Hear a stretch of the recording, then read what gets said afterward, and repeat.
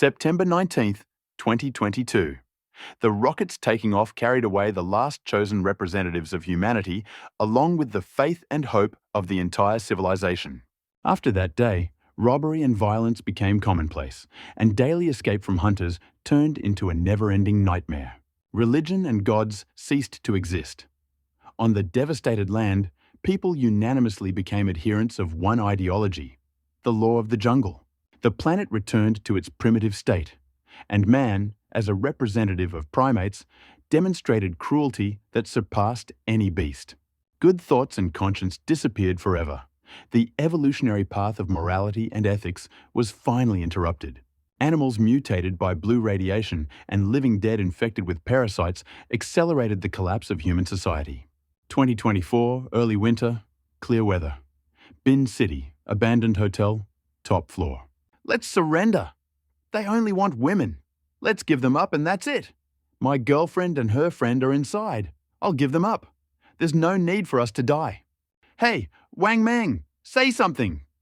The yellow-haired boy was clutching half of the scissors, his skinny body trembling in the corner, his long hair stuck to his forehead from sweat. The screams echoed off the walls of the corridor. You still dare to call yourself a man? You want to turn the game around. No one is stopping you. Fatso, get the furniture out of the room. Barricade the door, quickly. Wang Meng, wearing a protective helmet and holding a thick book taped to his chest, clutched a steel chair leg in his hand as he fought off the furious blows on the fire door from outside. The fat man nodded and ran into the room. Wang Meng looked back at his skinny friend with a pain in his heart. He didn't expect the yellow-haired man to chicken out, but he never expected the fat man to hold out for so long. He didn't understand how they were discovered in their hideout, but if he could choose again, he would never save that coward Lu Shimin. Wang Meng, why are you dragging us all to our deaths? Let's surrender. There are more than 20 of them, and there are only 3 of us. How will we fight? When they break in, we will all die. After an inhuman howl, the yellow-haired man suddenly went limp, like a rag, collapsing into a corner. A few seconds later, he suddenly perked up, as if before his death. He stood up, waved his scissors and shouted, "Black Donkey is looking for you. It's you, Wang Meng. You killed his brother. He's looking for you. It's all because of you. You're to blame for everything." Tears and snot flowed to his lips, splashing as he screamed. "Lu Shimin, for whose sake did I kill him? To save you. Did you like it when you were... for 2 days? Wang Meng, be careful." The fat man's voice came from behind. Before Wang Meng could finish speaking, he felt a piercing pain in his back. His body felt empty, and he fell to the side uncontrollably. His back was warm with blood. Lu Shimin stood there with scissors in his hand, breathing heavily.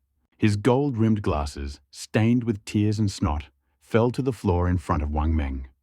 The blow passed through his ribs, piercing his lung and heart. The wound was small. Death would not come instantly, but with such bleeding, there is no salvation.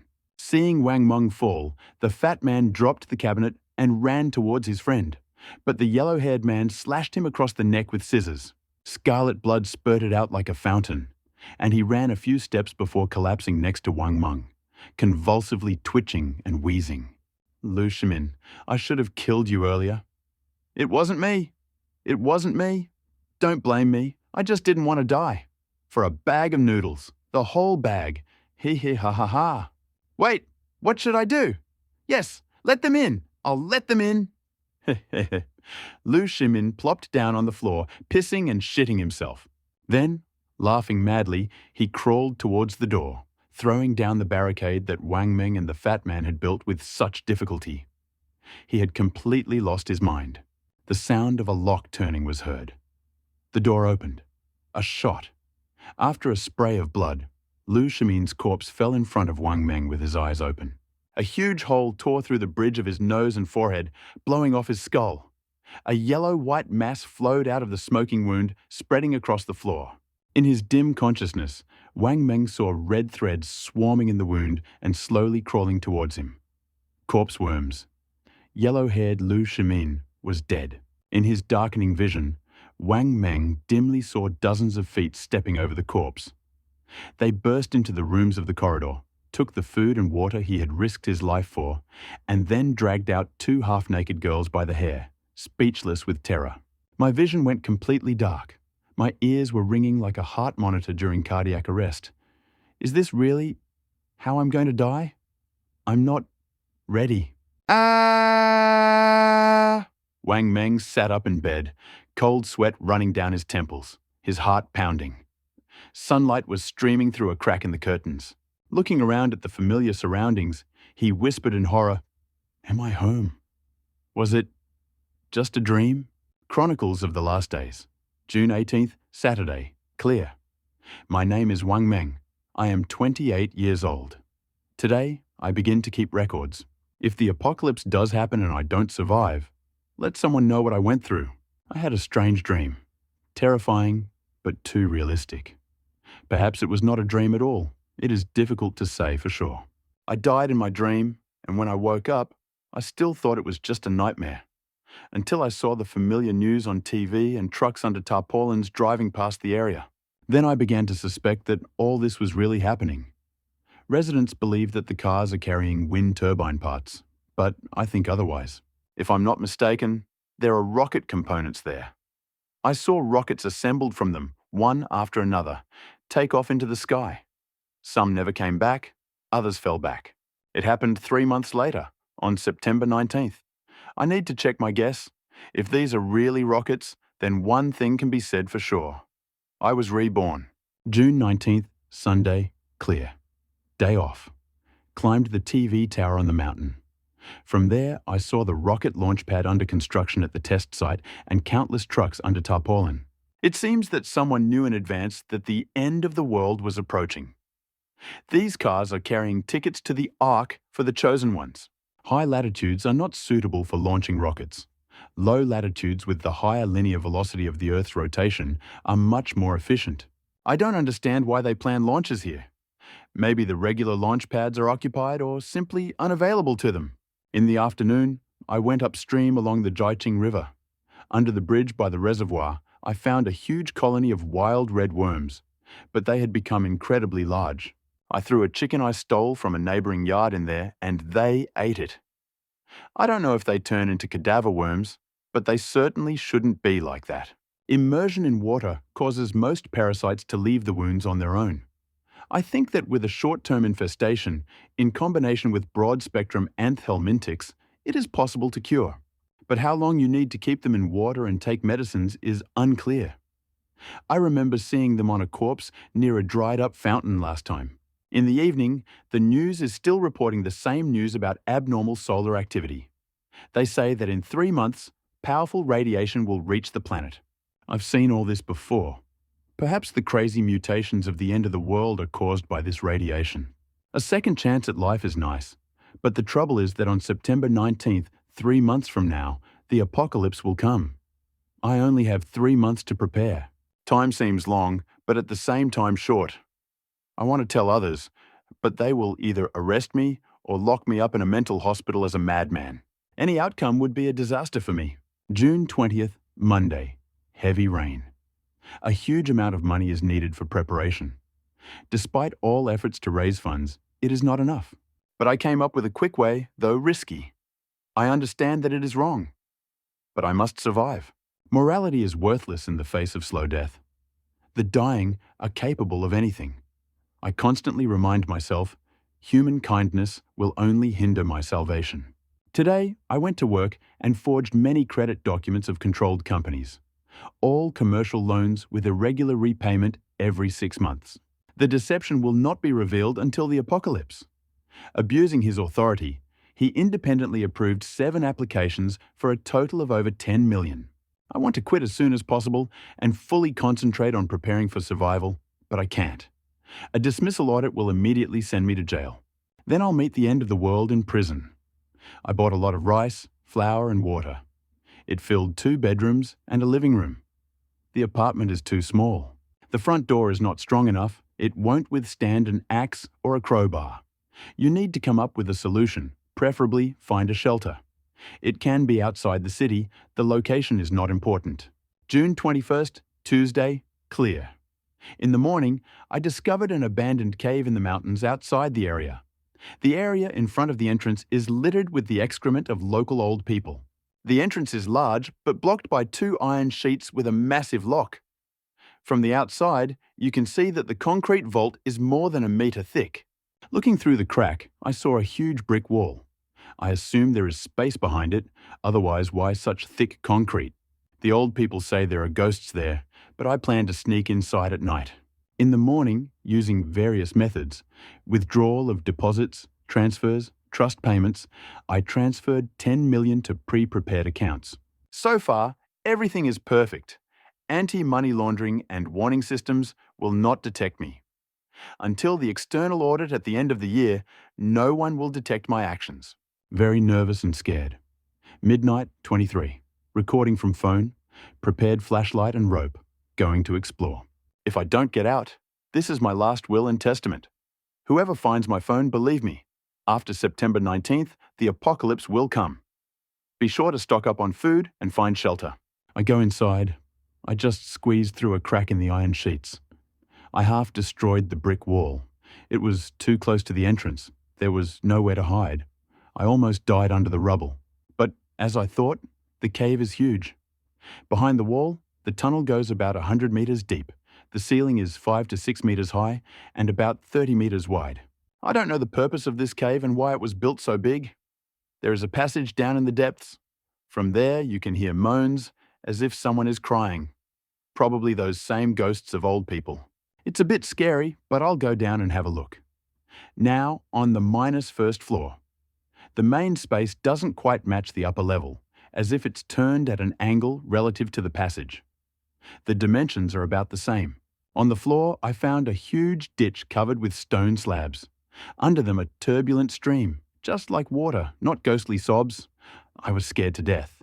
On the wall by the ditch is carved, Triassic basalt mineral water. You can drink it. Is it possible that the spring here, like the Qingshan spring, flows from prehistoric rocks? Drinking water?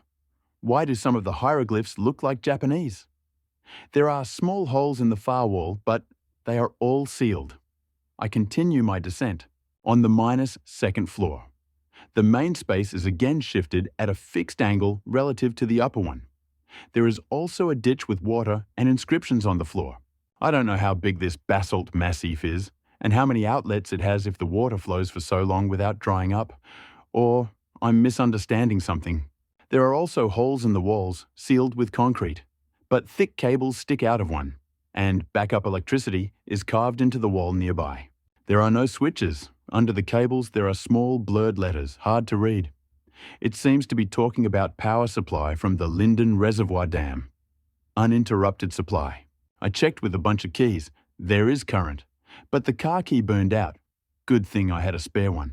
On the -3rd floor, there is also a ditch under the stone slabs, sealed holes in the walls. In the depths, there are 6 huge fuel tanks, apparently steel, but empty. Damn, this is an unfinished fortress, 4 levels, fan-shaped arrangement. I don't know if it's for load-bearing capacity or to cover the necessary directions. It should be a commanding height. If the current area did not exist, the entire road with the parallel river and bridge would be visible from the sealed loopholes. The bunker was rebuilt. The embrasures were sealed and cables were later installed. It's just not clear why it was abandoned. Maybe I could set up a shelter here. A confined space is definitely better than in residential buildings where you have to fight in alleys. June 21st, Tuesday, light rain. Ordered first aid kits, lots of dry rations, tactical gear, and clothing online. Dry rations have a virtually unlimited shelf life. Tactical gear is durable and reliable. That's all I can think of for now. I contacted a friend from an airsoft club. He works in a related field and is currently on a business trip. I asked to check information about similar objects in the district. I found nothing. I think the documents were lost during administrative changes. It was only to my advantage. He didn't tell me about the find. I contacted the head of the neighboring village, Wang Jingji, and under the pretext of renting 2 hills for a friend's theme club, including this one. I understand they don't have the authority to lease the mountains. It's illegal, but with enough caution and networking, there won't be any problems. In the evening on the forum, Survival in the Apocalypse, I came across a post, "I love underground bunkers." The topic is very suitable for my situation. I talked for a long time with the author, Anti-Gamer. He even drew a blueprint for my requirements. I plan to use his design to redesign the fortress. I want to tell him about the upcoming events, but I can't speak directly. I only advised him to stock up on supplies. I hope he'll get the hint. It's funny that these people, whom I considered the most childish, have now become my lifeline. June 27th, 2022, Wednesday, clear. Took a day off, found a foreman I knew, Yang Shunwei, and asked him to help me remodel the bunker. I took the drawings from Tetya Gamer, only I replaced 3 10-meter towers with one 20-meter water tower. At 3 meters per floor, 20 meters is about a 6-story building. Straight vertical structure, no one can climb up. This will be a commanding height among commanding heights. We inspected the construction site during the day. The original standards of the fortress are very high and well thought out. Perhaps due to the deep location inside, the temperature is constant. Multiple ventilation ducts provide natural circulation due to the pressure difference. There are no leaks. All that is needed is to update the internal waterproofing. A complete replacement of the plumbing and electrical system plus ground-level pillbox, according to the foreman's preliminary estimate, will cost about $5 million. I made a $1.5 million advance payment. According to the contract, the remainder is paid 3 months after completion, plus a $100,000 bonus. He demanded that the construction site be covered with corrugated sheets and workers brought in from other regions, and that secrecy be maintained. He readily agreed, promising to finish in a month and a half. He is very happy, but I know he will not get the remaining money. Not far from the area, in a Korean village, there is a car repair shop. The owner has a lathe, milling machine, and welding. I plan to go there in my free time to study how to operate the equipment, treat him to a pack of Forong Wan, and have a drink sometimes. He shouldn't object. Today, I bought machine tools on the internet for $600,000, contacted a manufacturer of bank safes, ordered the necessary steel doors, then a manufacturer of refrigeration chambers. Through the pharmacy at the entrance to the district, I contacted suppliers of medicines and medical equipment and ordered a lot of goods.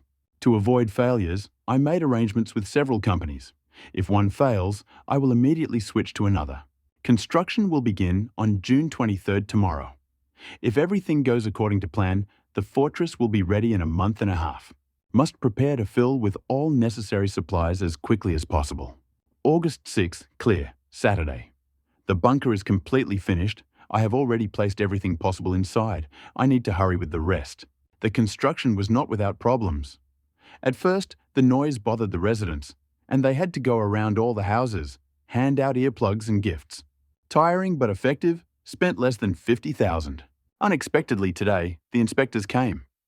They had obviously been watching for a long time, but they came only after the completion.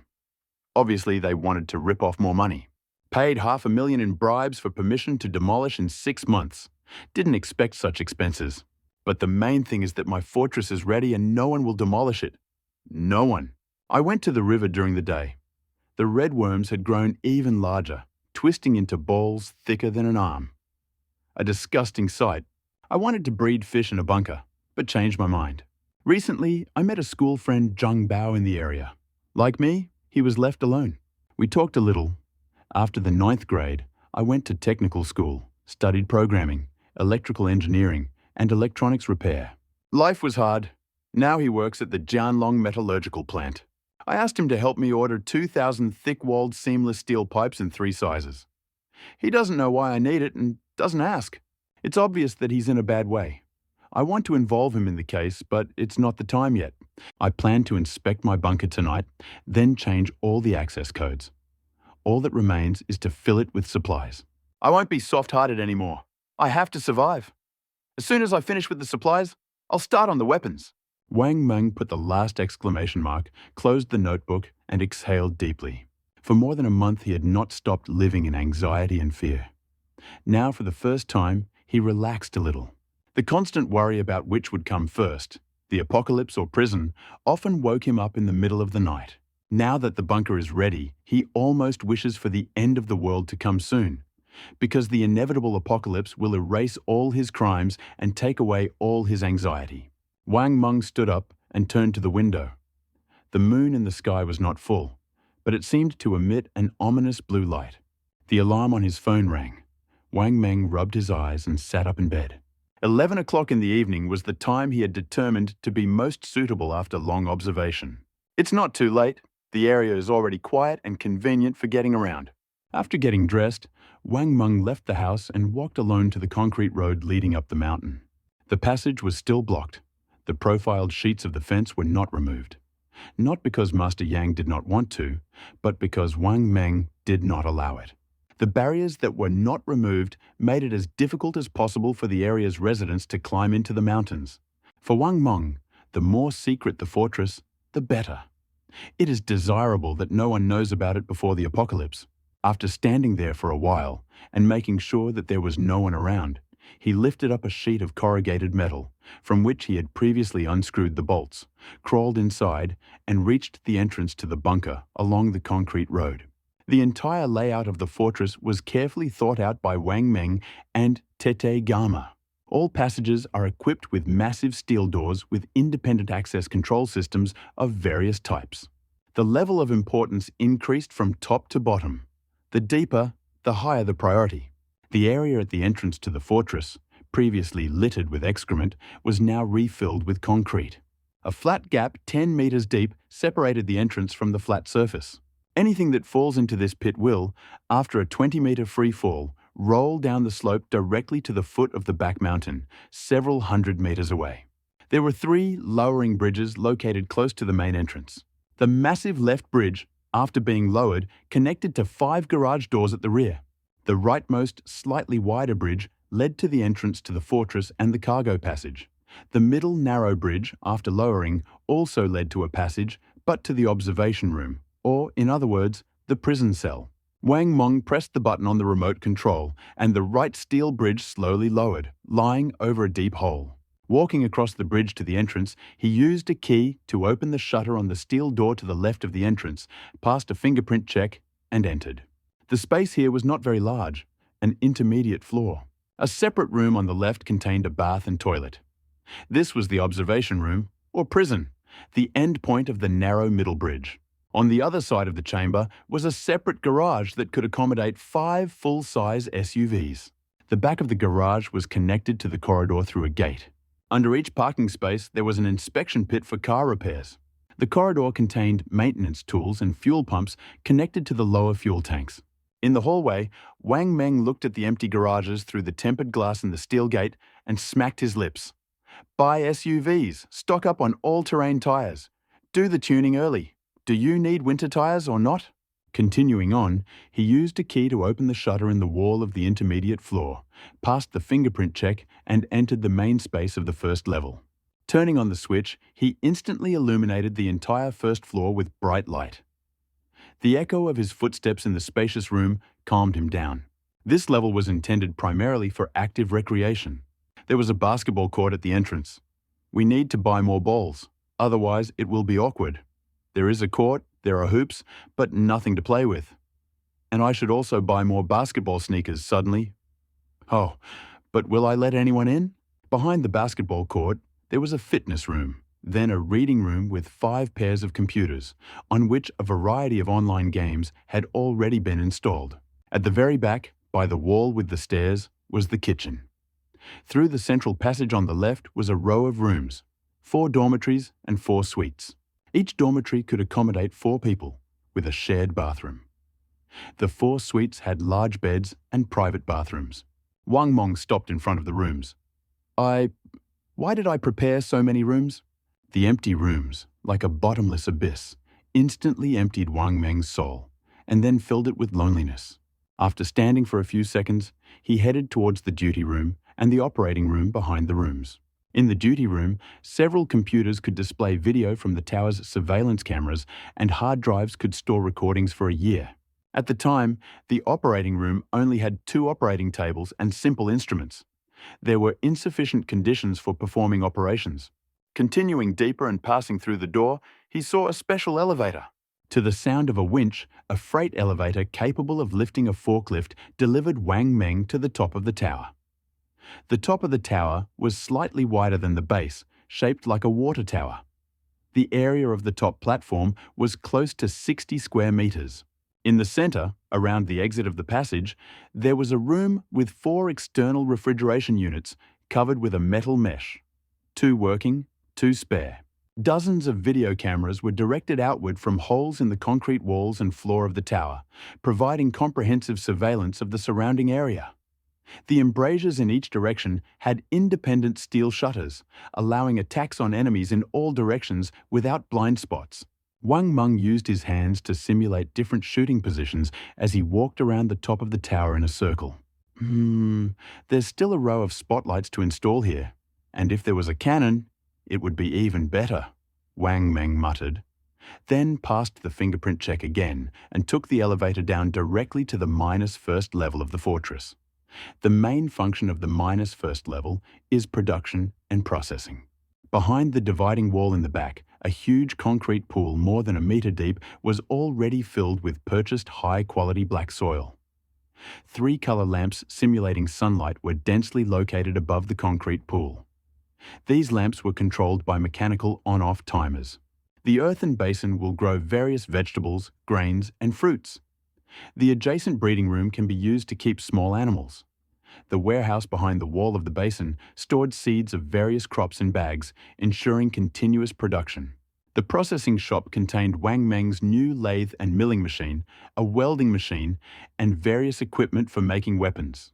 In 2 adjacent large rooms, raw material warehouses, a large quantity of steel blanks, springs, semi-finished products of cold weapons cut from various steel sheets, and various consumables were stored. In the next room, Wang Meng, on the advice of Anti-Gamer, accumulated construction guns, blank cartridges, and other materials. There were also warehouses here. In one room, there were tens of tons of cement and stacks of steel. In another, some household appliances, spare computers, machines, and consumables. Wang Meng turned off the light and went down the stairs to the -2nd level. The -2nd level was Wang Meng's private entertainment space. In addition to the spacious luxury room, there was a separate gym, cinema, and library. Sennheiser speakers with a projector could turn this place into a paradise in the apocalypse. The library had already housed several thousand different books that Wang Meng had bought. But at present, only a few survival books were probably useful. 4 computers, like those in an internet cafe, stood opposite each other on tables. Almost 2,000 hard drives, loaded with various games, TV series, music and books, were stacked in the corner. I haven't finished reading the agent training manual yet.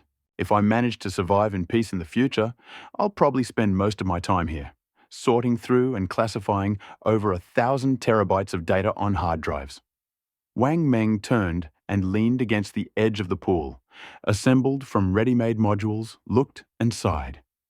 A pool for several hundred. Thousands if there is no spring water. I definitely won't be able to pay for water. In the depths of the -2nd level, there were 2 huge rooms, also storage facilities. These were a warehouse and a cold room. Although the refrigerator had already started working, it was still empty inside. Wang Meng walked towards the door of the left refrigerator. The moment the door opened, a cold air hit his face. He couldn't help but shudder and quickly closed the door. Isn't the refrigerator I built too big? How much stuff should I put in there? I don't know how long the food will last, whether it will eventually turn into zombie meat. After complaining about himself, Wang Meng headed to the -3rd level. The -3rd level was the last and most saturated with supplies. Here, except for the restroom and the passage, the rest of the space was combined into warehouses. In the fenced-off area in the back, the huge fuel tanks had already been repaired and cleaned, now filled with AI-92 gasoline and diesel fuel for 35 degrees. A pile of urea solution lay outside. The few rooms on the left would soon house clothing, hats, shoes and socks for all seasons, bed linens, ointments, soap, needles and threads and other materials. The remaining rooms were Wang Meng's personal whim. He planned to fill them with non-perishable honey and dried vegetables, nutritional supplements, protein powder, medications, snacks, cigarettes, alcohol, and anything else he could imagine. In a post-apocalyptic world, it would be a luxury item. After completing the inspection and changing all the access codes, Wang Meng quietly returned home. After taking a hot shower, he threw himself on the bed, intending to have a good rest. But then the phone rang. Wang Meng picked up the phone and saw that it was his colleague Wang Dong calling. So late, what did he want? After some hesitation, Wang Meng finally pressed the answer button. Hello? Dongge. Mengzi, are you still awake? There was a noise in Wang Dong's voice, as if there were many people nearby, and intermittent sobs. Ahem Dongge, where are you? What happened? Wang Meng suppressed the tension in his voice. Ah, nothing special. Director Sun's father-in-law just died. They're taking him to the morgue now. Can you come tomorrow morning? Logically, when a relative of a colleague or friend dies, you should come to say goodbye, especially if Wang Meng was one of the few locals in this department. But Wang Meng categorically didn't want to, because he couldn't stand this head of the HR department. Sun Kyung was beautiful, but she treated her employees harshly and sarcastically, was extremely greedy, constantly fined, cut salaries, and looked for opportunities to throw banquets and collect gifts at any opportunity. 2 years ago, having lost hope of returning to the head office, Sun Chong practically moved her entire family here. Since then, collecting gifts has become a routine. A banquet for a child entering school, a housewarming party for moving to a new apartment. Even when she was removing hemorrhoids, she managed to find an excuse to extort money from the staff. But because of her tyranny, most of them were angry but kept quiet. According to Wang Meng's calculations, she spent most of the money she collected on decorating her graceful face. Mengzi, are you there? Can you come tomorrow? Instead of a funeral, Wang Meng would have preferred to sleep longer, gain strength, and quickly finish stockpiling supplies in the fortress. But the words of refusal that came to his lips were never uttered. After a moment's hesitation, Wang Meng replied, I will come. To the morgue, yes? I will be there at 5 in the morning. I have something to tell you. The crematorium was located on the mountainside to the right of the interchange in the western part of the city. It was already 5:30 when Wang Meng arrived by car. Entering the main hall of the crematorium, he saw a group of colleagues standing in front of the Emerald Cypress Hall. Several male colleagues he knew were smoking by the trash can.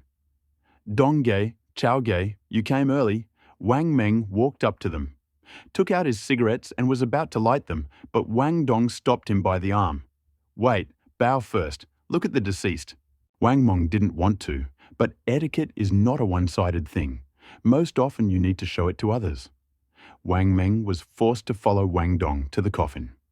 The old man fell ill yesterday at 10 o'clock in the evening, complaining of a headache.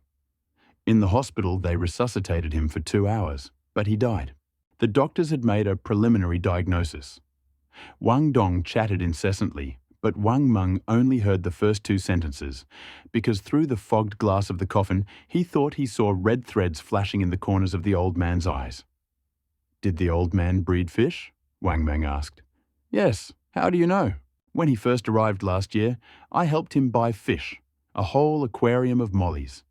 He always went to the river to catch redworms for food. He kept them very well. Wang Dong's words hit Wang Meng like a hammer to the heart.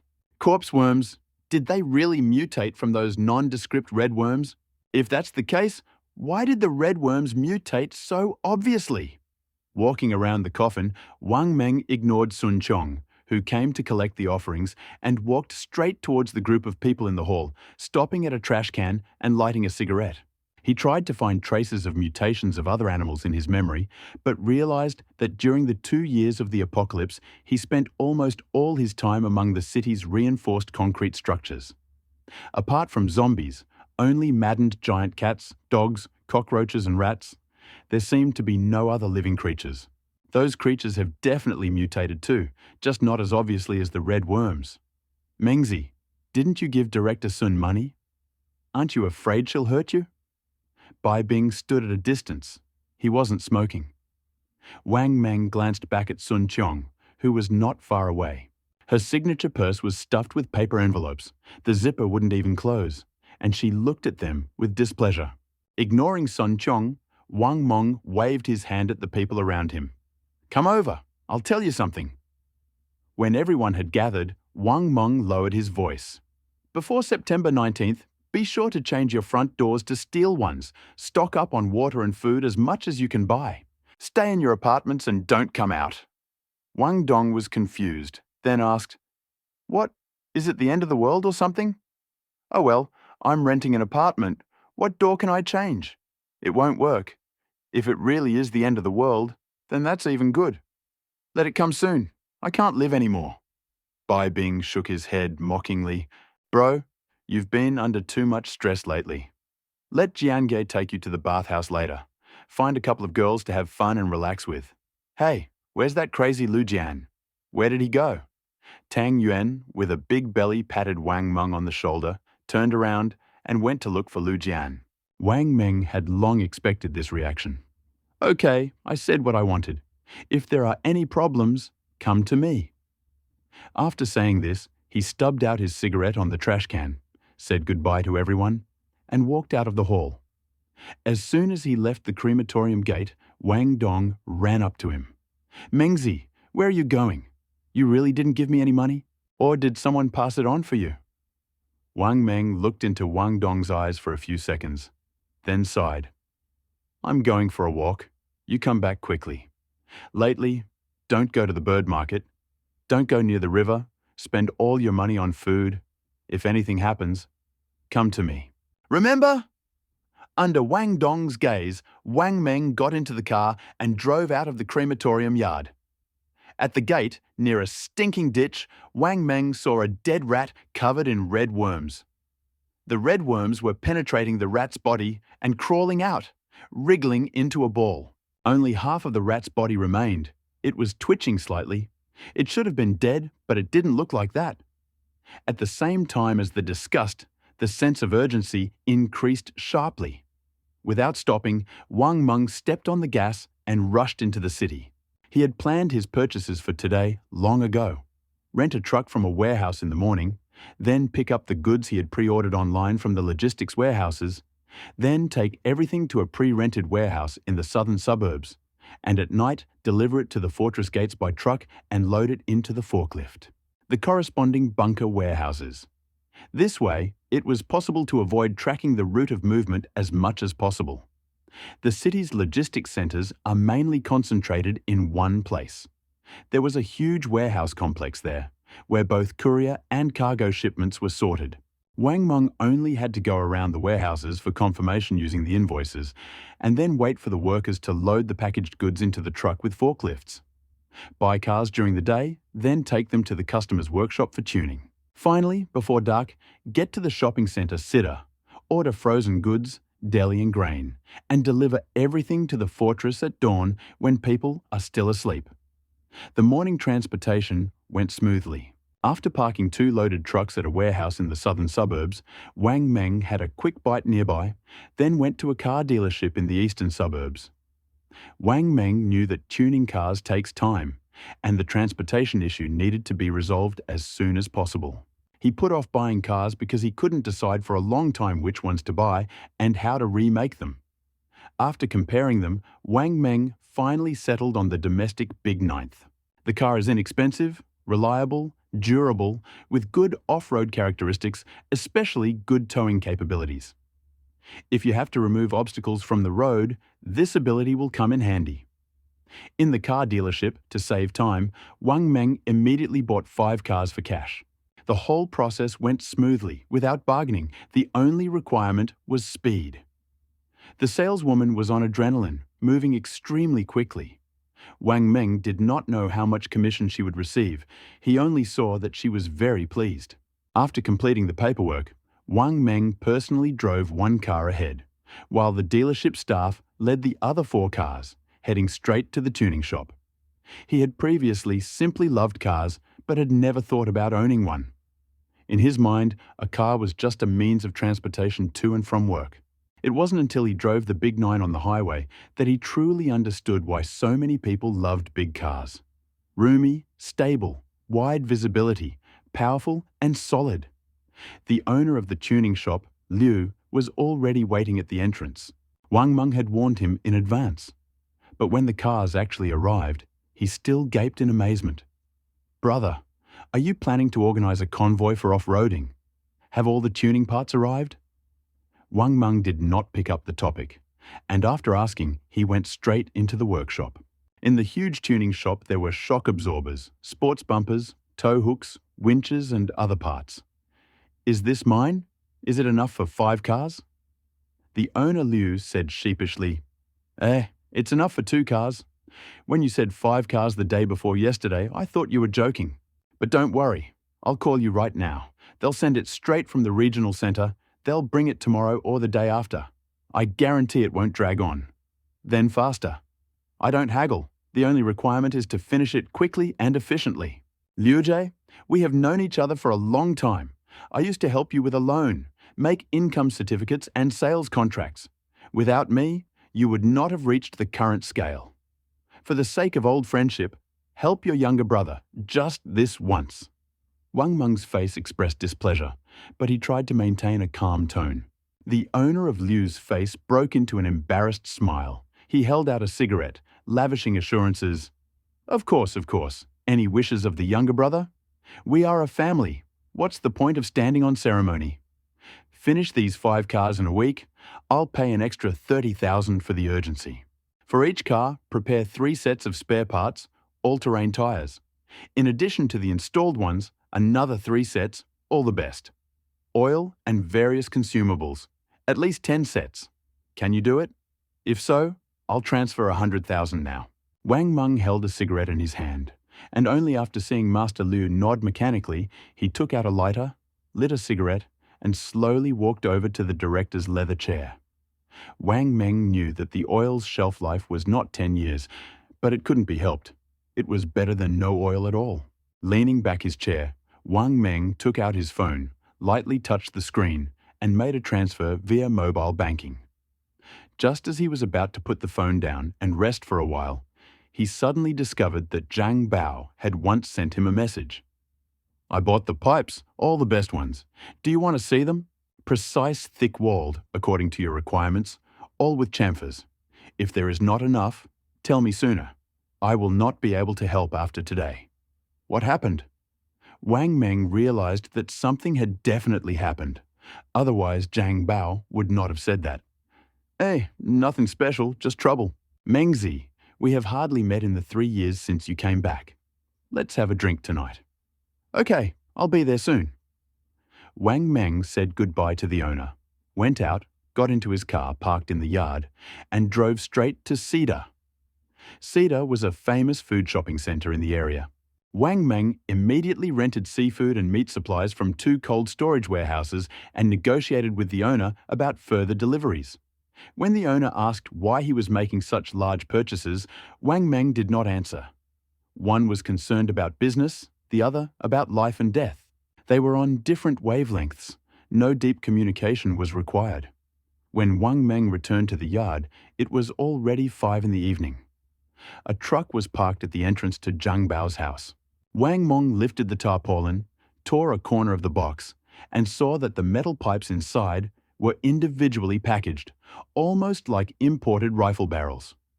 Only the packaging said, high-pressure fittings. He immediately dialed a number. Are you home? Come down. We'll go to a restaurant. Zhang Bao's voice was muffled on the other end of the line. I'm home. Let's skip the restaurants. Let's eat at home. Wait, I'll be right up, Wang Meng said briefly, and, jumping over the steps, he ran upstairs. When he knocked, the door opened almost immediately, and what he saw made him clench his fists. Zhang's right eye was swollen to a slit. His lip was split. Who did this to you? Why?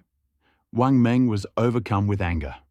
Zhang sat down tiredly on the sofa, turned off the TV, his face grew dull. The shop foreman. I've been a pain in his neck for a long time. Today, when he found out that I was making a purchase of pipes, he started to swear at me. I couldn't hold back. We had a row and then fought. Damn. Wang Meng wanted to say something, but couldn't find the words. He couldn't even imagine that his request would turn into such a blow for his friend. Zhang, noticing the expression on his comrade's face, smiled weakly. Oh, come on, don't worry about it. I've been wanting to leave for a long time anyway. Let's have a little drink now. I have some wild cherry liqueur.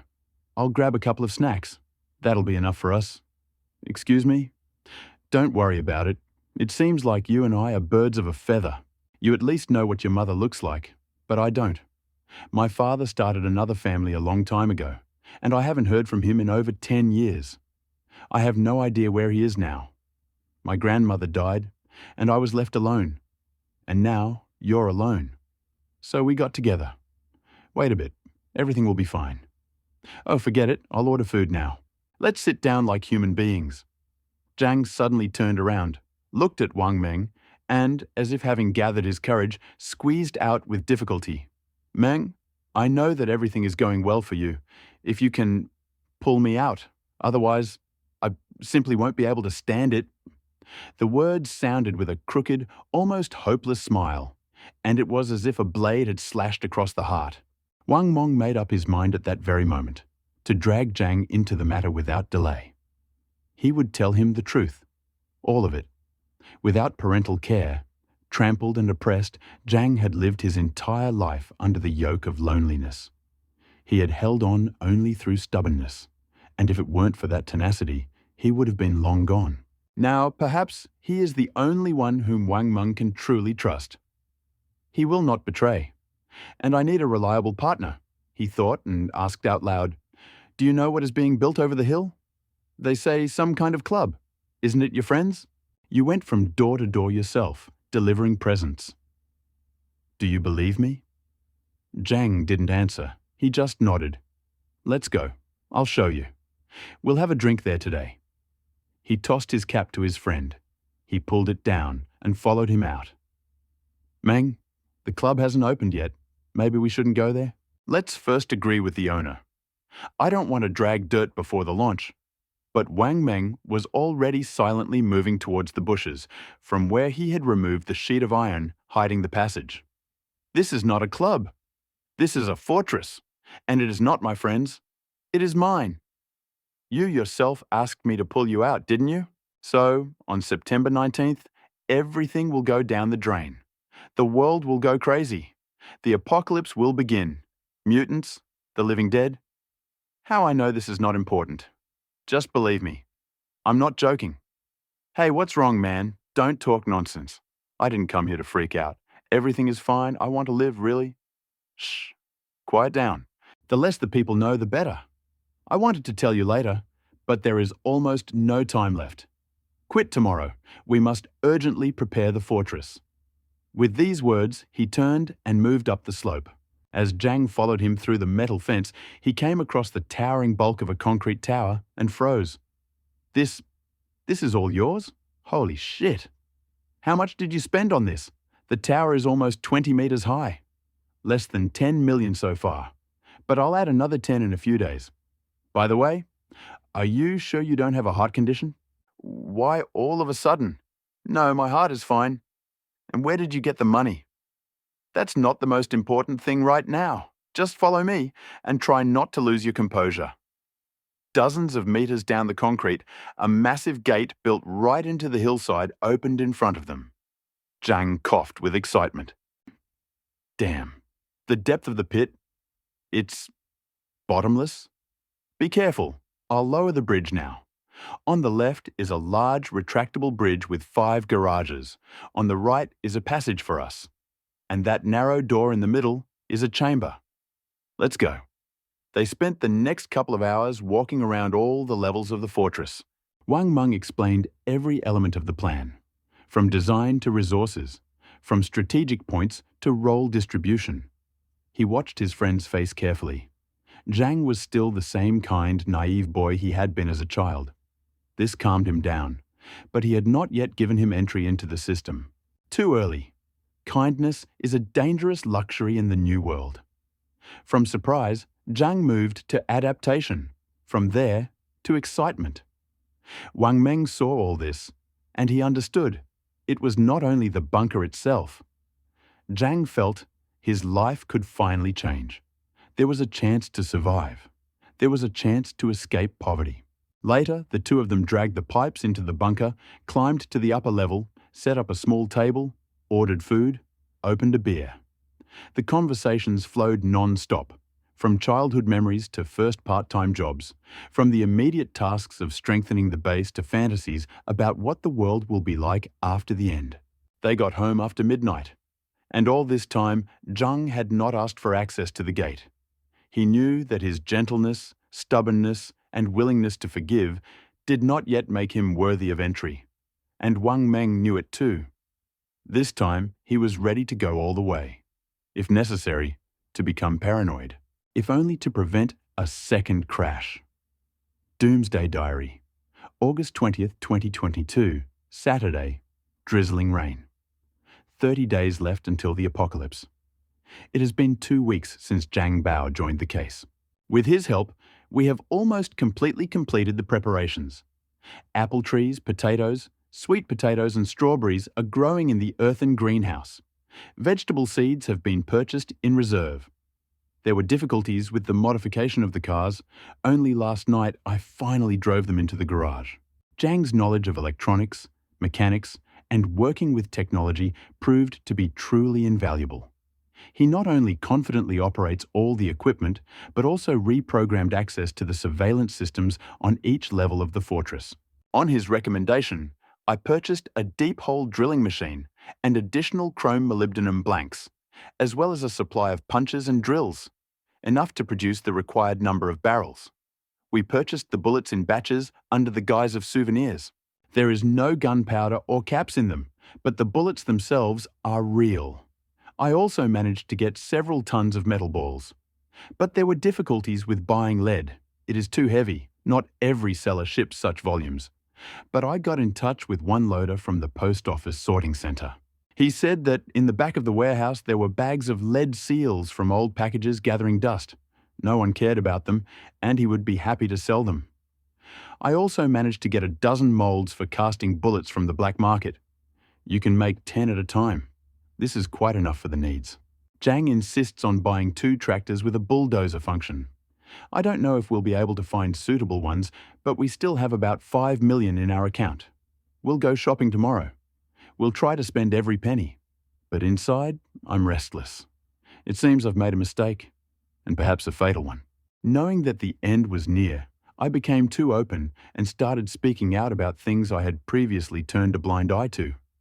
And if the story about that not entirely legal loan suddenly came to light, I would have to run away immediately. Frankly, I regret not having given Sun Chong a gift. Perhaps it would have helped me to protect myself in advance. But alas, I am not a science fiction writer to predict everything. Come what may. I hope it will be all right. The next morning, 5 Rive. Wang Meng and Zhang Bao, wearing brand new expensive suits, leather shoes, and dark glasses, left the apartment complex and drove into town in an old van. Today's goal is to spend the remaining 5 million. It's not easy to earn that kind of money, but spending them is a real pleasure, especially when it's not your hard-earned money. The first stop was the back of the post office. Although the lead seals have been written off, they are still considered state property. Therefore, it is better to conduct transactions with them at dawn. There is less risk of attracting attention. The roads were almost empty, and in half an hour they reached the right place. A loader was waiting for them at the back gate. Next to him lay dirty bags, once probably white. The loader hesitated at first, but when he saw Wang Meng take off his glasses, he smiled and came over. "Brother, you almost gave me a heart attack in that outfit. I thought they were coming for me." He opened one of the bags and showed the contents. "Look, there are clearly several tons in here." Wang Meng pulled out one of the seals, about the size of a coin, but thicker and heavier, with hollows inside. The weight was immediately noticeable, and it was most likely lead. He nodded to Zhang, then led the loader aside. "Brother, your bags are strong. Can you give me a couple?" The bags in which the seals were kept were made of a special material stronger than canvas. After all, they were used to transport heavy loads. The man looked around and hesitated. "Okay, these 8 with seals are considered lost, but if you want more, you won't be able to. There are few of them on record." Wang Meng smiled and raised a finger. 1,000 per bag. 10 pieces. I'm sure you have hundreds of them. They won't notice." The loader hesitated, then decided, Okay, wait here. I'll bring it now. He disappeared into the depths of the yard. Wang Meng clenched his jaw. He understood that he was taking a risk. But there was chaos ahead. Very soon the laws will stop working. Now the main thing is to survive. Zhang came up and said, I checked. Lead. Heavy, as it should be. And what do you need the bags for? Some for storage, the rest for sewing backpacks. These are stronger than any military ones. Soon, the same loader brought the bags on a forklift. They loaded everything into the van. Now, for medical oxygen tanks, while the shops are still not open.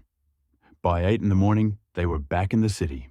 The shops started to open, and the men went on a full shopping spree.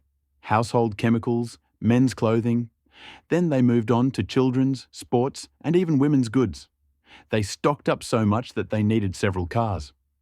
But there was still money left. Returning to the centre, both of them thought about it. Everything that could be thought of has already been bought. Mung, we have already bought gold and feminine accessories. What else is missing? My head is spinning. He lit a cigarette. He had never smoked before, but now he decided to try it. Maybe he would never have to do it again. Wang Meng did not try to dissuade him. More importantly, he hoped the coming mutation wasn't airborne because he still wasn't sure about the ventilation filters. They walked between the two buildings of the shopping centre, looking at the storefronts, looking for anything useful, and then, right in front of the station, they stopped at the same time. Their gaze fell on an ornate sign that flashed in the gathering twilight. Orange Adult Store. They looked at each other. Zhang's face flushed. Is it worth it? Yes. Wang Meng nodded and confidently walked inside. The saleswoman was visibly surprised. Usually people come in here alone, covering their faces. And here were two business guys in suits. A knowing smile quickly appeared on her face. Guys, are you looking for something special? We're shopping, Wang Meng said curtly. In a couple of minutes, the entire store was empty, and they drove off. Later, in the evening, they carefully sorted the goods on the first level of the fortress. Toys, batteries, care products, and only when they reached the expensive dolls, an awkward silence hung in the air. Well, which ones do you like? Wang Meng asked, looking sideways. Plump ones, Zhang answered quietly, blushing. And I like slender ones. Perfect. One for each. The rest, let them lie. Maybe they'll come in handy. When everything was cleared away, night had already enveloped the city. Near the entrance, before they parted, Wang Meng suddenly turned around. Hey Bao, do you know what the Great Sword is? Huh? Zhang's answer was lost in the darkness, like two bright sparks in the night. September 4th, 2022. The signals of the approaching apocalypse were becoming increasingly alarming. Today, Wang Meng and Zhang Bao went to the river and the TV tower. What they saw by the water puzzled them. The river that had once been teeming with red worms was now almost empty. Either they had been caught, or they had disappeared on their own, perhaps moving to other places. And on the territory of the military garrison, Wang Meng noticed a surge of activity. The sites were strewn with rocket launches. The field and training area were completely occupied. Something was being prepared. In pharmacies, the demand for anti-helminthic drugs suddenly increased. And on TV, news began to be shown recommending not to drink unboiled water. During his morning walk in the yard, Wang Meng noticed something frightening. Old man Yuan, whom he had known for many years as suffering from Parkinson's disease, was now moving his head unnaturally. His movements became abrupt and asymmetrical. At times he shook jerkily diagonally, as if something inside was controlling his body. In the evening, in the training area on the first level of the fortress, Wang Meng silently hit the punching bag, his hands wrapped in bandages. The dull blows echoed throughout the hall. Have you seen old man Yuan today? He asked, still hitting him. Zhang Bao, sitting next to him with his notebook, looked up from his notes. I saw him. He seems to have gotten even worse. No, he's not worse. He's infected, Wang Meng snapped. It looks like he has a parasite. Remember how I told you about the helminths that can control the body? That was just one known case. There are many more of these creatures. He swapped the punching bag for push-ups, keeping up the pace. Have you heard of the blood-brain barrier? He asked breathlessly.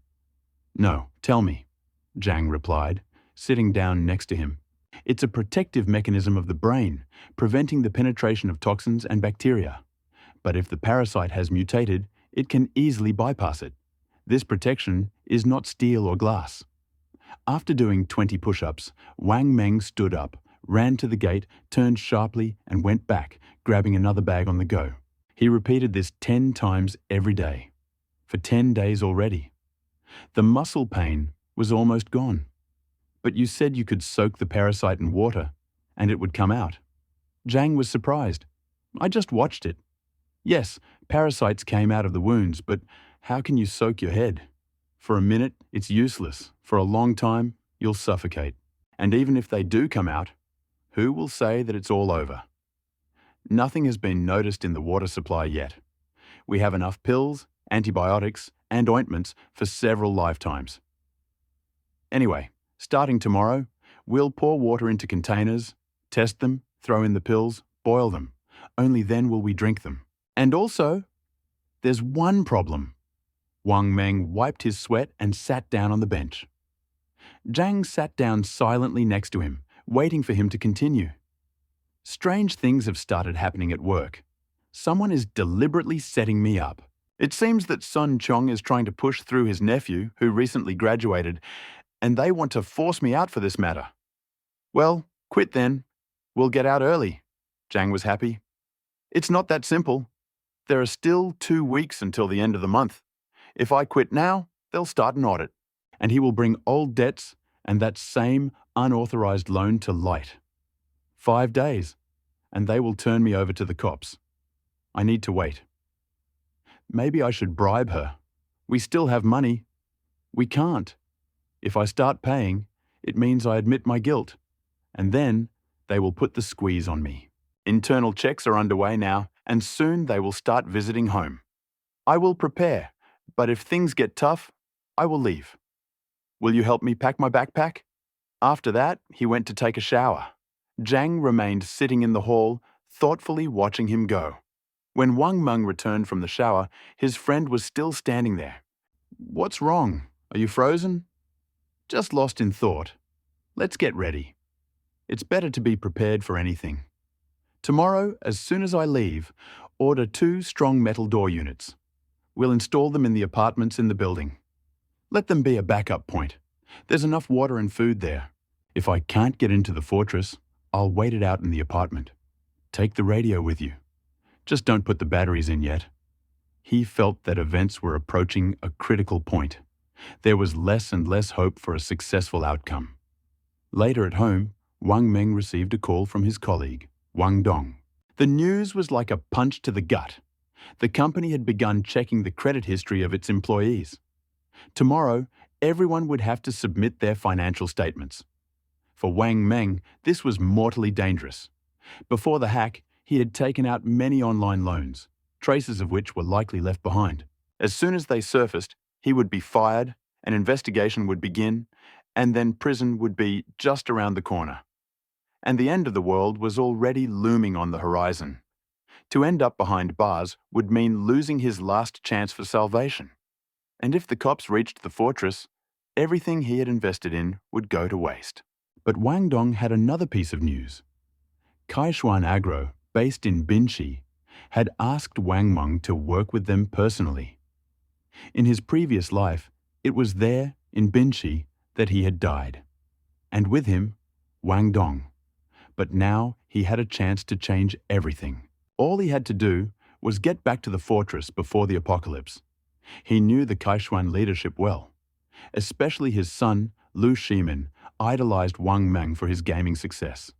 He always asked him to raise his rating, loving to play together. It was he, along with his guards, who once became the indirect cause of Wang Meng's death. Everything in this world pulled him in a circle, but now the circle could be broken. If he went to prison, everything would be lost.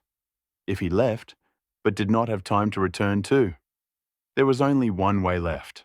He thanked Wang Dong and hung up. Without wasting any time, he immediately dialed Zhang. Put on something and come down. We'll meet at the entrance. We need to get to the fortress urgently. 20 minutes later, they were inside. Tomorrow, as soon as I leave, you stay here. Don't go out until I get back. And most importantly, no one should know that you are here. Wang Meng put his hand on his shoulder. And don't let anyone in. Remember, in the new world, you can't trust anyone. I won't. Only, maybe you can give me access to the gate? He was silent, then shook his head. You didn't even let me kill the rat that strangled your rooster. How are you going to shoot people? I can... No! Wang Meng cut him off sharply. I'm giving you access to the tower and all the doors inside, but not the gate. Look through the sights. If anyone tries to enter, shoot with a modified construction pistol. No regrets? Zhang's head bowed, either in bitterness or in realization. Wang Meng silently picked up the loaded tool and a large backpack and headed for the garage. Zhang followed him. He loaded the things into the trunk, then returned to the bunker and disabled all the locks inside, leaving only the outer controls open. In parting, he shook his friend's hand firmly. From now on, we part ways. If I don't come back, you live, as long as you can. Just don't let anyone take what we risked for. He lowered the bridge, started the armored car, and drove out.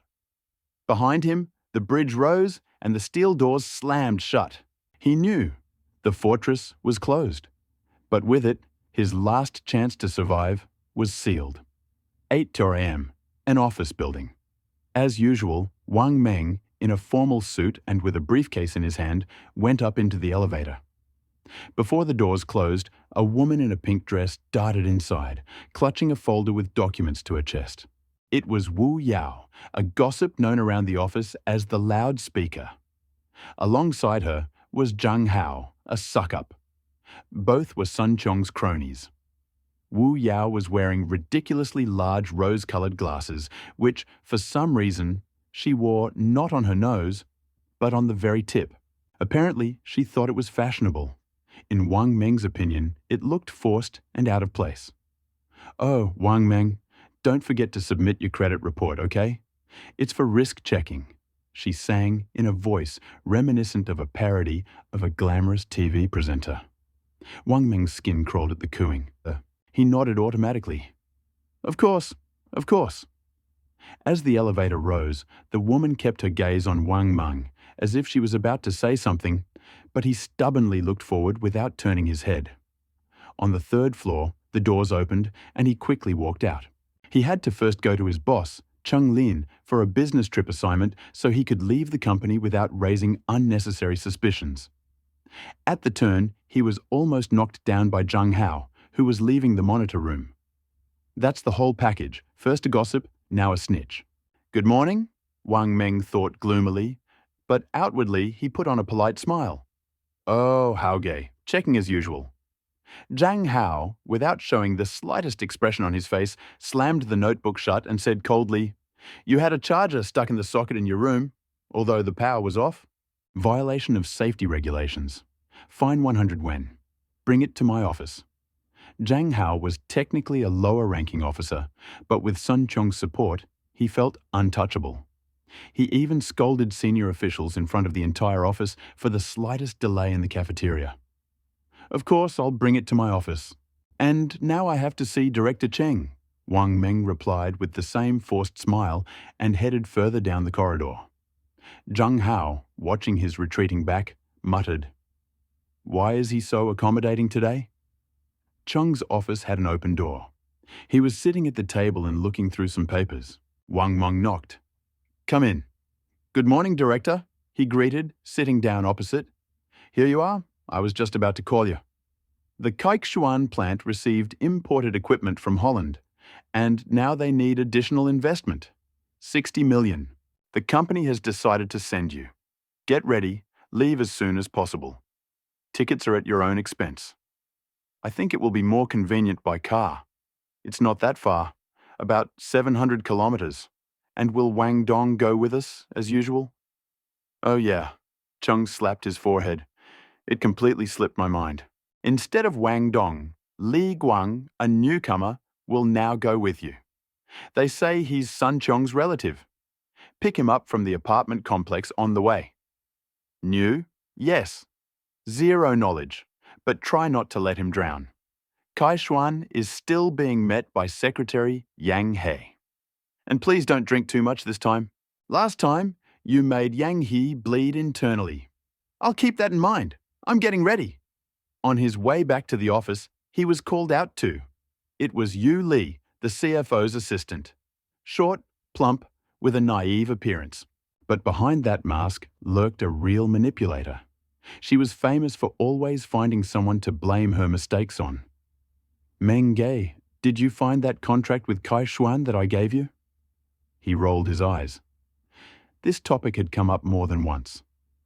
He didn't remember her giving anything at all. And when he was helping with the archive move, he found a document among the old folders. But he didn't tell her. He forgot. Now it was clear that she wanted to finally push the responsibility onto him. Well, maybe you should take a look yourself. What if you have it? Don't blame me, she said coldly, crossing her arms. You may not find it, but don't say I didn't give it to you.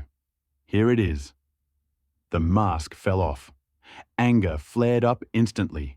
He pushed her back into the office and locked the door behind him. She, not expecting this, fell on her back.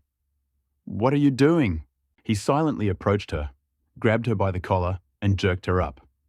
Do you even know who you're talking to? I told you. Look, and if you slander me again, I'll punch you in the face so hard you'll forget your name. He let go of the collar, and she collapsed to the floor. Without even turning around, he went out, grabbed some papers, and headed for the exit. He wouldn't come back here again. In the car, he caught his breath and dialed Yang He's secretary. Yang He, let's meet again. I wish you'd come sooner. Work during the day, games with the kid in the evening. I'm at my limit. It's good for you. Less stress. Oh, come on. I can't play games. He's been so mean to me these last 2 days that my ears are going nuts. Look, the plant is in Jianshe, not Binshi. Why should I go there? It's not a big deal, but here first. The junior boss wants you to level him up again. And then everything else. Everything became clear. A repeat of the old scenario. Only in his previous life, he had not managed to get to Jianshe. The world had collapsed earlier. Now, Wang Meng could not take risks. He insisted on being sent directly to Jianshe. Li Guang was waiting in the dormitory. When he finally came down, dragging 2 large backpacks behind him, Wang Meng immediately realized that the problems were just beginning. With his hair in a shock style and acid-colored clothes, the guy glanced at the car. Holy shit! What do you have, an SUV? And a tuned one at that? Hee hee, I'll tell you everything about him now. He jumped up close to the driver. Why are you silent, huh? I'm talking to you. Sit down, we'll talk on the way. Wang Meng barely contained his irritation, took the backpacks and threw them in the trunk. At first they were silent, but on the highway, Li Guang spoke again. He turned out to be a typical pseudo-rich kid. Lots of show-off, no substance. Everything revolved around babes, parties, and cool connections. Van Meng listened, gritting his teeth. Your car is crap. I'd beat you on my bike. Have you ever ridden a Prado 2.7? Now that's some technology. He exhaled, taking off his Chinese knockoffs of expensive sneakers and throwing his stinky socks on the dashboard. Bro, better put your shoes on. And not just because of the smell. You get fined for that? You say you like bicycles? What brand is that? Giant, German. Do you even know anything about them? It cost $2,000. You can't even dream of it, he said importantly, fluffing his socks in the sun. Oh my God, thought Wang Meng, and this is accompanying me. He slowly lowered the window, letting in some air, and fell silent. But Li Guang couldn't stand the silence. Hey, why are you silent, huh? By the way, I gave you a chance. If you behave well, maybe Aunt Sun will leave you a job as a guard. And if she doesn't like you, get the hell out of here. Wang Meng didn't flinch or turn around. But inside, he was already seething. If this clown comes back alive, then I'm not who I thought I was. During the entire trip along the expressway, Wang Meng stopped only once at a small gas station with a rest area. While Li Guang went to the toilet, he managed to buy a paper map of the province from a store and put it in his backpack. Li Guang asked several times to let him drive, but he didn't have a driver's license, so Wang Meng calmly refused each time. By evening, they finally pulled off the highway. This was the first full trip on the new, completely re-equipped car, and despite the slightly increased fuel consumption, Van Meng was pleased with the result. Power, stability, dynamics, everything was up to par. But the joy did not last long. Near the checkpoint at the exit from the highway, there were two cars, a black Maybach and a dark executive Mercedes. Near them were 4 bodyguards in black suits, energetically waving their hands, attracting attention. Wang Meng immediately understood who it was. Ahead were the Black Donkey and his brigade. And that meant only one thing. Ru Shimin was here. That same yellow-haired son, the meeting with whom had made his insides clench. He stopped the car and got out. 2 familiar faces got out of the Maybach. Ru Shimin, as if he had stepped out of a photograph from the past, and Yang He, still the same faithful companion. Bro, Menge? Ru rushed at him from the doorway with hugs. I missed you so much. Today, you have to help me in the game. I was simply driven into the ground. This Yang, he can't do anything at all. Worse than any noob. Before he could finish speaking, his gaze fell on Wang Meng's armored SUV. Holy shit! Is this your new car? Not registered? And how you tuned it? Chic and shiny. My dad won't let me. He's afraid I'll get all dirty in the race. Let me have a ride. Come on, the keys. Silently looking at Yang He, he nodded slightly, and Wang Meng threw the keys. The engine roared. Ru started the car and stepped on the gas. A few minutes later, returning with sun-kissed eyes, he patted the hood with delight. This is not just a car, it's a beast. And the spare tire on the roof, respect. And what a loud fan you have. Okay, let's go to the hotel. We need to celebrate the meeting. Go, go, go. Amidst all the commotion, Wang Meng noticed Li Guang standing on the other side of the SUV. It seemed like he was about to approach, but when he saw Ru Shimin, he froze. Where's Wang Dong? Not with you? And who is this? Only now did Ru notice Li Guang. Wang Dong is busy, and this is the new guy, Li Guang. He just started work.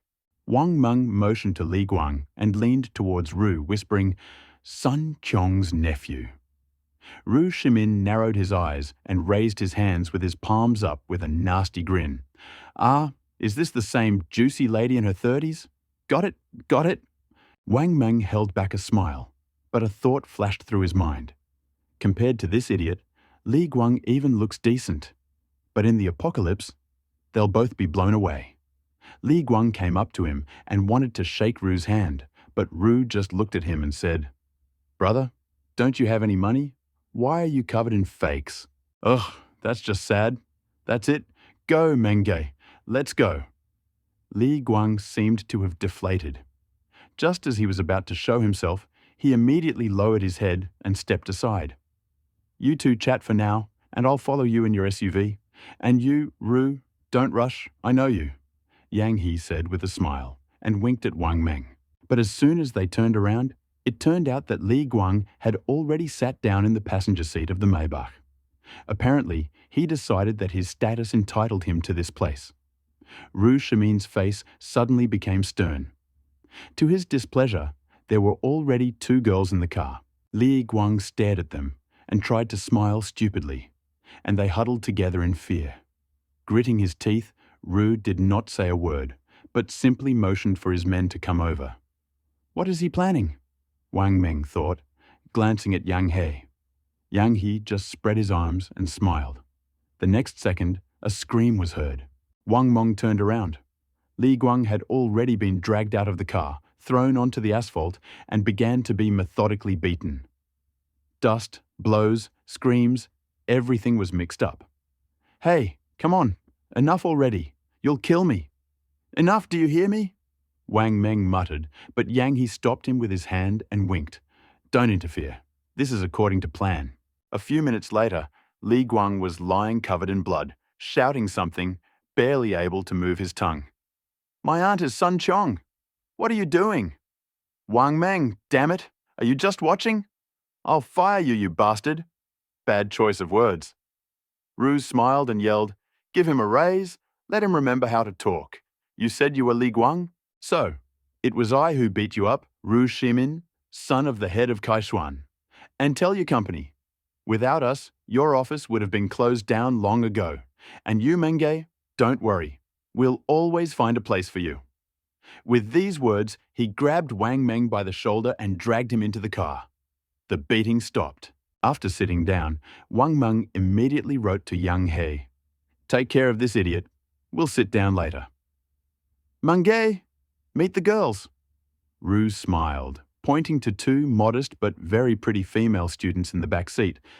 Yeah, I see. No need, I get it. The bride and the bridesmaid, answered Wang Meng, looking out the window. Hey, what are you doing? I'm faithful. This one is mine. A medic, by the way. We've been dating for a year. The wedding is next year. You should be there.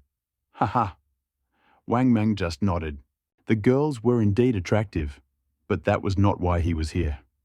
Good afternoon, he greeted. Hello, Menge, they responded politely. And something clicked inside him. Everything was going in circles again, like in that past life. The same people, the same phrases, the same scenes, but no, not this time. I will not die. But even the determination born in the heart seemed powerless against an invisible force, as if fate itself was putting him on the rails of the old route. Everything in his chest tightened. The anxiety returned. They arrived at the hotel, where they stayed and had dinner. Soon, Yang He joined them with two managers. He reassured Wang Meng, saying that Li Guang was alive, fine, and had even received a free dinner.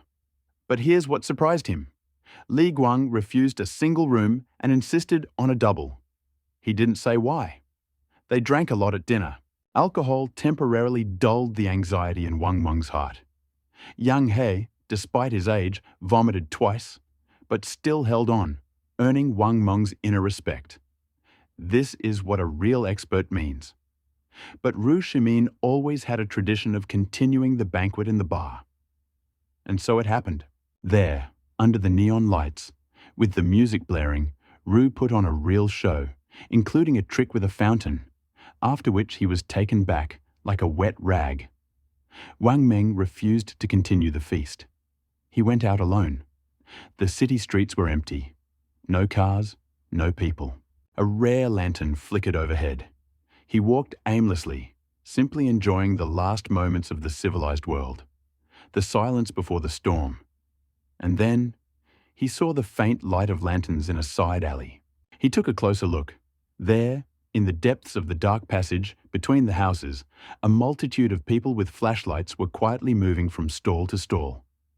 Everyone was speaking in whispers, as if they were afraid of scaring away something invisible. Trade? At night? He came closer. Rows of stalls, a crowd in caps, a strange aura. A black market. A real underground night market. Until now, Wang Meng had only known about black markets from movies and news. In big cities, such places most often sold antiques and old trinkets. He didn't know what they sold here in Jiangsu, but curiosity overcame caution, and he stepped forward anyway. Two people in baseball caps at the entrance to the alley cast a careful glance at him, but said nothing. He walked carefully along the dark street, lighting his way with the flashlight of his phone. To the left and right, rows of goods laid out on the ground. There are old knives, here are dusty CDs with revealing covers. Everything like in underground legends. But one counter literally caught his eye. A box with a painted silhouette of a pistol. Judging by the drawing, it was a Walther PPK. It can't be, flashed through his head. A toy? A fake? A hoax? Or a real weapon? Wang Meng knew that in the afterlife, strength was everything. And a gun, even one, could save his life. He crouched down, pretending to just examine it. A muffled voice came from behind the counter. Are you looking at the dog? A real one. A wolf. The voice was muffled, as if distorted, but the terms betrayed a professional. Wang Meng realized that this was no amateur. He himself had once joined closed forums and underground groups to study the underground weapons market. He knew the slang. A dog was a gun, a chicken was a mold for casting bullets. Eggs are cartridges. Mother hen is two connected metal blocks for casting. It's simple if you know the subject. There were others: the balled air gun, eagle, B-50, electric dog. Everything is compressed, encrypted, and at the same time, understandable to their own. What are you staring at? If you punch it, take it, a voice came from behind the counter, as if reacting to his gaze. The seller took something out of his pocket, clenched it in his fist, and held it out. Catch it! But Wang Meng didn't take it right away. He carefully placed a souvenir shot glass, placed in a bottle of alcohol, under his arm, and with his other hand he quietly pulled a knife out of his boot and slid it into his sleeve. There was a ringing sound in his fist. A real combat bullet fell into the shot glass. Not new, with scuffs, but quite usable. Wang Meng froze. How much? He asked, not taking his eyes off her. 2 for 1, 50 for an egg. Comes with a holster, a gun for 20,000, no check, no shot. Too good to be true. He wanted to leave, but he realized he was already surrounded. 4, at least. Relax, the seller chuckled. We are for peace. He sat down again and put the knife back. With a smile, seriously, I'll take 2, but I need at least 200 rounds. See for yourself, I'm not poor. One of those surrounding him snorted. Talking is not like carrying sacks. Show me the money. Are you serious? Do you think I showed up here with gold in my pocket? Show me the dogs. The car is nearby. If they come up, let's go to the car. I'll throw them out of the trunk and into your hands. I don't need a toy. I need to survive. One of them nodded and walked out towards the street. A minute later, he returned with 2 canvas bags and dropped one at Wang Meng's feet. Wearing gloves, he opened the bag. 2 PPKs, in perfect condition, shiny, compact, as if they had just rolled off the assembly line. Small, discreet, reliable. Perfect. Again the question, ammo. The second bag opened. There were full clips inside. If you fall now, I'll bury you. Got it? Something hard poked into his back. Wang Meng slowly turned around and saw that the street around him was almost empty. Something had happened. The people were gone. And that made sense. This was all a trap. Put the crap down. I don't have time for you now. I'm talking to the boss. You're cheeky, the seller grinned. Well, okay. How many eggs do you need? All that's available. Wang Meng pressed. If you're going to take them, then take them with a spare. The seller gestured for a third bag to be brought. Inside was a pile of cartridges. Listen, brother, if something's wrong, don't be offended. It's almost dawn, so shall we say goodbye? Oh, come on, Wang Meng chuckled. I'm here by accident too. How much do you want for everything? 10. The price has been raised. This is no longer bargaining. It's almost robbery. But it was too late to refuse. Any attempt to wriggle out of it could cost lives. It was necessary to act quickly. He smiled and nodded. Okay, that's the only way. You carry it to the exit, put everything by the wall. The rest of you move away 30 meters. The 2 of us. I'll show you the money. Okay? Okay. The seller put the weapons in the bags and headed for the exit. Only now did Wang Meng understand. He was no taller than 1.70 meters. Inconspicuous. Perfect for such things. At the exit, he ordered the others to step back. They reluctantly obeyed. Wang Meng clutched the knife in his hand. If everything falls through, I'll steal at least 1. He unbuttoned his jacket, then his shirt. From underneath, he pulled out a holster with 3 100-gram gold bars. Warm, like a body. He stared, took off his gloves. White, almost feminine hands. Cold, thin fingers. Wang Meng froze. A woman? The seller twirled the ingots and suddenly turned and ran away. What? Wang Meng instinctively picked up the bags, but his feet seemed to have grown to the ground. Several seconds passed, and suddenly, from somewhere in the darkness, a white palm shot up and made an OK gesture. The same distorted voice, almost a whisper, reached him. "See you later." "Oh no." "Damn you," Wang Meng muttered through his teeth, clutching the bags to his chest and rushing away. And on the dark street at the empty counter, one of the old regulars lit a cigarette. Slowly began to pack his things. "Lao Wei, you either sold the shop or if you don't show up in a month, everything is mine." "I told you so. Hey, this is someone's bill." "Oh, 100? Not bad." He smiled and continued to rummage around in the silence of the waking city. Turn left, right, right through 2 intersections, and left again. Wang Meng ran feverishly in the direction opposite to the group's retreat. He kept changing his route, but overall, he was moving away. Perhaps it was the recent hit-and-run training or the alcohol and adrenaline, but Wang Meng ran at full speed for over half an hour without feeling tired, just sweating. Stopping at the entrance to a residential area, Wang Meng hid in the corner and watched for a while. Seeing that no one was following him, he walked out cautiously. He picked up a microwave box that was next to the trash can and filled it with the contents. Then he reached out and stopped a taxi. Carrying the box into the car, Wang Meng said with a dejected expression, "Driver, the nearest bathhouse. Brother, you..." sweating all over in the middle of the night. "What were you doing?" The driver, who was probably in his 50s, asked worriedly when he saw that Wang Meng was not in the best shape. Wang Meng adjusted his posture, pressed his head against the headrest of the passenger seat, and tried his best to hold back his tears. He put on a foreign accent and said, "Brother, it's not easy being a man. I work so hard every day, and all my money goes to this woman, and she complains that I don't earn enough. Oh, I drank a little wine today. I scolded her for 2 hours and she still can't scold me. What man doesn't have social events? Oh, it can't be helped. His parents bought the house. They said I bought this microwave. Let me hold it. Back off. I'm going to the bathhouse to spend the night. I've lived in hell. I'm getting a divorce tomorrow." The driver was silent for a few seconds, then shook his head, smiled crookedly, and, taking a cigarette out of his pocket, handed it to him. "Brother, smoke one, just to relax. I usually don't allow smoking in the car, but today I'm making an exception. Here's some advice for you, brother. Life." After talking for about 10 minutes, Wang Meng got out of the car in front of the bathhouse in the alley. He paid in cash and stood by the door, clutching his suitcase, watching the taxi drive away. As soon as the taxi's taillights were out of sight, Wang Meng pulled out a cigarette, clamped it between his teeth, and casually picked up a torn snakeskin bag from a trash can.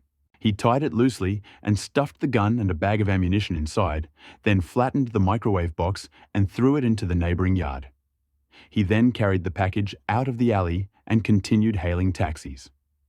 After 2 more such trips, Wang Meng finally reached the parking lot at the entrance to the hotel basement.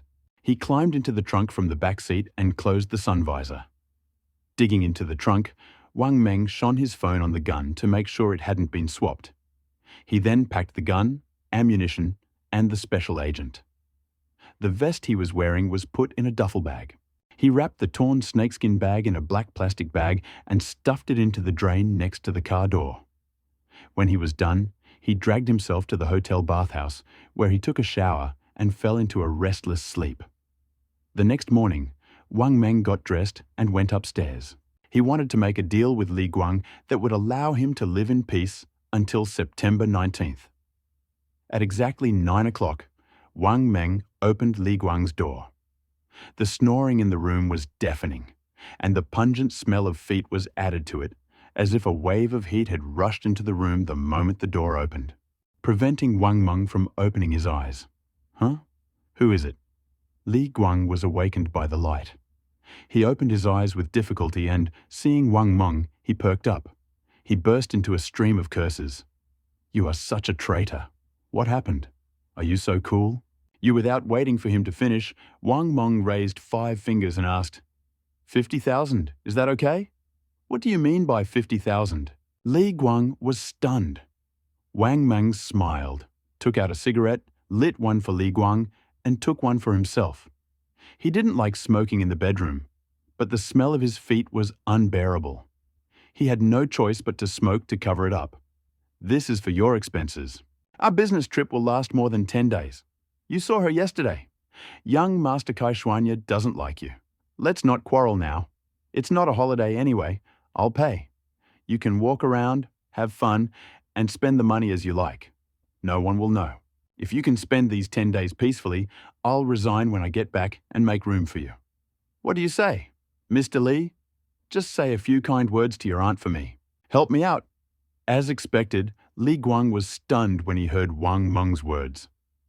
Apparently, 50,000 wen was not much for him. Wang Meng could see from Li Guang's eyes that this guy was thinking about how to spend the money. About a minute later, Li Guang grabbed the blanket, threw it into the side, and sat down, crossing his legs. This guy really does sleep naked. Okay, I think you're quite reasonable, so I'll cut you some slack. There's no hard feelings. I just can't stand your behavior. But you're so sincere that it would be unethical for me not to give in. When will you pay me? Wang Meng smiled and nodded quickly. Yes, that's how I am, Brother Guang. Don't argue with me. When you finish, let's go down to the bank and get some money. Without finishing, Li Guang jumped out of bed and rushed to the bathroom to wash his face. Wang Meng noticed that there were only a few visible bruises on his body. His face was almost unharmed. These bodyguards were quite careful. It seemed they often did this kind of thing. After washing up, Wang Meng took Li Guang to the bank to withdraw 50,000 yuan in cash, and then drove alone to suburb. In a secluded mountain valley, Wang Meng tested his pistol. Everything worked perfectly. Still hot, he was about to fire a few more shots when his phone vibrated in his pocket, startling him. Wang Dong? Wang Meng looked at the caller ID on his phone and hesitated for a few seconds before pressing the answer button. As soon as the call was established, Wang Dong's anxious voice rang out. Hello. Mengzi, did you offend Yu Li? She went to the boss to complain about you, said that you broke the contract and beat her. Anything else? Wang Meng was completely calm. He had long expected this result and was not surprised. Sun Chong and Sun Bin from the audit department were also acting abnormally. I don't know if they're in cahoots. It seems like they're all trying to expose you. They all went to the boss's office. What happened? Before Wang Dong finished speaking, another call came. Wang Meng recognized the number. It was the landline of the company's boss. Wang Meng ignored the boss's constant calls and said seriously, No matter what happens, Wang Dong, you must remember what I say next. Today, after work, go to a tailor shop outside my area. Just say you want to take the backpacks that Wang Meng made. There should be 3 of them. I paid for them. Take the bags and go to the lantern by my apartment door and find the house key. My house is 302, Block 1, Building 9. Make no mistake. You must stay at my house until dawn on September 18th. From dawn to dusk, there will be blue light outside. Close all the curtains so that the blue light does not fall on you. Do not go outside. Do not climb mountains. And do not use tap water except for flushing the toilet. If you want to take a shower, wet a towel with purified water. There is plenty of water, but use it sparingly. Fully charge my radio battery and wait for my return. Contact me anytime. There is food at home, so you will not starve to death. There is insect repellent on the coffee table. Starting from the 18th, take it for 3 days. If you don't find any insects in your stool, you don't need to take it anymore. Remember? There was silence on the other end of the line, and then Wang Tong's low, cautious voice asked, Are these red insects? Yes, red. Mark my words. Take your annual leave. Don't go to work. Prepare in advance. If possible, have someone make you a solid iron door. I want a door with a hook. I'll hang up first. After the call ended, Wang Meng's premonition grew stronger. He knew that Wang Dong must have discovered something, but it didn't matter where. After all, if Wang Dong was infected with parasites, he would be practically hopeless. The phone in the boss's office continued to ring, and Wang Meng took a few deep breaths and answered the phone. Wang Meng, are you in Jiang City? How are you? It was the boss's kind voice. Wang Meng didn't know what state he was in after the apocalypse started, but this man left a good impression on Wang Meng. I'm here and I'm fine. Well, nothing. It's just that my colleagues want to ask something. Please talk to them briefly. You, Li, you first. The boss passed the microphone, and Yu Li's offended voice came from the other end of the line, as if she had just shouted, Wang Meng, you lost the agreement, so you lost it. I didn't say anything. Why did you hit me? I was gone for several days. You are such a good actor. You said you gave me the file, right? Go find your third filing cabinet. See if it's stapled to the other files. You even numbered the pages. Don't tell me you didn't know. Are you pretending to be a nice person? Didn't you say that? I can say that I lost it myself, but I can't say that you didn't give it to me. I wrote it all down. If you want to listen to it, I'll send it to the boss. If I don't keep the evidence when I deal with you, you'll kill me. And one more thing. Travel, fuel, and other expenses have totaled hundreds of thousands over the last few years, right? From courier fees to who you haven't turned to cover your overnight stay.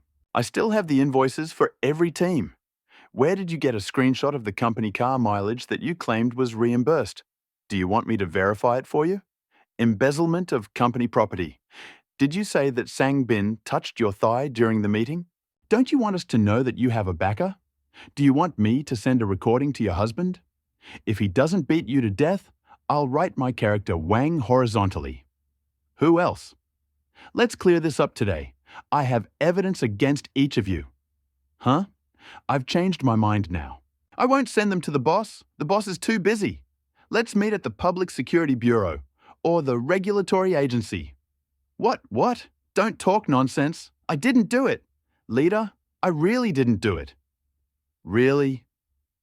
Yu Li's voice on the other end of the line became quieter and quieter. Then Wang Meng heard the boss giving orders to someone to look for the agreement in Yu Li's file. After a pause, someone else answered the phone. Hello, Wang Meng. This is Zhang Hao. I haven't received your fine yet. Also, I found a wireless network card on your desk. Didn't you know that the office network is physically isolated from the outside? This is a serious violation. He spoke slowly and calmly, as befits Zhang Hao. My laptop is right on the table, can't you see? I'm using a wireless network card. Isn't it logical to blame someone for something? Brother Hao, last year, when the security system was being upgraded, a home theater was confiscated from Chief Lu's store, right? It wasn't that much, just over 18,000. I even have a video recording. Chief Lu mentioned it when we were drunk and having dinner together. If you say it's not true, I'll send it to the boss. Or you can carefully count the number of cameras and the unit price. Maybe you made a mistake?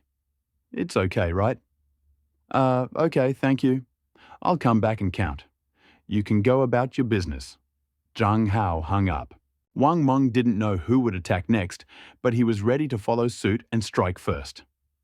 After waiting a few seconds and hearing no sound from the other end, Wang Meng shouted into the phone, Sun Qiong, Sun Bing, Wu Yao, is everything okay? Wu Yao, didn't you ask me to check your credit history? I'm telling you right now, I don't have time. I'm upset. If you check my credit report without my permission, we'll go to court. We'll go to the regulators. It'll be a life or death struggle. No one will get it. Hey, Wang Meng, calm down. Everything should be fine, right? Sun Qiong's trembling voice rang out, and Wang Meng realized that the last question was probably directed at the boss. A few seconds later, the call was cut off. Wang Meng's heart was pounding. At first, he just wanted to confuse people by using rumors to buy time. But he didn't expect that these shameful things would turn out to be true. Apart from the agreement, Wang Meng didn't have any first-hand evidence. If he really went to court, he would undoubtedly encounter resistance from the company when collecting evidence. Kicking a small rock in front of him, Wang Meng thought, I won't go to court with you. You've had enough. Give me 10 more days. But after looking at the sky and thinking for a while, Wang Meng still felt a little uneasy. So he picked up the phone again and called Lu Shimin. He was going to increase the pressure. Look, brother, Someone in the company is trying to intimidate me. I was asked to come next time, and we must earn more points. I am in a bad mood. Lu Shimin just woke up. This guy always has a bad temper when he wakes up. Hearing this, Wang Meng exploded. Who is this? How did your company get so much Dogecoin? I say this, we have to play this game. I'll call your boss right now. You all have no idea. If it weren't for your people at headquarters begging my father, who would have gone so far to get a loan. You are so shameless. The preemptive strike worked. The company was quiet for the next few days. Wang Dong said that everyone was busy cleaning up their own problems. Zhang Bao was improving the rifle manufacturing equipment and had made significant progress. The 50,000 wen bribe to Li Guang also had a good effect. This guy bought himself a set of real brand clothes and went to have sex every day, which was a relief. Wang Meng's new room was on the same floor as Li Guang's room, but to avoid hearing his deafening snores, the rooms were far apart. Aside from Sun Chong's occasional video surveillance, they barely interacted. September 17th, 2 days before the apocalypse. After spending most of the day playing games with Lu Shimin, Wang Meng returned to his room with a cardboard box and his newly purchased computer bag. Closing the door behind him, Wang Meng took out 4 bottles of ice-cold beer from his computer bag. The bottles were made of dark brown glass, thick and sturdy. After uncorking the bottle and taking a few sips, Wang Meng muttered to himself, "Let's leave tonight. Let's run back to the fort." The cold malt liquor slid down his gullet and into his stomach. He put the bottle down and fell on the bed for 5 minutes. Then he stood up and poured the rest of the beer down his throat. He then opened the box and laid the contents out one by one on the table. Bottles of gasoline and motor oil, 2 bars of soap. These were the raw materials he had prepared to make a common but powerful weapon, the Molotov cocktail. During the unrest in many countries, before terrorists were able to acquire more sophisticated weapons, these simple Molotov cocktails became the weapon of choice for decades due to their simplicity and effectiveness. Pulling out his dagger, Wang Meng began tearing up the soap, a necessary ingredient for making the Molotov cocktail. Molotov cocktail, made solely from gasoline, could not provide a long, effective, and sticky burn. Gasoline is too volatile, too fluid, and burns too quickly. Motor oil, being thicker and slower burning, perfectly compensated for the shortcomings of gasoline. In a bottle, mix gasoline and motor oil in a ratio of 1.5 and then add crumbs from half a bar of soap. Leaving the mixture overnight will thicken, forming a Molotov cocktail reminiscent of a napalm bomb. Wang Meng had his own ideas when choosing beer bottles. Molotov cocktails were meant to be carried around, so these imported beer bottles were sturdy, made of thick, shatterproof glass. Protected by the padded lining of a laptop bag, they wouldn't shatter. The most important thing is that the threaded neck of the bottle is easy to unscrew, allowing you to hide the cotton wick inside. To use the bottle, simply unscrew the cap and pull out the wick, eliminating the need to carry it with you. Making a Molotov cocktail took about half an hour. The fuses were made from cotton towels from the hotel. He drank only 2 of the 4 beers, pouring the rest down the drain. He loaded the 4 bottles into his laptop bag and ran, jumping several times with the bag over his shoulder. The bottles were close to each other, but they still collided. To prevent the bottles from breaking while running, Wang Meng stuffed the cracks in his bag with toilet paper. After putting his bag with his laptop on the bed by the window, Wang Meng took out his phone and called chicken-eating auntie. "Hello, brother, it's me. Oh, how are you?" Wang Meng's heart skipped a beat when he heard the voice. There really was a female voice on the other end of the line. The voice was very soft and pleasant. "Are you a woman?" "Oh, a woman. Otherwise, why would I call you auntie?" "Ha ha ha ha. I didn't know you were a man. The fortress has been built. Where are you? Can you come to Shuangxi? I'll send you a place. Come to my shelter in advance." There was silence on the other end of the line, and then he said, "You really built a fortress? I thought you were joking. I'm in the city of Dan, nearby. We're fellow villagers. To be honest, I noticed this oddity too. I prepared a lot of supplies in advance and told my father about my thoughts. But he said that there was a lot of work lately, and he had to stay on duty. Besides, a friend just told me that the highway in the province is closed. I don't know. What time is it? Still holding on. What did you say? The road out of the city is blocked? When did this happen? Wang Meng's head was buzzing, and the girl's words seemed to hit Wang Meng's heart. His head was spinning. This morning, he couldn't even go to Garbage City. They say it's been closed for several days. You think the apocalypse is really coming? Yes, it is coming. Stock up on insect repellent, download navigation maps in advance, and buy an external battery. When you get to my area, don't go up into the mountains yet. Go to Building 9, Block 2, Room 301, and I'll contact you. After saying a few hesitant words, Wang Meng hung up the phone and collapsed on the bed. The two people he was most worried about calmed down, and after a moment of relaxation, despair began to creep up again. Like a voice in his ear, mocked all his preparations. What was going to happen was going to happen, wherever it was. No matter. I changed Zhang Bao's fate, and Wang Dong must listen to me. But why can't I change my own? Am I too conservative? Or do I need to do something extraordinary to break this vicious cycle? At this moment, Wang Meng's phone rang again. This time, it was Yu Li. Wang Meng didn't understand why this woman was calling, but he picked up the phone anyway. Yu Li's cold voice came from the other end of the line. Wang Meng, I was beaten by Xiao Jie. What does your husband's beating have to do with me? By the way, did you find the agreement? Yu Li snorted and chuckled. We found the agreement. Xiao Jie caused a scandal in the company, and I was demoted 4 positions. Now I am on the same level as a new employee. And all because of you. All my 6 years of hard work have been wasted. The villain got what he deserved. Logically, Wang Meng should have been happy, but he was not happy at all. I didn't call Xiao Jie. I'm a man of principle. Yu Li continued. I know it was Wu Yao who spread the rumors, but who would have known if you hadn't told me? Have you forgotten how shamelessly you threatened me? Wang Meng was furious. This is called karma. Each and every one of you is extremely dirty. Once the truth comes out, you will definitely try to divert attention by exposing other people's explosive materials. That's normal. Wu Yao is a famous TV host. You gave her that nickname. Anything else? I'm very busy. Wang Meng wanted to end the conversation, but Yu Li replied almost verbatim. I checked your credit history. Hearing this, Wang Meng suddenly jumped out of bed. How did you check it? Do you know where the rights to reset the query system are? Sunbin. Wang Meng knew this, of course, but he didn't expect Yu Li to be so brazen.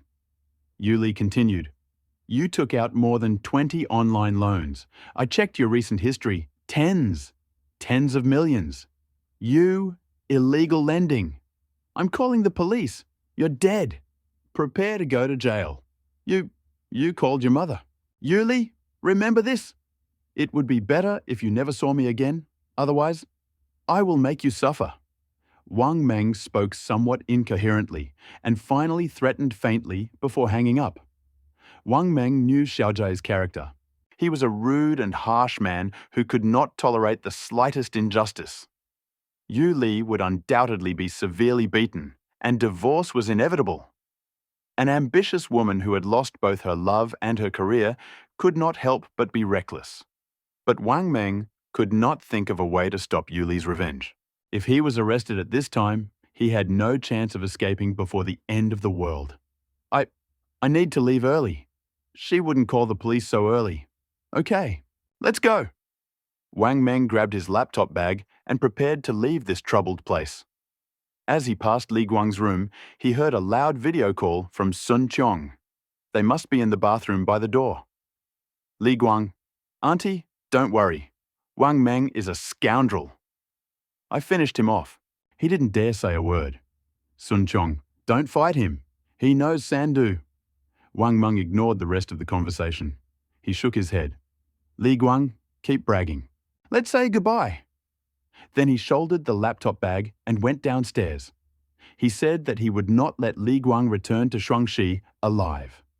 But there was no need to make things worse. With Li Guang's brain, He would not survive the apocalypse for long. Let him take care of himself. As they drove to the highway, Wang Meng continued to make phone calls. Now, in the last minutes before the apocalypse, no one would arrest him for it. He decided to tell as many people as possible about this. There were so many cars leaving the city that Wang Meng drove for over an hour before he reached the toll booth. But what he saw was a shocking sight. As Chicken Auntie predicted, he was unable to get on the highway. Highway wasn't closed. More accurately, it was occupied. Everywhere you looked, there were rocket launchers on the relatively flat sections of road. An endless line of trucks was still hauling parts out onto the highway. Didn't they cover them with tarps anymore? Were they ahead of schedule? Wang Meng stared at the endless line of vehicles in front of him, dumbfounded. He had no idea when these missiles had been manufactured, but the only thing he knew for sure was that quite a few people had found out about it in advance. Back off! The highway is being repaired. Don't crowd here. The vehicles are over there. Back off! Hurry! The traffic police continued to disperse cars trying to enter the highway. The cars reversing, mixing with those trying to break through the checkpoint, completely blocked the space in front of the toll booth. Wang Meng turned the wheel, swerved sharply, and parked. Then he took out his phone and called Yu Li. "Mr. Yu, I have something to discuss." "What can I talk to you about? You'll go to jail." Yu Li's rage on the other end of the line seemed to be unabated. "I'll give you money. I'll make up for your losses." "Okay." "Money? How much?" Wang Meng no longer cared about money. He had bought everything he needed.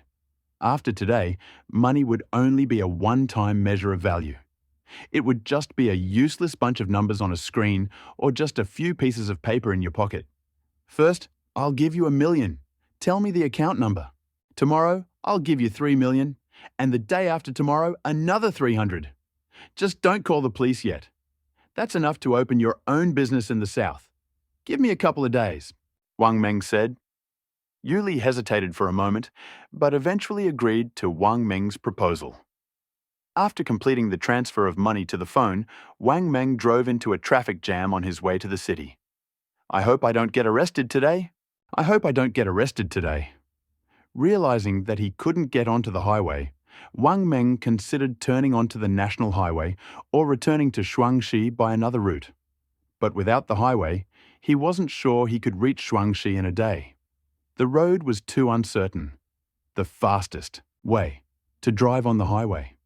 He just clearly saw that the missile launchers were installed almost in the middle of the road, and the emergency lane next to them should be free for cars to pass. Try again at night. Maybe it will work. Wang Meng gritted his teeth and pressed the gas pedal harder. Wang Meng hated himself terribly for not paying enough attention to the dynamics of movement in his previous life. If he had left earlier, he might have already returned to the fortress. At the nearest gas station, Wang Meng bought several large gasoline barrels, filled them with gasoline, and put them in the trunk. He went upstairs, taking only his pistol with him. He didn't want to go back to the hotel, but if he couldn't leave right away, it was better not to disturb Sun Qiong. After all, the police could still come to arrest him. Just a few minutes after he entered the house, the restless Wang Meng received a call from Lu Shimin. He was crying like crazy. "Brother Meng, Yan he has gone crazy.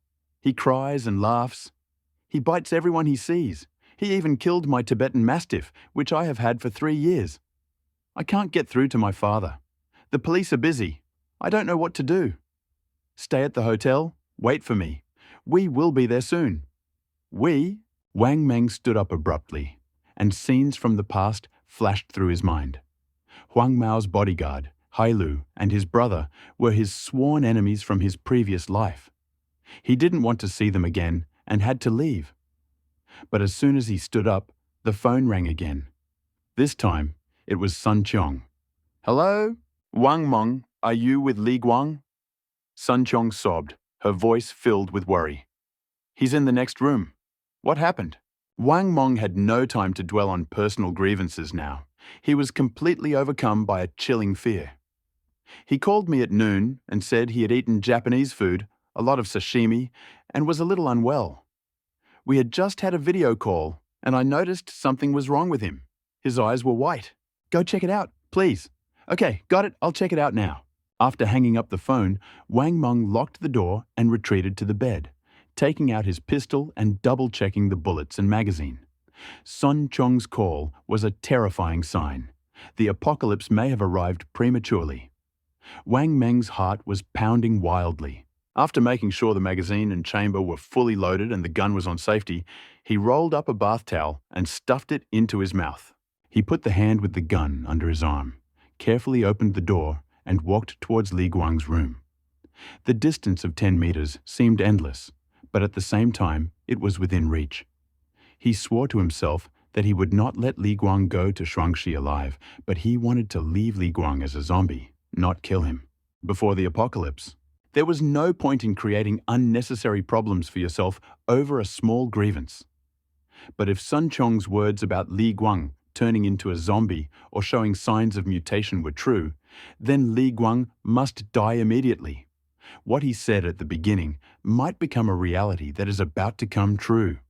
In the corridor, there was no one there. Wang Meng slowly walked up to Li Guang's door, lay down on it, and listened carefully to what was happening inside. The room was very quiet, except for the rustling and occasional pouring water. Are you taking a shower? Wang Meng was wondering what Li Guang was doing when he suddenly smelled a strong smell of blood coming from the crack in the door. Without thinking, Wang Meng bit the towel hard, raised his leg, and kicked the door. The guest room door slammed onto the floor with a bang. Li Guang was standing naked, his back to him, and the loud bang seemed to have not attracted his attention at all. Wang Meng clearly saw Li Guang's left hand fiddling with something in front of him. Without seeing his face, he couldn't confirm Sun Chong's mention of rolling his eyes, but Wang Meng could see blood trickling down the ground. Slowly raising his gun and pointing it at the back of Li Guang's head, Wang Meng covered his mouth with a towel and shouted incoherently, "Li Guang Wang Meng, I'm scared."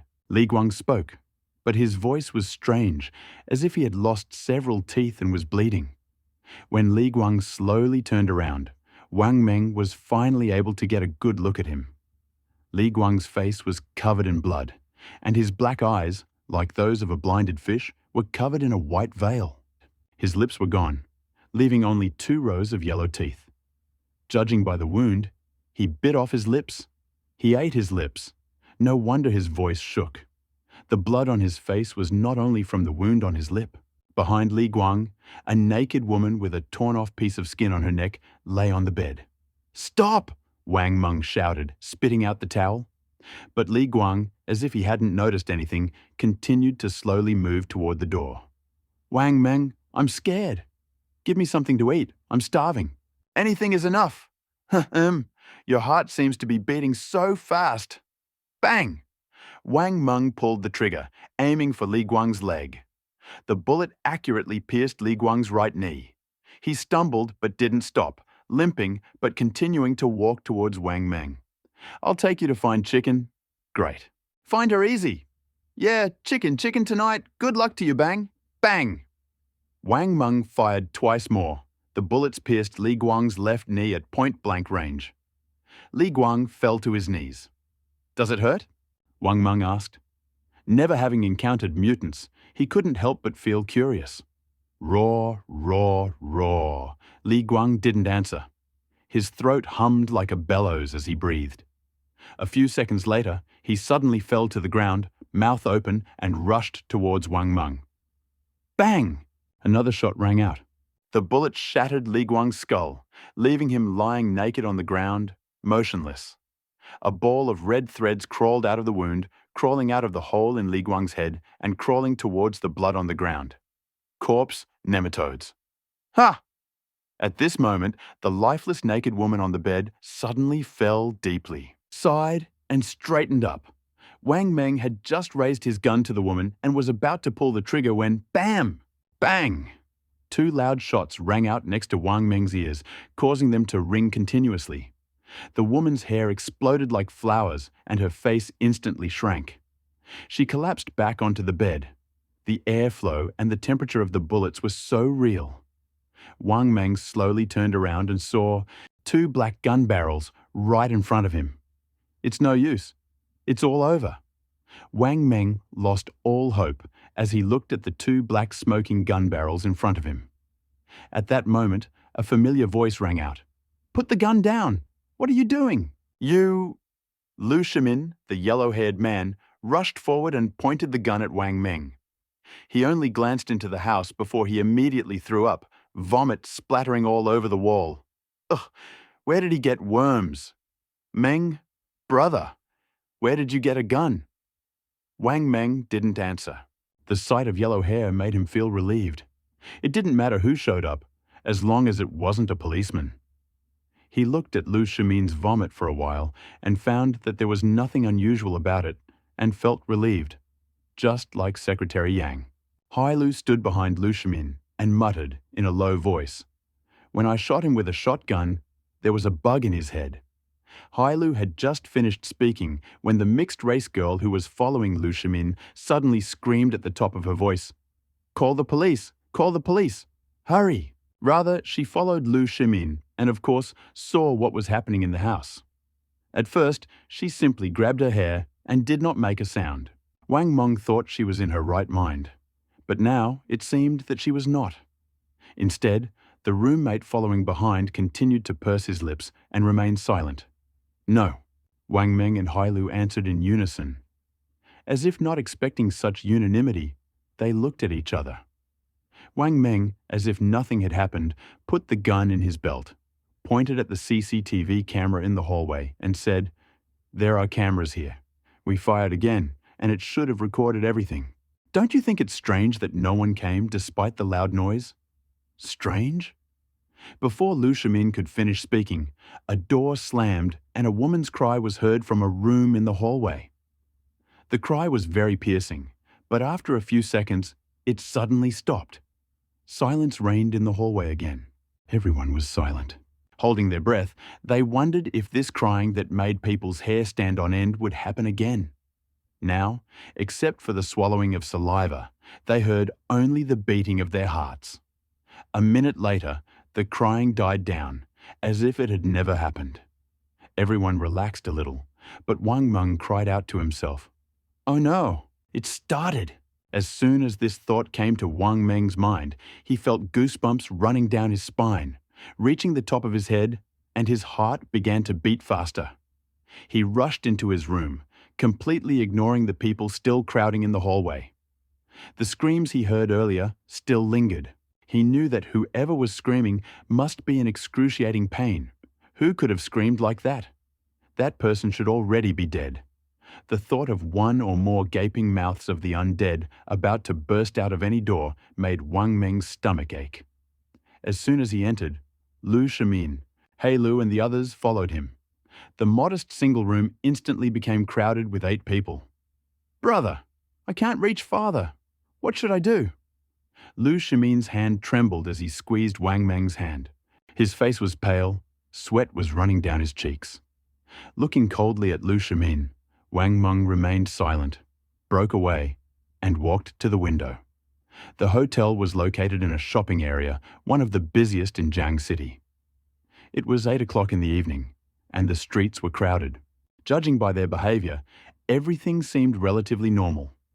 It is unclear why the hotel guests mutated first, but judging by what just happened, the problem was with the hotel security system, everything behind the scenes, and even the guest rooms. Otherwise, under the roar of gunfire, it is impossible for someone hadn't come to investigate. Wang Meng picked out specific targets in the crowd, those who looked like they had just eaten or drunk alcohol. He clearly remembered what Sun Chong had just said on the phone. Li Guang had eaten a lot of sashimi. Corpse nematodes are the larvae of midges, high-quality fish food, familiar to anyone who had ever raised fish. Why they had turned into terrifying nematodes during the apocalypse, Wang Meng had no idea. But now he suspected it had something to do with aquatic life. Water. Lu Shimin, had he eaten sashimi recently? Wang Meng kept his eyes on the crowd below, not daring to act hastily until he had accurate information. He had eaten sashimi a while ago, the day you arrived. He usually doesn't like fish, but he loves fishing. He even went fishing with the shareholders today. What happened? Brother Meng, Is this important? Lu Shimin stuttered. Wang Meng continued to ask. Fishing?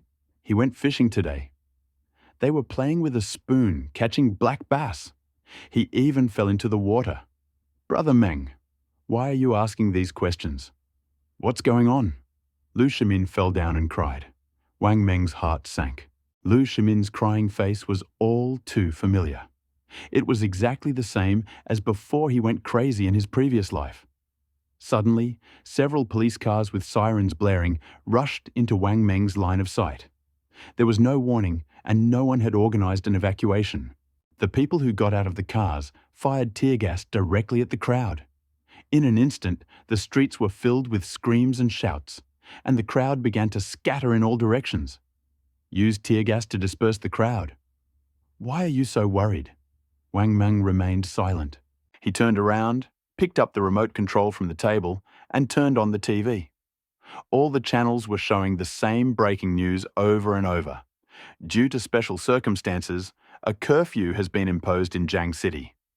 During this time, all police forces will be deployed to ensure compliance. Please return home as soon as possible and do not go outside. When you just arrived, was there anyone at the hotel reception? Wang Meng asked Lu Shimin, but the fair-haired Lu Shimin replied indifferently, I didn't notice. There was no one at the reception desk. Black Donkey's voice remained muffled and emotionless. It was as if an epiphany had dawned on Wang Meng, and he suddenly realized the apocalypse might not happen on September 19th. Am I wrong? On this day in his previous life, Wang Meng returned to the hotel from Lu Shimin's farewell banquet. He drank a lot of wine and fell fast asleep upon arrival. He slept for more than 20 hours intermittently. When he woke up, the entire world was in chaos. September 19th. In other words, in his previous life, Wang Meng, having had too much to drink at a banquet before leaving, completely missed all the signs of the apocalypse. His conscious recollection of the apocalypse officially began on September 19th, but in fact, it began much earlier, even before September 18th. Wang Meng wanted to quickly tell Zhang Bao, Wang Dong, and Auntie Chicken Eating everything he had seen so that they could prepare their response. But the room was too crowded. I'll go see if the elevator is still working, Wang Meng said as he stood up to leave. But when he reached the door, Black Donkey did not give him the right of way. Instead, he pulled out his hunting rifle and pointed the black barrel at Wang Meng again. Black Donkey, what are you doing? Lu Shimin? Say something. What do you mean? Wang Meng turned to Lu Shimin, who was sitting by the bed in a daze. Lu Shimin did not react. His inner world was collapsing, and he could not hear the sounds around him. Black Donkey smiled, his wide mouth revealing glittering golden dentures. He extended his left hand to Wang Meng. I'll go check the elevator. You stay in the room. By the way, you have a great gun. Give it to me for fun. Wang Meng's knowledge of Black Donkey was limited to their feud in their past life. He knew what kind of person Black Donkey was. If there is a demon lurking within each of them, then Black Donkey's heart must be hell. I killed Li Guang. What are you worried about? Besides, Wang Meng tried to take advantage of the opportunity, but before he could finish, Black Donkey raised the barrel of his gun and pressed it to his forehead. Stop spouting nonsense. I killed a man, and I will never repeat myself. If you don't believe me, try it. Give it to me. Wang Meng smiled helplessly and obediently pulled out the gun and handed it to Black Donkey, then sat down on the bed again. Black Donkey, put the gun down, Lu Shimin said softly and weakly. Heh, I forgot to tell you that your father died this morning. You still think of yourself as a young master. Now you are just a loser who is not even fit for a small basket. Cousin Hailu spoke. He stared at Lu Shimin, and lust flashed in his eyes. Lu Shimin lowered his head and barely reacted. He slid down the bed. He may have foreseen this outcome, but he didn't know that something even worse was waiting for him. Wang Meng turned away and quietly felt for his computer bag with his foot. At that moment, the phone rang again. It was Sun Cheong. Wang Meng didn't answer the phone, but turned to hail at the door. Mr. Sun from our company, asked me to go to Li Guang's place. Answer: No, bring your phones. How could you forget about this? And you, take out your phones. Hurry, I have no patience. After finishing speaking, Heilu winked at his younger brother next to him. Wang Meng put the phone on the bed and said, Sun Qiong and this nephew are very close. He was the one who just said that Li Guang was acting abnormally and asked me to go see him. If I don't pick up the phone, she'll definitely call the police. Heilu hesitated, but his brother laughed next to him. Ha ha ha ha. Wang Meng, you shot that kid? What are you going to tell her? That you killed her nephew? Stop fooling around. Big brother, Lu Guanghua is dead, so I'm satisfied, right? He turned to Lu Shimin, who was still in grief. Go. Heilu nodded, squinting at the half-breed girl sobbing on the bed. Then Wang Meng saw Heilu's brother impatiently run over, grab Lu Shimin by the hair, and pull him out. Heilu followed behind, pulling the half-breed girl out. There is a true saying, in the face of absolute power, any skill and resistance are useless. Seeing what just happened, Wang Meng finally understood the true depth of inequality between the strong and the weak.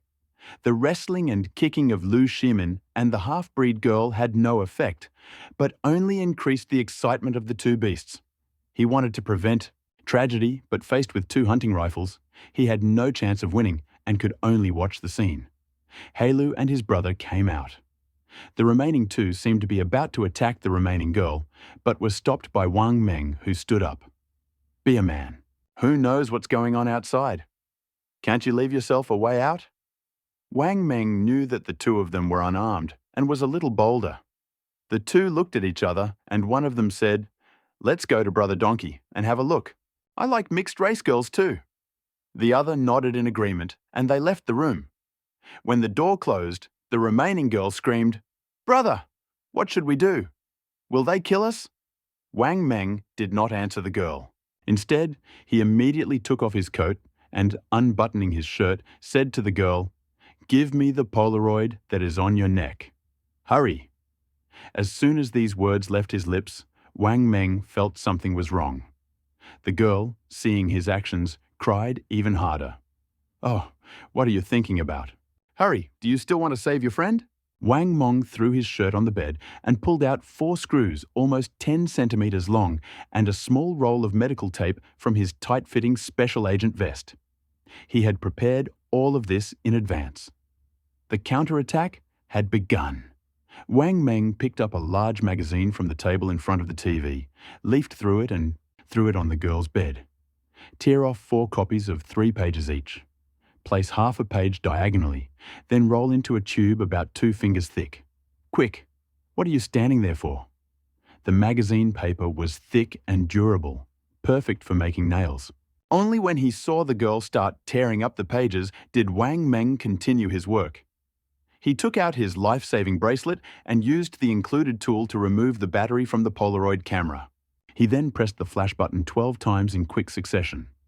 Only by first discharging the remaining charge in the flash capacitor could he avoid an accidental electric shock during the subsequent operation. He then disassembled the camera body, removed the capacitor, battery, and circuit board. He unhooked 2 pieces of wire from the set-top box and connected them to a battery, a capacitor, and 2 long screws running through the camera. He moved the circuit board and tore coated paper from the cassette to fill the inside of the camera. Finally, he wrapped the camera with tape several times. Brother, what are you doing? The girl finished folding the paper and reached for the camera, but Wang Meng pulled her hand away. Don't touch it. It's a stun gun. The flash capacitor can instantly discharge 120 to 380 volts. This could damage a person's motor skills. If you touch it now, you'll get an electric shock. Wang Meng took the girl's folded paper, folded it in half, and screwed in 2 long screws near the fold. He folded the paper in half again. He pressed the screw heads tightly against the back of the screws. He taped them tightly. He weighed the nail in his hand and swung it twice. Wang Meng nodded. Now knock on the door and let them in. Use every trick you can think of to distract them from the bed.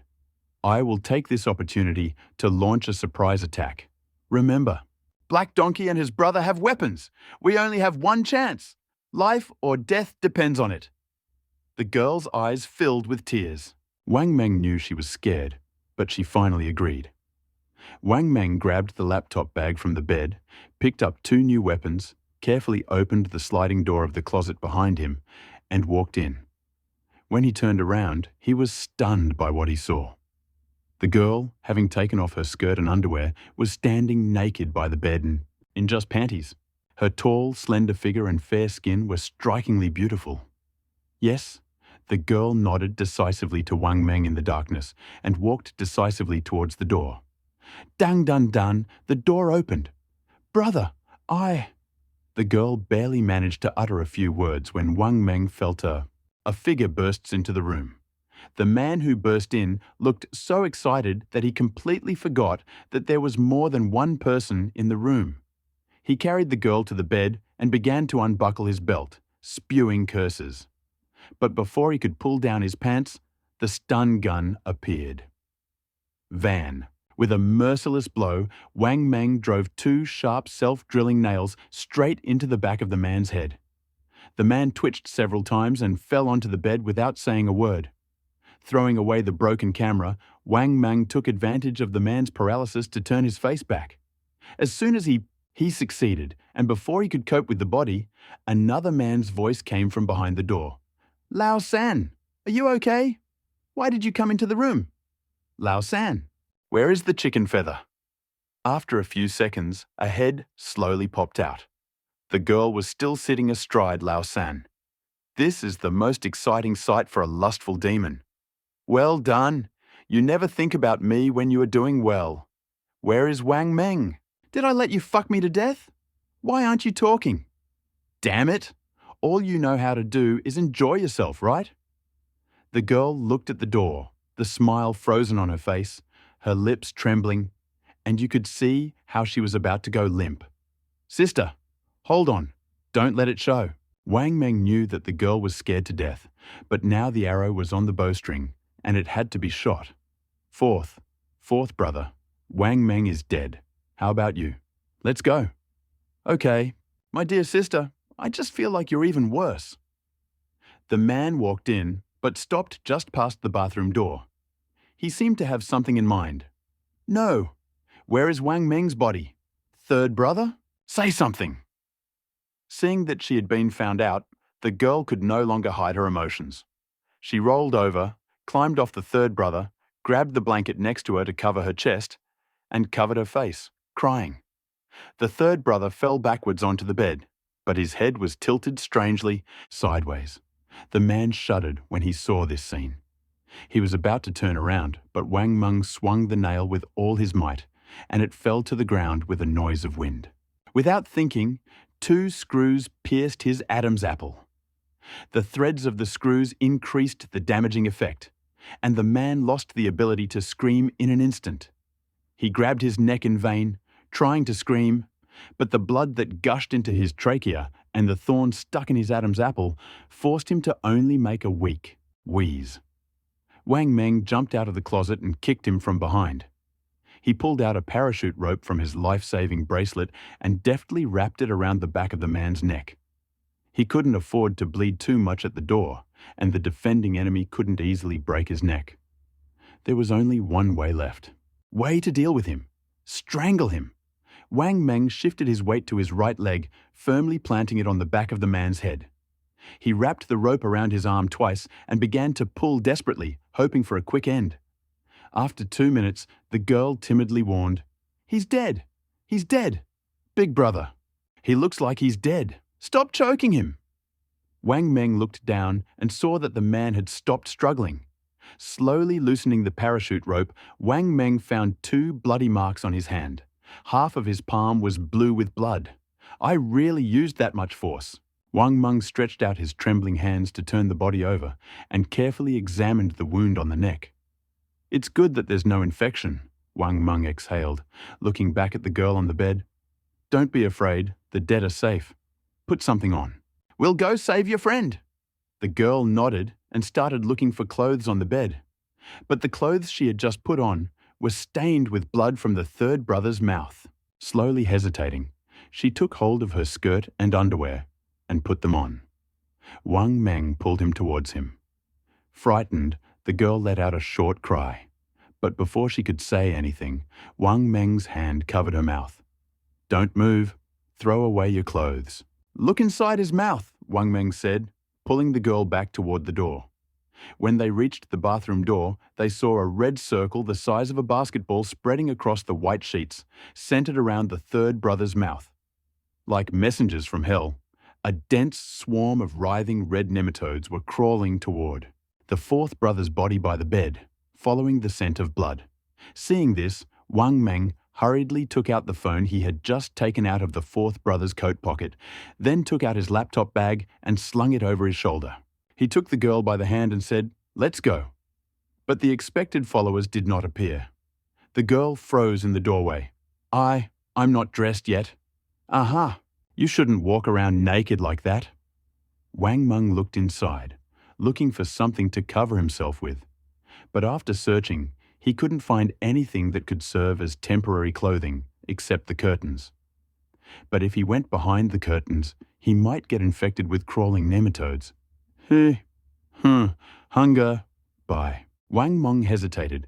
A terrible voice came from the corridor. A low roar and the scratching of the door instantly turned the corridor in front of him into a hell that made people's hearts and livers burst. Wang Meng didn't know which door held the living people and which held the living dead. "What's your name?" Wang Meng asked, gritting his teeth. The girl sniffed and replied, "Yang Xiaoying." "Xiaoying, remember? Being alive is always more important than looking good. We must survive. This is hell. Showing the devil that your body can save your life. Such a deal is worth it." After finishing speaking, Wang Meng looked questioningly at the girl in front of him. Her makeup was smudged and her face was unclear. The girl sniffled again, tears streaming down her face. She whispered resentfully, I know, after me." With that, Wang Meng unzipped his laptop bag, slung it over his chest, and, taking the girl's hand, walked out into the hallway.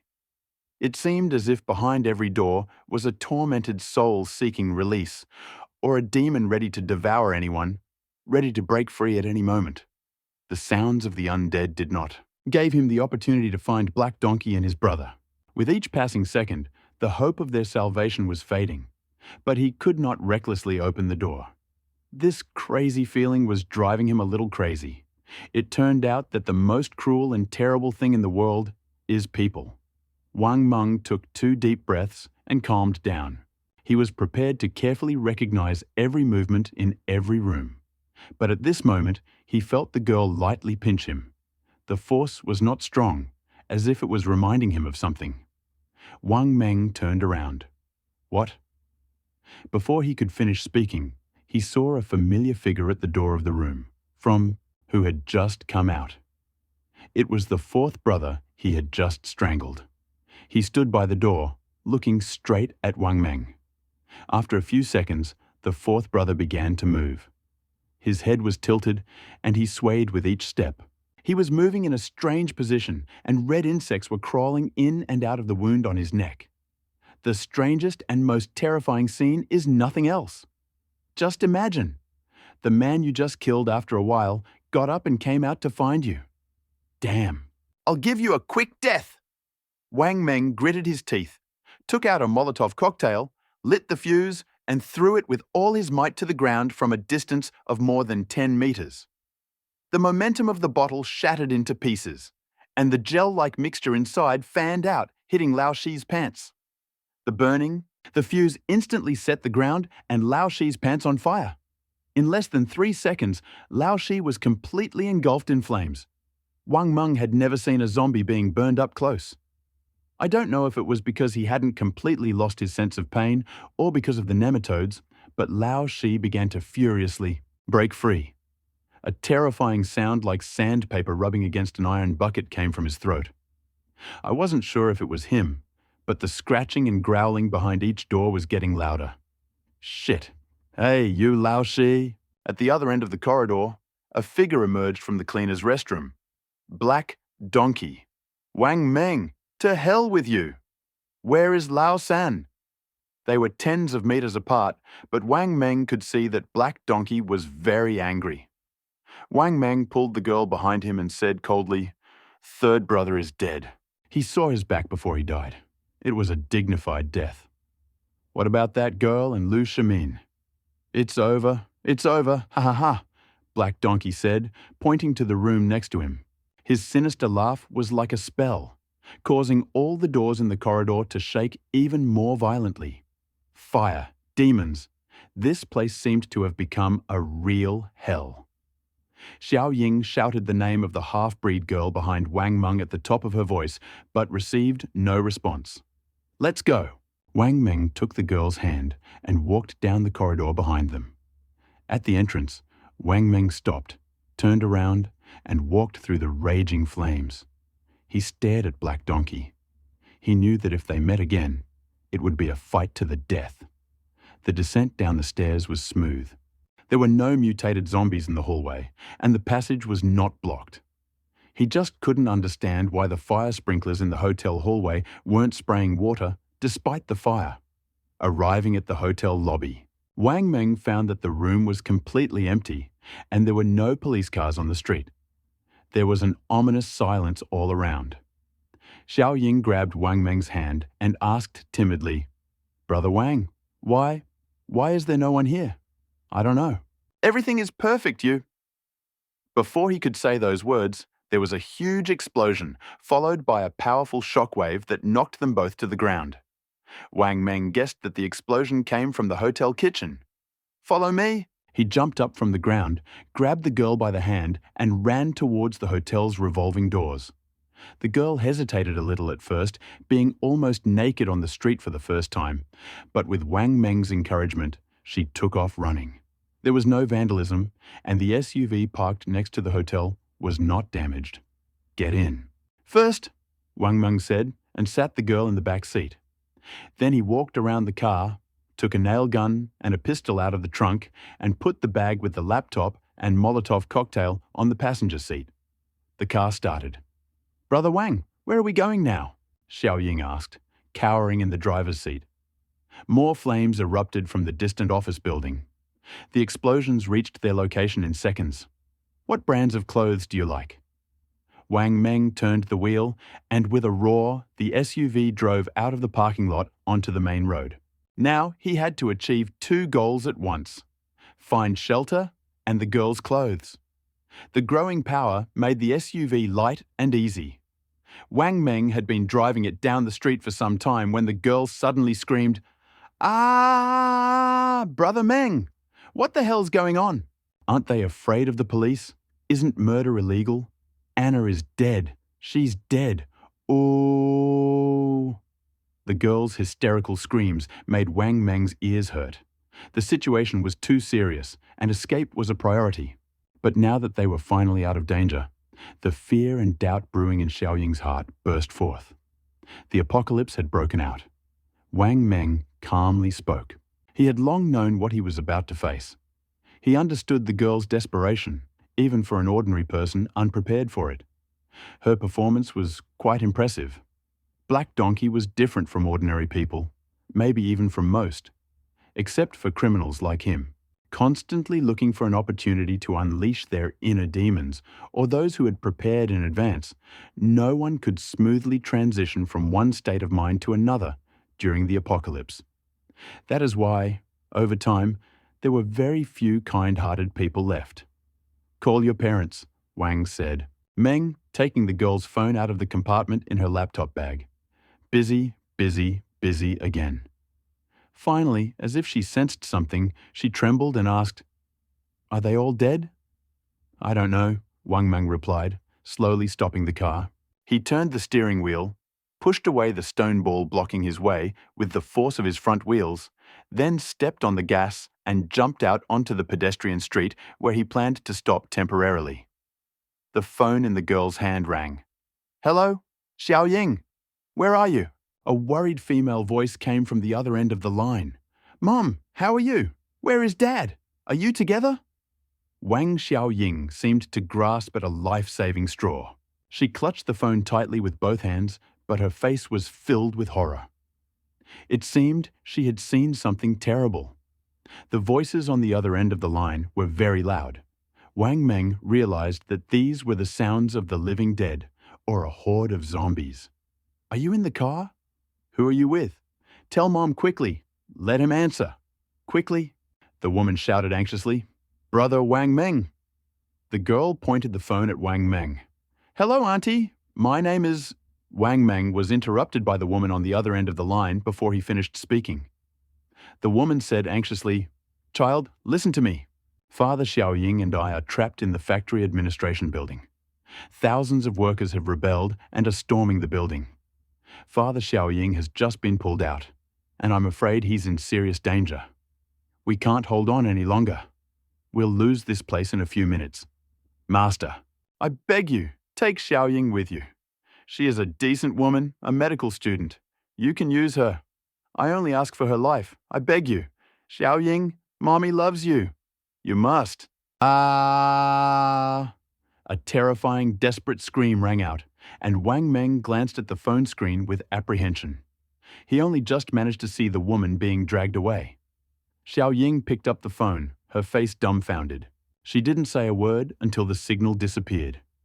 She wiped away her tears and sat in the back seat, silently. "Xiaoying, I'm sorry." The girl didn't answer. The car drove along the pedestrian street for a while and finally stopped in front of a store. "Xiaoying, wait for me in the car. I'll give you a signal and you can go out. Do you hear?" Seeing the girl nod, Wang Meng took out the only remaining gun from his backpack, got out of the car, and headed toward the store. Xiaoying leaned against the back window and clearly saw Wang Meng walking toward the store with the sign "Extreme Leisure." After the lock was broken, the roller shutters automatically rose, driven by a torsion spring. Thank God that door was broken. Wang Meng breathed a sigh of relief. He pushed open the glass door and walked into the store. The entrance was small, but the inside was spacious, consisting of several adjoining rooms. The shelves were filled with equipment for all kinds of extreme sports, from rock climbing to diving. After making sure that there was no one inside, Wang Meng kicked away the discounted goods display case at the entrance. He then hurried out and got into the car. "Brother Wang Meng, is there anyone there? Why did you come back?" Yang Xiaoying, who was huddled behind Wang Meng's seat, asked nervously. Wang Meng turned the steering wheel and drove the car toward the entrance. "The store is quite big and there are clothes inside. It will be dawn soon. We'll stay here all day and leave tomorrow morning." After the car carefully entered the store, Wang Meng hurriedly got out, pulled down the sliding door, and tied the keyhole securely with thick wire. After taking his backpack out of the car, he began to change his clothes on the sofa in the lobby.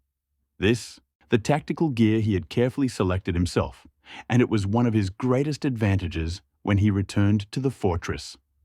While Wang Meng was changing, young Xiaoying quietly walked out from the other side of the SUV and began to inspect the women's equipment section. Wang Meng finished putting on his form-fitting tactical gear.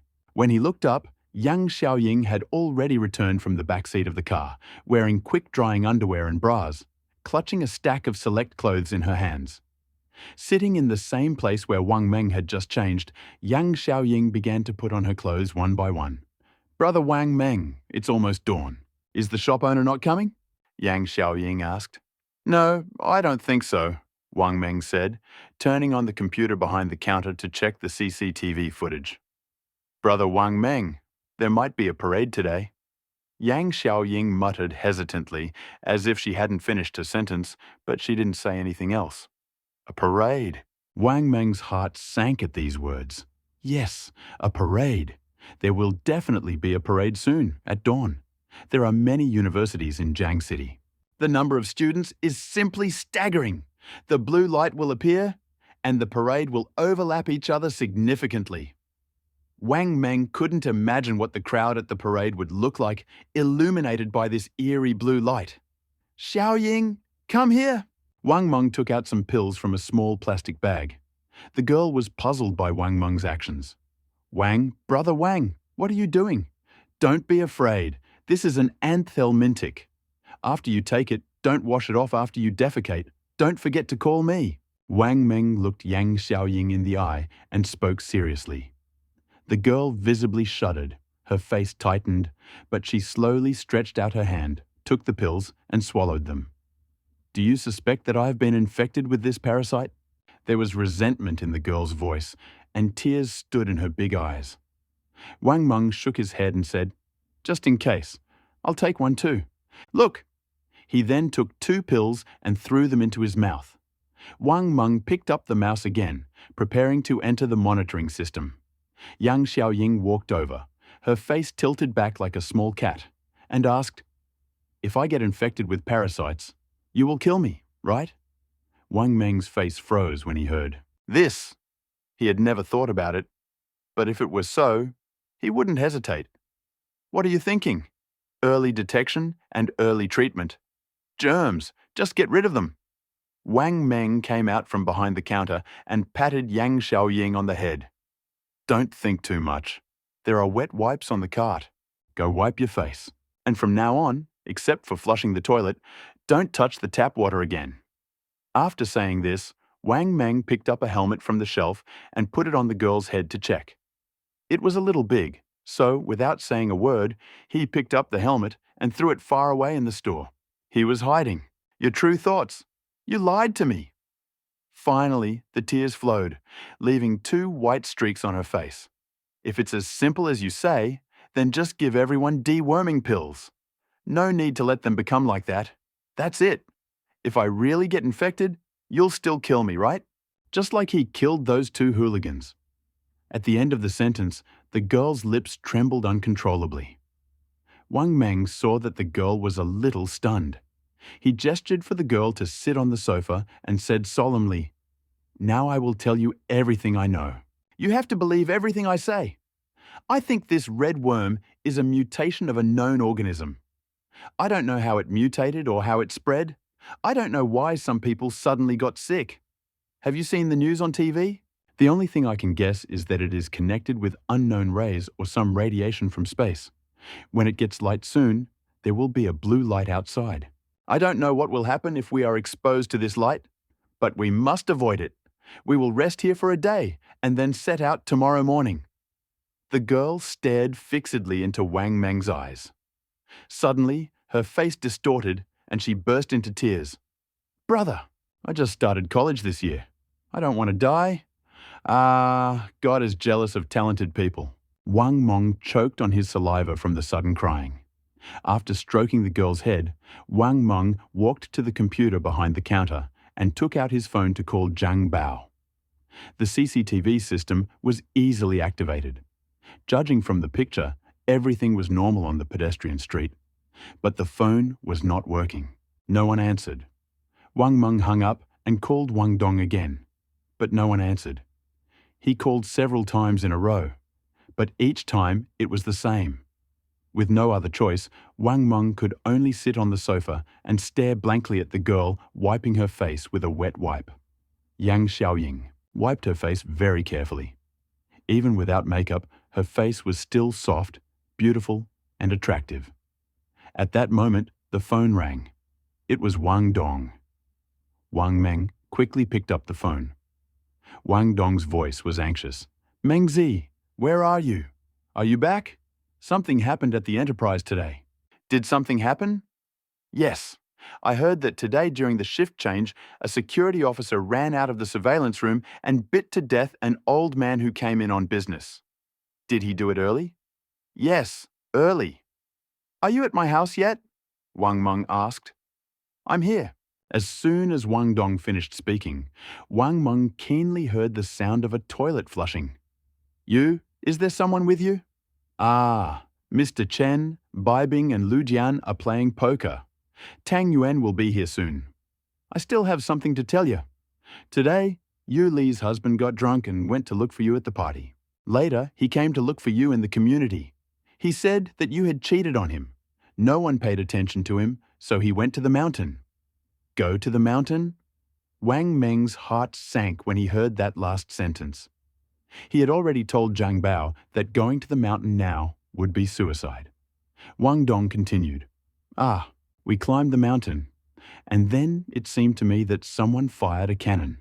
It was quite loud, and he still hadn't come down. What was that? In any case, if you can avoid climbing mountains, try not to do it. If you absolutely must go out, be sure to take that white backpack I asked you to, especially if you're going to the mountains. Got it? Don't go out after dawn. Take some deworming medicine, everyone. I'll contact you later. Wait until I come back.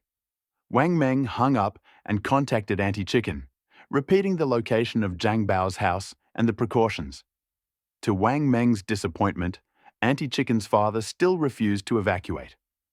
Right after he hung up, he received another call. Zhang Bao. Mengzi, have you returned?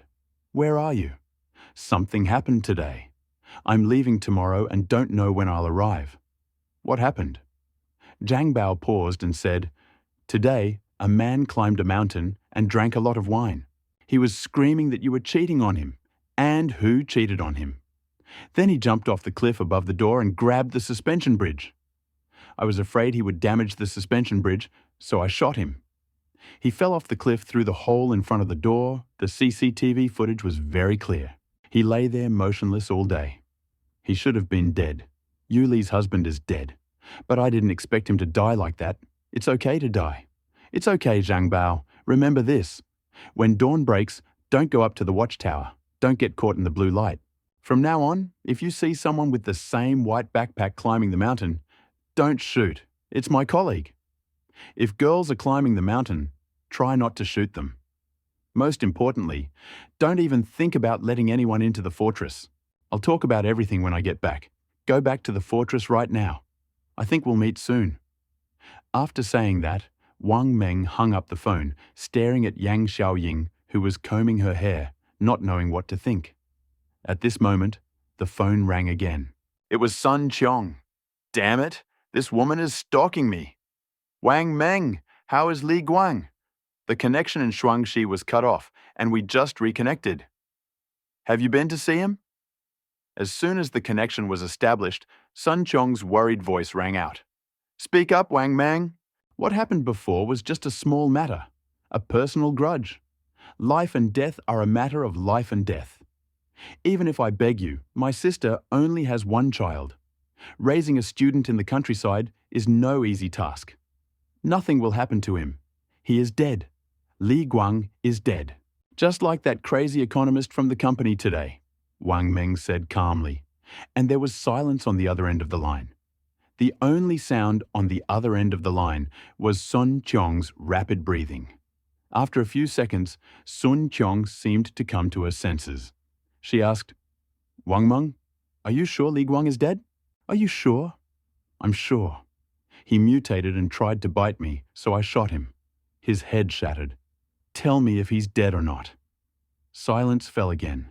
A few seconds later, Wang Meng heard a desperate, suppressed scream on the other end of the line. It was a strange woman. Ha! Ah! You killed my son. I'll kill you. What mutation? You're lying. He's the big sister. Cheer up. Sun Qiong could be heard giving the woman advice from afar. After a series of glass-breaking sounds, Sun Qiong answered the phone. Wang Meng, where did you get a gun? Li Guang is your colleague. How could you do such a thing? I'll call the police and have you arrested. Killing someone is killing someone. You'll die a horrible death. I'll die a horrible death? Sun Qiong, damn you, pray that you don't run into me again. Or else. I'll show you what it means to live a life worse than death. Go to hell. Wang Meng cursed incoherently and hung up. Wang Meng stared at the deserted pedestrian street on the monitor screen, dreading the horrific scene that would unfold when people poured out onto the streets for the parade at dawn. No parasites were found in Yang Xiaoying and Wang Meng's feces. It was a good thing. News, and he calmed down a little, but fatigue washed over him like a wave. It was 6 a.m, and bright sunlight was shining through the crack under the roller shutters. Wang Meng's eyelids were throbbing. He could hardly bear it. Rest, he said. He pushed 2 sofas together to form a simple bed, then took a blanket and threw it on top, indicating that Yang Xiaoying should sleep there. He climbed into the back seat of the SUV, leaned back, and lay down. There was silence all around, and in his daze, Wang Meng suddenly felt a small, soft body trying to crawl into his arms. It was Yang Xiaoying. Wang Meng could hear her quiet sobs. She was impatient and cautious, pulled Wang Meng's hand. It seemed she was afraid of waking Wang Meng, afraid that he would be angry if she woke him, so every movement was careful. Stubbornness, fear, and the desire for safety made Wang Meng especially sorry for the girl trying to crawl into his arms. Yan's goal. Xiaoying was clear. She wanted to be in Wang Meng's arms, to be in his arms. It seemed that Wang Meng's arms were the only safe place she could find now. Only if she could reach him, she could avoid death. Wang Meng's heart softened. He pretended to turn over, raised his arms, and hugged her slender body. The moment he picked her up, Yang Xiaoying's body tensed up, as if she was frozen. But after a few seconds, she gradually relaxed. She snuggled up to Wang Meng, and her breathing gradually stabilized. She fell asleep. Inhaling the faint scent of her hair, Wang Meng quickly fell asleep as well. In his dream, Wang Meng returned to the dark edge of the world from his past life. He struggled, desperately dodging, gathering all the supplies he could until he died completely and tragically. As expected, he woke up again, but did not scream. He wanted to check the time, but found that the hands of his quartz watch had stopped. He felt slightly dizzy. He didn't know how long he had slept, but fortunately, his mental state had improved considerably. He placed the girl in his arms on the seat, covered her with a blanket, and quietly got out of the car. Dark blue light streamed from under the roller blinds. The phone signal was lost. Wang Meng went to the counter and found a green Submariner watch in the drawer. It was a mechanical watch of classical design, but he couldn't tell whether it was real or not. The time on the watch matched the time on the phone. Maybe it belonged to the owner, Wang Meng thought as he put the watch on his wrist. He then took out several large ones from a nearby display case. Sports watch, adjusted the time and put it in the armrest. It was quiet outside. Wang Meng walked over to the computer, moved the mouse, and opened the CCTV system. What he saw was a horrifying sight that could break your heart. The pedestrian street was littered with mutilated body parts, entrails, and other organs. Blood stained every inch of the street tiles red. Oddly enough, there were almost no zombies roaming the streets. This was abnormal. Wang Meng knew that zombies did not just disappear after attacking those around them. He controlled the mouse, slowly turned the camera, and carefully examined each frame. Finally, almost 100 meters away from the camera, under a large umbrella, where snacks were sold, Wang Meng noticed about 10 zombies huddled together. Everyone was covered in blood, desperately trying to squeeze their way to the center of the umbrella, apparently afraid of the sun. It's already 5. The sun will set soon. Wang Meng glanced at his watch, about to check on the girl. But when he turned around, he noticed the light from the roller shutter flickering several times, as if someone had passed by, blocking out the light. Startled, Wang Meng quickly focused his camera on the entrance to the store. He saw a dense crowd of zombies, the living dead. They stood in a row under the awning, stretching to the horizon, almost silently. Today was September 18th, and the sun was directly above the equator. Wang Meng's building was turned away from the sun, so it's no wonder the living dead had gathered there. Just one door away from you are countless mutants ready to tear you to pieces and devour you. This feeling was so terrible that Wang Meng's scalp went numb. He tiptoed to the back of the car. He reached out and covered Yang Xiaoying's mouth. Ugh! Yang Xiaoying's eyes widened, and she looked at Wang Meng with horror.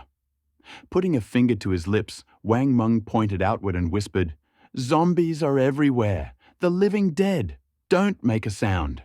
Come and see." They stood in front of the monitor for a long time. These people in different clothes had dull faces, and their eyes seemed to be covered with a layer of white frost. It seemed that they were trying to say something, but they could only make the same movements as ordinary people before or during a conversation. They can talk. Look at his hands. If I hadn't looked at his mouth, I would have definitely thought he was shouting something. Yang Xiaoying pointed to the woman who had turned into a living corpse at the door. Wang Meng also noticed the woman who was walking with a long stride. She continued waving her arms in front of her mouth wide open. They must be losing their ability to think. It's a subconscious action, or rather, something they thought about before they became like this. This reaction will disappear in an instant. Their humanity will be destroyed. He patted Yang Xiaoying on the top of her head, turned around, and took out a bottle of energy drink from the freezer next to the counter, handing it to her. Drink it. If you're hungry, grab some pressed cookies or energy bars. We need to fill the back seat with all of these before we leave. Just prepare 2 sets of clothes. When we leave, you sit in the passenger seat. Yang Xiaoying took a sip and nodded. Brother Wang Meng, where are we going next? It seemed there was nowhere else to hide. Wang Meng clearly saw a glimmer of hope in Yang Xiaoying's eyes when she asked this question. Her eyes held both hope and despair. It seemed that the power to switch these two desires lay in Wang Meng's next words. Just follow. If only we could go back there, we could live a peaceful life. As soon as he finished speaking, a roar that came from very close made both of them shudder and break out in a cold sweat. As if that roar was a battle cry. A roar like a tsunami rang out, making their eardrums ring, and the shop windows shook. In the blink of an eye, all the zombies outside activated. The monitors showed it clearly. The ominous blue light outside disappeared, and the sun set behind the mountain. In the fading light, all the zombies came roaring out into the streets. It was unclear whether the blue light was suppressing them or transforming them, but either way, it didn't matter. Now their transformation was complete. The living dead were everywhere, scurrying and roaring in search of prey. Mindless corpses. Shells, driven only by appetite. A parade of ghosts. Hell on earth. This is it. Yang Xiaoying threw herself into Wang Meng's arms, her entire body trembling but not making a sound. Wang Meng was somewhat surprised by this girl's fortitude. She was certainly timid, but she would not cause harm. Wang Meng patted Yang Xiaoying's back, comforting her, but his gaze did not leave the monitor screen. From the farthest corner of the monitor, he saw huge creatures with fiery tails that were rushing towards the sky with determination and without regret. Only 2 types of people are able to survive in this environment. Some are like Black Donkey, constantly looking for opportunities to unleash their inner demons. In the apocalypse, they thrive. Others, like Wang Meng, are prepared and determined. In this cruel world, there is no room for kindness or cowardice, so those who survive to the end are ruthless. When the blue light faded and darkness came, it was like a signal to rampage. All the zombies woke up. From now on, the night will be their home, and no other creature will be able to find shelter in the darkness. Let us not make noise. We will set out at dawn. After Wang Meng's soothing words, Yang Xiaoying finally calmed down a little, but she was still shaking violently. She stayed by Wang Meng's side, afraid that he would abandon her and run away. Let's load these energy drinks into the car. You should also bring 2 pairs of shoes, gloves, a helmet, and clothes. We'll wait in the car until dawn, and then we'll leave right away. Wang Meng was terrified. He'd never encountered such a huge swarm of zombies before. It was unclear whether the SUV would be able to handle the onrushing horde. We'll have to wait until tomorrow to find out. Yang Xiaoying grabbed Wang Meng's hand and said, Brother Wang Meng, let's stay for a few days and wait until they disperse before leaving. Okay? Tomorrow morning is not early. If we're late, our escape route will be blocked.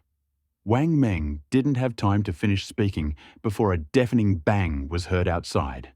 Then came a powerful gust of air and a shockwave. The roller door swung like a leaf under the enormous force, widening the gap where the wire was tied. Wang Meng jumped over the counter and changed his angle, trying to see what was happening. The camera was spinning, and Wang Meng saw that the restaurant 100 meters away was brightly lit. 2 people were pouring something liquid from the second-floor windowsill. Several gas cylinders standing on the ground at the entrance to the hotel were spewing flames. It seemed as if they had just been thrown from the upper floors. The liquid burst into flames as soon as it touched the flames. In a matter of seconds, the flames engulfed the burning gas cylinders. It was diesel fuel. This would be bad. Wang Meng knew that if you only set fire to the neck of the cylinder, it would not explode instantly. But if you put such a sealed steel cylinder into a fire, even if there is no gas inside, it will not last long. If it explodes, it will be a bomb explosion. Modern roller shutters and the tempered glass won't be able to withstand another blast like that. If the car is damaged, Wang Meng and Yang Xiaoying will be completely defenseless against thousands of zombies. Xiaoying, move the stuff from the passenger seat to the back seat and get in the car. It's about to explode. We need to leave now. Hurry. Wang Meng shouted, turning around and throwing 2 boxes of energy drinks onto the back seat. As soon as he opened the driver's door, a loud music sound came from outside. What are you doing? Fire! Bright flames! Lights up! It was the speaker at the entrance to the hotel. Wang Meng instantly understood what the people in the hotel wanted. They wanted to die with the zombies. Brother Wang Meng, what happened? What explosion? Yang Xiaoying curled up in the passenger seat, fastening her seatbelt. Gas tank! Someone wants to die with the zombies. We need to get out of here as soon as possible. The door won't withstand the next gas tank explosion. Put on your helmet and goggles. Recline the seat back and hold the blanket to your chest. Hearing Wang Meng's words, the girl who had been trembling with fear just now did not cry. Her gaze was firm, with some determination to face death, and her lips were pressed together. Wang Meng fastened his seatbelt, turned around, picked up a Molotov cocktail, and placed it at Yang Xiaoying's feet. Hold on tightly to the legs. Don't let them break if they catch fire. There's a water-based fire extinguisher inside the door. Don't open the door and go out without me. Hold on tight. And don't bite your lips. With that, Wang Meng shifted into reverse and stepped on the gas pedal. With the roar of a silicone fan, the SUV threw the glass door and roller shutter across the road like a buzzing flame. Wang Meng swerved sharply and rushed to the other side of the pedestrian street. Yang Xiaoying stood up and turned around to look at the flames behind her. Are they really going to die along with the zombies? No! We can't save them, Wang Meng interrupted. Remember, they made their choice. They have no place in my plan, and there is no place for you. You must obey me in everything. Otherwise, Yang Xiaoying turned and stared at Wang Meng. Otherwise, you'll throw me out, right? Yes, Wang Meng answered firmly. The SUV had barely managed to travel a few dozen meters when the expected collision began. Attracted by the headlights, the zombies rushed madly towards the SUV. But they were still mere mortals. Thick metal arches, metal mesh on the headlights, thickened hood and windshield. Everything was prepared for this moment. Wang Meng was glad of his paranoia. All these seemingly crazy modifications turned out to be very useful. Wang Meng switched the car to manual mode, turned on a low gear, and sharply pressed the gas pedal.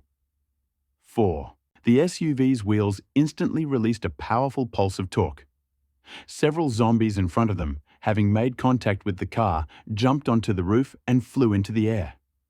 Yang Xiaoying clutched the blanket tightly, her eyes wide and unblinking, staring at the zombies desperately attacking through the windshield. Glass. Wang Meng kept changing the direction of the car, describing an S-shaped turn. He tried not to let the zombies accumulate in front of the wheels. Don't get stuck. Don't crash. Don't. Wang Meng prayed to himself, and with each collision his nerves became more tense. A wave of zombies crashed into the hood. Brains, eyes, broken teeth. All this, mixed with the smell of blood, was blown away by the wind, leaving dark red streaks on the windshield.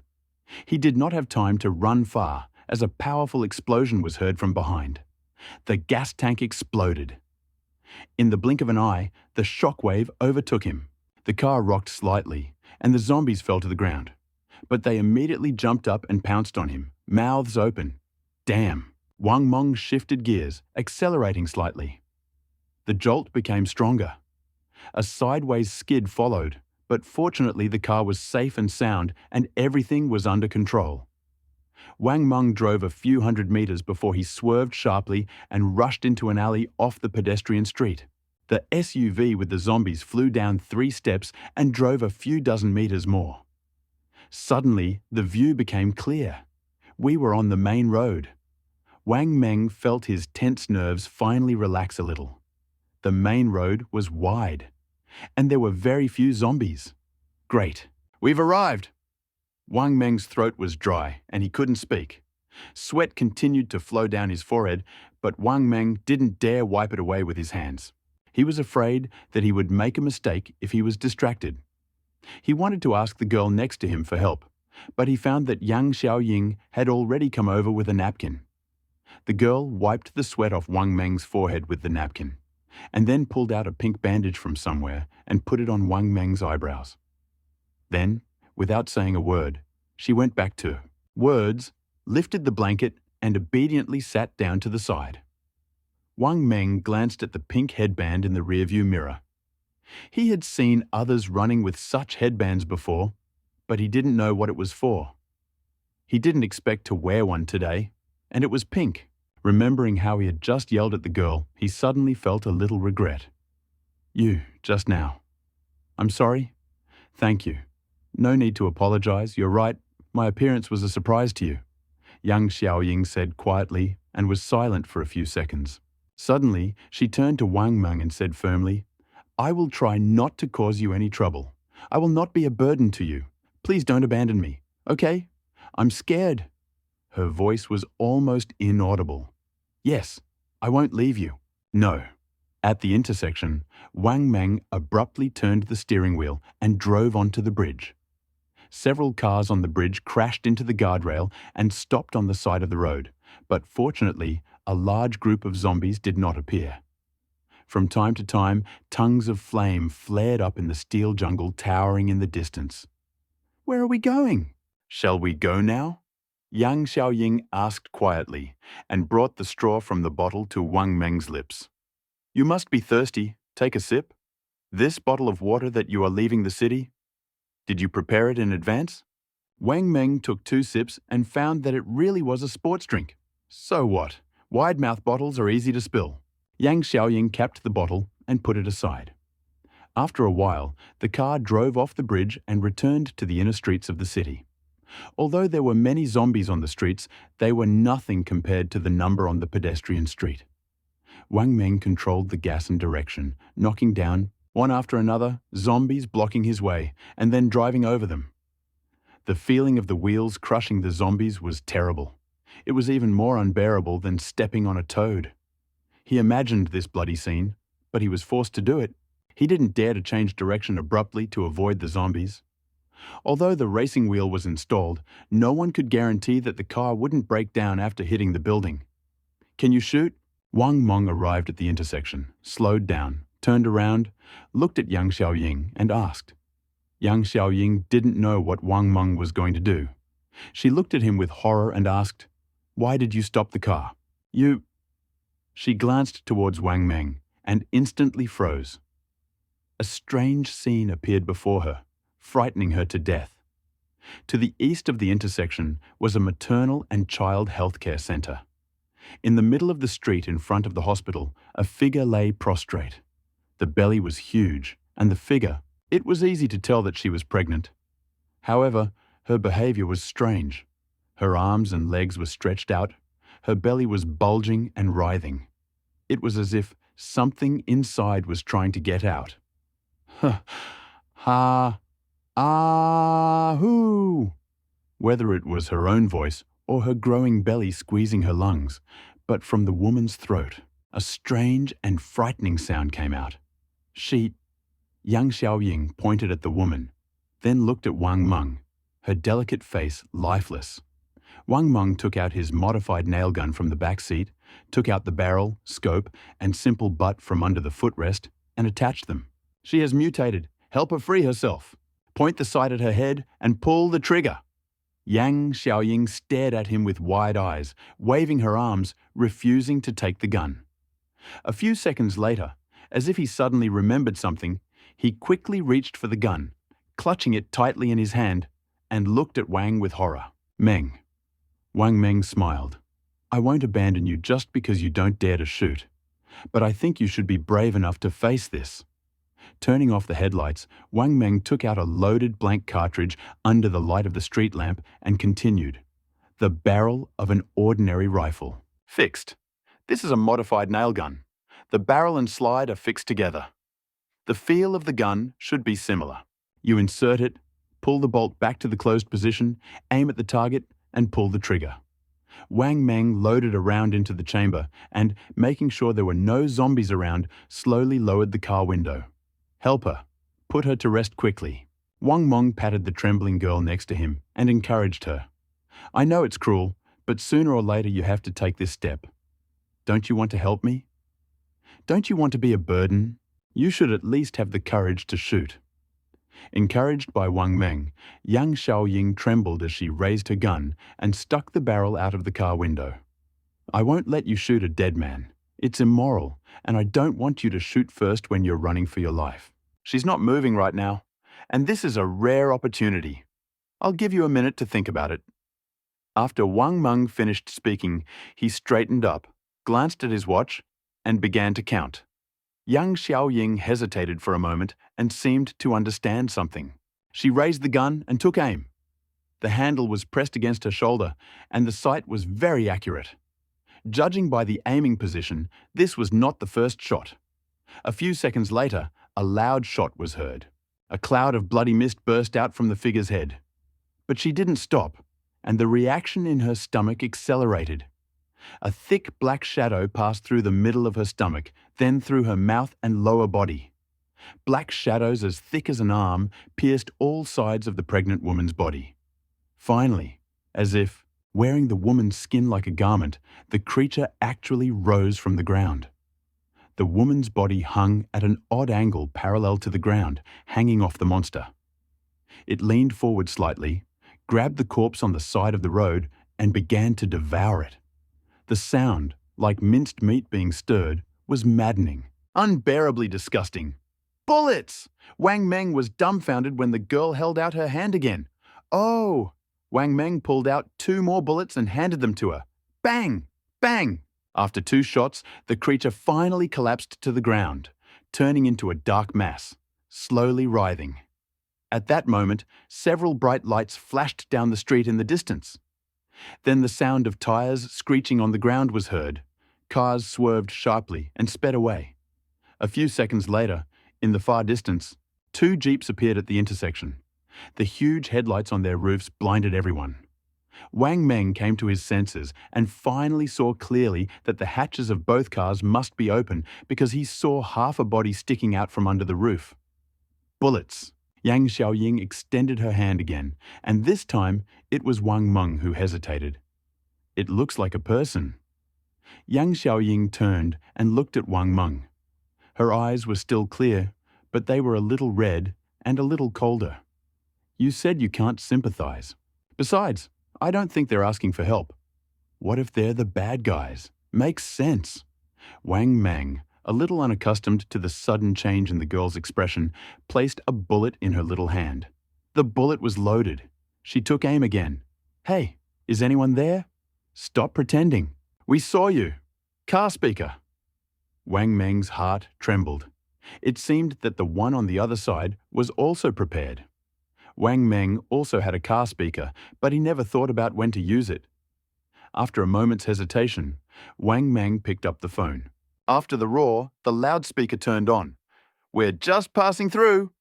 Wang Meng's voice echoed throughout the building for a long time. Do you have a gun? I just heard that voice. Leave it here. Let it go. Otherwise, you'll all stay. Damn it, you're trying to take my gun away from me again. Wang Meng cursed in her heart. My gun is my life. I wouldn't have given it to you so easily if it weren't a matter of life and death. I can't. Yang Xiaoying didn't turn around, but perhaps her voice was a little louder due to nervousness. The people on the other side immediately reacted. Hey, there's a girl over there. You can't leave anymore. I need both the gun and the girl. Brothers, move! Hey-ha! Just as those words faded away, 2 cars roared towards them. Wang Meng quickly put away the phone, started the car, and prepared to leave. Bang! Another shot rang out.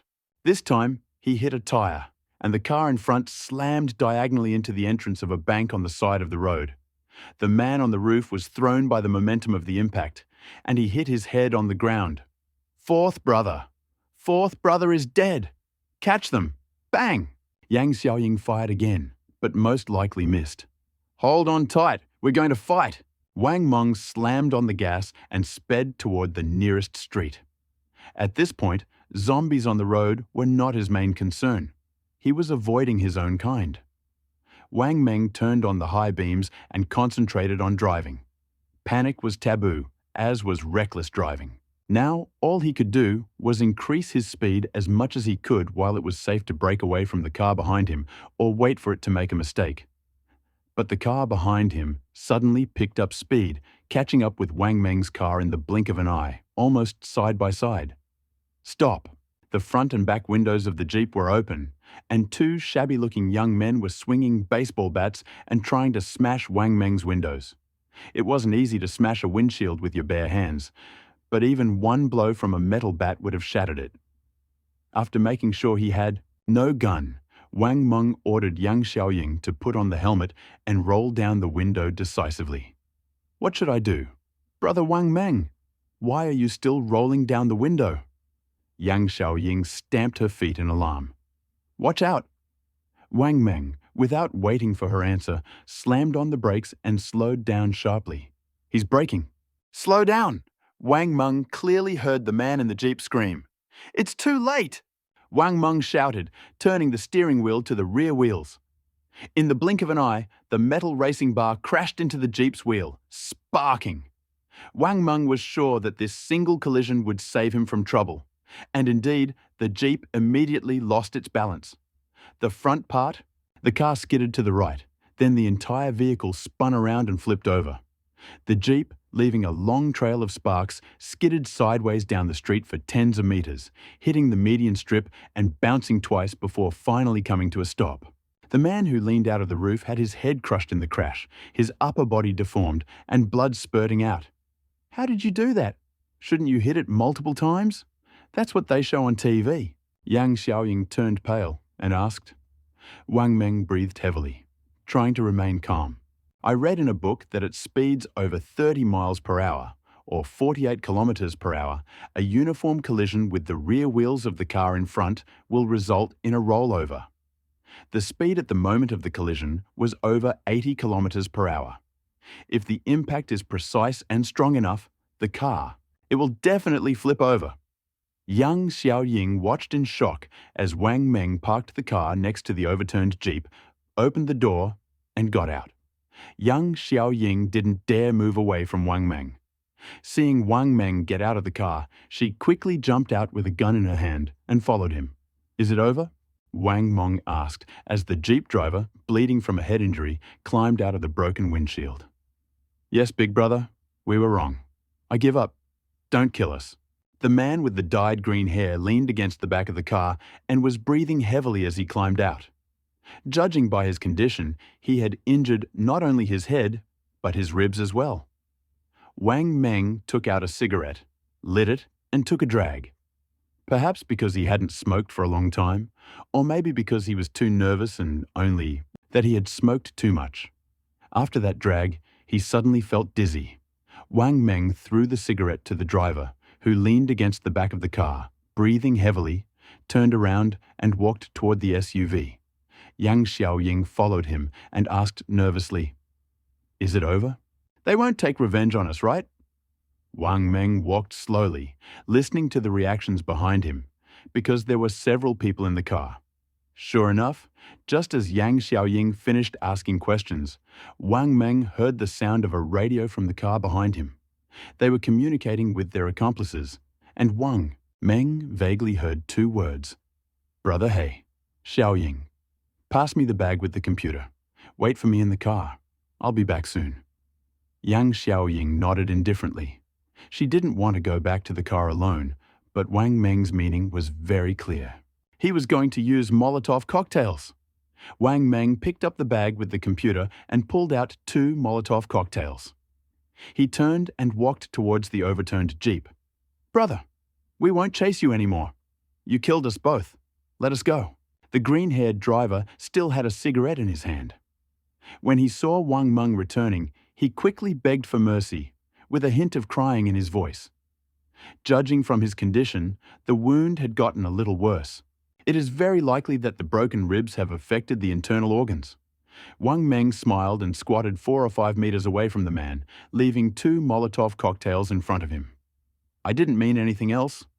I just heard the guy in the car contacting Brother Hay. Is it the Black Donkey? Could it be that the flood washed away the Dragon King temple? Wang Meng's tone was calm, without the slightest intention of threatening. In particular, he raised a bottle of beer in his hand, as if he was going to treat his interlocutor. The green-haired driver touched the huge earring on his earlobe and asked, "What does the black donkey you are talking about look like? Is she over 6 feet tall with a scar on her face?" "Yes, yes. She must have a younger brother. I know both of them well." Wang Meng nodded quickly. The green man let out a long sigh. "Damn, we're one of our own. I was scared to death. We just met yesterday. Brother Hay is a righteous man, and all the brothers respect him. I've done this before. We just robbed a villa yesterday. There were several European women in that house, and we arrested them all. Brother, come help me. The zombies will be here soon. Let's hurry up. I'll take you there to have a good time." With that, the green man extended his hand, wanting Wang Meng to help him up. Wang Meng stood up and took a few steps back, shaking his head disdainfully. "Huh? Big brother? Why are you still hiding? I forgot to tell you how I met him." Wang Meng lit another cigarette, but this time he didn't smoke it, but exhaled all the smoke. "If you have something to fart about, then fart. Aren't you going to punch Brother Hay in the face?" The young man with a bloody face in the car barely stuck his head out and cursed. "Oh, you're tough." Wang Meng smirked, leaned over, picked up the bat from the side of the car, and swung it.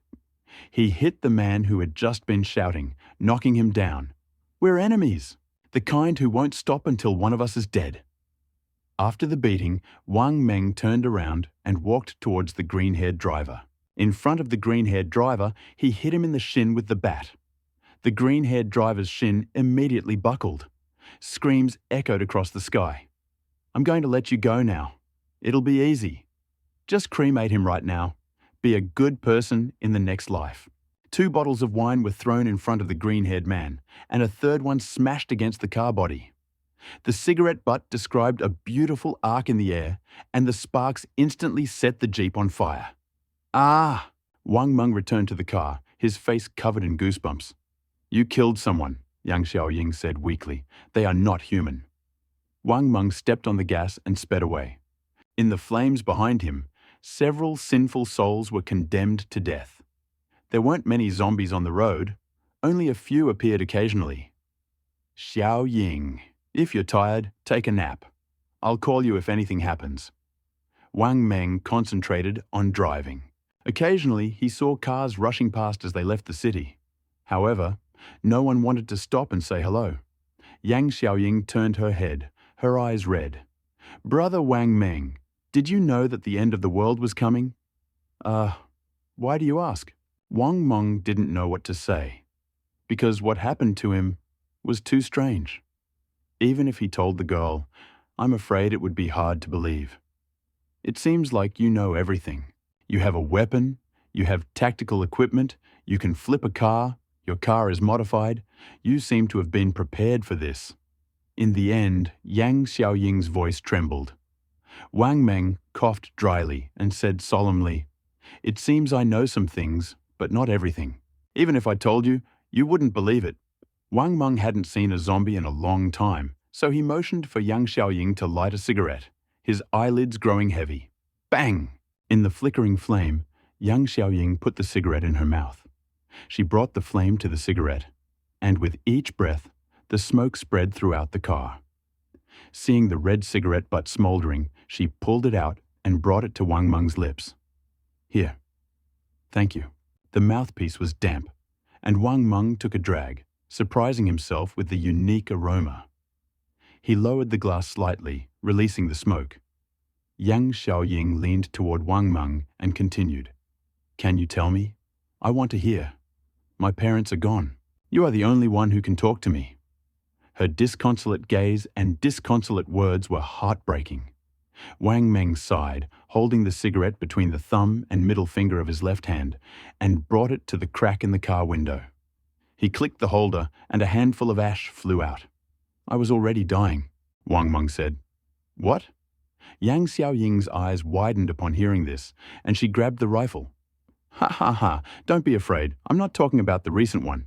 It must have been a dream." Wang Meng told about her past, that she had seen in a dream Yang Xiaoying burst into tears, hugging the blanket, bitter, sad and hurt. "But did not make a sound, I told everyone. But they did not believe me.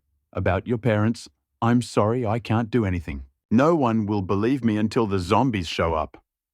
Wang Meng shook his head and fell silent, letting the sadness wash over the car. The SUV turned the corner and headed toward the outer ring road. The sky suddenly cleared. Wang Meng thought the blue light was about to appear again and shuddered. But when he looked up, he discovered that it was not a blue light. It was still rockets. One after another, they were shooting into the sky. Who knows how many of them will land successfully in space and how many will get lost in it and drift forever. Is this a rocket? Yang Xiaoying looked at the rocket tail flame that lit up the distant sky again, slightly stunned. It was like talking in a dream, or talking to himself. Wang Meng stared at the rocket for a while, then slowly said, "This is not a rocket. It is a spaceship. They escaped." "They? Escaped?" "Yes. The elite of humanity escaped, left the Earth." Wang Meng felt a little disappointed. If these people really left the Earth, did that mean he himself was one of those abandoned? Did leaving the Earth mean safety? He didn't know. While he was thinking, a bright light suddenly flashed in the sky. Several rockets that had risen into the sky tilted and fell. Falling, Yang Xiaoying pointed in the direction of the falling rocket, stunned and speechless.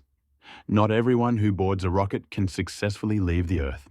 Haha, as long as your feet don't leave the ground, there's a chance of falling. Wang Meng looked at Yang Xiaoying. The girl's thin face was still a little pale. Her eyes were bloodshot, but her hands were tightly clutching the nail gun that had been converted into a rifle. "How do you know so much about survival?" Yang Xiaoying asked, bowing her head. "I read about it in books. By the way, do you like watching movies or playing games? My place is very safe. There is enough food, enough water, a whole warehouse of snacks. I have beautiful clothes. And a computer. I like it." The girl finally smiled. She didn't question Wang Meng's words. Even if it was a lie, there was warmth in that moment.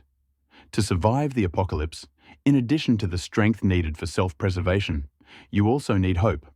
Otherwise, the endless road of escape will drive anyone crazy and deprive them of the will to live. The car turned and drove onto a shopping street. Most of the signs, the stores were burning, and the glass on the doors and windows was almost intact. Wang Meng knew that in a few days there would be chaos here. After all, as soon as the survivors woke up and started to save themselves, all the supplies in the stores would be looted. Then the law of the jungle would officially come into force. Whether you know it or not, you will become his loyal follower. "Xiaoying, don't sleep yet. Let's find some clothes. It will get cold in a few days. The jacket is not warm enough. It might snow in the north in October." This was a lesson Wang Meng had learned after several painful experiences where she was freezing like a grandson. "What kind of clothes do you need?" Yang Xiaoying asked, opening her eyes. Wang Meng smiled mischievously. "What brand do you like?" "Let's go, Rob. No need to pay. Take everything. Only leather jackets. This one." Yang Xiaoying stared out the window, then suddenly pointed at the store. Wang Meng didn't recognize the brand, but judging from the signboard, it must be foreign. "Okay, I'll turn around at the next intersection. Just take the leather jackets inside. Fashion is not the main thing. The main thing is that they fit well and are tight," Wang Meng commanded. As if she understood what Wang Meng meant, Yang Xiaoying nodded and put down the blanket, still clutching the rifle. The car turned at the end of the street and drove into the oncoming lane. The SUV stopped right in front of the store, Wang Meng rolled down the window and smashed the glass breaker into the corner of the door with all his might. The huge tempered glass door instantly shattered into pieces. Yang Xiaoying, who had already prepared for this, nimbly jumped out of the passenger seat, swinging her long legs. They entered the store in front of each other. Wang Meng, he looked around the store with his gun at the ready. After making sure there was no one around, he said to Yang Xiaoying, "Take something you like and choose something thick. Hurry up." "Yes." Yang Xiaoying nodded in response. Wang Meng chose a combat-style fur jacket and a mink coat with a hood. After trying them on, he found that they fit perfectly. Turning around, he saw that Yang Xiaoying had returned from the car, raking up another pile of clothes and rushing to the store. She was so fast. After getting into the car, she turned around and waved at Wang Meng. "Brother Wang Meng, are you finished? Come back quickly. There seems to be a zombie on the corner." "Oh, of course." Wang Meng hurriedly climbed into the car with the clothes. After stuffing them into the back seat, Wang Meng buckled up and asked, "Why did you take so many? I only took 3.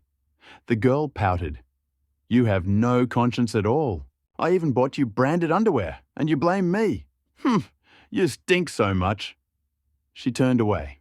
This time, Wang Meng was embarrassed. He hesitated for a long time, but could not utter a word. He could only start the car, blushing, and continued driving to his destination. Not far away, the car was climbing a steep slope. The brightly lit view below slightly stunned Wang Meng. Wang Meng slowly stopped the car and picked up his binoculars. A few seconds later, his face changed dramatically. He quickly pulled out his pistol and pressed it to his hip. He turned around, grabbed a handful of bullets and handed them to Yang Xiaoying. "What happened?" the girl asked. Wang Meng picked up his helmet and put it on his head. He then took out 2 brand new towels and handed one to Yang Xiaoying. There is a densely populated area, 2 schools, a hospital, and a village behind. Whether on the highway or in the countryside, this is a must-see place. Now put on your glasses, helmet and gloves. If you need to roll down the window, don't forget to bite the towel first." Yang Xiaoying panicked when he saw Wang Meng's serious expression. "Why are you biting the towel?" "To keep zombie blood from gushing into your mouth. Are you ready?" "We might have to attack." "Yes, ready." Yang Xiaoying inserted the loaded belt into the nail gun and nodded to Wang Meng. Wang Meng pressed the button, and all 3 differential locks of the SUV were engaged. This is the most powerful mode of the SUV. In this mode, no matter which of the 4 wheels is suspended in the air, the power will not be lost. The car slowly approached the brightly lit area. The first place they passed was a school. The lights were on in the academic building, but strangely, the curtains were drawn. The campus was quiet. What was inside was unknown. From the residential area opposite the school, the roars of zombies and the cries of the living could be heard from time to time. Wang Meng didn't know how many zombies were in the residential area, but he was sure that a human tragedy was unfolding there. "Brother Wang Meng, has the school fallen?" Yang Xiaoying asked Wang Meng as she peered inside with a telescope. "I can't tell for sure. There are too many people in the school. High school students are in the development stage, and their running speed and agility are much higher than those of ordinary adults. If they can organize an effective defense, it will certainly be effective, but this is almost impossible. They won't last long." Wang Meng glanced into the school, turned around, and continued driving. Why not? Yang Xiaoying lowered the telescope, turned around, and picked up her rifle. Wang Meng sighed. Because of the food. With zombies outside, the students definitely won't dare to go out, but they need to eat. They won't last long. There was something a little lonely in Wang Meng's eyes, and Yang Xiaoying saw it all. She opened her mouth, but didn't say a word. Yang Xiaoying knew that Wang Meng wouldn't go to school to save the students. They weren't part of Wang Meng's plan. It was impossible to mutate in the school, and given the uncertainty of the situation, upon entering, we would likely encounter not students, but thousands of incredibly resilient, fast zombies. After this intersection, we'll turn right. There aren't many zombies on the street right now, so stay vigilant. With that, Wang Meng turned the steering wheel and the car slowly turned right. The school was left behind. A long street opened up in front of them, leading downhill. The street bordered a shopping district. There were densely packed people on both sides. Fruit stalls, preparatory schools, restaurants, clothing stores, and the like were located there. It was eerily quiet, except for the occasional screams of zombies scattered about the streets. There was no movement around. "Brother Wang Meng, it looks like there are a lot of people ahead," Yang Xiaoying said, pointing forward shortly after the car had travelled a short distance. "Where to?" Wang Meng swallowed, squinted, but did not see the people the girl had mentioned. The car's high beams were off. The only outside lights were the running lights, which could not be turned off. Wang Meng couldn't see far with the naked eye. Around 1 o'clock in the afternoon, in front of a store under the roadbed. "Wait a minute, let me see what kind of store it is. The sign is out." "Wait!" Yang Xiaoying pointed the binoculars in that direction, adjusted the focus, and began to examine. After a few seconds, she lowered the binoculars and whispered, "Okay, it looks like a bathhouse." "Huh? How do you know?" Wang Meng asked, turning around. "They're naked." Wang Meng looked back at Yang Xiaoying, whose face was as red as a monkey's butt. As he turned around, he vaguely saw a huge figure running from the left lane to the right. The figure appeared so quickly that Wang Meng didn't have time to get a good look at it, but he was sure that she had more than 4 legs. It moved slowly, but it was incredibly huge. She crossed the 4-lane highway in just a few steps. Wang Meng's eyes widened as he pointed in the direction where the figure had disappeared. Xiao Ying, look to see if anyone is passing by. Hearing this, Yang Xiaoying quickly grabbed her binoculars. It would have been fine if she hadn't looked, but when she looked, she almost dropped it. Wang Meng noticed that Xiao Ying's face was different and hurriedly asked, "What is it? Did you see it clearly?" Yang Xiaoying nodded in shock. "Yes, it looks like the one at the entrance of the hospital. Brother Wang Meng, he has many arms. He is very tall. He's eating those naked people at the entrance to the bathhouse." Wang Meng picked up a sports bottle, took a sip of water, and cleared his throat. "From your observations, is there a chance we should hurry?" "I don't know. He seems to be eating very quickly. Wouldn't it be better for us to approach slowly?" "We won't provoke him," Yang Xiaoying said, taking a close look at Wang Meng's expression. Regardless of whether it was right or wrong, Wang Meng felt relieved. After all, he was no longer alone in this life-changing decision. "Okay, agreed. Let's approach slowly." Wang Meng glanced in the direction the monster had disappeared, then turned his gaze to the other side of the street. The monster should have appeared from the direction of the apartment complex. It's currently in front of the school. Don't be afraid. I'll lead the way. You keep an eye on the situation outside. Keep an eye on the school. If anything is wrong, let me know. With these words, Wang Meng lightly pressed the gas, accelerating the car even more. About 200 meters later, Wang Meng clearly saw a huge creature beyond the road. It looked like an octopus. Its tentacles were covered with circles the size of a shell. Its exposed skin, sticking out from nowhere, had distinct ridges. It could be a nematode or some other mutant, Wang Meng thought. As the car approached, Wang Meng's heart began to beat faster. He tried not to look at the monster. He repeated to himself, "Until I look at him, he won't look at me." Until Yan Xiaoying leaned back in her seat, motionlessly watching the monster absorb each tense figure. Sweat dripped from her pale face. The monster seemed not to notice them, and the car slowly passed by. Wang Meng's heart calmed down slightly as the distance shortened. "Excellent, Kiao." Wang Meng's words were stuck in his throat. At this moment, a huge black figure with many tentacles descended from the sky, blocking the car's path. Wang Meng braked slightly, stopping the SUV a dozen meters away from the monster. This time, he was finally able to see the monster clearly. 8 thick. Tentacles twitched beneath a massive, bag-sized head. The creature's eyes glowed a pale red, and its dark yellow skin was dotted with large grey-white circles. "An octopus?" Yang Xiaoying asked quietly. I only know a little about octopuses on iron plates, Wang Meng answered quietly, covering his mouth with his hand. He kept his eyes on the monster in front of him. For a moment, the SUV didn't dare move, but the octopus seemed interested in Wang Meng's car. It raised a tentacle and slowly reached for the hood of the SUV. Its huge suction cups creaked as they stuck to the hood, and the octopus was struggling to lift the car, trying to open it. Maybe he mistook us for mollusks? I don't know, but it won't work. Get ready.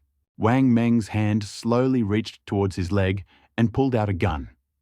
The octopus didn't pay attention to the car's movements, still concentrating on shaking the hood, its body constantly imitating the colors around it, changing like flowing water. Staring at the octopus for a moment, Wang Meng felt a slight dizziness. Xiao Ying, be careful. This thing is weird. Don't look at it, it seems to be hypnotizing, Wang Meng said, taking the gun off safety. I'll turn on the headlights. Let's see if I can scare it off. Be ready. If not, I'll shoot. Yes. Yang Xiaoying pursed her lips and nodded slightly.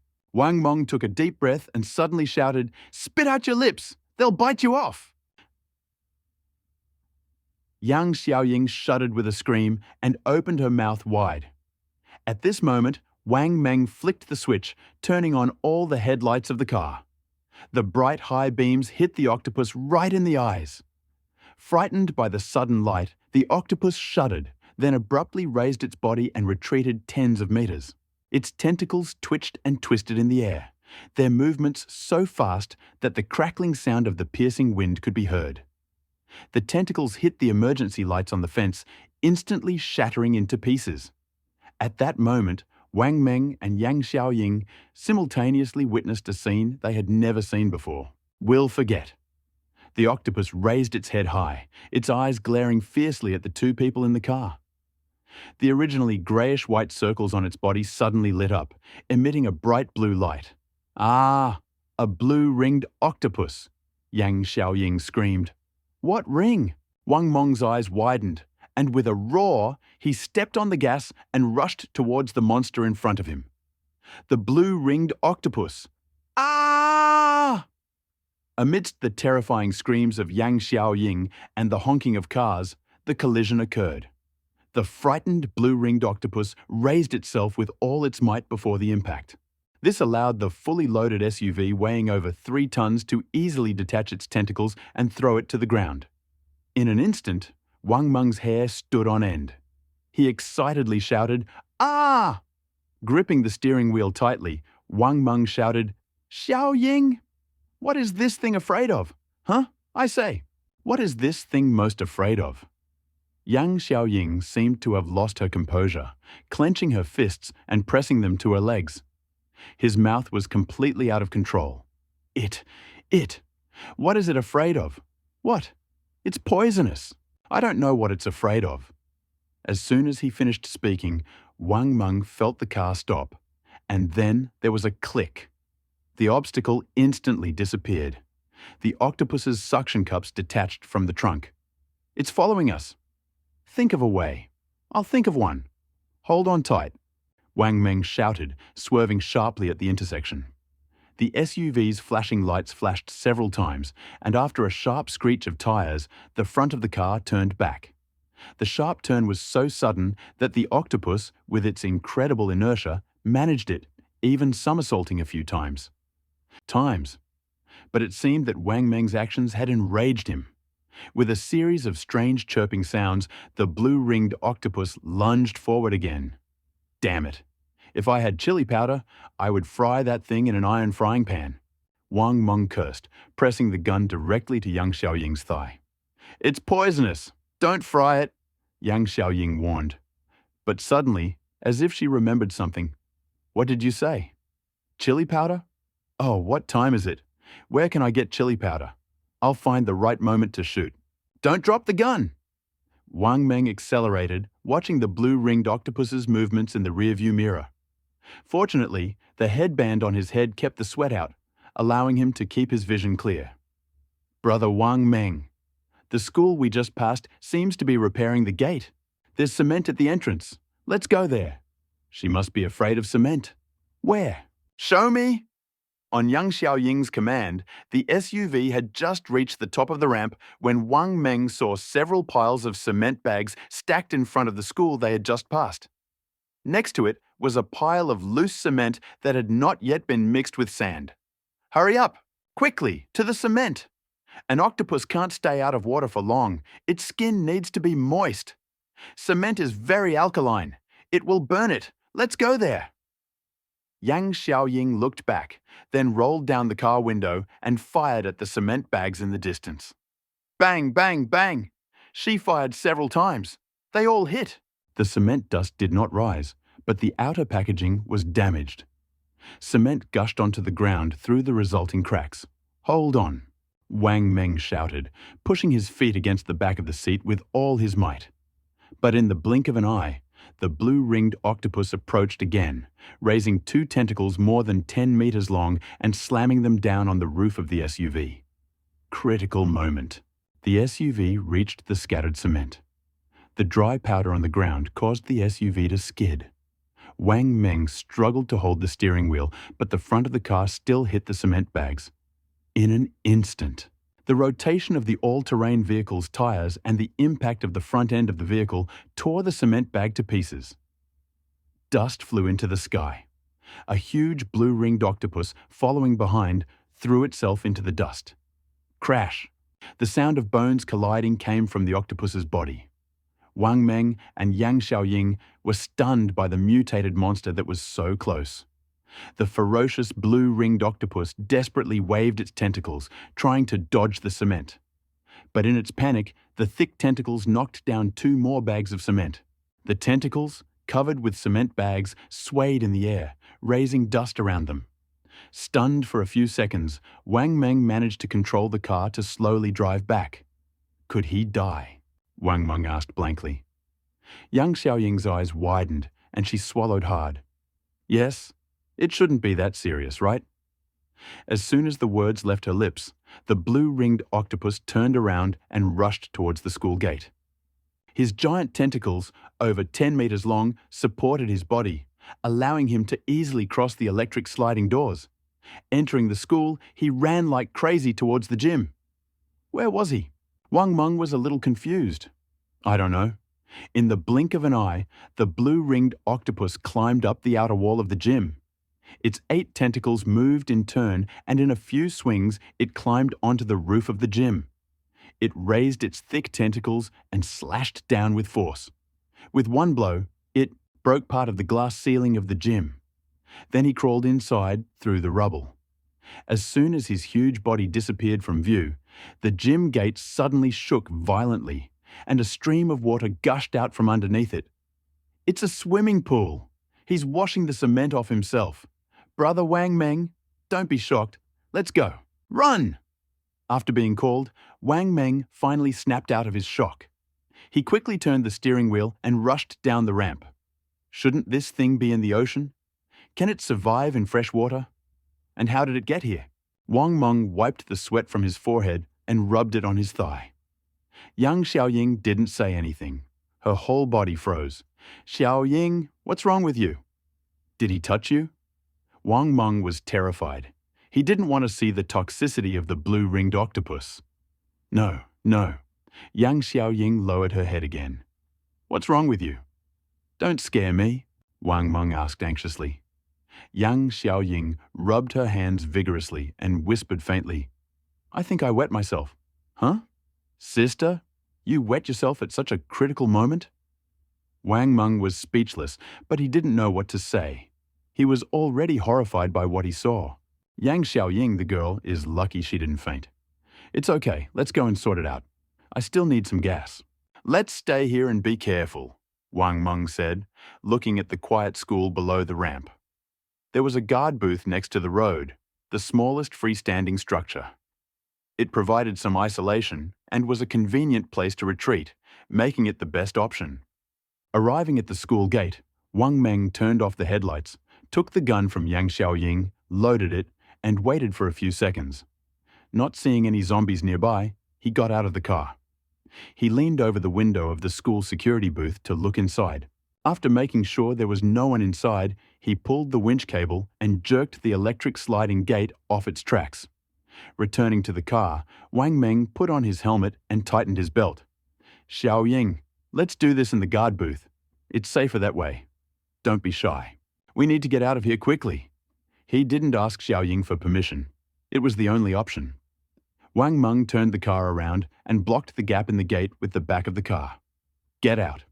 Wang Meng waved his hand toward the car. Just as he was about to turn around, he tripped over something. He looked down and shuddered. It was a figure that had practically melted, stuck to the ground like a puddle of mud. Yang Xiaoying, with her jacket tied around her waist and a rifle in her hand, saw the body at Wang Meng's feet as she got out of the car. She gasped in fear, her eyes widening like light bulbs. Is that a person? Brother Wang Meng! Wang Meng turned on the taillight on his helmet, glanced briefly, and then turned it off. He quickly pulled Yang Xiaoying toward the guard booth. Don't look, it's okay. Go. I'll be watching you from the door. Then don't peek, Yang Xiaoying said, then passed Wang Meng and entered the booth. Take care of it on the table. I'll be outside. Call if anything happens. Okay. Don't look, don't disturb. Wang Meng opened the trunk, stuck his hand into the fuel barrel, and inserted a plastic hose. He whispered, I know. Hurry up. I'm filling up now. He opened the gas cap, inserted the hose, and began pumping. Those few minutes seemed like an eternity. He kept a sharp eye on his surroundings, wary of zombies, worried about the return of the blue-ringed octopus, and at the same time keeping an eye on the fuel drum. Hurry up. Why isn't it full yet? Wang Meng mentally adjusted the tilt of the barrel so that the gasoline wouldn't fill the plastic tube and form bubbles that would slow down the filling. Yang Xiaoying ran out of the guard booth, and Wang Meng was happy, thinking that she had finished. Suddenly, she waved her hand at him, blocking his view. Wait a minute. I'll get something now. Then Wang Meng saw the girl run back to the car, grabbed the towel she was about to chew, and ran back to the gas station. A moment later, Yang Xiaoying walked out of the booth, holding her pants in her hands, and found that Wang Meng had already placed the barrel on the ground nearby. Finished? Yang Xiaoying asked, but she sensed something was wrong. The gas cap of the car was open, and the barrel was open too. The most unusual thing was Wang Meng, who stood motionless with his arms outstretched. Wang Meng's brother? Yang Xiaoying raised her rifle and stepped toward Wang Meng. Suddenly, a red flash flashed before her eyes. Then she saw Wang Meng's helpless expression, and a red dot flashed across his face. Don't move. It could be a laser sight. There is someone alive in the school, possibly with a gun, Wang Meng said quietly, deeply. Oh. Following Wang Meng's example, Yang Xiaoying slowly lowered the rifle to the ground. She froze, clutching the barrel. No less than 10 red dots glowed from different floors of the classroom building, illuminating their faces for a long time. Then they began to look at the car behind them for a moment. Not even 5 minutes had passed before the sound of a chain being pulled came from the main entrance. Then several people with headlamps appeared. Who are you? A man's voice rang out. The headlamps were so bright that Wang Meng could not see their faces. This school was different from the one on the hill. Before these lanterns appeared, almost all the lights were turned off. Clearing his throat, Wang Meng tried to sound harmless. I'm just passing by. I won't cause any harm. I'll leave now. Just a favor. He bowed his head and whispered to Yang Xiaoying. If a fight breaks out, just hide inside. Don't worry about me. He then lowered his right hand slightly, leaning towards the rapid response holster on his leg. As they approached, Wang Meng finally felt some relief when he saw their faces. They were teachers and students. The middle-aged man in front had a square face, gold-rimmed glasses, and a slightly plump build. He held a cylindrical object in his hand, pointed at him, probably a weapon. Behind him stood two more middle-aged men in uniform. One looked like the dean, and the other, in a tracksuit, resembled a physical education teacher. Behind him, there were also several students with sticks in their hands. There is a lot of white phosphorus here. If you move, I will shoot you. The square man's face trembled as he spoke, and he looked naive. But the word white phosphorus made Wang Meng nervous again. Teacher, please don't worry. We don't want to hurt you. We are just passing by. We will leave now, okay? Wang Meng slowly stretched out his hand, trying to open the unidentified object in the teacher's hand. But looking at the 100mm caliber launcher, it was normal for the school to have chemical laboratory materials such as white phosphorus and red phosphorus.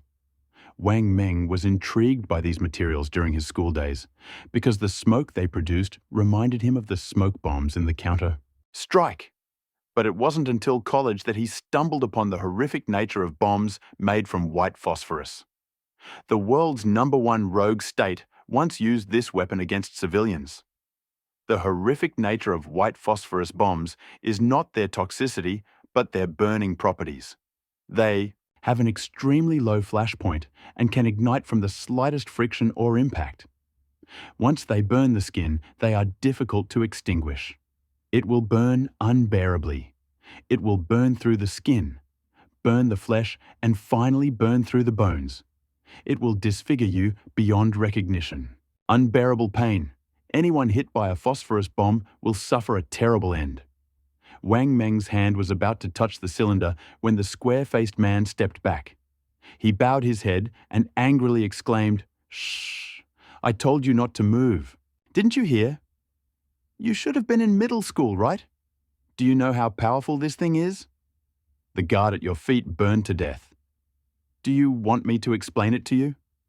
Wang Meng quickly pulled his hand away and explained, No, don't worry.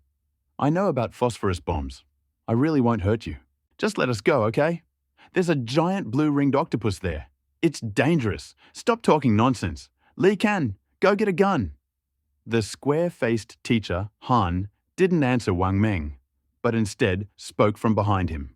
"Okay." The man in the tracksuit trotted forward, having just snatched the rifle converted from a nail gun from Yang Xiaoying's hands. At that moment, everything behind them suddenly became pitch black. The only source of light was their headlamps. After a short pause, the men resigned themselves to the power outage as if they had foreseen it. Physical education teacher Li Kan examined the gun in his hand and said with a smile, "Hey, old man Han, this gun is professionally modified. It's even rifled." Li Kan turned and asked Wang Meng, "Where are the bullets?" "No, just one." Yang Xiaoying pouted and said dissatisfiedly. The red dot constantly flashed across Wang Meng and Yang Xiaoying's faces, blinding them. "Old man Han, take them away first. I'll drive the car and search it, and we'll see if there are any bullets." This was said by another man in a suit, standing behind Han, the square-faced teacher. "Well, Principal Tao, put your things away. Don't let those scoundrels take them. Don't worry." Director Tao replied, walked forward, took the car keys from Wang Meng, and drove the SUV to the entrance of the building. He got out of the car, pointed to the gate, and shouted, "Someone come out! Put the things in the car in room 207. Xiaoqi, watch this! Anyone who dares to steal will be dragged out and beaten to death." His words were filled with the power of life and death and disregard for life. Beat them to death. As soon as these two words rang out from the entrance of the school building several dozen meters away, Wang Meng realized the absurdity of his previous peace negotiations. This is a school. Aren't they teachers? What happened that this ivory tower, which is supposed to be full of kindness, turned into a place where you can kill at will? The police and the army can't protect themselves. "We can only save ourselves," said Master Han, and he and Li Kang, dressed in a tracksuit, led the students to Wang Meng. "Stop fooling around, come in. I told them things weren't going well lately, but no one listened. You're unlucky to have fallen into my hands. I always said that only the Darwinian approach is correct. Only the ruthless can survive. I've had enough. Pretending all day, playing all day. What's the point of teaching well? You're worse than those vases who sleep with the principal anyway. It's over. Stop pretending. The director wants me dead. I can do whatever I want with those bitches. Tomorrow, we'll destroy the key school there. And then we'll take over the university in the city. Ha ha ha ha. Ah, I never thought I'd have a chance to conquer territory in this life. Li Kang. Later, go check on Teacher Sun and the others. How are they with weapons? And let the elders keep an eye on them. Don't let anything bad happen. Let's go collect them together later. There are a lot of beautiful ones there. Wang Meng didn't know what Teacher Han had to go through to develop such a twisted mind. But he knew that this Teacher Han might be even more terrifying than the black donkey. Knowledge and intelligence might not be of much use if used in the right place.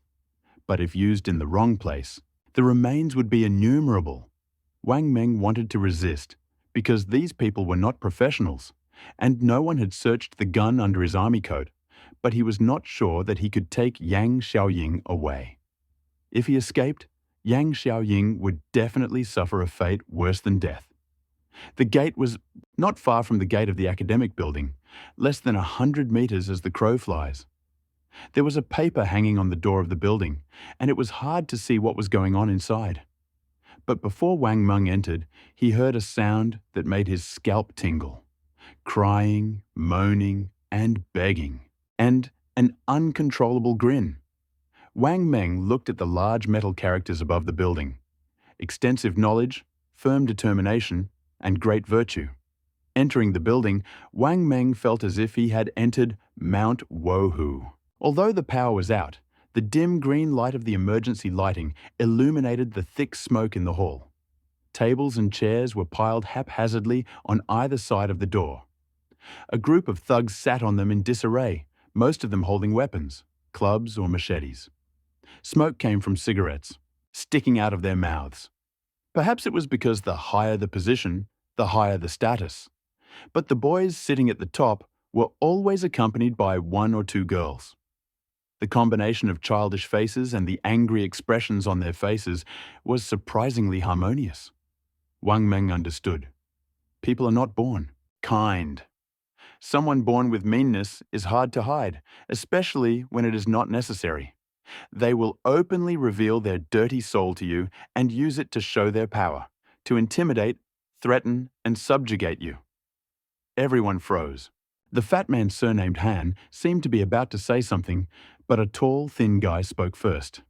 Brother, there are several leather jackets in the car. I picked one out for my girlfriend. Nothing? The smile that had just appeared on his face disappeared like a tide. He coughed dryly and said gloomily, Didn't you hear what Director Tao said? Hey, brother, do you think you've done it already? Pull him out and chop off his little toe. If you do that again, you won't need the girl anymore. As soon as he finished speaking, two bald men jumped off the bulky tables and chairs.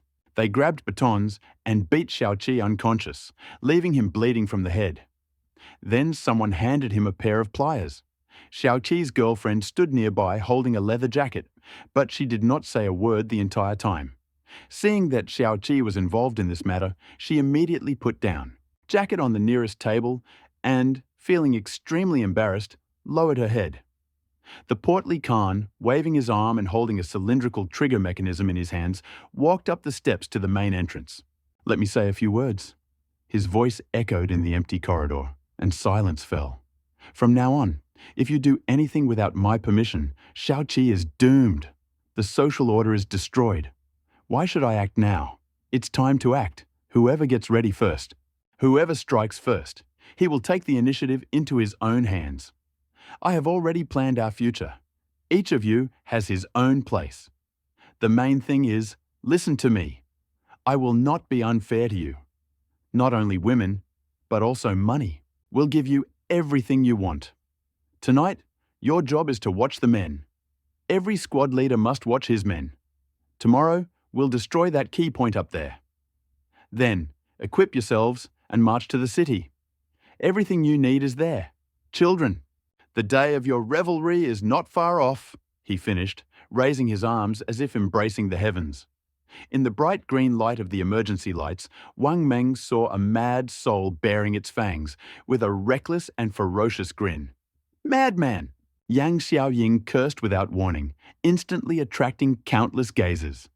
Wang Meng's heart sank. Auntie, why are you making such a noise at this hour? You're not inviting death upon yourself, are you? Are you afraid that others won't know how beautiful you are? Where are you? Shine. As soon as the words fell, several red dots suddenly flashed. Seeing the source of light, Wang Meng immediately regretted his slowness. Where the hell is the collimator sight? It's a laser pointer. Damn it. Should have thought of it earlier. Even if someone had captured this place at the beginning of the apocalypse, they definitely wouldn't have prepared so many collimator sights. Wang Meng regretted it so much. He ended up in this situation purely because he was overly cautious. He grabbed Yang Xiaoying's hand. Yang Xiaoying's appearance and figure are nothing to talk about. If she falls into the hands of this gang, nothing good will come of it. He just wants this to end quickly. Boss Han, it's okay, don't mind. Wang Meng quickly interrupted. Boss, judging from this girl's voice, she shouldn't be ugly.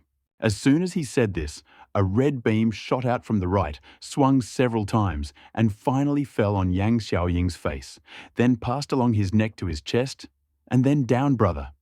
Give me face and stop trying so hard. Wang Meng pulled Yang Xiaoying towards him and shielded him with his body. Boss, what's the point of keeping this man? Kill him. The clothes seem good, but the helmet is stupid. Ha ha ha ha. Someone said something, and Wang Meng's heart suddenly jumped into his throat. His hand slowly reached for the rapid response holster hidden under his tactical army coat. Even with a phosphorus spray gun, he was afraid of these fearless young men. Even if he was given submachine gun, Wang Meng couldn't kill dozens of people at such a close range and escape unharmed. These young men, unbound by the law, dared to do anything. Han Fanglian waved his hand and said, First, take the two of them to the storeroom. Let's talk later. If you have any ideas or want to settle personal grievances, you can come to me. With these words, he carried the cylinder upstairs. Do nothing. We will go ourselves. Wang Meng pulled Yang Xiaoying towards him to protect him, and the group pulled him to the right side of the first floor. Around the corner was a corridor. Candles were burning in every room, and through the glass windows in the doors, Wang Meng saw a tragic scene he would never forget. And he confirmed that the crying and screaming that he had just heard were coming from this very room. He walked through 3 rooms in a row, and in each one there were several thugs with sticks or machetes in their hands. In almost every room, there were unimaginable things happening. And the places downstairs were full of people, naked, in full view, in public. They were fearless. Wang Meng gritted his teeth and turned away, unable to look any longer. The only thing he hated was that he didn't have the superpowers described in the novels. Wipe these bastards off the face of the earth. At this moment, a sudden cry came from the end of the corridor. Ah, let me go! Monster! What are you doing? Help! Then the shirtless guy grabbed the woman in the short skirt and business suit by the hair and pulled her out. Hei Shangu keeps calling Yulei's parents and complaining. Yulei is so angry. Just now, Yulei asked Chief Han for instructions, and Chief Han gave in. That crazy guy just rushed down like crazy. He couldn't wait any longer. Yulei's body is like an animal's. This time, Hei Shangu will be terrible. Huh? Hurry up and go. The guy said maliciously, suddenly reaching out his hand and pushing Yang Xiaoying. Ah! Yang Xiaoying was pushed so hard that she took a few steps forward. It seemed that she was even more excited, or maybe the moonlight pouring in from outside allowed him to clearly see Yang Xiaoying's figure. The gangster walked straight towards Yang Xiaoying with a lustful smile. Brother, what's your name? Wang Meng stood in front of the guy and asked condescendingly, Do you fucking think you can pretend to be Iron Man in front of me just because you're wearing a helmet? I'll tell you, I'm not afraid. My name is Ganzi. You won't be able to protect your girlfriend today. I'll cheat on you in front of your husband. Avi, got it? Ha ha ha ha. I always do what I say. Xiaodong, go ask the boss for me. With that, he turned around and pointed the machete at Wang Meng's nose. I'll turn your helmet into a turtle shell now. Wang Meng smiled slightly, said nothing, turned around and, brushing off the dust, touched the dagger on his bulletproof vest through his coat.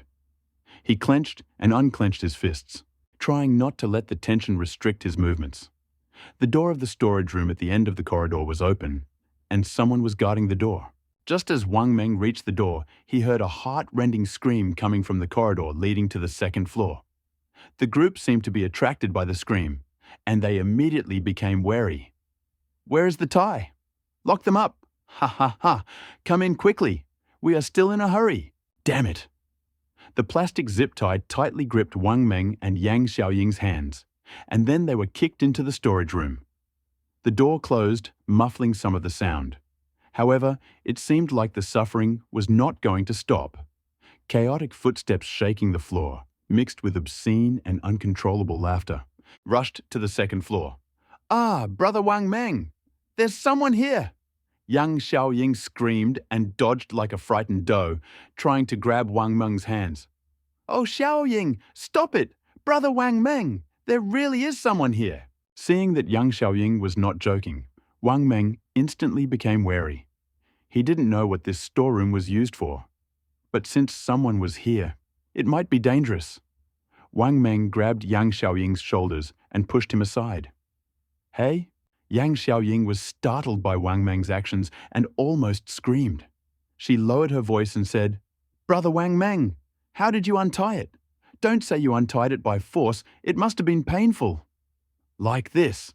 Bend your right leg, stretch both arms forward, clasp your wrists, and then throw it back under the knees.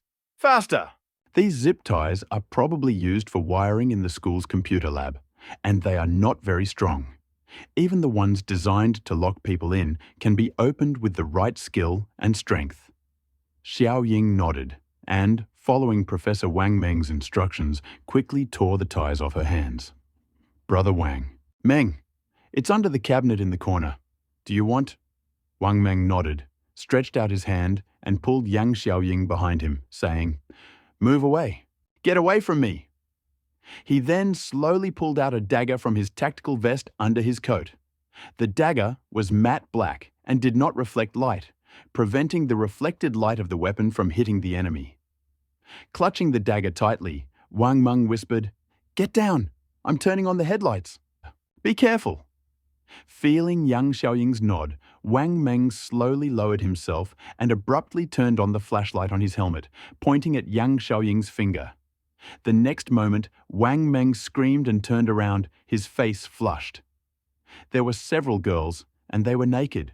Wang Meng sheathed his dagger, sat down on the ground, and began to feel the edge of his pants, inch by inch. Watching Wang Meng's strange behavior, Yang Xiaoying couldn't help but ask, "What do you feel?" After speaking, Wang Meng took out a piece of hard wire, bent it several times, and handed it to Yang Xiaoying. "These, girls in handcuffs. Go untie them, and then ask." He whispered into Yang Xiaoying's ear and began searching the dark storage room.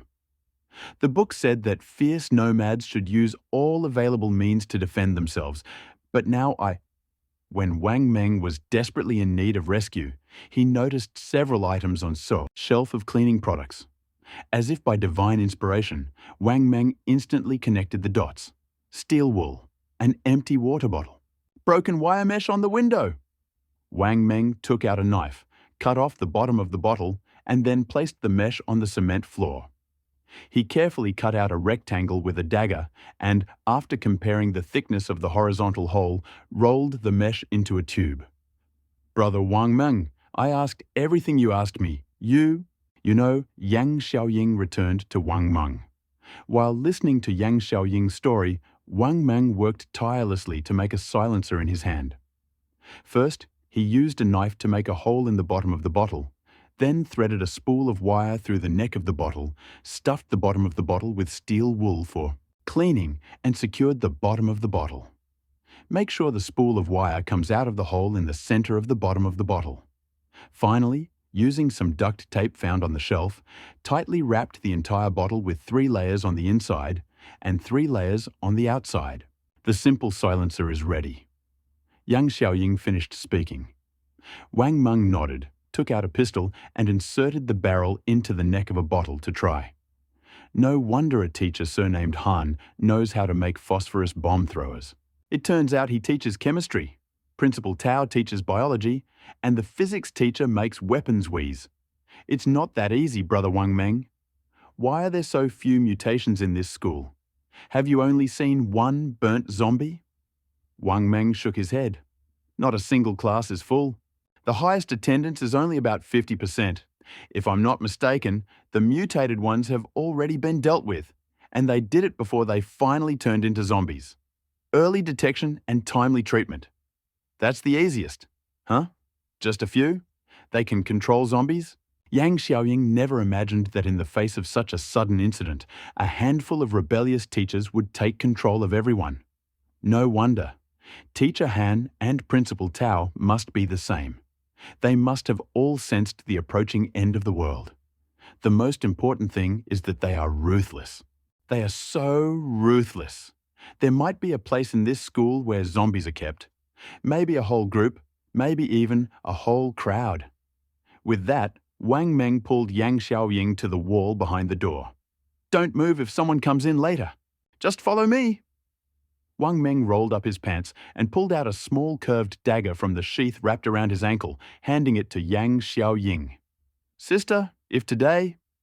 No need to say it, I understand. Yang Xiaoying clutched the knife in one hand and raised the other into a fist, waving it in front of Wang Meng, encouraging him.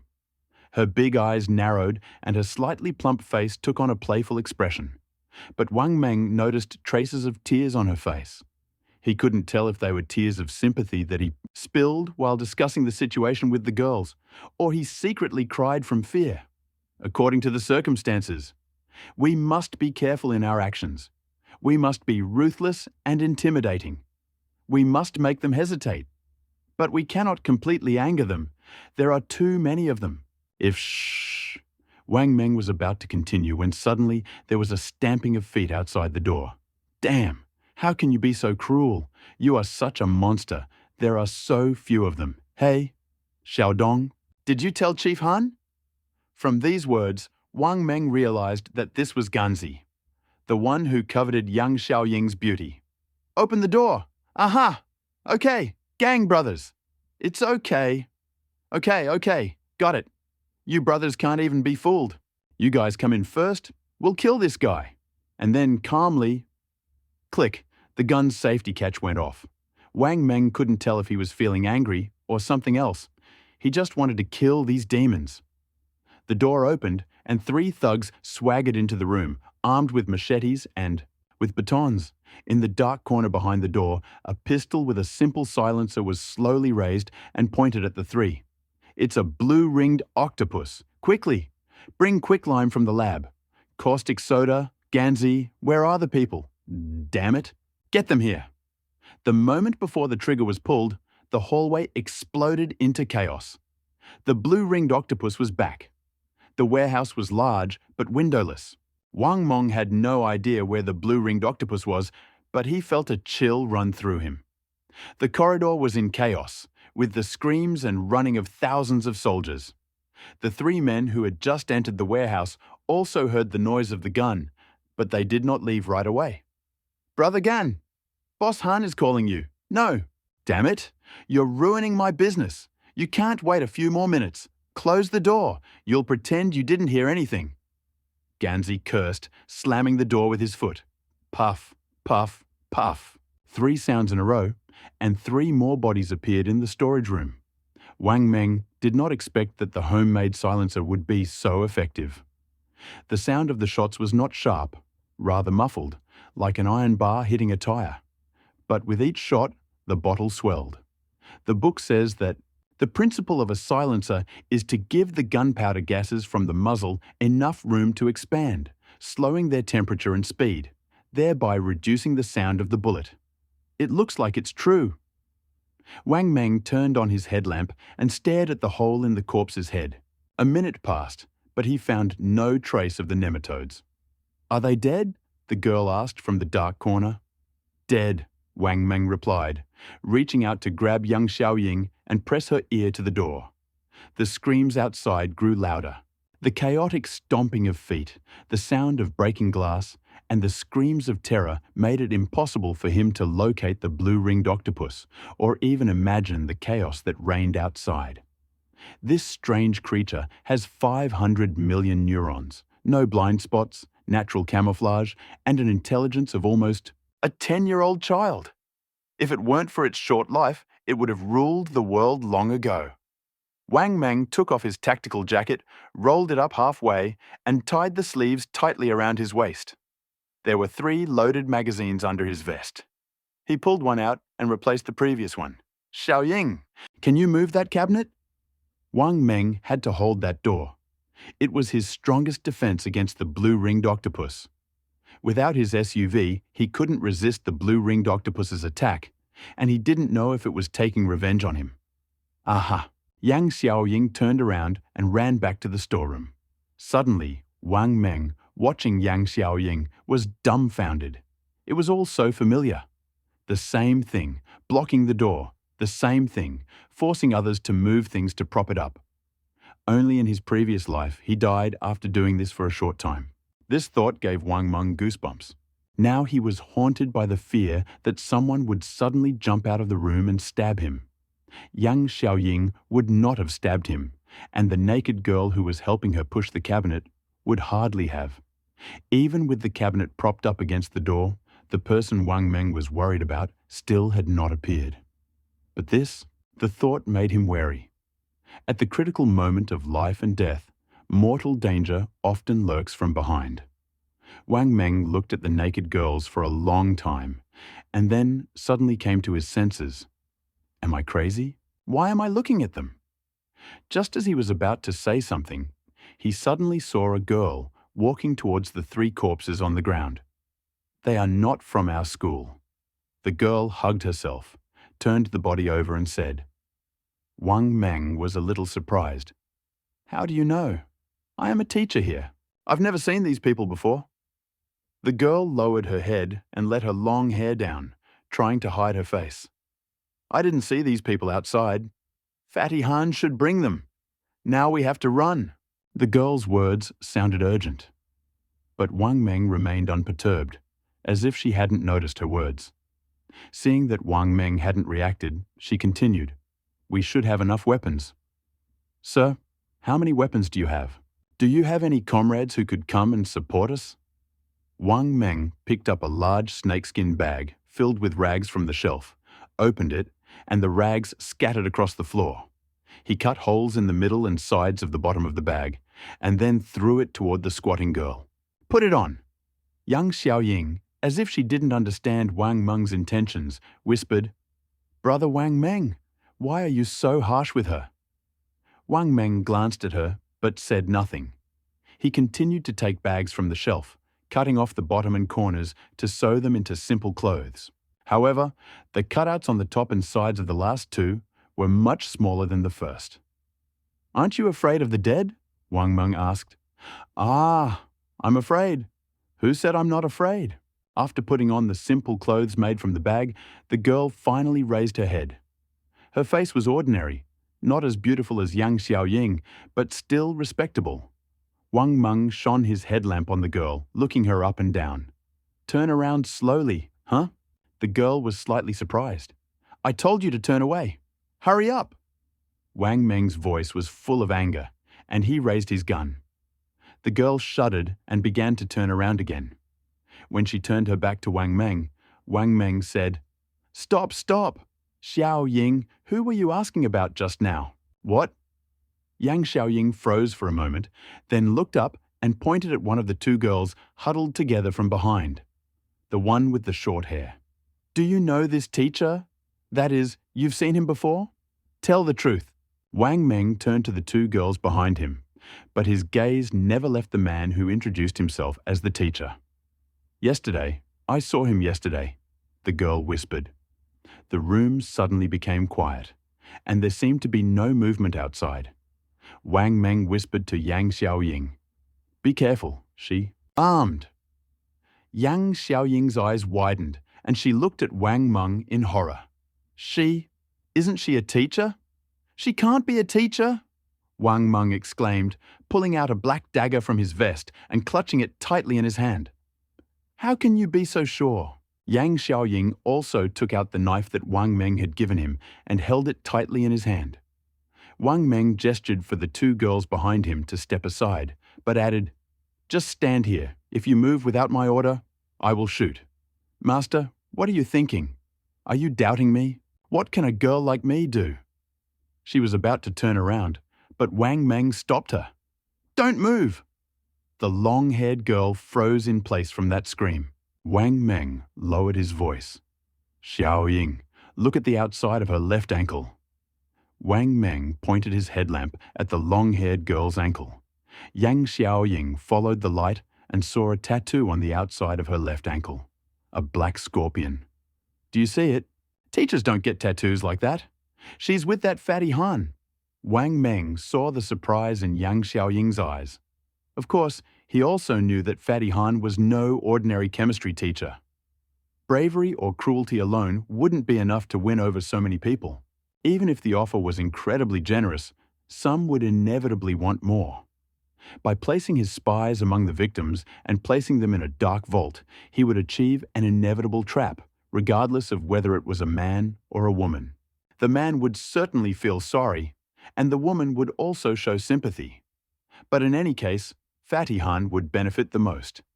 He could study the situation before striking, which would guarantee a 100% result. His plan was carefully thought out. Wang Meng let Yang Xiaoying go and made 2 steps forward, hands to the sides, straighten up.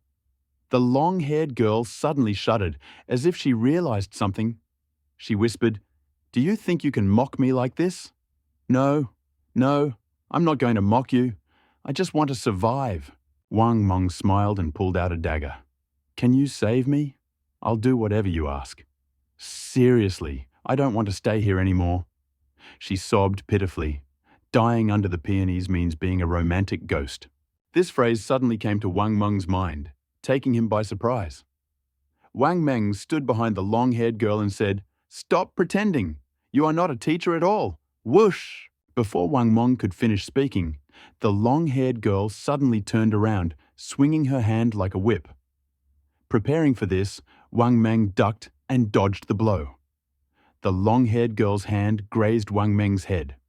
Without wasting time on pathos, Wang Meng grabbed the hilt, knife with both hands, and stabbed upwards. Pfft! The long-haired woman didn't even have time to scream before a black dagger about a foot long pierced her right rib. The long-haired girl's legs were lifted off the ground due to the force of the blow. The man flew back more than 3 meters, like a pocket, then hit the wall hard and slid to the ground. Glug glug cough. Heh. Bright red blood gushed out from the mouth and nose, and a sound very familiar to Wang Meng came from the throat. She definitely has a massive hemorrhage in the lungs. Thinking to himself, Wang Meng stepped forward, preparing to check the long-haired woman's vital signs. Suddenly, a strange sound came from outside the door. Chirp, chirp, chirp. As soon as that strange sound came, it seemed like the outside was boiling again. Ah, run! Damn it! 5 and %. All sounds returned to what they were a few minutes ago. After a while, after several heavy blows, a deafening sound of minced meat being stirred could be heard from behind the door. It was followed by a fishy smell. Shh! Blue-ringed octopus! Wang Meng motioned for Yang Xiaoying and the other 2 girls to be quiet. He then walked over to the long-haired woman who was still gasping for breath and used a knife to cut open her snakeskin bag. She also has a tattoo on her back. "I didn't kill the wrong person," Wang Meng whispered. "Aha!" Yang Xiaoying, as usual, expressed her trust in Wang Meng, but at this moment, a sudden collision, under a powerful blow. Door instantly buckled inward. Then, a tentacle with a blue halo poked out from a crack in the door.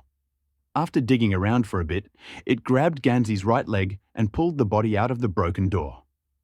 When the body slipped through the crack, Wang Meng was almost certain that even if the man was without consciousness, there is little hope of saving him. For the blue-ringed octopus, everything he catches is his food. He just needs to put it in his mouth. What happened along the way and what damage he suffered does not matter. It does not affect the taste of the blue-ringed octopus in any way. "Come on." "Ha ha ha," Fatty Han shouted from afar. Then, from the crack under the storage room door, Wang Meng saw a blinding light, rising smoke, and even smelled the smell of fried squid. White phosphorus. Fatty Han fired a white phosphorus bomb. Wang Meng retreated a few steps, moving away from the door. The loud clanking of bones came from outside again, this time at an incredibly high frequency. Lime! Faster! Fatty Han continued to command everyone in the corridor to fight the blue-ringed octopus. Soon after, the blue-ringed octopus seemed to be led out into the open. Wang Meng felt that he could not wait any longer. He pulled out his pistol, fired a shot at the lock, and slowly opened the storeroom door. The sight that greeted him was truly terrifying. The huge window opposite the storeroom had disappeared, and the night wind that heralded the dawn blew in with a roar. Outside the window, Fatty Han and Director Tao were fighting a blue-ringed octopus. Their usual arrogance and imperiousness evaporated. In the face of a creature that could kill them at any moment, they were as humble as fools, not daring to move. Teacher Han's clothes were completely torn. He was covered in wounds, like a bloody pumpkin. Director Tao, although unharmed, was in a panic. His eyes were red. As he looked at the giant blue-ringed octopus in front of him, he wanted to cry in its presence. Xiao Huan, don't you recognize me? It's me, old Tao. Do you remember how you came to this city? On the plane, you? Director Tao continued to ramble on about the past to the blue-ringed octopus. Damn it! This is Director Tao's pet. Wang Meng's heart sank with hatred. If this pervert hadn't raised such a poisonous creature, the current exciting situation would not have happened. After a while, the blue-ringed octopus's halo dimmed significantly. Its surface was covered with huge blisters and deep charred cavities, and thick water oozed out from the wounds from time to time. This disgusting scene made everyone feel sick. Xiao Huan, you really don't remember me? It's me. Old Tao Wang Meng didn't understand what Director Tao was talking about, but he turned his eyes and noticed Fatty Han's movements. He was loading a 20-centimeter object into his thick portable container. A phosphorus sprayer? This thought just flashed through his mind. The blue-ringed octopus suddenly reared up again. With a lightning-fast tentacle, it grabbed Director Tao, who had not yet finished speaking, into its mouth. The scream lasted only a moment, and then a chomping sound was heard. Ha ha! He was eaten by his own pet. After devouring Director Tao, the blue-ringed octopus naturally turned its attention to Fatty Han. Fatty Han was not going to give up. He slowly raised the cylindrical launcher, preparing to fire another shot at close range at the blue ring. Meanwhile, dozens of meters away, Wang Meng finally got an idea of what a phosphorus sprayer looked like. Having come up with a plan, Wang Meng raised his gun, aiming not at Octopus Ri and the charge in the device. Wang Meng guessed that Fatty Han and Director Tao had been driven out onto the playground in a panic by the blue-ringed octopus. Director Tao was still fully clothed when the blue-ringed octopus shoved him into its mouth. Fatty Han, however, was in much worse shape. His bare top was covered in blood, and his ragged bottom half was left with only half of his pants hanging down his legs. A bulging backpack was hanging on his back, and it was unclear what was inside. Wang Meng was ready to reap the rewards. The best option would be for both Fat Han and the octopus to suffer losses, allowing him to escape. The blue-ringed octopus made a sound like meat being stirred in its mouth. It was eating very quickly. Ah! Fatty Han snorted and trembled, picking up the cylinder that seemed to be filled with fuel. Brother Wang Meng! Is he going to burn the octopus with this? Look at all the dents on the octopus. Must have been burned more than once. Probably anyone who is even a little sentimental likes to mock at critical moments of life and death, a common cause of death for villains in most films and TV series. Perhaps it was brainwashing from films and TV series, or maybe it was just uncontrollable rage. Screw it! Snap! The blue-ringed octopus had no such plot traps. His mouth did not stop, but the moment Fatty Han opened his mouth, he released a tentacle and lashed out with lightning speed. The tip of the tentacle pierced the air with a whistle, cutting off half of Fatty Han's head. The precision and smoothness of the movement exceeded all of Wang Meng's expectations. Perhaps with such speed, reactions Fat Han was no match for the blue-ringed octopus. He has 3 brains. That means he needs all of them. Yang Xiaoying's voice rang out in his ears. No, no carbon-based organism can withstand combustion. Look! And Wang Meng confidently pulled the trigger. The white phosphorus rocket that fell next to the blue-ringed octopus was deformed by the bullet, but the expected smoke and shrapnel did not appear. Wang Meng was stunned because the blue-ringed octopus's 360-degree view had already spotted him hiding behind window frame. First, he rolled up Fat Han's body, and then he turned his head. Director Tao finished, and the blue-ringed octopus used its tentacles to roll up a pile of blood-soaked clothes from its mouth and throw them on the ground. Then, right in front of Wang Meng, he stuffed Fatty Han into his mouth.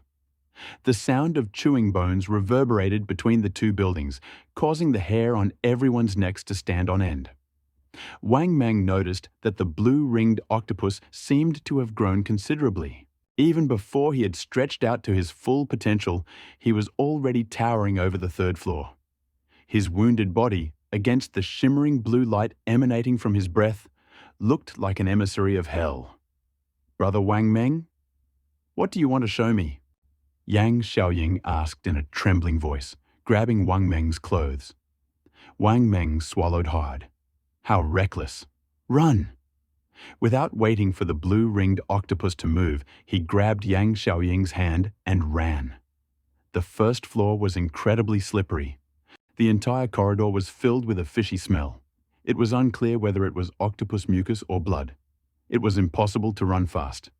"Where are we going?" Yang Xiaoying shouted. "To the car." Wang Meng did not look back. All his attention was focused on the hallway floor. Breaking his leg now would be a death sentence. "Wait a minute. Stop waiting. It's smoking. Look, it's smoking, huh?" Wang Meng stopped and turned around. The blue-ringed octopus's huge body was thrashing and tumbling around the playground. Its mouth, located at the bottom of its body, was swelling to its fullest extent, billowing smoke. It continuously vomited chunks of meat mixed with mucus. It rolled on the ground, waving its tentacles. What was going on? Wang Meng was stunned. The blue-ringed octopus rolled for a while, then its movements gradually slowed. Flames slowly burst from its massive head, and thick smoke continued to pour from the wound. The head was burned through and through. The sun illuminated the horizon with its radiance, announcing its imminent appearance. Some people were slowly coming out of the corridor, and Wang Meng was on guard. But his intuition told him that these people were not aggressive. They were probably the same students who were controlled earlier. Wang Meng called out to several boys in the distance. "Hello, classmate. Where is room 207? Take the middle stairs. It's the first room on the right. Are you soldiers?" "No, we're just passing by." Wang Meng waved her hand to the side and, pulling Yang Xiaoying along, hurried up to the second floor. Yang Xiaoying immediately noticed the room number 207. She wanted to rush to get supplies from the car but stopped at the door. There was a sound inside. "Brother Wang Meng, there was someone inside," Yang Xiaoying whispered, pointing to the door. Wang Meng took out his pistol and listened carefully for a while. Although the sound inside was chaotic, it should not have been caused by the zombies moving around randomly. Judging from the sound, the people inside did not notice anyone approaching and were at a certain distance from the door. This was the perfect moment to rush into the room. Thinking of this, Wang Meng raised his foot and kicked. With a loud bang, it smashed the door frame in half. In the dim light of the rising sun, Wang Meng saw a familiar figure in front of the window. It was the gym teacher who had followed Fatty Han.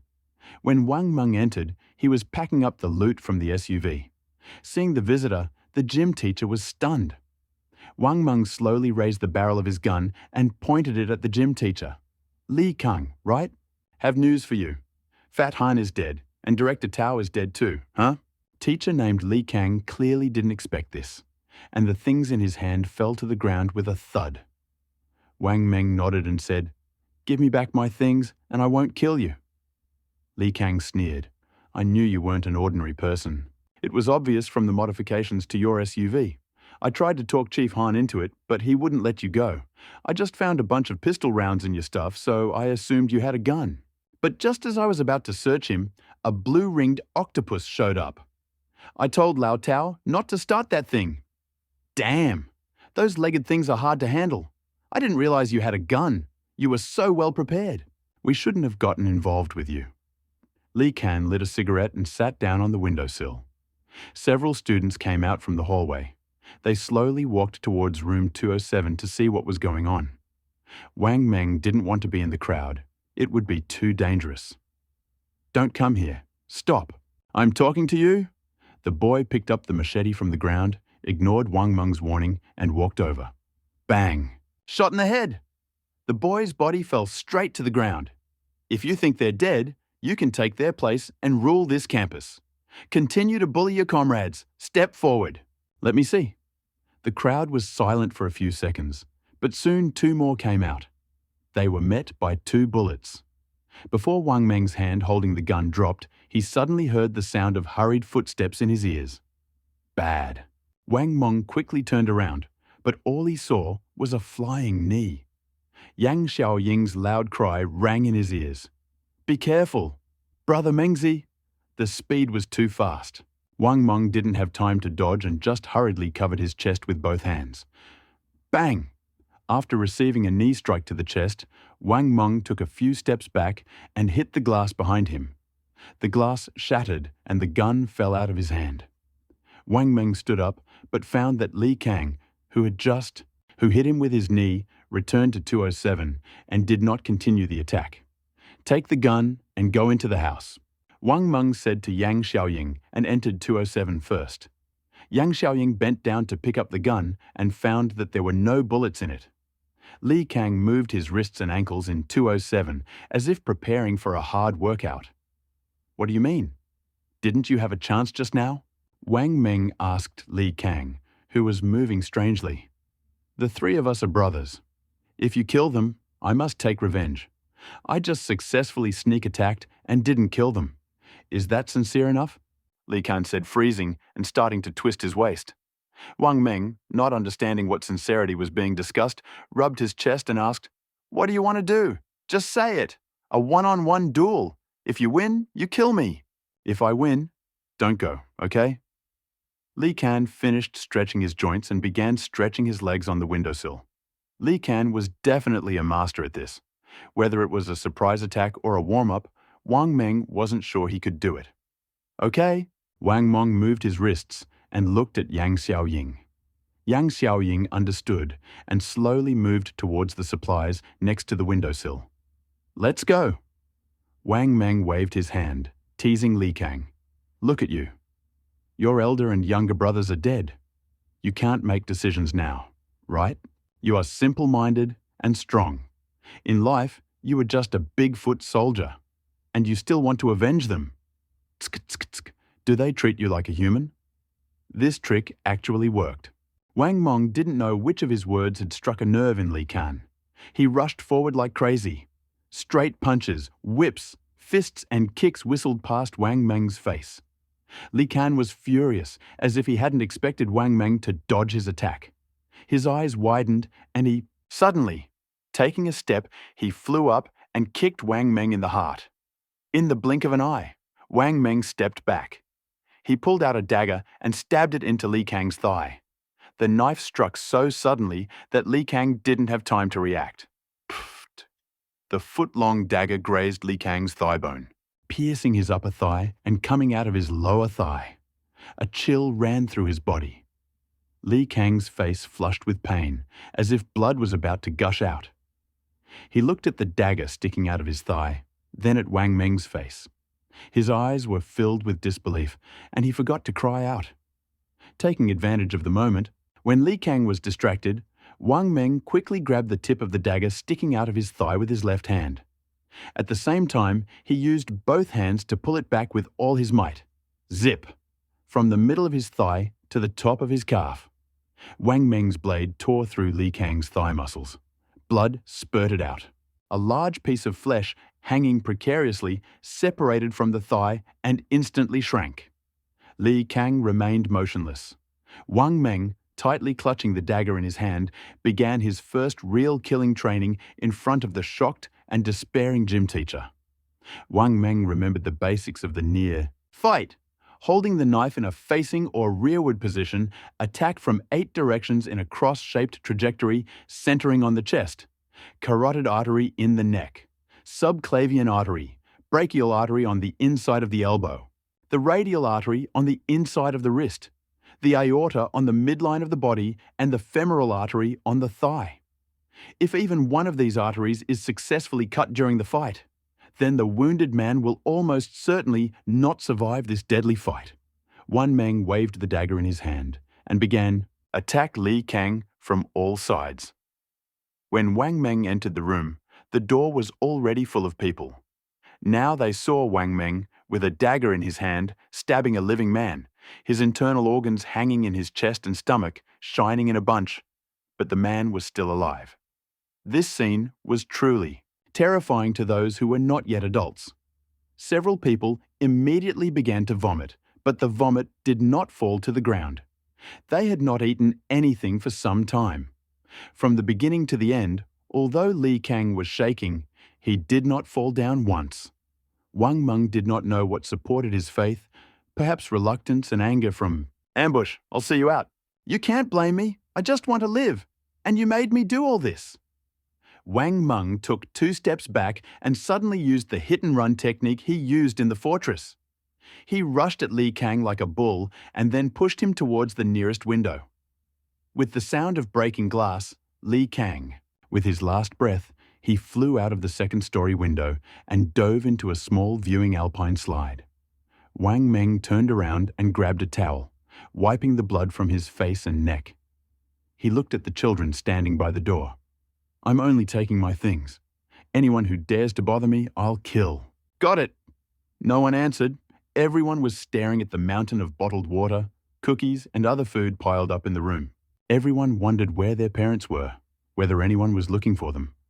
Wang Meng felt sorry for them, but he was not going to give in to any other feelings, because he knew that simple pity could doom a person to death.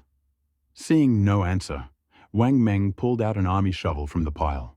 He unfastened the locking ring and pulled out the shovel. Crunch! The blade of the extended shovel was so sharp that it could be used to cut vegetables. Wang Meng headed for the door with the shovel in his hand. "Get lost! Get out now! I'll throw you some food! Don't make me!" Before Wang Meng could finish speaking, a small bald man in a school uniform came out from the crowd, cursing. "Damn it! Of us?" Wang Meng had long known that some of Fatty Han's survivors were still alive, but he didn't expect that this man would go straight to him. How could he let him finish his words? What if this guy took the lead and everyone attacked him? Wouldn't that be a disaster? Damn it! He took 2 quick steps, shouted, and brought the shovel down on the man's head. The shovel almost penetrated the skull. After squirming a bit, Wang Meng kicked him in the face, tearing the shovel away. The body fell to the ground. The crowd gathered at the door finally dispersed.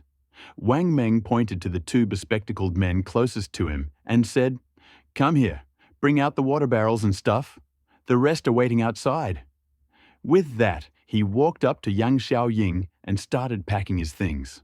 "Brother Wang Meng, why are you sweating so much?" He was surprised to see sweat pouring down Wang Meng's head.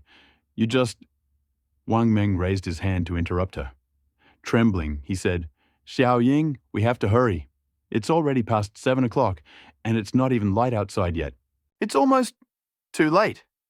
He handed Yang Xiaoying his watch. "Too late?"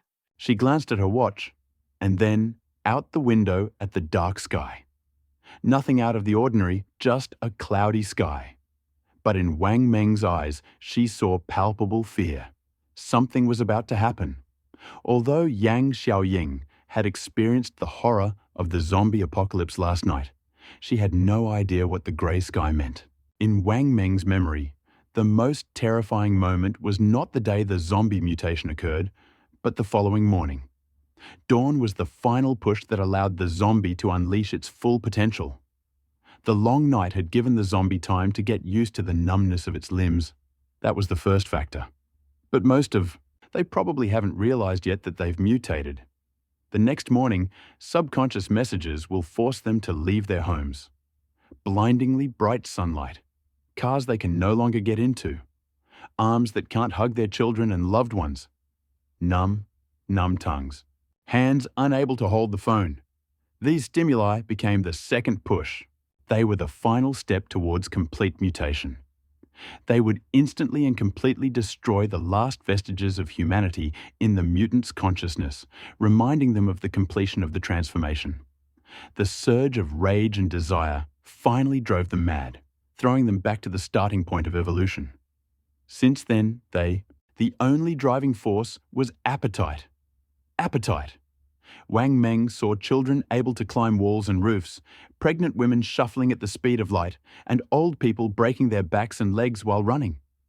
It was as if their genes had opened up, releasing unbridled potential. Even more terrifying was inability to feel pain. They did not stop hunting until their brains were destroyed and their bodies were completely decomposed. It would have been nice if the next day had been sunny. Sunlight would have forced the zombies back into the shadows.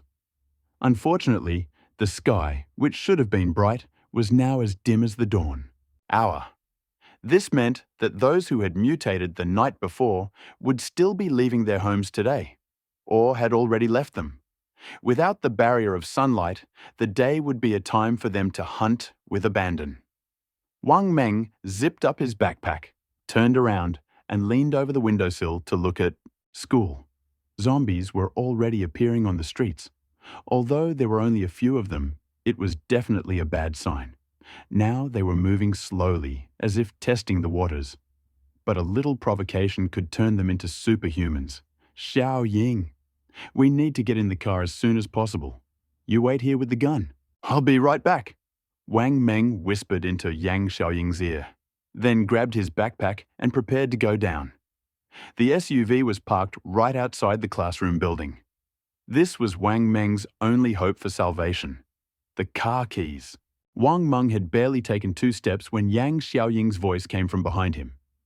Wang Meng turned around, looked at Yang Xiaoying resolutely, and rushed down under the watchful eyes of the crowd. The SUV had 2 keys. Wang Meng kept one with him and put the other one in the spare tire hub on the roof, secured with 3M tape. This was his backup plan. Don't lose it.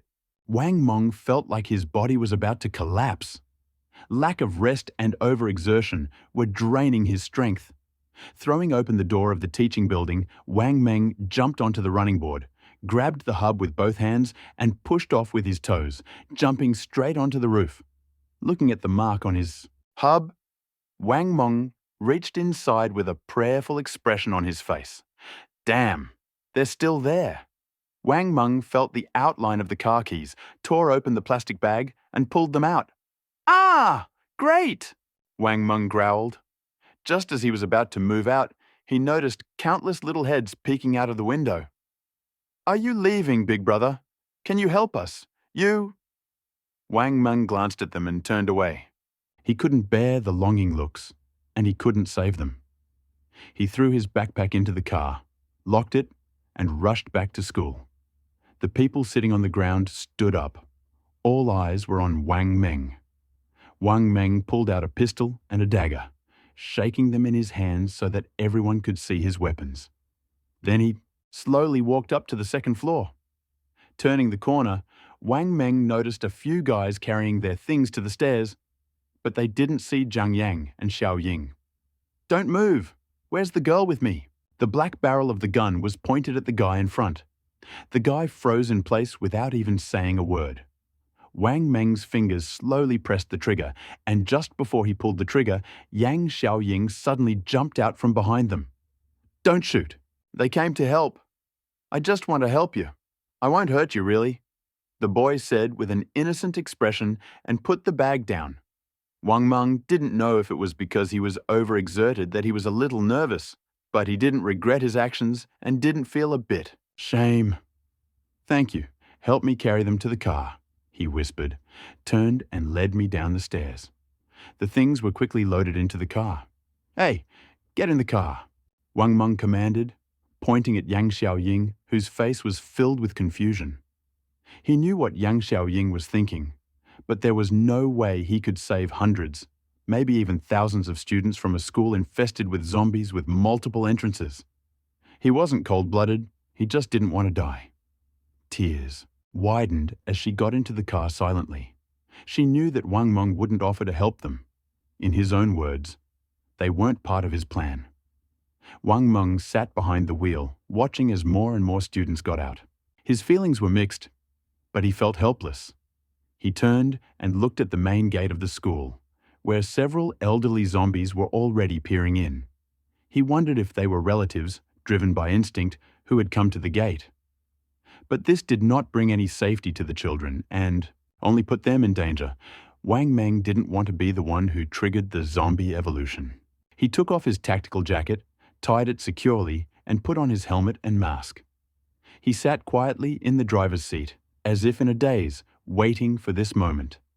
He waited for this small stimulus from somewhere to confuse the zombies on the street, waiting for the zombies to break into campus and eat the students so that he could leave calmly. Brother Wang Meng, what are you thinking about? Why don't you leave? Are you thinking about a solution? Young Xiaoying asked from the side. She didn't understand the meaning of what Wang Meng had told him earlier.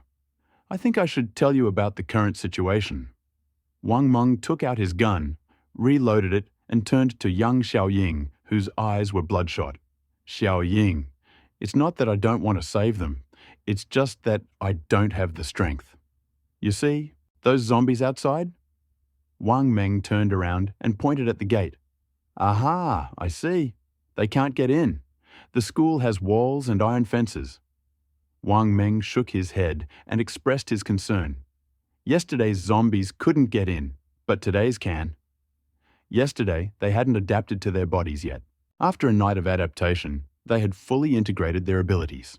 The reason they won't climb over the wall now is because they still have human consciousness. Now, the slightest provocation will drive them crazy. Even the second floor is not safe. As soon as he finished speaking, several explosions suddenly rang out in the distance. Yang Xiaoying immediately turned and looked towards the school gate firecrackers. Wang Meng also heard the noise. Seeing the light flash twice in the sky, Wang Meng confirmed his suspicions. It was indeed a firecracker, and a double firecracker. The sound attracted the attention of not only Wang Meng and Yang Xiaoying, but also the students and zombies. The students, however, were still confused. Suddenly, the sound of piercing screams. They were zombies. The painful screams came from one point, then echoed over a great distance. It seemed as if everything around had come to life, albeit in a state of madness. Countless people began to run out of the doors of the building, jump out of the windows, and pour into the street. Stop shouting! Shut up! If you don't want to die, shut up! Wang Meng opened the car window slightly and waved at the students at the entrance in a muffled voice. The students complied, and the students in front quickly passed the message on to the students behind. Wang Meng knew that they had probably already seen the zombies. The empty seats in the classroom belonged to those who were destroyed during their initial transformation into zombies. Look! Young Xiaoying's eyes filled with fear, and she pointed towards the school gate. Wang Meng turned around and saw a fat old lady. She screamed at the sky, then bit her lip and jumped with incredible explosive force at the sliding electric door. She jumped high into the air, and when she landed, her shin was bent forward at an odd angle. Her leg was broken, but she didn't fall. Instead, she limped toward the exit of the educational building, no pain. The potential of the combat state burst out. This scene was truly bizarre. Wang Meng was not sure if he could defeat such an old woman who had turned into a zombie by force. Fortunately, she was the only one who entered the campus. The other two zombies at the door were distracted by the explosion. In. Wang Meng glanced at Yang Xiaoying and continued. Stay in the car. Close the doors. Cover yourself with a blanket. Don't make noise.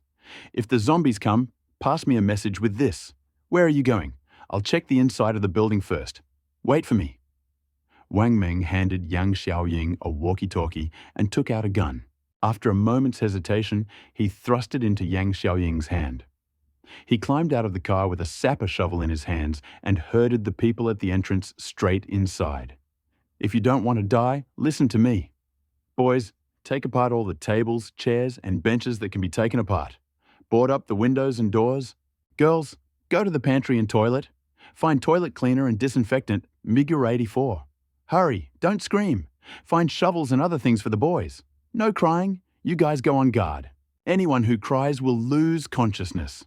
Firecrackers exploded into the sky in the distance, and a black mass of zombies rushed towards the sound. Wang Meng walked out of the building and looked around. The zombie that had broken through the main gate was approaching. He looked around, making sure there were no other zombies nearby, then quickly stepped forward and used an army shovel to chop off half of the zombie's head. The wound was completely devoid of any insects, which surprised Wang Meng. Without thinking, he turned around and rushed back into the building. The students obediently followed the order. When Wang Meng returned, there were already shovels and toilet cleaners in the lobby. The building was filled with the sound of tables and chairs being dismantled. Their movements were amazingly coordinated. Why didn't you resist earlier? Wang Meng screamed, grabbing the skinny boy with glasses who had attacked him with toilet cleaner. What? I told you. When Fatty Han bullied you, why didn't you fight back? Wang Meng's voice was too loud, startling the boy, who flinched and crouched down on the ground. Tears poured from his eyes as he sobbed. Why didn't you resist? Do you know how many people he killed? Right before our eyes, the infected, everyone who dared to resist, he killed them all. Wang Meng was stunned. For these children, Fatty Han's methods were truly cruel. It couldn't be said that they were bloodless. In the absence of a leader, this level of killing exceeds their courage. Wang Meng patted the boy on the shoulder. Go to the second floor and monitor the situation outside. If you find zombies infiltrating the campus, report to me immediately. In the corridor on the first floor, Wang Meng saw a frantic self-rescue driven by the desire to survive.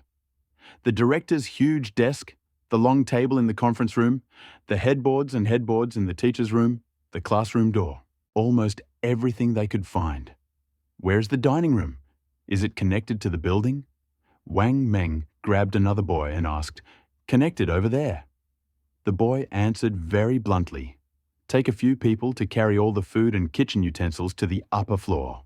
Then call the class monitors of all classes. If there is no monitor, call the charismatic guy." Hurry! Wang Meng took out his walkie-talkie and said, "Xiaoying, stay in the car until I call you." He had no intention of helping these students. This impulsive thought flashed by in passing, perhaps because the zombies did not immediately break into the campus. It remains unclear whether this was the right decision or not. But now it seems right. A moment later, Wang Meng met with 15 of his classmates, both boys and girls, the remaining class presidents. Average of 30 students in each class, so there were about 450 people left in the school. Originally, there were more than 30 in 3 classes, but now there were less than half left. Almost 90% of the losses were due to mutations. Not a single teacher survived. Wang Meng finally understood why the school was not occurred. Any signs of mutation were immediately eliminated. Although Fatty Han was cruel and twisted, his ruthless methods saved the school to some extent. Wang Meng organized everything from fortification to cooking and washing vegetables, then led Yang Xiaoying out of the car and tightly covered the SUV with curtains. Strong men were assigned to guard the doors and windows on the first floor, as well as the steel fire gates between floors. Everyone else gathered on the top floor, where some were busy cooking, others were arranging sleeping places. Wang Meng led Yang Xiaoying and the elders to the roof. "Thank you," Yang Xiaoying said quietly, holding Wang Meng's hand. "Don't thank me. I don't know what I was thinking. Maybe it's not time to go out yet. If we can't go back, will you be afraid?" Wang Meng walked ahead, stopping about 10 meters from the edge of the building. He saw smoke billowing out of the city in the distance and occasional explosions. "Is there such a place?" Yang Xiaoying muttered. "Really? I left someone inside. Just afraid he won't be able to hold my fortress. The nearby buildings are in flames and the streets are filled with car sirens. It's over. It's over. This city has fallen. My fortress. When can I come back? Watching everything collapse in the distance, Wang Meng shrank. Suddenly, Yang Xiaoying hugged Wang Meng's waist, burying her face in his chest, and silently cried.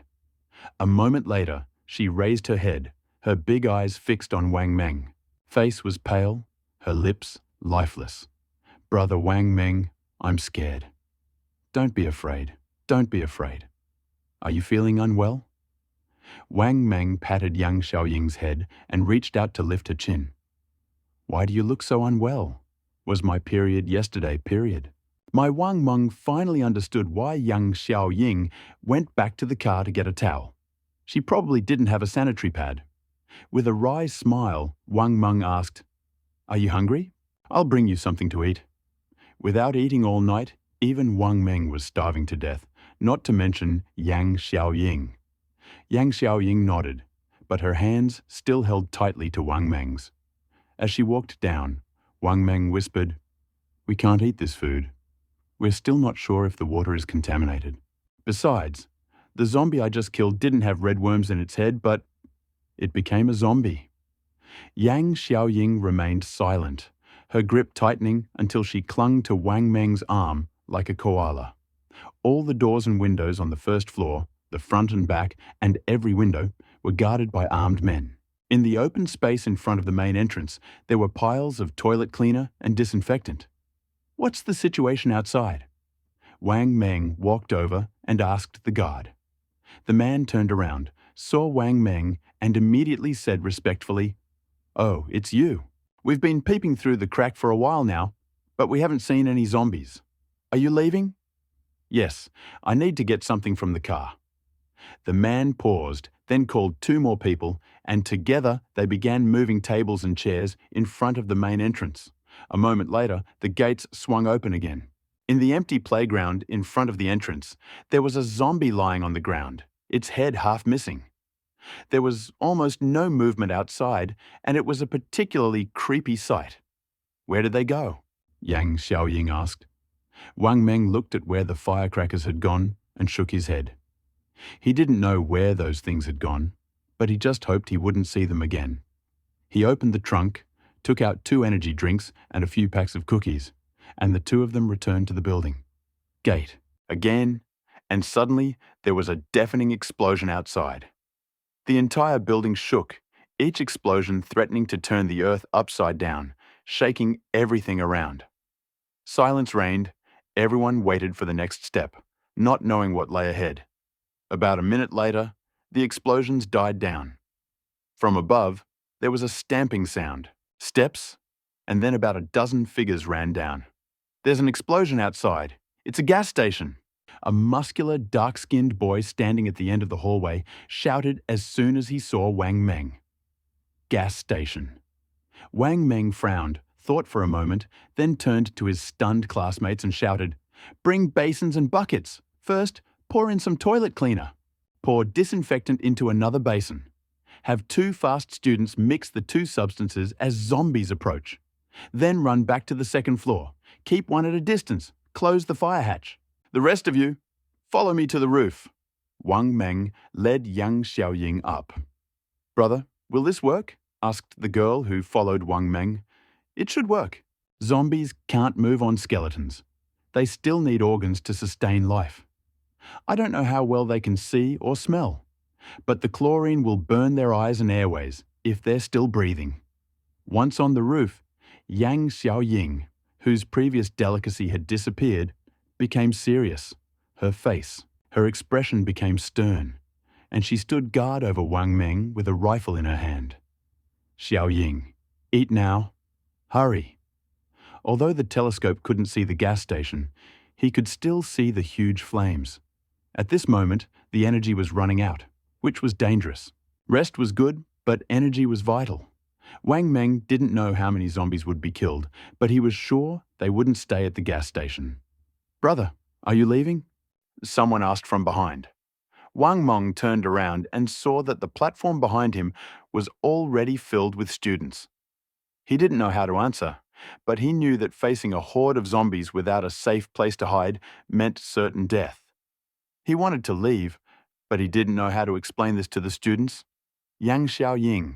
She obeyed, greedily attacking the food, shoving cookies and Snickers into her mouth before washing it down with an energy drink. Her big eyes were fixed on Wang Meng, afraid to miss any of his expressions or hints. Her hair was a little disheveled, her face was smudged, and her makeup was far from elegant and beautiful. All she did was survive, not to be abandoned. It was heartbreaking. The zombies might come back. There are too many doors and windows on the first floor. We won't last long. Besides, there's not much food here. Of course, they understood Wang Meng's intention. To leave, but how and where to go next remained unclear. After a minute of silence, a weak cry was heard from the crowd. In the face of trouble, girls are often the first to faint. The young men were also nervous and depressed, but they only frowned and sighed every now and then. Let's go to the village. It's not far. Right behind that mountain. About 10 kilometers.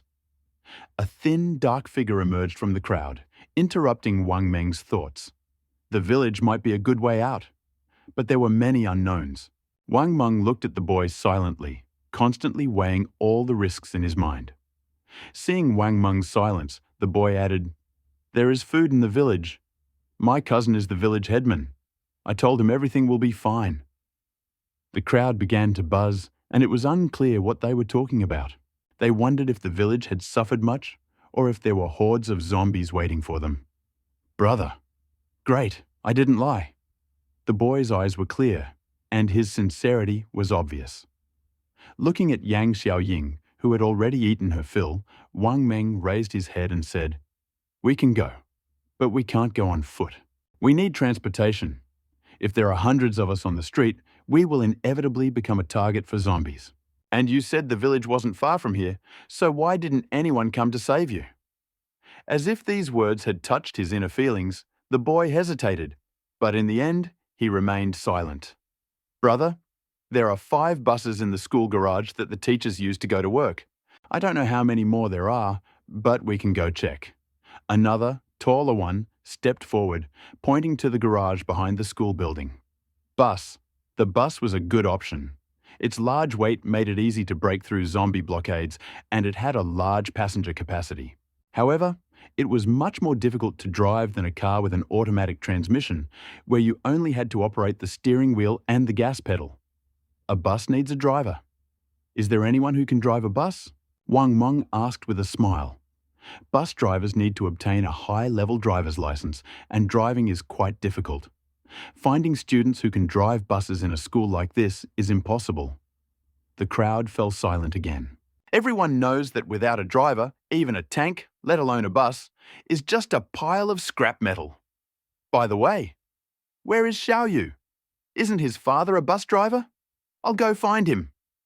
The female squad leader standing in front of Wang Meng turned around and pushed her way into the crowd. The village! Is this really a utopia? Wang Meng looked at the girl's back, and suddenly an idea occurred to him that he himself thought was ridiculous. What? Take them back? Help them build a shelter outside the fortress? After a while, the girl returned with a few classmates. Only these few. Their parents all drive buses, they know how. I just asked. The girl patted her chest and gasped. The boys he brought with him still had rice grains in their mouths. Apparently they had just eaten. At this time, the 6 boys looked at Wang Meng in confusion. "Do you know how to drive a bus?" Wang Meng asked, coming closer. The boy wiped his mouth, nodded, and said, Yes. I could drive this thing when I was in middle school, and we all can. Yes, no problem. We all can. Aha. Don't worry. It really can. Let's go look in the garage. Okay? The boy asked, looking at Wang Meng. Wang Meng nodded, thought for a moment, then nodded and said, "Go, take the squad leader and a few armed men and follow us. I'll cover you upstairs with a rifle. There are already zombies near the campus. Don't make too much noise. Don't forget to check the oil level and the condition of the car, and be sure to choose a car that starts. Take care of yourself. Waiting for good news." After that, he turned around and prepared to take the rifle from Yang Xiaoying. At this moment, an extremely indignant voice suddenly came from the crowd. "Why? Are you saying to go? Who do you think you are?" Hearing the voice, Wang Meng turned around and saw that it was a white, thin, tall guy with glasses. Judging from his temperament and clothes, this guy must have come from a wealthy family. Wang Meng watched as he gradually pushed his way through the crowd, stood in front of him and arrogantly. Wang Meng is 183 centimeters tall and is only slightly taller than this guy. Who else thinks so? Wang Meng, ignoring the guy's aggressive look, addressed the crowd that filled almost the entire upper floor. Whoever disagrees, stand up and state your arguments. Then 3 more guys came out. They were standing behind the tall, skinny guy, hugging each other, with smug expressions on their faces. It was obvious that they knew each other, and that their relationship might not be quite normal. They were probably playboys, or rich second-generation guys who usually strutted around campus. Okay, we need democracy. This is a life and death decision, and you have to make it yourself. If anyone has other ideas, feel free to say them. About a minute passed, and seeing that no one came out, Wang Meng stopped asking. He turned to the 4 guys who came out. Tell me what you think, and be honest. The guy raised his head and looked at Wang Meng. Why do you have the last word? That's it? It doesn't seem to matter who's last? Wang Meng laughed and shook his head. I'm not going to take you hostage, I'm just passing by. You can make your own decisions. I'm leaving. Wang Meng waved to Xiao Ying, who was standing behind him. He wasn't sure if he could leave with hundreds of people, but escaping alone wouldn't be difficult. Young Xiao Ying agreed and ran over with a bottle of energy drink and some cookies she had made. Wang Meng took a bite, but before he could manage to turn around completely, felt a strong blow to the chest. The blow was so sudden that the pain took his breath away. Cough, cough. Cough, cough. Oop. Van Meng was caught off guard and almost choked on his food. Brother Van Meng, are you okay? Wang Meng waved his hand, swallowed and said, It's okay. He stood up, opened the energy drink, took a sip, and threw the bottle on the ground. Suddenly, he turned to the tall, thin guy and asked, What do you mean? Your name is Wang Meng, right? Remember? My name is Huang Tian. I mean, you're walking. You're driving. Huang Tian's voice was frivolous and arrogant, with an air of authority that was unusual for children from ordinary families. You look so impressive. Have you ever trained? Why didn't you take action earlier, just watching Fatty Han bully your classmates? Wang Meng rubbed his chest, his face completely indifferent. Yang Xiaoying stood next to Wang Meng with a loaded gun, looking nervously at the guy named Huang Tian. If Huang Tian married, limits, she shot without hesitation. Huang Tian raised her head and laughed. Ha, Fat Han is a thug, and there are more of them. I don't want to be killed, but I can beat you up without any problem. Do you know who my father is? I advise you to do as I say. If you dare to disobey me, I will kill you. Do you think so? Wang Meng asked the 3 guys behind Huang Tian. Yes, that's right. I think so. What Huang Ge means is what we mean. Well, that's what I mean. Come on. What about you? Classmates? Who else thinks so? Come out. Or just let me go. I don't want to interfere in your affairs anymore. Let's part ways amicably, Wang Meng said to the hundreds of disciples in front of us. No. Senior brother, don't abandon us, someone shouted, and the voices in the crowd gradually grew louder. That's right, they're here to help us. How can we let them take such risks? Big Brother has experience fighting zombies. We need him. Huang Tian, you've gone too far. All you know how to do is bully your classmates. Why don't you think of a way to help others? Why do you let them take such risks for us? Shut the fuck up! Helan, Zhang Peng! Your fathers work for my company. You're just betraying your people. Indulging outsiders? Huang Tian shouted, pointing at his classmates behind him. Then he turned and pointed at Wang Meng. Are you so fucking cool? I'm the 2nd prize winner of the city's youth sander competition. I've changed my mind. I won't let you drive anymore. Give me the car keys. What car keys? The keys to your SUV. What are you pretending to be? Loudly, waving his arms recklessly as if he was hesitating.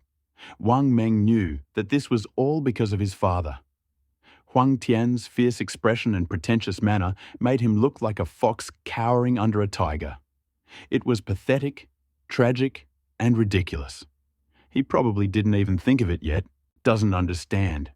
Even if his father is the President of the United States, it's useless.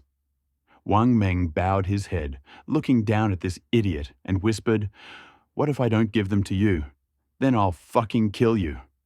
Huang Tian swung his hand, hitting Wang Meng in the face. With a sharp whistle, 2 fingers flew through the air. Huang Tian stared at his hand in disbelief. Damn, Before he could finish speaking, Wang Meng instantly stabbed the dagger into his Adam's apple. Huang Tian could not utter a word. The blood that gushed into his trachea choked him, and he just wheezed blood into his lungs. "You shouldn't have messed with me. Be careful in your next life." Wang Meng wiped the knife on Huang Tian's clothes, grabbed him by the collar, and walked to the edge of the roof. Everyone knew what he was going to do, but no one dared to say a word. The edge of the building barely resembled a wall half a man's height. Wang Meng kicked Huang Tian in the back, causing him to fall.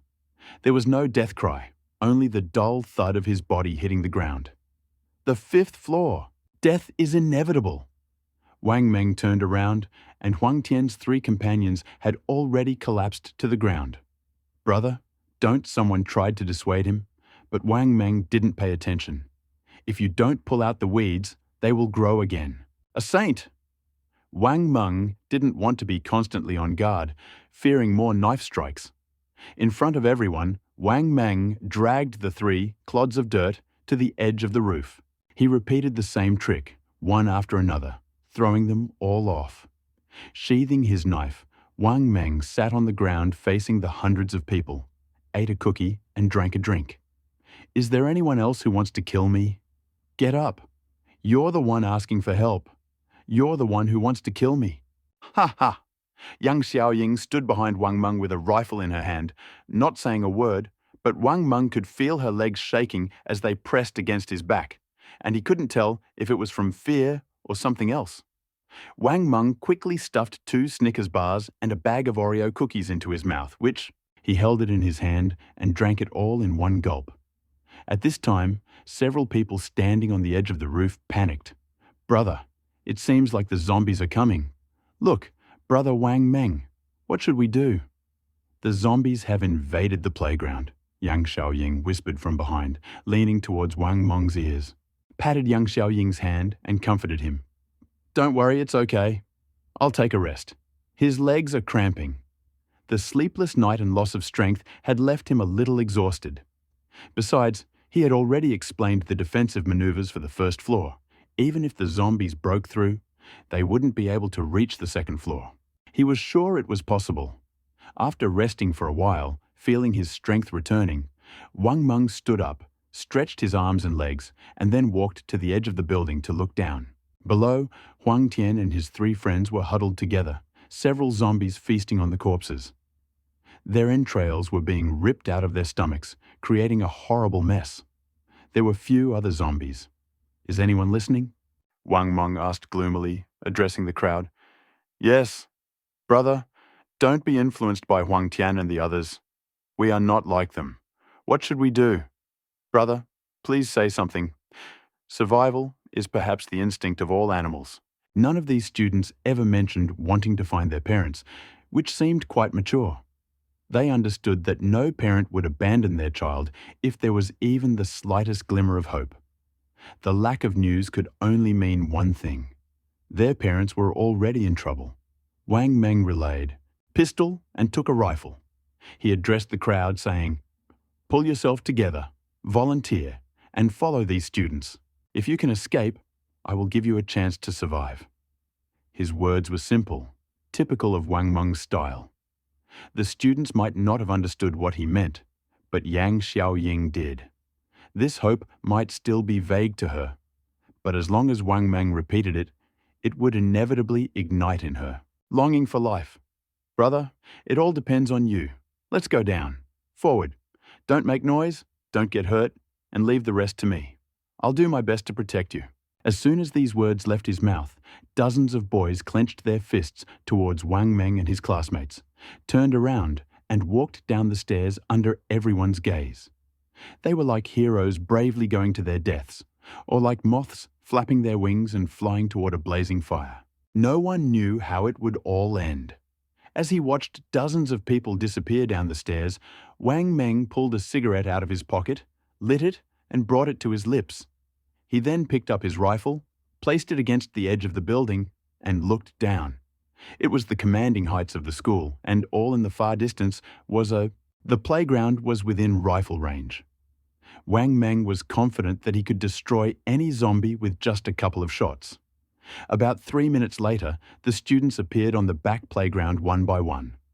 4 or 5 of them, including the student who could drive, headed for the garage. The garage was right behind the building, and the students were moving very quickly. The zombies could only go around the north end of the building where Wang Meng was, and then make their way to the back playground. Fortunately, there were only 3 of them, and they were all caught in Wang Meng's sights. As the students approached the garage door step by step, the people on the roof also held their breath. The garage door was locked, and after several attempts to break in, they gave up on the idea of breaking in. They did not linger long in front of the closed gate. After discussing this, several students climbed onto the windowsill of the classroom building and jumped in. For the next 5 minutes, these people did not move. Brother Wang Meng, Yang Xiaoying, finally couldn't stand it anymore. As soon as she said this, the garage door opposite shook and bent upward. 4 buses flew out of the gate with a roar of engines. "Come down, get on the bus." Wang Meng waved her hand at the crowd. "Quickly, there are only 4 buses. Forget about taking a seat. It's better to just sit down. Hurry, don't take anything. Boys, get on last. Guard the door of the bus. I'll break down the sliding door in the yard. Hurry, don't crowd. Avoid the crush. Hurry, hurry, hurry." With these words, Wang Meng, pulling the confused Yang Xiaoying along with her, rushed down. Behind them, some of the fleeing students rolled down the stairs in panic, knocked down by those running after them. Others, unable to stand, fell and screamed for help. Chaos reigned in the academic building, but no one wanted to help each other. Getting on the bus could save your life, but not being able to sit on it meant death. Walking past the corner of the second floor, Wang Meng peered into the corridor in the middle. He Xianggu, who had been pulled out by Yu Lei earlier, was lying on her back on the ground, naked. Her ankles were tied to the railing and window frame. Her legs were spread wide apart. Her body was covered in abrasions and bruises, and she was motionless, as if she had died long ago. Impossible to imagine the inhuman torture she had suffered before her death.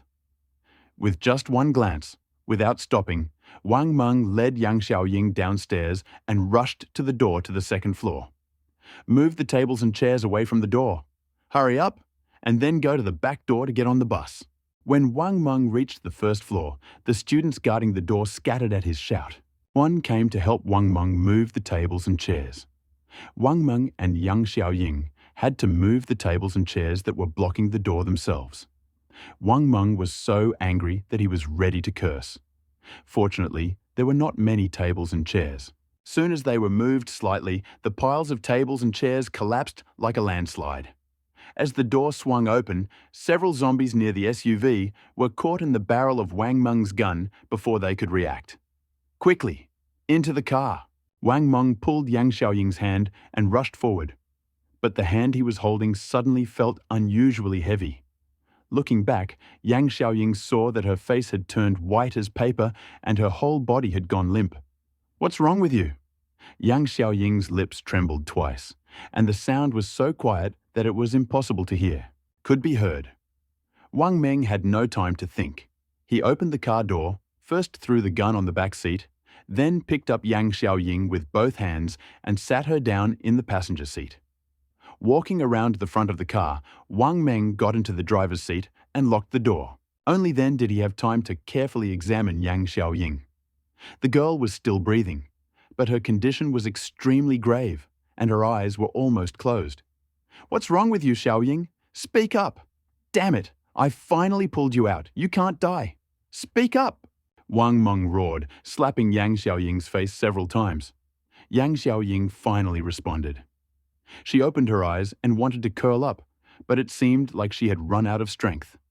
She tried several times, but to no avail. In the end, she only managed to cover her lower body. Wang Meng turned his gaze and found that blood was oozing out from Yang Xiaoying's groin. What's wrong with you? No, it's okay, let's go. Wang Meng knew that the girls would be uneasy at this time, but he didn't expect it to be this bad. Fastening Yang Xiaoying's seatbelt, Wang Meng started the car. It's okay, I just had my period and the weather is too cold, Yang Xiaoying said weakly, lowered her head, and fell silent.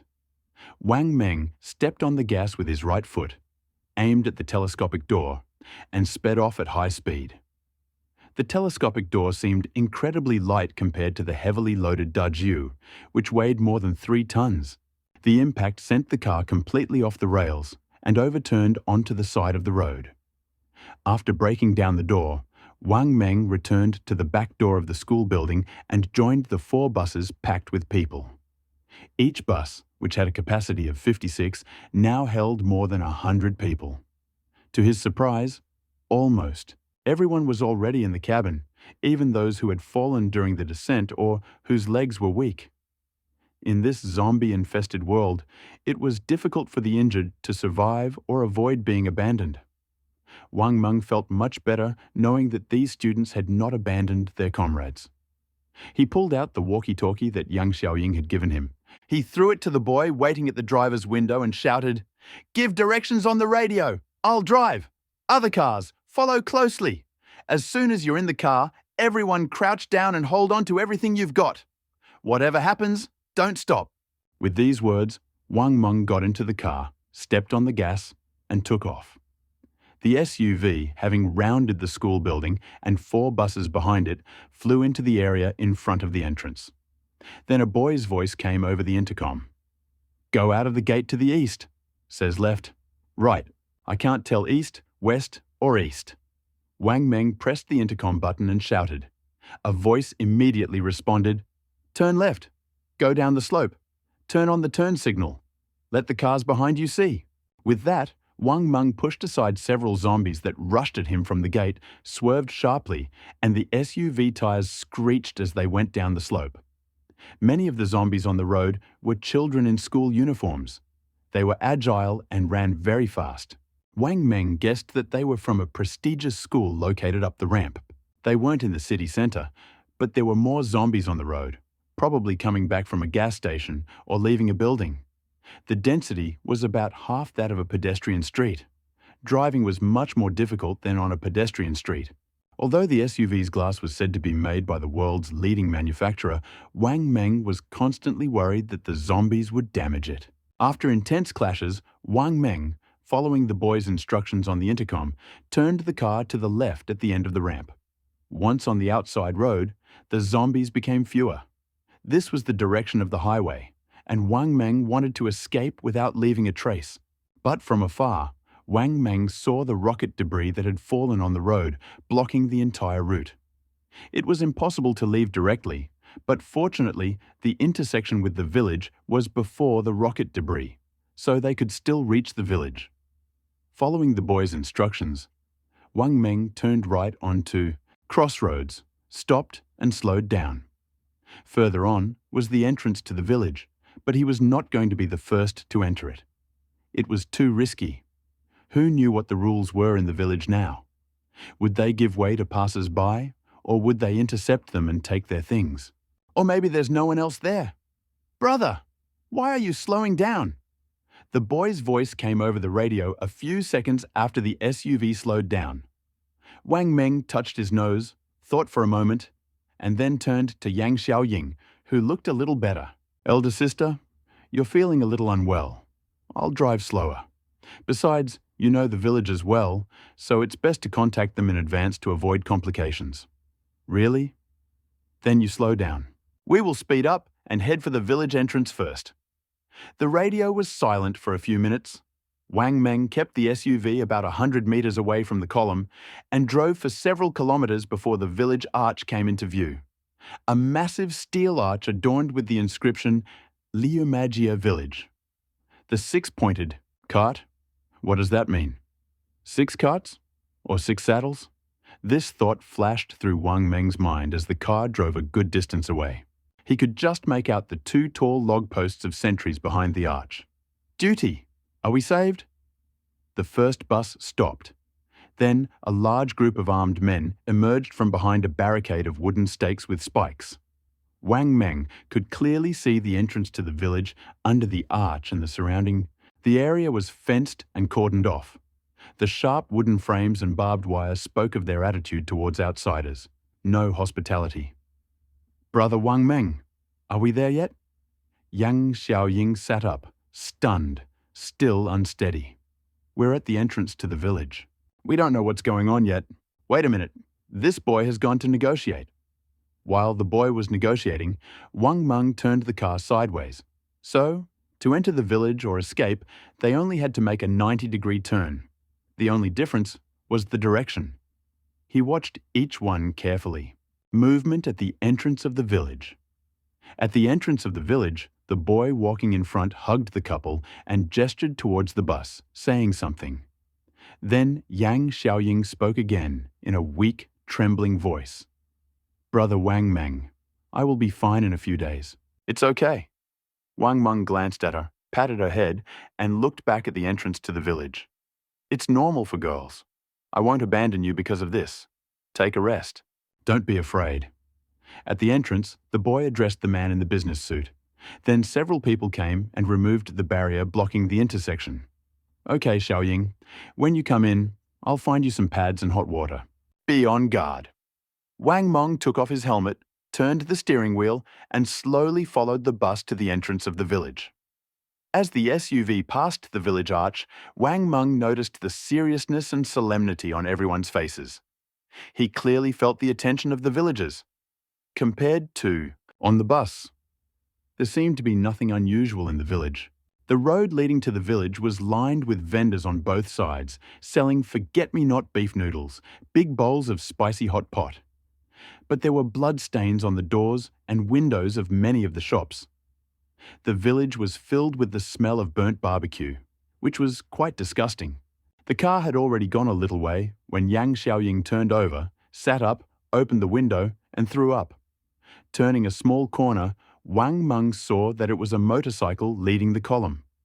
The column stopped in the brigade yard. The passengers got off the bus one by one and very quietly gathered in. Courtyard. Wang Meng was about to go downstairs and see what was going on, but as soon as he opened the door, Yang Xiaoying looked back nervously and whined, "Don't worry, I won't abandon you. You rest first and I'll go get some gasoline." Wang Meng smiled and reassured her. Yang Xiaoying nodded, but still leaned back in her seat, not taking her eyes off Wang Meng for a second. The upgraded car is cool, so much blood. How many of them did you touch? Wang Meng just got out of the car, and a thin man with his hands in his pockets and a cigarette in his mouth approached him. The man was wearing a leather jacket, hunched over, and his gaze swept over Wang Meng's car. Yes, I touched a lot of people. My name is Wang Meng, and what's yours? Wang Meng answered, opened the trunk, pulled out a can of gasoline, and began to fill the car. The wind blew, and the hazy sky finally cleared. Wang Meng looked at his watch. 3 o'clock in the afternoon. My name is Ku Bin, my friend. Just Brother Bin. How much did you spend on modifying this car? The man continued to ask. Wang Meng inserted the filler neck into the tank and lifted the barrel with force. More than 200,000, my friend. I'm filling up here. It's dangerous. Oops, I forgot.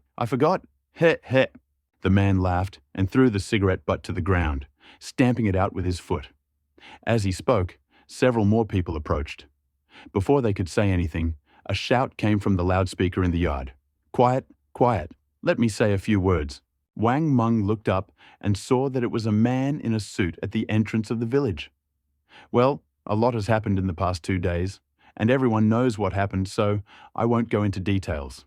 My nephew, Zhu Xiaowei, rescued about 400 classmates from the school and wants to settle them in our village.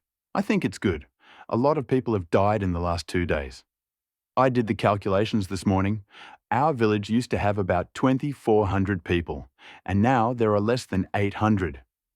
It's hard to say how things will be there and whether these children will be able to return home. Even if they can't, I think it will at least help fill the gap and help us reproduce. Wang Meng chuckled to himself. The village chief always thought too much. Seeing so many disciples, the first thing he thought of was reproduction. After filling the tank, Wang Meng disconnected the fuel hose, closed the cap, and put the car back in the car. He looked up and saw someone leaning against the passenger window, peering inside and giggling non-stop. "Hey, what are you staring at? Get out of the way!" Wang Meng shouted. But the man didn't seem to notice anything and was still standing there, leaning against the window. Wang Meng quickly walked up to the man, grabbed him by the collar, pulled him, tripped him up, and threw him 2 meters away. Only then did Yang Xiaoying in the car dare to roll down the window. Her small, paper-white face was full of panic. She opened her mouth, but said nothing. Finally, she pulled out a rifle from the window and pointed it at the man. Bang! The square in front of the brigade fell silent. More than 10 hunting rifles were pointed at Wang Meng and Yang Xiaoying at the same time. And those who raised their rifles were the villagers who, just now, almost every one of them had a sawed-off shotgun. Wang Meng and Yang Xiaoying didn't dare move. The man who had been thrown out also turned over and stood up, with yellow hair and a thin face. The moment Wang Meng saw this man, his pupils suddenly narrowed. Cold ran across his head from his toes to the top of his head. He recognized this man. Lu Shimin, isn't he dead? Kill him! Shoot! Shoot! Kill him! Yulei, stop screaming! Don't shoot! He saved us! Second uncle, tell Uncle Q and the others to lay down their arms. Zhu Xiaowei. Wang Meng remembered that the village chief mentioned the name of the boy who walked in front. Zhu Xiaowei. Whoosh. Yulei? Isn't this the person Ganzi spoke of? The one who hated the teacher, nicknamed Hexiangu, so much and dragged her to the second floor, Yulei? He snuck into the village with a group? Wang Meng's left hand gripped the barrel of Yang Xiaoying's rifle, and his right hand slowly rose. Don't shoot. She was just scared. We won't hurt you. Heh. Lu Shimin stood up while still laughing. He didn't react to Wang Meng's appearance. He wasn't sure if he was pretending, but he looked completely mad. Wang Meng's attitude toward Lu Shimin was clear. Since he couldn't save him, he had to be killed. To prevent future troubles. Such a thing required the right moment and opportunity, and it had to be done as discreetly as possible. Killing in front of a stranger could easily upset his already sensitive nerves, leading to trouble, and that would be an unwise decision. Yu Lei had harmed his teacher. Such a beast deserved to die. So did Hailu and his brother. Wang Meng easily found Yu Lei by following his voice. He was short in stature but incredibly strong, clearly exercising regularly.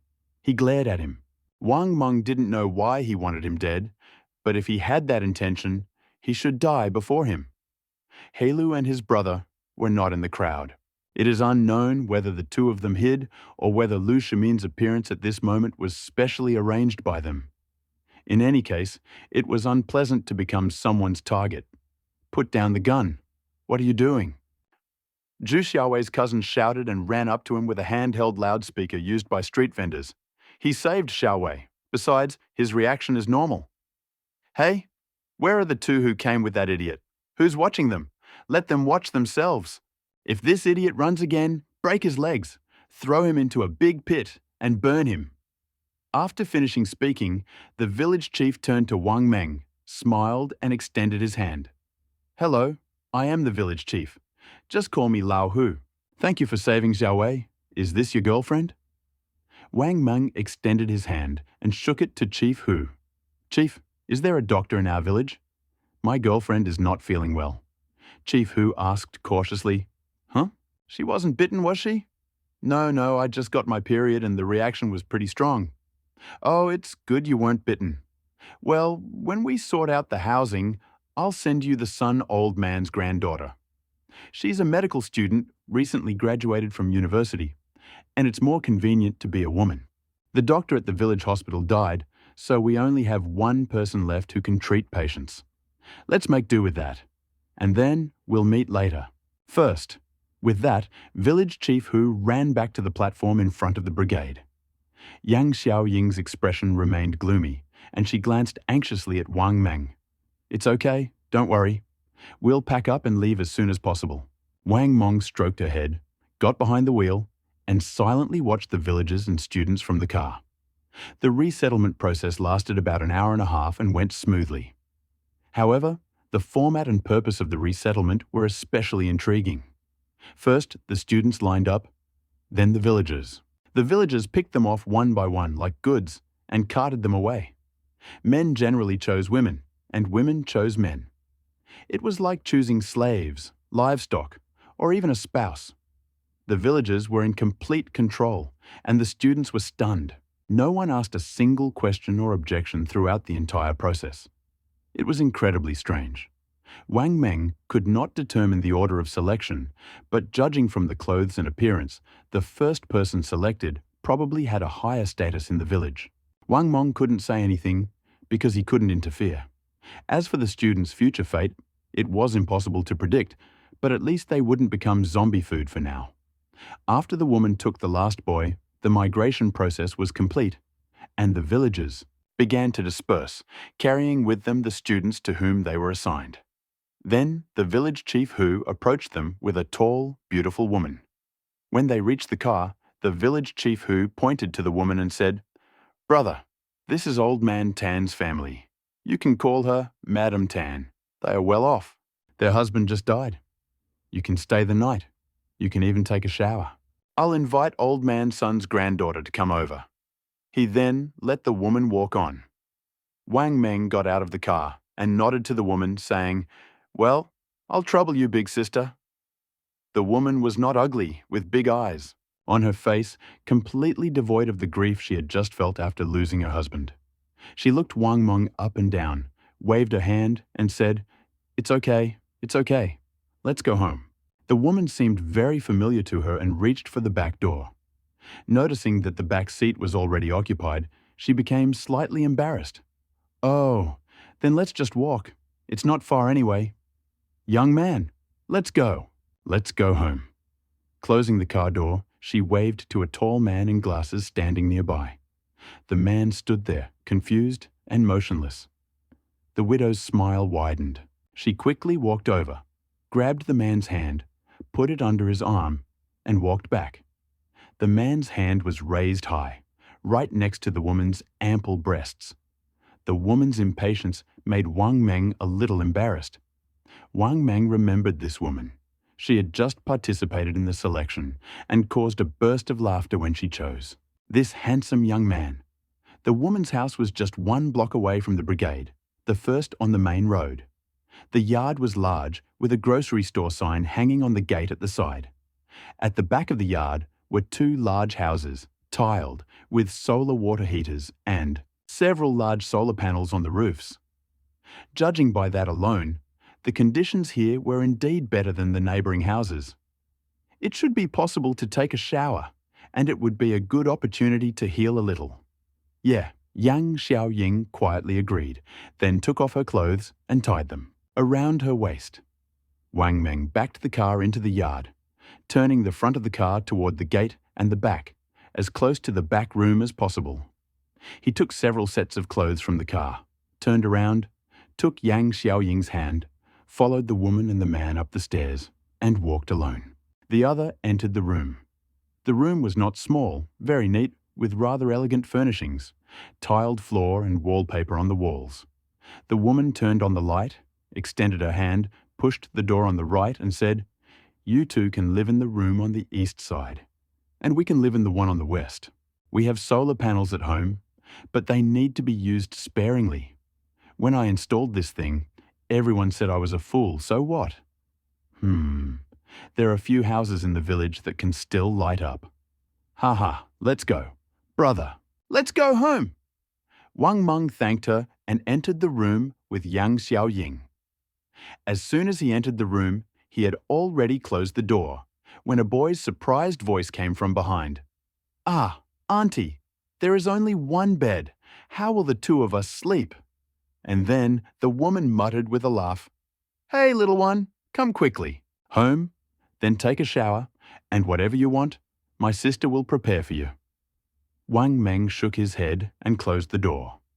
Yang Xiaoying untied the clothes tied around her waist. Bright red blood spread from her pants to the inside of her thighs. Wang Meng did not expect that menstruation could be like this. Abundant. Yang Xiaoying glanced at Wang Meng, who tactfully turned away. She quickly changed her clothes. Soon, she stood in front of Wang Meng, wearing a loose nightgown and holding bloody clothes in her hands. I want to take a shower. Can you hold the door? Brother Wang Meng, you mustn't run away. Haha, okay, I won't run away. I'll tell big sister. I'll let you out, and you can go out. Wang Meng walked out of the room, crossed the kitchen, and found herself in front of the room where the woman and man were. The door was closed, but the sounds of things being torn could be heard from inside. Wang Meng guessed what was happening to his toes. After clearing his throat, Wang Meng casually asked, "Big sister, can we take a shower?" "Just a minute, hurry up." The tears stopped, and the woman, breathing heavily, shouted, "Come on, but hurry up. Save the water." "Okay." Wang Meng turned and led Yang Xiaoying into the bathroom next to the kitchen. Yang Xiaoying walked in. Wang Meng pulled out a stool and sat down by the bathroom door, but found a bent photo frame at his feet. Intrigued, he picked it up. It was a wedding photo. The man in the photo was unfamiliar, and the woman was struggling with the young man in the room. Ha ha! Wang Meng shook his head and casually placed the photo on the stove in front of him. Yang Xiaoying felt so insecure that she talked to Wang Meng every minute, continuing to take a shower only, after answering. Later, to calm her down, Wang Meng simply began to rhythmically knock on the door. The sounds of splashing, pouring water, and heavy breathing seemed eerie and absurd against the silence outside. Perhaps now the shame falls away, and people return to their most primitive desires and decisions. Thought. About 10 minutes later, Yang Xiaoying opened the bathroom door and walked out. She was all wet, holding the washed pants in her hands. Brother Wang Meng, I'm done. Okay, let's go back. The pants are hanging in the room. Get dressed. I'll get food and drinks from the car. The doctor will be here soon. In the courtyard, Wang Meng had just managed to grab an energy bar and a drink when the gate opened and the village chief Hu walked in, accompanied by a girl in a tracksuit and carrying a first aid kit. As soon as they met, the village chief Hu greeted them with a smile. "Brother! Are you settled in? Are the conditions good?" "Chief Hu, quite good. Sorry to bother you." As he walked over, he glanced at the house behind Wang Meng and whispered in his ear, "Has this woman lost control of herself?" Wang Meng was taken aback at first, but then he realized what Chief Hu meant. The adult world is complicated and confusing. It is also very simple. It is all about interests and desires, essentially money, power, and intercourse. Especially in this situation, when tomorrow is uncertain, one must live one day at a time. Giving free rein to instincts and succumbing to madness is normal. Wang Meng smiled and nodded, pointing to the girl behind Hu's height, and asked, "Is this Dr. Sun?" The girl who followed Elder Hu was very delicate. Although she was shorter than Yang Xiaoying, over 1.70 m, she had a slender figure and fair skin and looked very beautiful. There were bruises at the corners of her mouth and cheekbones, and a shadow of inescapable sadness could be seen between her eyebrows. She slightly lowered her head, as if she had not heard Wang Meng's words. Chief Hu paused, then quickly explained, "This girl has had a hard life. Her entire family, more than a dozen people, died, and yesterday some hooligans bullied her. They didn't take advantage of that, so she stabbed one of them to death." Ha ha ha. Wang Meng's eyes widened upon hearing this. "Stabbed, huh? Stabbed?" Chief Hu had only finished half of his sentence when the girl interrupted him. "It was only a ruptured femoral artery, not a stab wound. Where is your patient? Could you take me to him? If not, I'll come back." "Yes, thank you, he's inside. Follow me." Wang Meng led the girl into the house and stepped back. He found that Chief Hu was already standing at Widow Tan's door, his ear pressed against hers, eavesdropping. He didn't know what he heard, but his face turned red, his eyes widened, and he swallowed hard. "Do you want it?" Wang Meng took out his cigarette case and motioned for Chief Hu to come over from across the kitchen. Chief Hu blinked and nodded, then lowered his hand, signaling Wang Meng to wait. After hesitating for more than 10 seconds, he reluctantly pulled his head back and tiptoed back. After walking through the kitchen, he took a deep breath, wiped the sweat from his forehead, and, with secret satisfaction, "This woman, how coquettish she is, and her figure." In the middle of his sentence, he suddenly seemed to realize that Wang Meng was looking at him. He quickly waved his hand and said awkwardly, "Oh, you are a country bumpkin, uneducated. Sorry to embarrass you. Sorry to embarrass you. Ha ha ha, it's okay.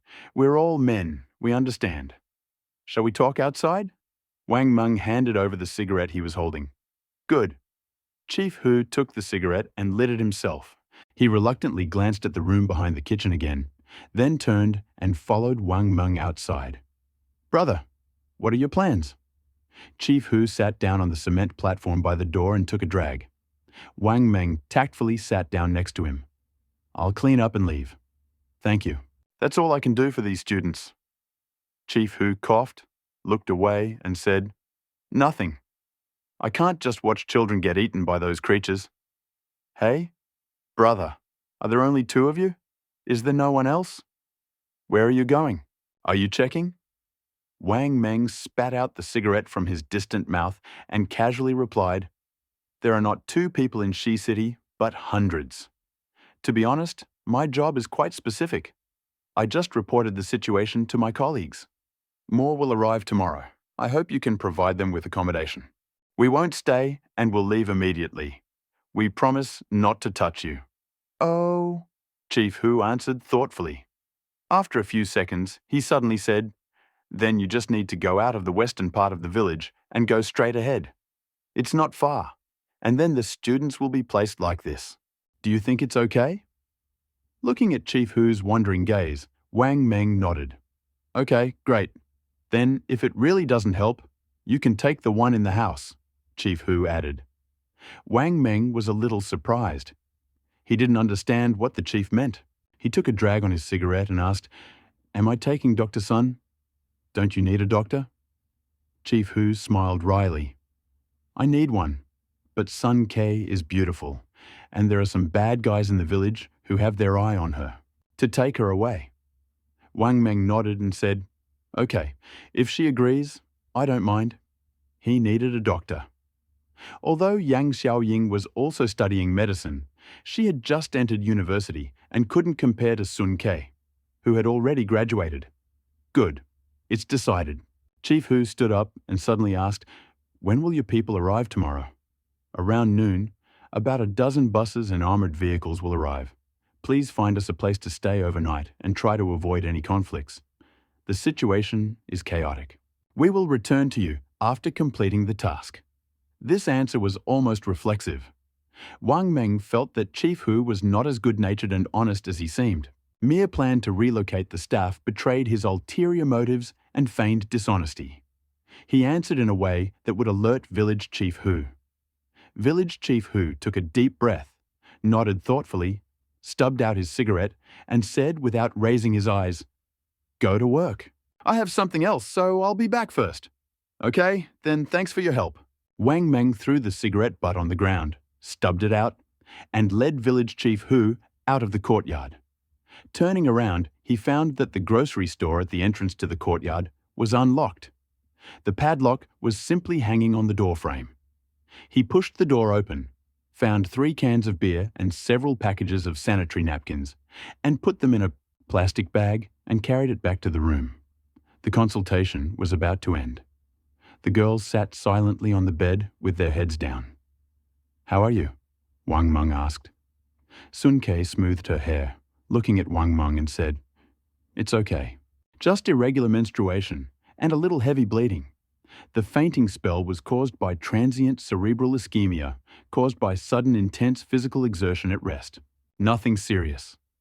After she finished speaking, she saw the beer in Wang Meng's hand. He immediately added seriously, "She shouldn't drink now." "Shh." Wang Meng put his hand to his mouth. "This is not for her. I think someone will come to us tonight." Sun Ke frowned. "Someone will come to us? What do you mean?" Wang Meng nodded. "Do you know the village chief Hu? What kind of person is he? I think there is something wrong with him." Hearing Wang Meng's question, Sun Ke's expression darkened. It reflected contempt and fear, as well as fear and horror. After a few seconds, Sun Ke lowered his head and said with hatred, "He is a beast. Don't be fooled by his appearance." "Oh, tell me, this is very important to us." Wang Meng pulled a chair into the room and sat down opposite Sun Ke. Looking at Wang Meng, Sun Ke sighed and continued. "In his youth, he was a famous bandit. Later, I don't know how he became the village chief. Over the years, he and his gang of henchmen have done a lot of evil. Those who broke into my house last night were sent by him. The one I scratched, before he died, said that they wanted to take me to the village chief.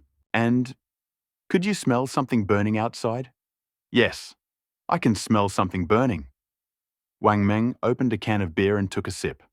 Sun Ke pursed her lips and glared at Wang Meng. Her clenched fists turned pale and her bangs trembled. She gritted her teeth and said, "Why, they were burning. They were burning people. He killed more humans than mutants to eliminate dissidents. Now he is in charge of this village." Wang Meng jumped up from his chair in rage. An image of Chief Hu flashed through his mind, pointing at Lu Shimin and shouting, "If this idiot tries to escape again, break his legs. Throw him into the pit and burn him. Burn people."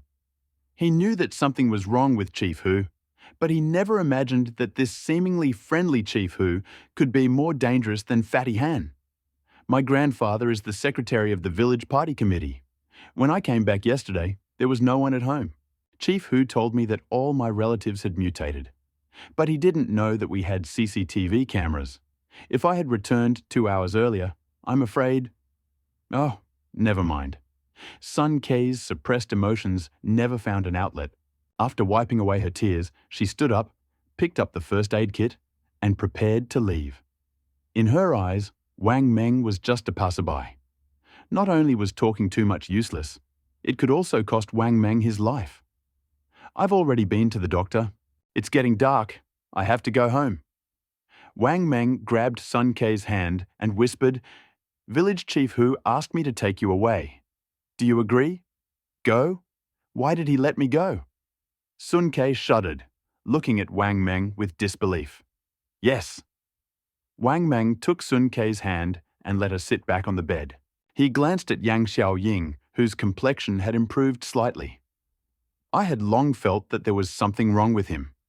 I simply hinted to him that my companions would arrive later. He told me to pick you up and asked if I had made reasonable arrangements for the students. He has something on his mind and a lot of worries. Probably afraid he'll have to answer for it later."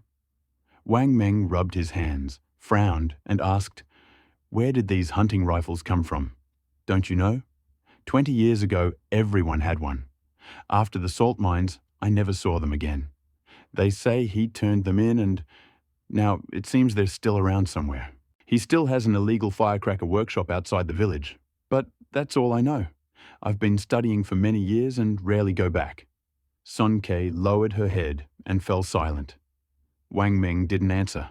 Instead, he drained the can of beer he was holding, then carefully poked a small hole in the side with his dagger. He turned, snapped a thin stick off the broom near the door, and slid it inside. "What are you doing?" Sun Ke asked in confusion, then looked at Yang Xiaoying, who was standing next to him. Yang Xiaoying shook her head and remained silent, gesturing for Sun Ke to continue watching. Wang Meng gestured for silence, quietly walked to the kitchen window, and placed the jar on the heating element underneath. A thin broom branch, pressed against the window so that the can could not be seen from the outside. But if someone pushed the window, the can would fall with a crash onto the floor tiles, and this noise was enough to wake up the sleeper. Having done all this, Wang Meng opened the remaining 2 cans of beer and poured them into the bathroom. Carefully returning to the room with the empty cans, he wrapped them in a sheet, placed them on the floor, and stepped on them hard.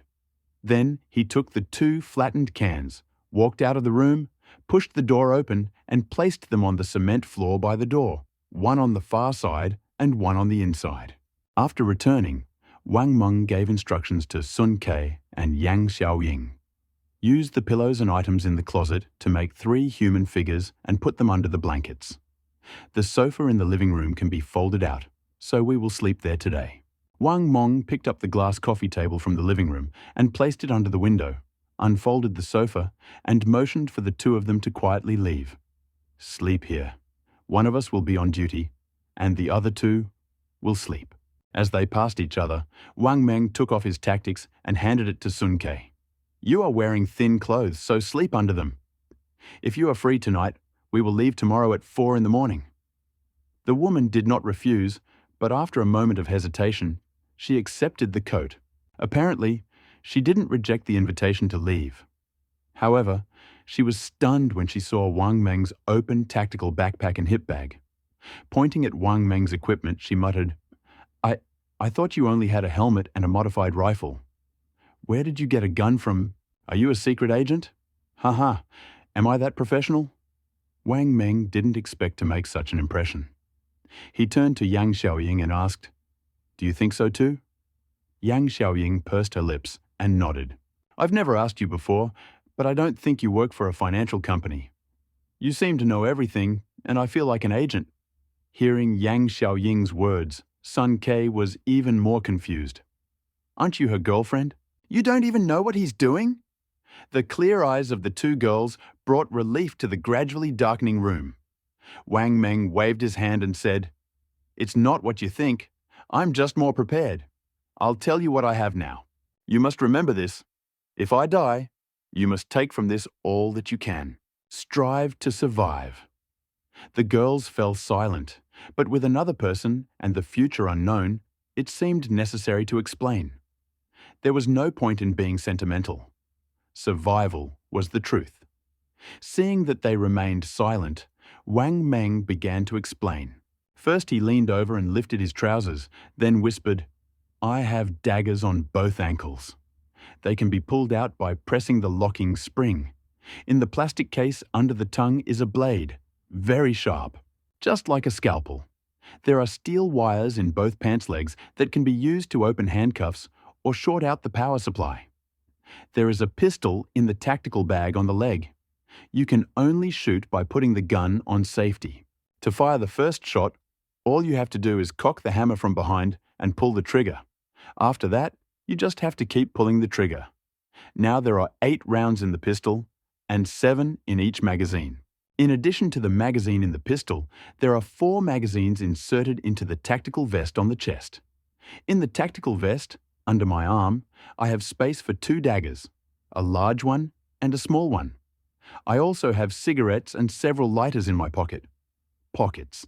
The cigarettes are just a cover, no matter.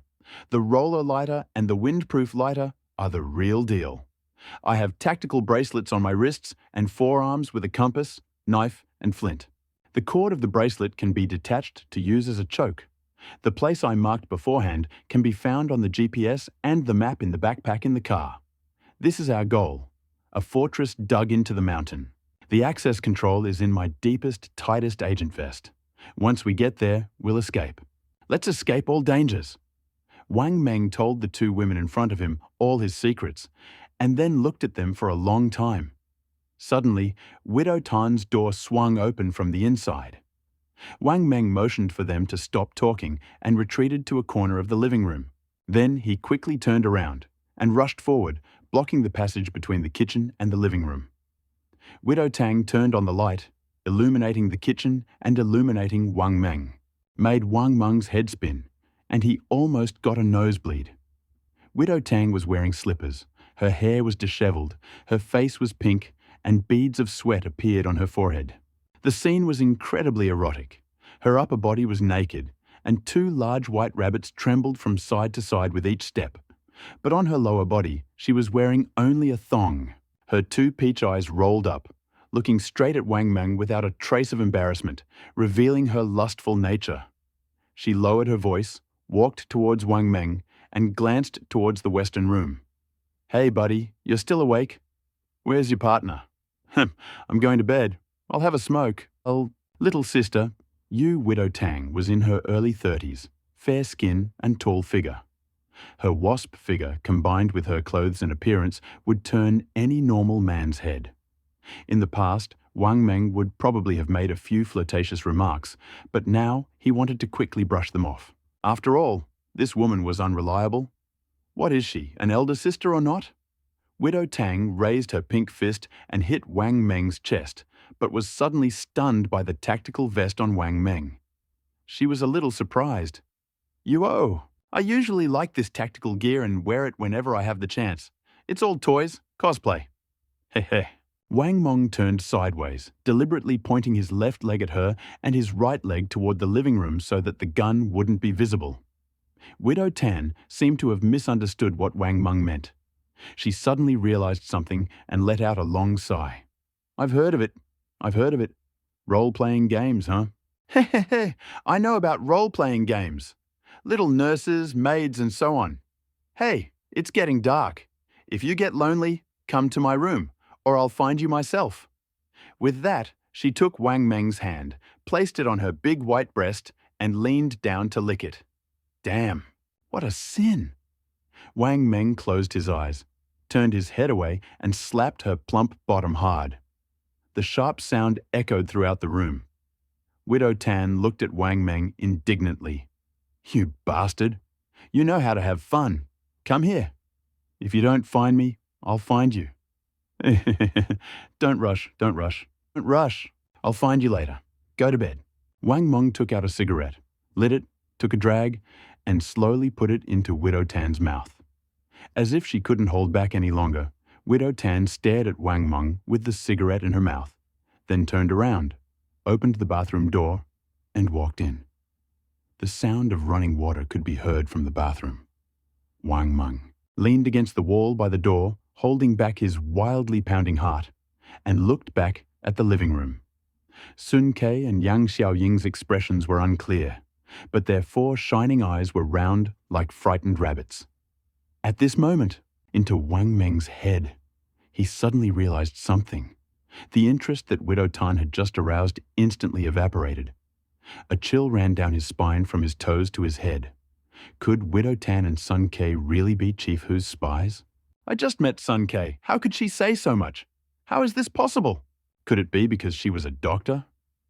The bathroom door opened, and before Wang Meng could react, Widow Tan stood on tiptoe, hugged Wang Meng around the neck, and pressed her whole body against him. "What are you thinking about? Brother, why are you still here? Are you waiting for your sister? Otherwise, let's just stay here."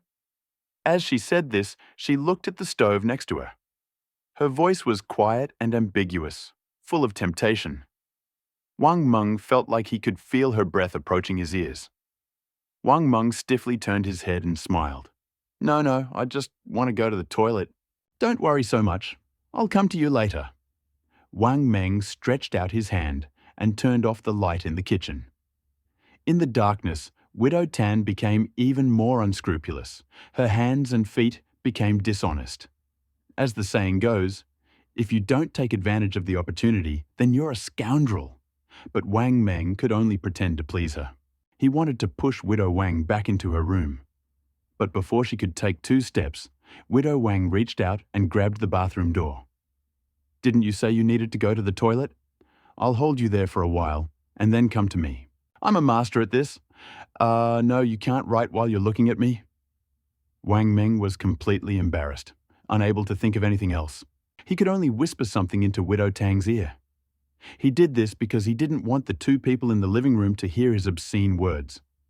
Unexpectedly, this action made Widow Tang even more excited. She put her hand right under Wang Meng's waist and started searching. Wang Meng was now serious, suspected that her husband's death was directly related to her promiscuity. A heavy snore came from the room behind him. He's useless. Let's go. I'll be there in a minute. Let's take you home first." Wang Meng was powerless. He couldn't agree, but he couldn't kill him either. Finally, he gathered his courage, grabbed the woman by the waist, lifted her up, and, taking a few steps toward the door, threw her out into the street. Widow Tan fell onto the bed with a crash. The snoring boy muttered, "Huh?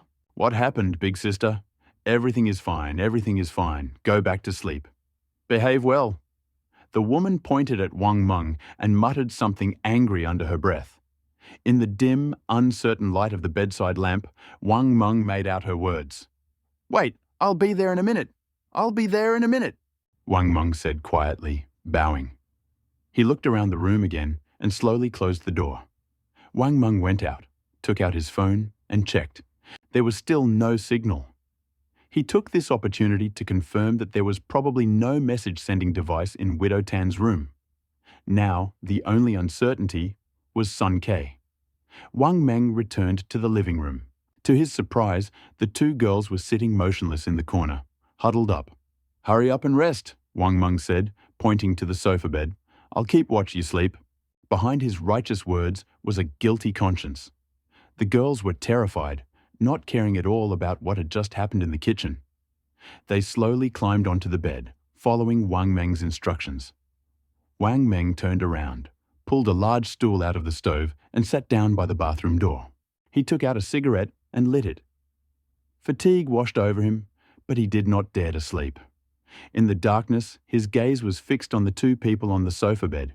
He was wary, expecting any danger. 15 minutes passed, and Sun Kei did not move. The sound of her even breathing coming from the sofa calmed Wang Meng's frayed nerves. Passed before a sound came from Widow Tan's room. It was the rhythmic creaking of the bed springs, accompanied by sobs for mercy and obscene language. Wang Meng smiled, reaching out to throw his cigarette butt into the stove. He stood up, opened the bathroom door, and unzipped his pants. After quickly and easily relieving herself, Wang Meng walked out of the bathroom to find Sun Kei sitting on the edge of the sofa bed, seemingly wiping away tears. "Sun Kei, what's wrong?" Wang Meng asked quietly. Sun Kei sniffled and ran her fingers through her hair, as if something was bothering her. "I can't sleep. Sleep, sleep. I'll look after you." After saying this, she stood up and walked towards Wang Meng. Wang Meng leaned to the side, but did not move away completely. He stared at Sun Kei, as if he wanted to see through the girl, but Sun Kei did not raise his eyes. "Move away. Widow Tan, I will be careful. Don't worry, it's fine if anything happens, I will call you right away. Go quickly. Don't forget to pick me up." Wang Meng nodded silently, turned around, and walked towards the sofa bed. After lying on the sofa for about a minute, a light metallic sound suddenly came from the kitchen. Wang Meng wanted to get up and check, but Yang Xiaoying resisted at this moment and pressed herself into his arms. Gentle words rang in his ears. "No need to get up and look. There is nothing unnecessary on her. I touched her. Now she is sitting on a stool by the bathroom door. She is simply holding a kitchen knife in her hand." Yang Xiaoying's defensive reaction has exceeded Wang Meng's expectations. He suddenly discovered that everyone seemed to have thought deeply about their actions and were playing. It should have been like this before, right? Life is like a play. Everything depends on the performance. Yang Xiaoying closed her eyes and whispered into Wang Meng's ear as if she were dreaming, then turned around and pressed her back against his chest. This posture was reminiscent of that night in the car, as if Wang Meng was hugging her from behind. This girl is becoming more and more unprincipled. Wang Meng had just finished muttering when Yang Xiaoying suddenly grabbed his left hand again, as if checking the temperature of his palm. Stroking her palm, Yang Xiaoying took her hand and slowly pushed it under her coat. Wang Meng felt Yang Xiaoying's hand dipping under her coat, through her thermal underwear, stroking her smooth skin, and finally placed it on her flat stomach. Wang Meng's body froze, and for a moment he was at a loss. Yang Xiaoying drew attention to this. She pulled out her hand, patted her stomach contentedly, smacked her lips and said, warm, much more comfortable. Are you treating me like a hot treasure?" The scent of hair and the steady breathing so close were like a lullaby, and Wang Meng did not notice how he fell asleep. In a daze, Wang Meng. He felt his arm being gently pulled out, and Yang Xiaoying, who was lying in his arms, stood up. She must have gone to the toilet, Wang Meng thought. After a while, she came back. But this time, it was too much. Wang Meng's coat only covered her forearm. Ha ha, a woman. Are you treating me like a hot find? Are you ignoring me now that your belly is warm? Thinking of this, Wang Meng stretched out his hand, hugged her waist, and then pulled her towards him abruptly, enveloping her entire body in his embrace. He lifted his left arm slightly, put on his coat, and covered them both underneath. The girl's body tensed up a little, and she was still shaking slightly. Wang Meng leaned towards her ear and whispered, "Are you cold again?" Then his left hand habitually slid over her coat, then her t-shirt, and then Xiaoying's stomach. "What's wrong? Are you still cold? Why are you shaking like that?" The woman in his arms sobbed, crying. Wang Meng instantly woke up and sat up at the speed of light. He jerked his hand away so fast that the rubber band hit her stomach with a crunching sound. What happened? Yang Xiaoying stood up from the bathroom door and looked at Wang Meng suspiciously. "Why did you go there?" Yang Xiaoying looked naive. "I'm Sun Kei's replacement. What happened?" "Everything is fine. Everything is fine." "It's almost dawn, and I won't sleep anymore," Sun Kei said, wiping her tears with her sleeve and turning away to fix her bangs. Yang Xiaoying was quick-witted and immediately gestured with her hands and mouth. "Did you touch her?" Wang Meng stroked his head and waved his hands. At this moment, from behind the door came the sound of cans being pushed in. Whoosh! Crash! Bang! Wang Meng looked at the door in shock and gestured for Sun Kei and Yang Xiaoying to sit down and be quiet. Suddenly, two figures, one tall and one short, appeared in the moonlight at the window. A muffled, low, but very familiar male voice rang out. "Xiao Lazy, are you sure they are sleeping in this room?" Black donkey! As soon as Wang Meng heard that voice, his blood froze. An enemy from a past life. A vile enemy in this life. It seems that this maggot that has attached itself to my bones can no longer be gotten rid of. Of course, Village Chief Hu said so. Besides, don't you recognize this car? Let me puncture the tire first, otherwise they'll run away. Back! Are you stupid? I don't think you should be called Yu Lei. You should be called Shan Pao. Will you find tires this big in the village? Let's kill Wang Meng. Have some fun first and then leave here.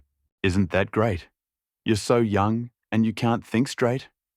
Yu Lei quickly nodded in agreement and rubbed his hands impatiently. Then what about that yellow-haired guy you brought with you? The black donkey hoarsely said, "My brother is a two-way wall, and I don't like it. This guy is crazy.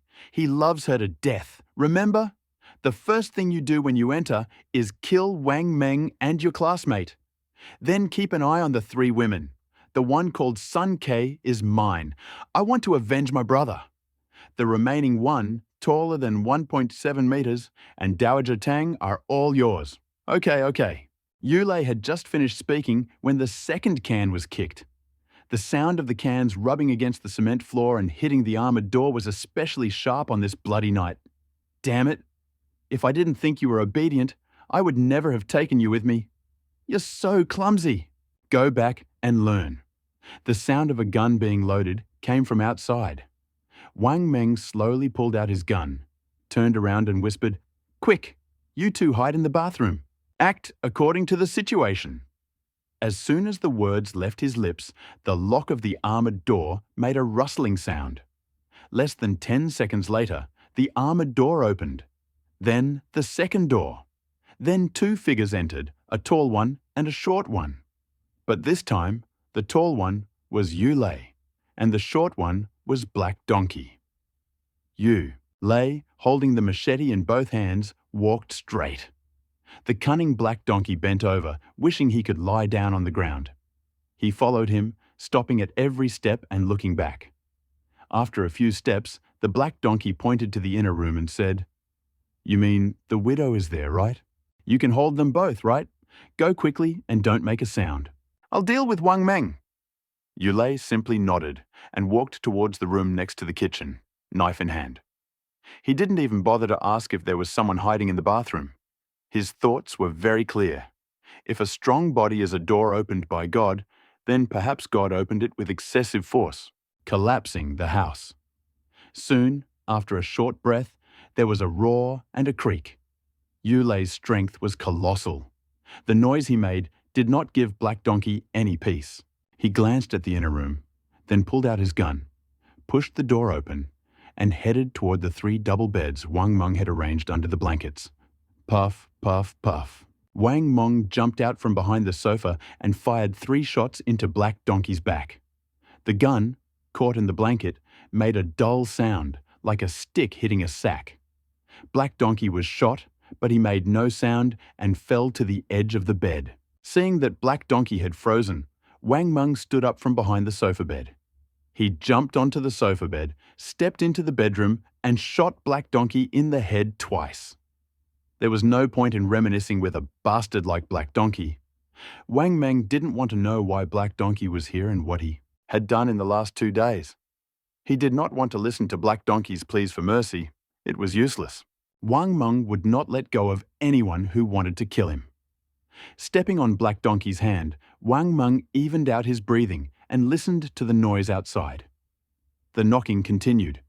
Yulei must not stop. As long as the sound did not stop, Wang Meng did not have to be nervous.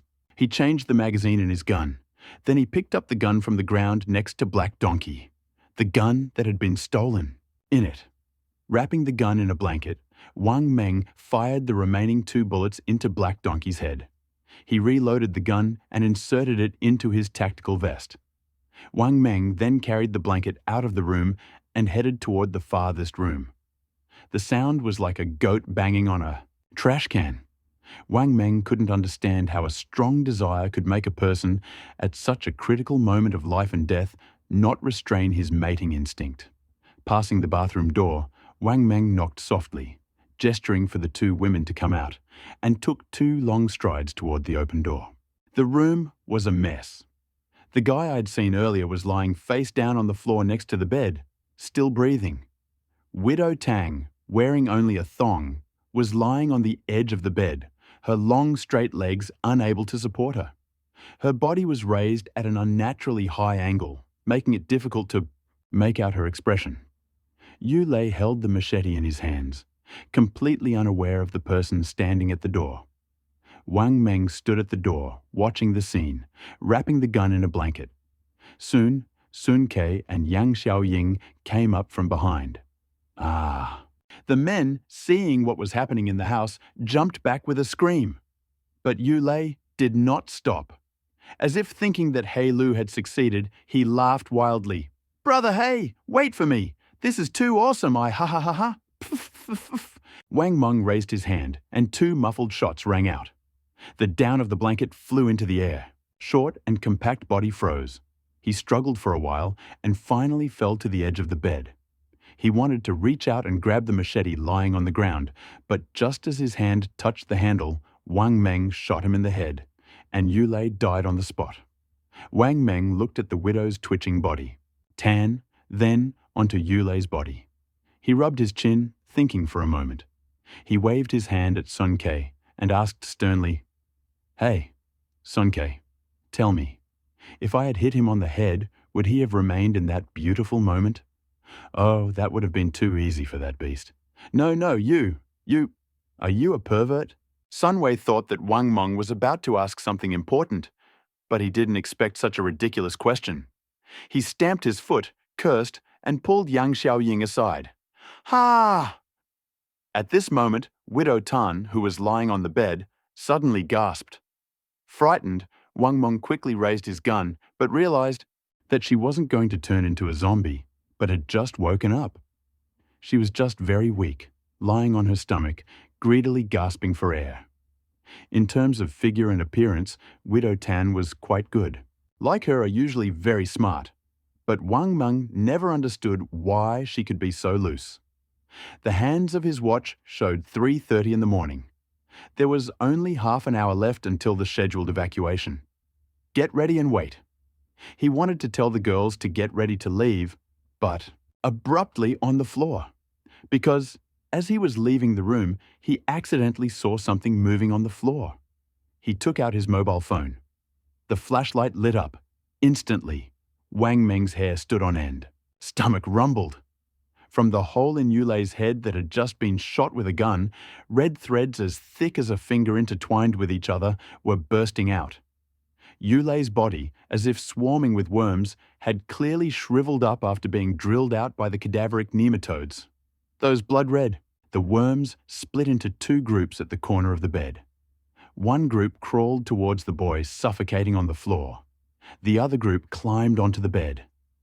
They stretched out the two holes that were supposed to be covered by the thong and drilled through them. Ugh, ugh, cough, cough, cough. Wang Meng coughed violently, then opened his mouth wide and looked around.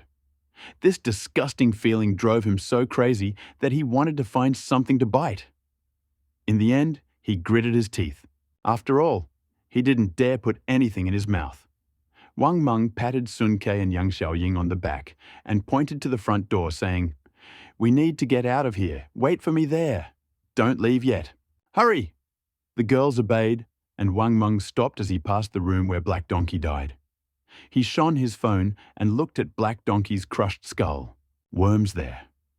The image of Li Guang, naked, with clouded eyes, trying to bite off a piece of flesh from his lips, appeared in Wang Meng's mind again. Wang Meng seemed to find a similarity in the behavior of all people infected with nematodes. An infinitely increased desire. All of them. The abnormal behavior stemmed from desire.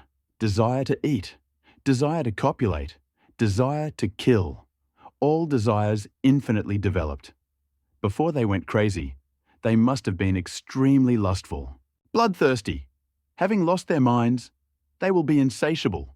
Li Guang was like this, Yulei was like this, and Widow Tan was like this too. Wang Meng was deeply shocked by his own thoughts. He stared blankly at Sun Ke and Yang Xiaoying at the door, momentarily speechless. Kang, hurry, go to Old Man Wei's house. Old Man Wei has been mauled to death by his pig. It's there. Kill it. Shoot. Hurry. Run. Climb the tree. Hurry. Ah! Help! Several shots rang out from outside. The villagers' panicked cries could be heard. A pig? Damn it! No! Yang Xiaoying, load the rifle. Sun Ke, get in the car and sit behind Xiaoying. There's so much stuff in there. You have to squeeze through. Wang Meng opened the door and happened to see the village chief Hu racing down the street on a motorcycle. A few dozen meters behind him, a huge pig with black and white stripes, a three-lobed lip, and a mouth full of fangs, opened its mouth like a crusher, roaring and savagely. Running! Get in the car! If everything goes smoothly, we'll be back in Shuangxi today. Wang Meng sat down and buckled up. Sun Ke got in too, with Yang Xiaoying's help. The car started. Wang Meng turned around, took out a map and handed it to Sun Ke. Show me the way. Images of mutated pigs tormenting the villagers flashed through the cracks of the gate, accompanied by continuous howling that made one's hair stand on end. Yang Xiaoying and Sun Ke's nerves were on edge. They couldn't imagine what it would be like to be bitten by those sharp, fanged jaws, and how it would all end. They waited for Wang Meng to shift gears and then, sharply pressing the gas pedal, break through the gate and escape from this terrible place forever. The SUV roared to life as it idled, seemingly ready to move. But more than 10 seconds passed, and Wang Meng still hadn't decided to change gear. First, he took out 3 disposable medical masks and handed one to each of them. Then he tightened his helmet strap, put on his tactical gloves, and tucked the gun under his right leg. 5 seconds later, Wang Meng turned around, pulled out a Snickers bar, tore the wrapper open with his teeth, and stuffed it into his mouth, chewing vigorously. Wang Meng's chewing muscles were cut with knife lines, and with each chewing movement, they became more and more ferocious. He seemed to be venting some emotion, or perhaps he was starving to death. Shouldn't he be running for his life right now? Why was he stunned? Was he stupid? Or infected? Wang Meng stared at the blue iron gate, biting hard into a Snickers bar. After chewing for a moment, Wang Meng swallowed it hard. Then he pulled out another bar and, still using his teeth, tore open the package. He chewed the whole thing. A bad feeling filled Yang Xiaoying's heart. Sweat dripped from her temples. She brought the rifle to the trigger and stole a glance at Sun Ke, who was also staring at Wang Meng. The rifle couldn't be used in the car, but it was the only way to destroy the mutant zombies with one blow. Sun Ke noticed Yang Xiaoying's nervous, frightened look and movements. She also guessed what Yang Xiaoying was thinking. Sun Ke swallowed her saliva, looked at her, slowly pulled out her left hand, and reached for the armrest behind the passenger seat. There, the gun was closest to Wang Meng's thigh. Wang Meng, thoughtful and meticulous, strong and agile, decisive in his actions. They had seen it all before.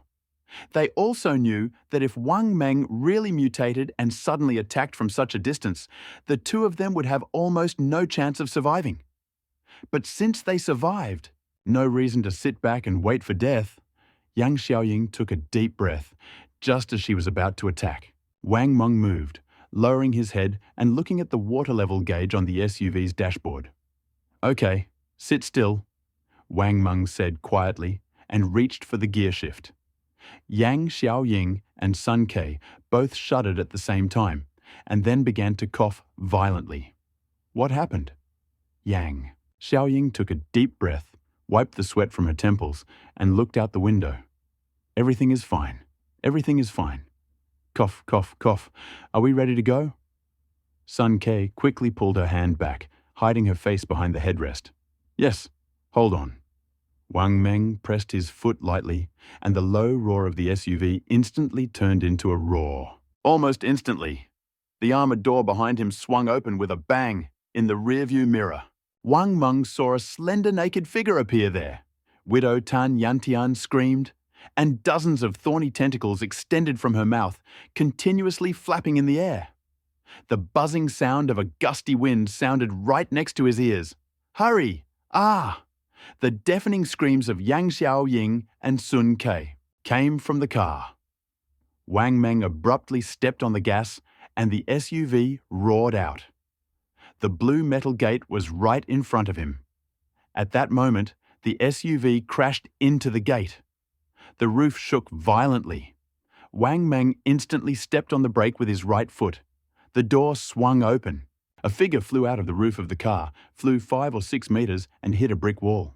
Then she turned over and stood up from the ground. Oily green eyes stared at Wang Meng in the car. Feeling a chill in his groin, Wang Meng abruptly turned the steering wheel and rushed towards the intersection. The smell of burnt tires spread throughout the car. The SUV sped towards the other side of the headquarters at full speed. "Brigade! Quickly! Straight ahead! Watch out, pig!" After driving a few dozen meters, he saw a black and white pig with a 3-lobed mouth. Got it. Wang Meng suddenly changed direction and charged straight at the big pig. With a dull thud, the big pig flew tens of meters away like a ball, rolled, and fell into a ditch by the road. Wang Meng adjusted her direction, stepped on the gas, and charged from the side of the ditch. Soon after, she jumped out. A shocking roar came from the back of the car. Sun Ke turned around, grabbed the headrest of the back seat, and saw a scene through the rear window of the car that terrified her. A large pig crawled out of the ditch and bit the widow Tan who was chasing it. After tearing it apart several times, she practically swallowed her head in one gulp. But the next moment, from the back of the big pig's head, a handful of tentacles with spikes like drills jumped out from the back of the big pig's head. And then it tore the body of the spotted pig into pieces. The desperate fight between the two mutants lasted only an instant. Widow Tang shook off the pieces of flesh and made several steps forward. The brick wall to her right collapsed with a crash. A pair of long, sharp horns pierced her body, carrying her back to the courtyard across the road. A bull with fangs and long horns. The escape route in front of her was still unclear, but behind her was an abyss where demons roamed. Wang Meng felt his stomach clench. The intense pain made his body feel like it was curled up into a ball. Don't panic. Don't panic. Don't crash. Hold on. Ah! Wang Meng shouted, barely holding back the urge to look in the rearview mirror. He gripped the steering wheel tightly with both hands and sped towards the far side of the village. Straight ahead. Turn right in 100 meters. From the cement road to the gravel road. Ah! Seeing the SUV speeding towards the fence, Sun Kei, who was just trying to give directions, screamed and hid behind the seat, holding her head in her hands. Yang Xiaoying also wanted to hide, but she was sitting in the passenger seat, and there was nowhere for her to hide. She could only cross her arms. Fortunately, after the SUV smashed through the wooden fence with unstoppable force, the windshield remained intact, leaving only a white spot from the nail. A few seconds later, Sun Kei, in tears, raised her head again, sobbing and stretching out her hand. That's right. At the end of this road, you'll see a path into the mountains. Aha, got it, Wang Meng replied, slowing down slightly. Sun Kei, help me find the first aid kit. Bian, belladonna pills, quickly. Beyond the fence stretched endless fields. The flat areas were covered with rice, but as the road climbed a gentle slope, corn grew on both sides, towering over the roof of the car. The road was narrow, originally gravel, but now thickly strewn with clods of earth brought in by the tractor. Wang Meng was genuinely glad that made the right choice. If he had driven the car, he probably would not have been able to get out of Jiang City. After the car stabilized, Wang Meng swallowed belladonna pills with an energy drink, and the painful stomach cramps finally subsided. Wang Meng tried to open the window to get some fresh air, but the windshield was swarming with huge hooligans. Dozens of lighter-sized hooligans crowded around the windshield and side windows, constantly crashing into them and making clanking sounds. Yang Xiaoying pointed at the hooligans chasing him from outside the windshield and asked, "Is this a coincidence?" "Guess." Sun Kei leaned towards the window, looking at them carefully, and nodded. "How could they be so big?" Yang Xiaoying asked again. But no one answered because everyone already knew. At the intersection, the car stopped, and Wang Meng stared blankly at the road. After a long time, Wang Meng, trembling, pulled out his cigarette case, took out a cigarette, and put it in his mouth. He whispered, "If I want to return to the fortress, this is the only way." Yang Xiaoying, This is the road? Yes, this is the only road. Sun Kei pulled out the seatbelt from the pile of supplies with difficulty, plugged it, looked at the smoking Wang Meng, and said, "Brother Wang Meng, if you want to smoke, go ahead. I'm fine." Wang Meng looked at Sun Kei and reminded, "We can't open the window now. We might get bitten to death. In the book, it is written that smoking is useless. But nicotine can temporarily paralyze the nerves and relieve anxiety," Sun Kei said, and extended his hand. "What are you doing?" Wang Meng asked. Sun Kei sniffed, and a smile appeared on his face. "Give it to me. I want to try. I want to try." Wang Meng suddenly remembered what Zhang Baoshui had said to himself while smoking. "I want to try something I've never tried before." Did Sun Kei really think that? Faced with death so close and a never-before-seen utopia in the distance, everyone would be anxious, right? Wang Meng smiled helplessly, picked up a pack of cigarettes, and just as he was about to light one, Yang Xiaoying, who was standing next to him, quickly stretched out her hand, took out a cigarette, and put it on her lips. "A cigarette? I'll try it too." Sun Kei glanced at Yang Xiaoying's serious face, then at Wang Meng's confused face, and suddenly burst into laughter. After a moment's pause, Wang Meng and Yang Xiaoying also burst into laughter. The uncontrollable laughter grew louder and louder, and tears flowed uncontrollably from the corners of their eyes. The laughter and knocking of hooligans on the glass formed a march in the SUV that had just broken away from the zombies. A march of hope and the desire for life. The music may have been unpleasant to the ears, but it was full of unwavering determination. This was a journey. If it didn't work out, it would be reincarnation. The smoking was very quiet. System dispersed the smoke a little, but the three of them still felt unable to open their eyes. Finally, Sun Kei poured some of the drink into the ashtray, carefully and sparingly, shaking it several times until the remaining liquid was completely absorbed into the cigarette butt. Wang Meng saw that she and Yang Xiaoying were much more worried than him. At least he knew about the fortress. What about them? In this zombie-infested world, it's not easy to survive, and suddenly someone tells you that they have a fortress prepared in advance. It's huge and safe, with everything you need to live your life peacefully. And you actually believe it, following him in a desperate fight. Anyone would doubt it. Wang Meng didn't explain any further. Before starting the car, he took out his GPS. Fortunately, it was still working. Using the GPS coordinates, Wang Meng showed them the location of the fortress on the map. While helping them get equipped, Wang Meng handed over the remote control pistol and ammunition, then explained in detail the necessary procedures to arrive at the site. For example, upon arrival, they first needed to find Wang Dong in building number 9 of the complex. They needed to take a white backpack and climb the mountain. Only after making sure everything was safe could they use the remote control to open the drawbridge and enter the access code. And so on. Worried that he had missed something, Wang Meng counted on his fingers and carefully repeated the instructions again. But before he could finish, Yang Xiaoying and Sun Ke cried and stopped him. They said that Wang Meng's words sounded like a will. Wang Meng was amused by this, and while he was laughing, the two girls suddenly hugged him tightly, tenderly, like he. It was a farewell, or perhaps farewell. After enjoying the embrace, Wang Meng engaged the four-wheel drive at low speed, slowly turned the steering wheel, and drove onto a hellishly difficult rural road. It was a cement road in the mountains, less than 60 kilometers from the eastern Shuangsha district and, however, since it only led to Shuangxi and was far from the main highways, it gradually became a shortcut for logistics trucks. The road itself was built to a low standard, and years of heavy truck traffic had completely destroyed the original mud, pavement, rendering it unusable. The swirl of gravel and the upturned concrete slabs give it an unforgiving look. Crossbars and washboards are everywhere. The upturned concrete slabs resemble anti-tank cones, and Wang Meng can guarantee that even a real tank would be careful if approaching.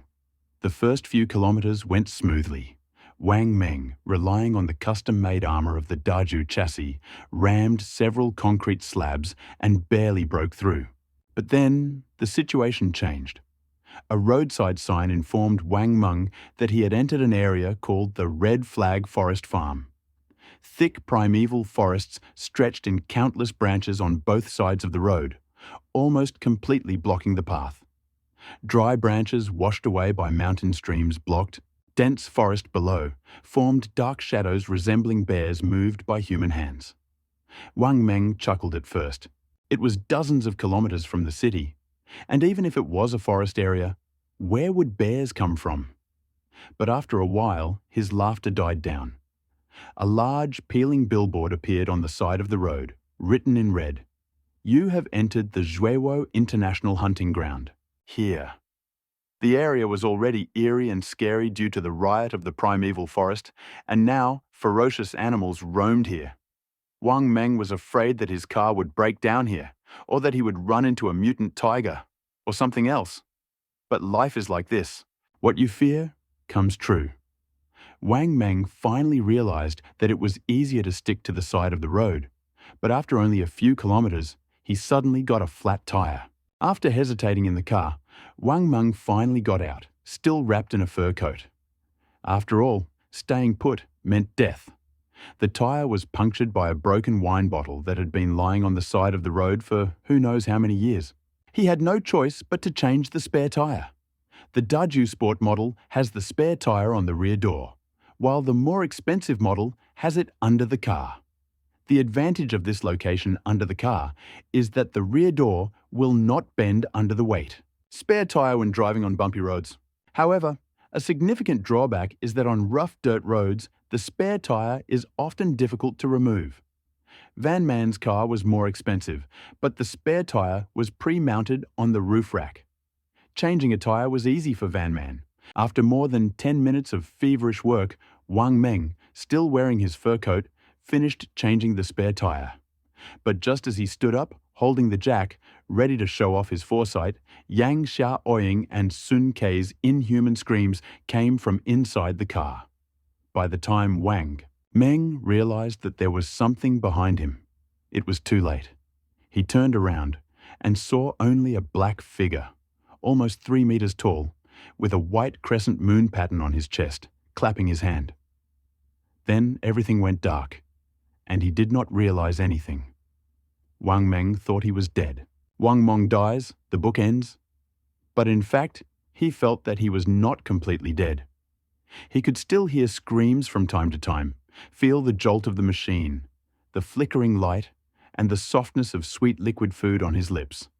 He did not know how long he had slept before his awakened by a stare, violent shaking and screams. "Look, Brother Wang Meng, wake up! We've arrived! Hurry up! Ah, wake up! Look, is this the fortress you were talking about?" Could it be?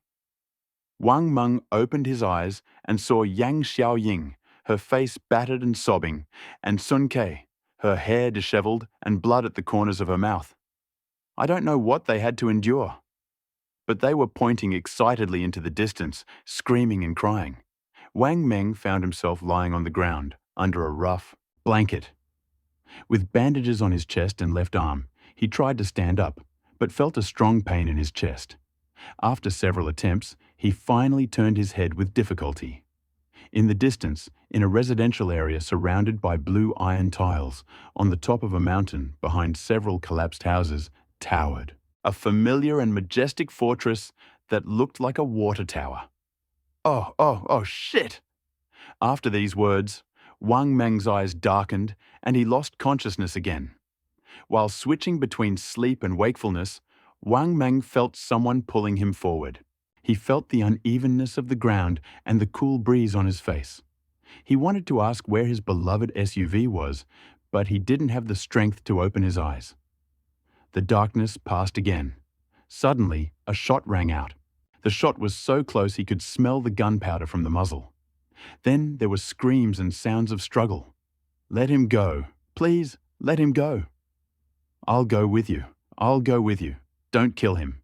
He's too badly wounded to stand it any longer. Please." Wang Meng rolled over with all his might. The broken bones rubbed against each other in his chest. The pain was unbearable. Puff! A sweet sensation filled his throat, and blood gushed out of his mouth.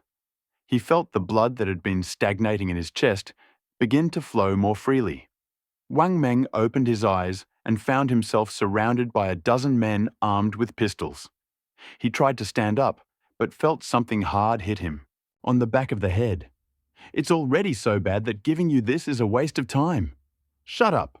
If you move again, I'll shoot you." Sun Kei was grabbed by the hair and thrown to the ground, tears streaming from his eyes. Yang Xiaoying was pinned to the ground by 2 pitiful middle-aged men, grabbing their arms and legs. She could only turn her head to avoid the grinning, bearded mouths, but she couldn't dodge the dirty hands. The area was familiar. Although some buildings had collapsed, he knew this place well. He had walked here countless times, this bridge, this river. Was this Tessie? West of the railroad. His own area was just across the bridge from here, west of the river. This is my fucking territory. Ah, Wang Dong. Me, come here. Wang Dong, I'll kill your grandfather. Wang Meng's pupils turned bloodshot. He shouted the last words with all his might, full of anger and resentment. Suddenly, he felt dizzy. His head felt too heavy to hold up and hit the ground with a bang.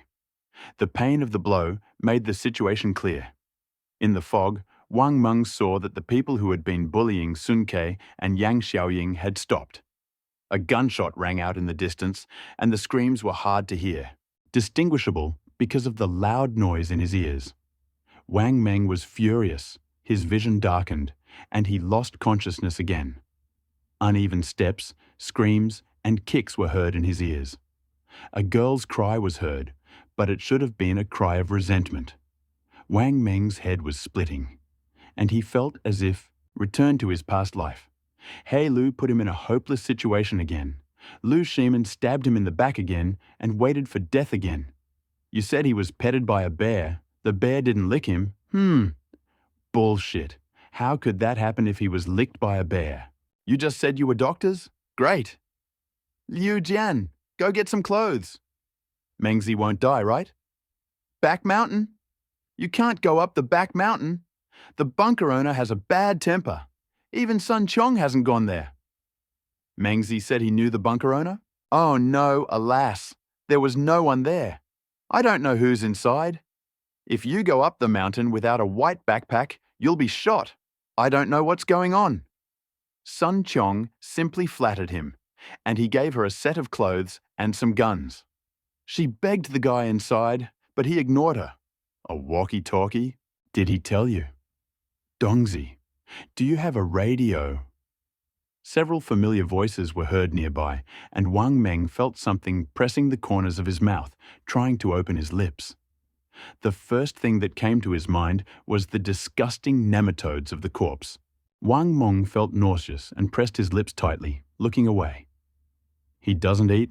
What should I do? Give it to me. After the slurping sound, Wang Meng felt a familiar feeling on his lips. He slightly opened his eyes, and in his blurred vision, he saw Yang Xiaoying with bruises on her face, and Sun Ke, who was chewing and looking at him from behind. I told you it wouldn't be that easy to die. Ha ha ha, Mengzi, you're finally back. It was Wang Dong. Another voice rang out. Hey, hey, hurry up! Sun Chong is coming. I'm afraid there will be trouble. Wang Dong kicked himself with all his might. Brother Chen, what does this woman want? She also wants to kill Mengzi. If it weren't for the food and water in Mengzi village, would she have become the chief? She begged us for it herself, did she forget? Damn it, this damn thing is Yuan Shikai. How could we let that woman steal the fruits of our labor? Damn it, self-salvation. What kind of meeting is this? Master, why is Sun Chong here? Wang Meng couldn't get over it. He desperately tried to connect the dots, but he couldn't. Bam! The door burst open. There was a chaotic stomping and the clatter of raised weapons. Two familiar figures rushed into the room, accompanied by a dozen armed men. Wang Meng concentrated his gaze and finally spotted the approaching figures. Sun Chong. Yu Li. Behind them, is it Zhang Hao and Sun Bin? Why are they all here? Who told you to give him deworming medicine, even for cattle? Sun Chong appeared before Wang Meng in battle dress. With a stern expression, she knocked over Wang Meng's bowl, drenching Wang Dong with broth mixed with medicine. Sun Ke and Yang Xiaoying rushed forward, but were pushed back by those standing behind Sun Chong. Yu Li arched her neck, jumped up, and slapped Yang Xiaoying across the face.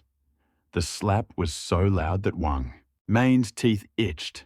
He was seething with anger, but he couldn't muster the strength. Damn it! Who told you to feed him? The slap caused the soup in Yang Xiaoying's mouth to burst out. Enraged, Xiaoying raised her leg to kick, but was unexpectedly punched in the face by a man standing next to her, causing her to lose consciousness. And you? Where is the food in your mouth? Ouch! Yu Li turned to Sun Ke. Who told you to swallow it? Beat her until she vomits. Don't you know who's in charge here? You dare let outsiders eat without the boss's permission? Wang Dong, do you think you're in shape? Before Sun Ke could dodge, he was hit in the head with a rifle butt. He fell to the ground. The man was about to kick him, but suddenly found a gun on the ground. Wang Dong threw the gun away and frowned as he looked at Yu Li. His gaze was full of rage. Yu Li wanted to say something, but Sun Chong stopped her. Okay, Yu Li, teach them a lesson. After that, she turned to Wang Dong. Everyone can get what they have thanks to your contribution. I hope you will take care of yourself and not follow in Bai Bing's footsteps. Wang Dong did not reply, pulled out another pistol from his waist and continued to rummage through his hand. Sun Chong was shocked when she saw the pistol, and her face softened. Okay. That's it. Wang Meng was so angry. Seeing the people who had been through life and death with him being bullied, he was powerless to do anything. This feeling is even worse than death. In Wang Meng's heart, these two girls are not just saved, they are his saviors and comrades. Without them, he would not be here today. But they returned with him, and yet they were treated like this. Zhang Hao, who was standing behind Sun Chong, walked up to him with a grin, pointed at two unconscious people and said, "Mr. Sun, they look seriously injured. Should I take them home and take care of them? You can't take care of them alone. Leave it to me." "I can't let you get too tired," Sun Bin intervened. Sun Chong closed her eyes, slightly raised the corners of her lips, and chuckled. She seemed to understand both of their thoughts. She looked at Wang Dong and said, "Wang Dong, I can leave him alone for now, but you don't have to worry about them, right?" Wang Dong didn't answer Sun Chong's question because he felt like Sun Chong didn't even think to ask for his consent. Sun Chong made a deal with him, exchanging the two girls for Wang Meng's life. From Wang Dong's perspective, this exchange was quite acceptable. After all, Wang Meng was his brother, and he had just met two girls whose names he didn't even know. But would Wang Meng take it that way? At the bridge, Jiaxing Wang Dong saw how desperately the girls tried to protect Wang Meng. Just now, he saw how Wang Meng did not refuse their offer of food. In the era of nematodes, feeding someone food with your mouth was an incredible amount of trust. Wang Dong knew Sun Chong's intentions. She wanted to humiliate Wang Meng and force him to, "His suffering is unbearable," vent his anger. But they were Wang Meng's saviors, even closer. If he let Zhang Hao and Sun Bin take them away now, how would Wang Meng react when he woke up? Based on how Wang Dong understood Wang Meng, he had no doubt that Wang Meng would go crazy and commit suicide. What if they won't be allowed to take people away now?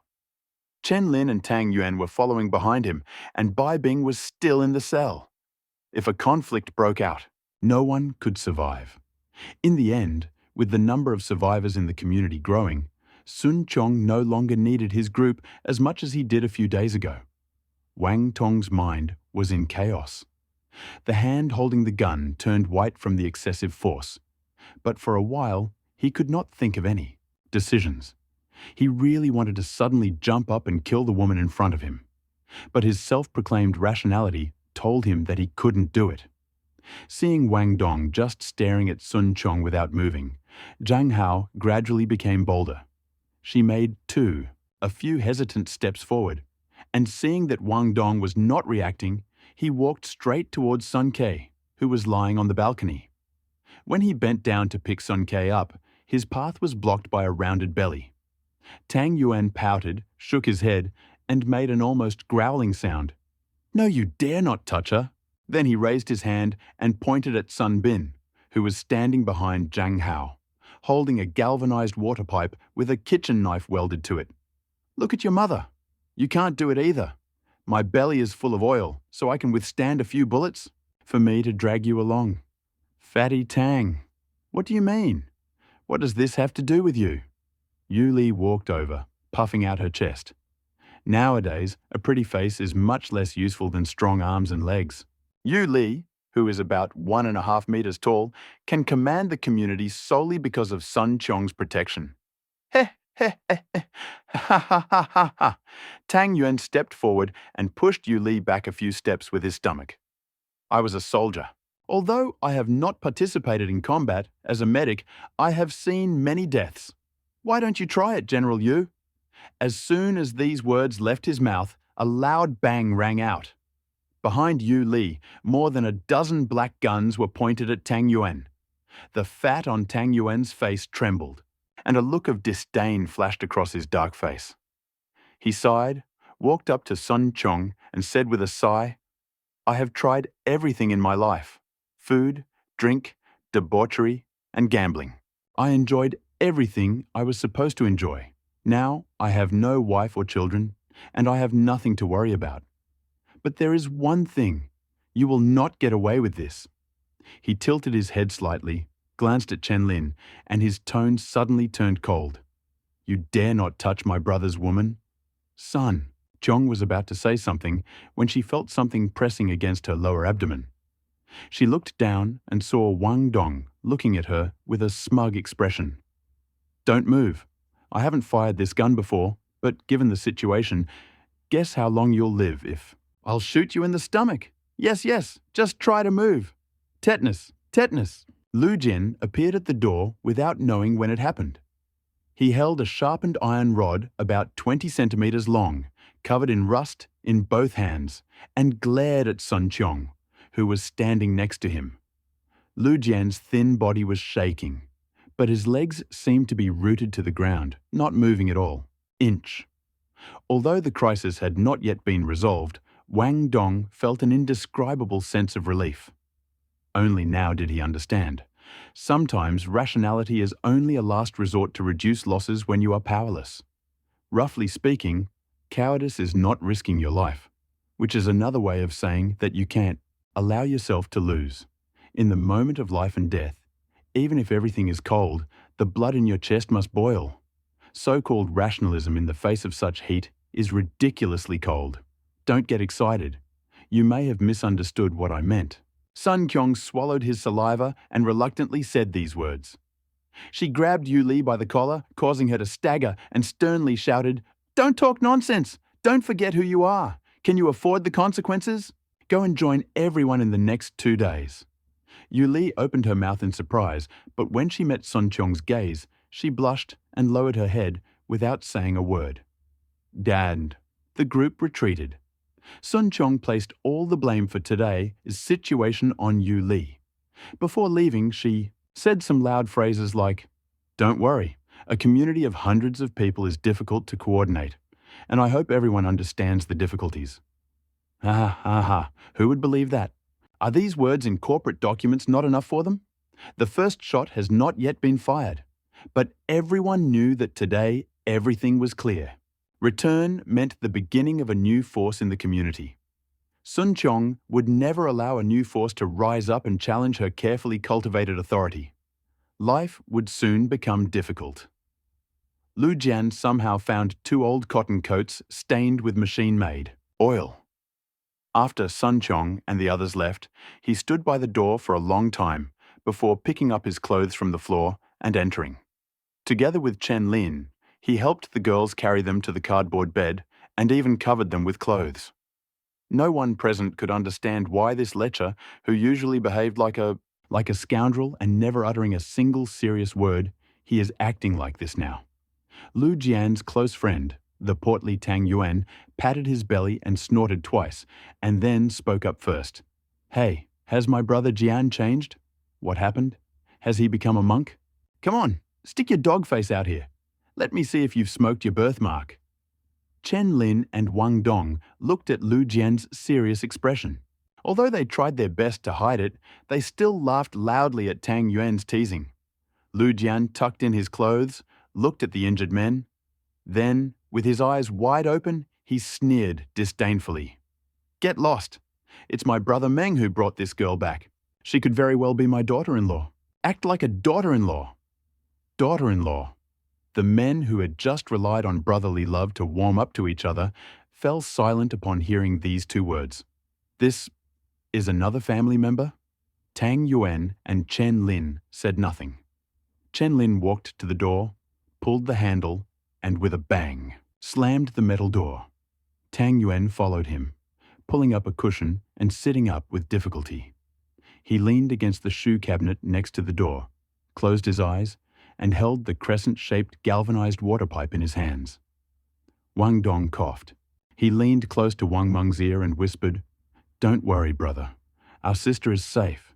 The community's food is centralized, twice a day, and stored in 2 garages under Building 3. In the evening, Tang Yuan brought 2 stainless steel bowls, a large one and a small one, both of which were dented. He carefully placed them on the coffee table with broken glass. "Lu Jian, feed me." "Okay, have you eaten?" Lu Jian ran out of the inner room, rubbing his hands, but saw only 2 bowls on the coffee table. "I've eaten, so you can eat from the small one. I roasted the big one over the fire. It's for Mengzi and the 2 girls. Don't touch it." After saying this, Tang Yuan, wrapped in a half-cut mink coat, lay down on his side on the cardboard near the door. He was going to guard the door. At night, the city sky, free of light pollution, was strewn with stars. Wang Dong stood by the balcony window, looking at the swaying roof tiles and running after her, checking the state of the fortifications. Tang Yuan woke up, rubbed his face, and turned to Wang Dong. "Who do you think lives in that watchtower on the hill?" Is he the boss? Where did he get such power? How did he know to prepare in advance? Mengzi knew in advance, but we simply didn't believe him. Wang Dong didn't turn around. Shh, it's too late to say anything. We'll live one day at a time. I miss my child. Oh, Chen Lin leaned over and placed the cup on the table. The cup crunched on the tiled floor. It was empty. Hey, are you awake?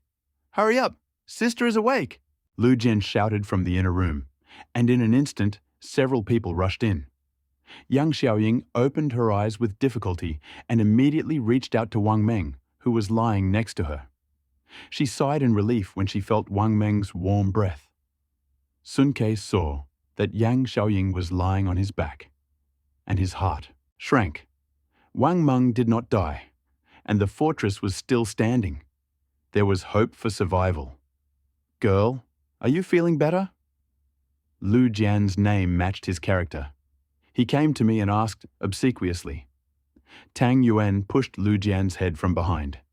Get out of the way. During the day, you acted like a human being, and now you've shown your true colors. Don't listen to him. My name is Tang Yuan, and this is Wang Meng's house. By the way, how did you meet? Sun Ke exchanged glances with Yang Xiaoying and said timidly, My name is Sun Ke. His name is Yang Xiaoying. We met on the way back after escaping. After that, she looked around at the chaos. Brother Wang Meng's house. Why is there nothing there? Everything that could be torn down, demolished, and the walls were reinforced. Chen Lin, who was standing behind, said, The entire community and the top of the hill are surrounded by iron tiles. The iron tiles are smooth and not easy to climb. All the cabinets, sofas, beds, if they could be torn down, were torn down and used as props inside to prevent them from falling. Yang Xiaoying glanced at Sun Ke, stood up with difficulty and asked, Do you have white backpacks? Oh no, forget it. Used to have 3 of them, but now they are all in Sun Chong's hands. Wang Dong took the initiative and gave a detailed account of the recent events and surroundings. A few days before the apocalypse, Wang Dong found red beetles in the company's toilet, so big that the toilet water could wash them away. Remembering Wang Meng's previous instructions, he immediately realized the seriousness of the situation and told those around him. But, as in the case of Wang Meng, his friends were skeptical and most simply laughed at his words. He wanted to leave Shuangxi, but the communication was completely paralyzed. Wang Dong had no choice but to follow Wang Meng's instructions and bring his friends to Wang Meng's home in advance. However, at this time, a small incident occurred. Sun Qiong and the others who were driving the official bus were unable to leave the city and instead followed Tang Yuan, who was the last one to return to the apartment complex. What happened next is well known. After experiencing the blue light and the first wave of zombies, they were lucky enough to survive. The steel door, which Wang Tong had prepared in advance, played a decisive role. But he gave in, letting Sun Qiong and the others in. At first, they were grateful and got along well. After all, they had food and drink, and a gate strong enough to withstand an attack. But after 2 days, a group of men broke into the complex, and that's when things started to change. They drove in with several trucks, looting food and supplies, and of course killing a lot of zombies. Luckily, they didn't attack Wang Meng's steel gate, but instead attacked the artillery tower on the mountain behind them.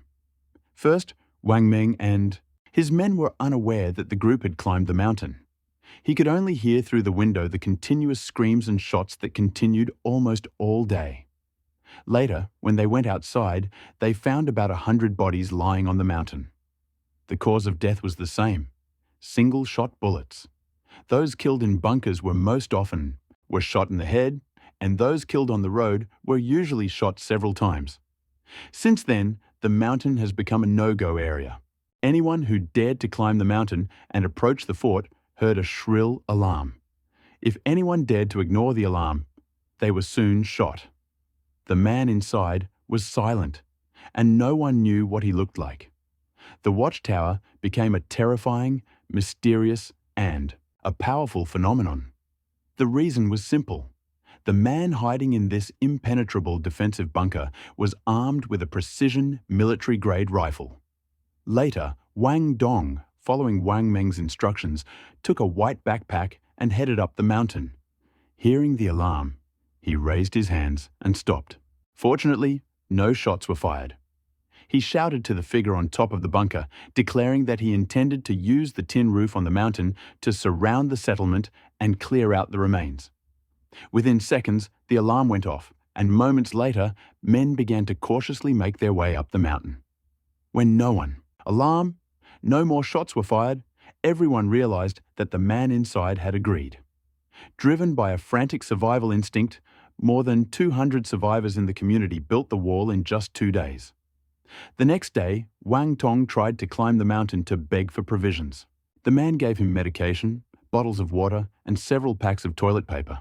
Returned to Bessie, she borrowed the backpack, saying that she needed to pack. Wang Dong relented and gave her the backpack. Wang Dong did not know when Sun Chong took her backpack up the mountain or what she told the people on the tower. He only knew that she returned with 12 homemade guns, ammunition, and a brand new set of tactical uniform. With this weapon, she formed her own group, and the uniform became her protective amulet. Everyone knew that Sun Chong had the support of the people on the tower, and that she was the only one who could get a small supply of scarce supplies and medicine from there. With this power, she naturally became the leader of the community and moved into a building at the foot of the mountain. In order to prevent others from approaching the watchtower, Sun Chong organized 3 shifts of guards.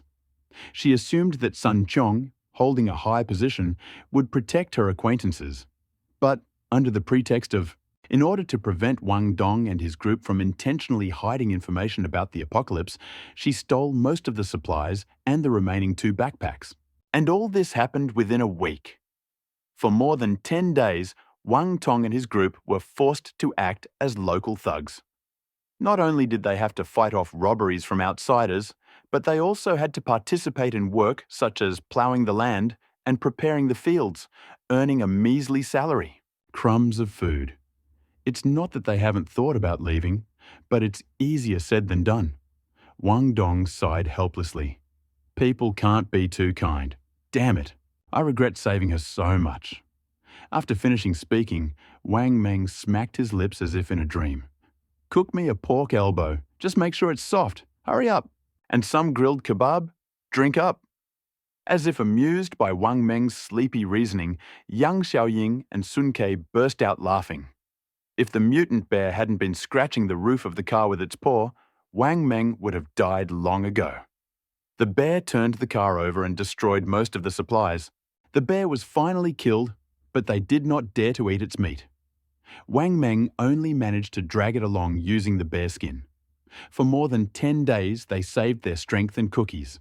They almost fainted from hunger several times, not to mention the pork elbow. If he had meat, Wang Meng would probably have recovered long ago. Yang Xiaoying reached out to touch Wang Meng's cheek, but Wang Meng suddenly grabbed her hand. Where am I? Wang Meng opened his eyes and spoke slowly.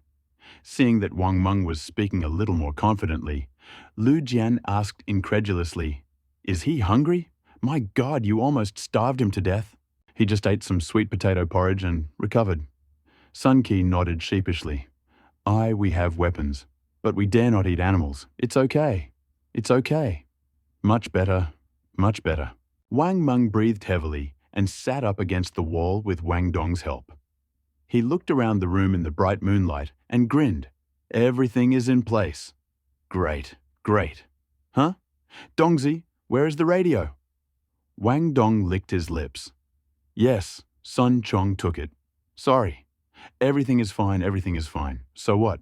Reaction surprised Wang Dong, as if the radio was something completely unremarkable. Wang Meng froze, suddenly remembered something, and began to feel his body, overcoming the pain. Finding that he was not wearing a bulletproof vest, he opened his eyes wide and looked at Sun Ke and Yang Xiaoying in horror. Sun Ke smiled and looked at the backpack and travel bag lying next to him on the floor. Damn, I was so scared. I'm starving. Did you eat all the food I left in the 2 rooms? Yes, Sun Chong took it. Wang Dong lowered his head even more as he spoke. It's okay, it's okay. If it was taken, then so be it. Where is the white backpack? Wang Meng asked again. Wang Dong lowered his head and remained silent. Wang Meng did not understand what had happened, so he turned and looked at Lu Jian, who was standing to the side. Lu Jian's face was covered in spots, and his true color was not visible. Seeing Wang Meng looking at him, he quickly turned away. Not only Lu Jian, but the others were also in the same state. Seeing that no one said a word, Yang Xiaoying said quietly, "She was taken away too." Hearing this, Wang Meng immediately showed great surprise on his face. Huh? The bag was taken too? Ah, they took him, Wang Dong said, lowering his head. Ha ha ha ha. It's okay. It's okay. Wang Meng reached out to pat Wang Dong's head, but accidentally touched the wound, causing him to gasp in pain. He quickly looked at Sun Ke questioningly. Sun Ke waved his dirty little hands and said, "It's okay. It's okay. You won't die. It's probably just a fracture. I don't see any internal damage, but it should be almost healed. You won't die." Wang Meng nodded and smiled. "It's okay. It's okay. It's okay. It's okay." At this moment, Lu Jian squeezed out from behind Tang Yuan and touched Wang Meng's forehead with a serious expression. "Shh. Is he an idiot? No matter what you say, it's okay. I heard that low blood sugar can damage the brain. Wang Meng used to be so strong, but if his brain is damaged, will he now be called Wang Mengbi? Ha ha ha." Wang Meng slapped Lu Jian's hand, and everyone in the room laughed. No one knew what Wang Meng was thinking. As long as he comes back alive, nothing bad will happen. After laughing a little, Wang Meng suddenly raised his index finger to his lips and asked mysteriously, "Guess what I dreamed about?" "Elbow," Yang Xiaoying whispered next to him, swallowing her saliva. The bruises on her face did not detract from her beauty at all. Tang Yuan patted his stomach and laughed. "We all know that you wanted to eat your elbow. You just said it clearly in your dream." Throwing an angry glance at Tang Yuan, Wang Meng turned to Yang Xiaoying and Sun Ke and whispered, "Do you want elbows?" Yang Xiaoying's eyes immediately widened. She swallowed again and nodded, "Yes." Sun Ke pursed her lips to hide her swallowing, looked at Wang Meng softly, nodded and whispered, "Where will you get it?"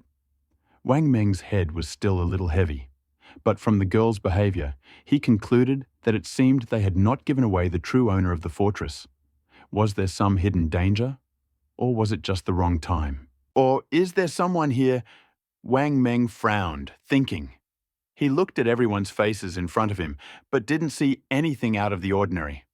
Suddenly, he glanced toward the living room. Is something wrong? Is one person missing? Where is Bai Bing? Lu Jin sneered. Just now, 5 days ago, a little girl with glasses came here with her father. When she arrived, she started to loudly demand to be sent upstairs, claiming that she knew someone there and shouted that she wanted to eat chicken. Damn it, how could Sun Chong let her go up? Now she's the guy's favorite on the artillery tower. She said the girl was crazy and wanted to beat her to death. Then Bai Bing ran out and hit the guy with a gun. Now they're both locked up together. Damn. Zhang Hao is always gossiping. It makes me angry. If the girl's father weren't a doctor, I'm afraid they would both be dead long ago. Mengzi! Mengzi! What are you doing? Lu Jian spoke for a long time and suddenly noticed that Wang Meng seemed to have become dumbfounded. Wang Meng shook his head. It's okay. By the way, tomorrow we'll eat pork elbow. Leave it to me. You guys go out. The 3 of us are going to bed. Huh? Are you okay? Lu Jian was so surprised that his lips almost broke into a smile. Tang Yuan, without saying a word, pushed Lu Jian with his stomach. Go, go, go, go! Are you that jealous? Go! We're here. Be reasonable. Damn it, this brat. Chen Lin snorted, shook his head, and walked out first. Wang Dong stood up and made a nasty face at Wang Meng. Get out. Get out. Wang Meng pointed at him and cursed with a sneer. When several people left, Wang Meng turned around and saw that Sun Ke was already lying with his back to him. Young Xiaoying, who was standing next to him, blinked her big, teary eyes and looked at him. She looked very funny with bruises on her face. "Go to bed. Be on guard and eat meat tomorrow." Yang Xiaoying nodded and lay down next to Sun Ke. Wang Meng pulled their clothes on, his eyes wide open as he stared at the ceiling. There was no light in the room, only the occasional sound of the night watchman's shouts and the clanking of zombies pounding on the iron tiles. The situation was still, gloomy. But Wang Meng seemed to see the light at dawn. "Sun Qiong, you bullied my brothers and beat up my friends, and you still want to be the fortress master's favorite?" The stomach felt lonely. Without food, it could only squeeze the air during the long night. The gurgling sound of his stomach and intestines, like the rapid sounds of pancakes being flipped, echoed through the dark night again and again. It was unbearable, but he could not do anything. Wang Meng had a very restless night. Not only did hunger keep him awake, but also anger. The bruises on Yang Xiaoying's face could have been the work of a bear. Who is to blame for Sun Ke's disheveled appearance? Who are these people in TXE? How is Bai Bing now? And the chicken-eating auntie? What tricks will this crazy Sun Chong come up with to deal with me? And how can I make her pay? The chaotic thoughts in his head were like untied sweaters in the computer room, running between the cabinets. Wang Meng couldn't find the source of each idea, but he didn't dare force things. He was afraid that if he delved too deeply into each thought, it would forever drown in the chaos of his mind. Sword techniques are like floating clouds. Their radiance is called brilliance. To satisfy the hatred in your heart, draw your sword and slay your enemies. Looking at the moon in the sky, these words echoed endlessly in Wang Meng's mind. He considered killing Sun Qiong and Yu Li with one shot or one knife. But that would be too quick. Instant death would be mercy, not punishment. In Wang Meng's eyes, death should not be the end of punishment or revenge. He wanted to turn this point into a beam, starting from the end point and extending to infinity. He wanted to tie 3 knots on this thread. 1, fear. 1, torture. The third, despair. Am I a pervert? Wang Meng suddenly thought. But he quickly waved it off. I'm not a pervert. I guess I've had enough. The sound of a blow to a plastic bucket dispelled the pre-dawn darkness.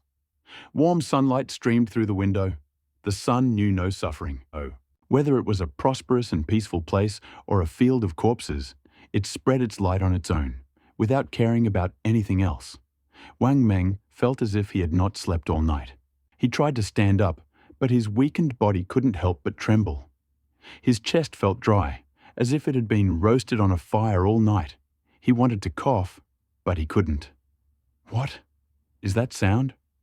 Hearing Wang Meng's question, Chen Lin walked in from the living room with a black cloth in his hands. It's a night watchman, but not from Dafeng. Every morning after dawn, someone walks 3 times around the village and knocks on a plastic bucket. Walk 3 times? What do you mean? Lu Jian poked his head through the doorway. Zombies might sneak in at night, so the night watchmen walk around the village 3 times in the morning. If you hear a knock downstairs 3 times, it means everything is fine, and you can go down. But what if there is no one? Wang Meng asked. Lu Jian laughed. I told you that you were crazy. If the night watchman has not completed 3 circles, it means there are zombies in the village. Shh. Wang Meng nodded, suddenly understanding, and then asked curiously, so what should we do now? What do we do every day? Wang Dong also came in with a black cloth. He wiped his face and said vaguely, First, there will definitely be a meeting. There are new people in the community. Of course, even though you are a local, you are now considered a newcomer. Sun Chong set a rule. For all new people, a meeting will be held the next morning. It is called a meeting, but in reality, it is just a distribution of work.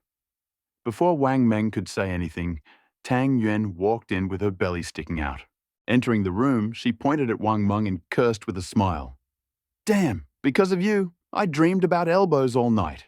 Wang Meng rubbed his face to soothe the skin. He saw that the 2 girls were rubbing their faces like him. their dirty little faces slightly red. At this moment, the bruises on Yang Xiaoying's face and Sun Kei's undamaged belt became the decisive factors that calmed Wang Meng down. "It's okay, you can come down," someone shouted from outside the window. Wang Dong waved the black cloth in his hand and beckoned to Wang Meng. "Let's go. It must be a meeting. I don't understand at all.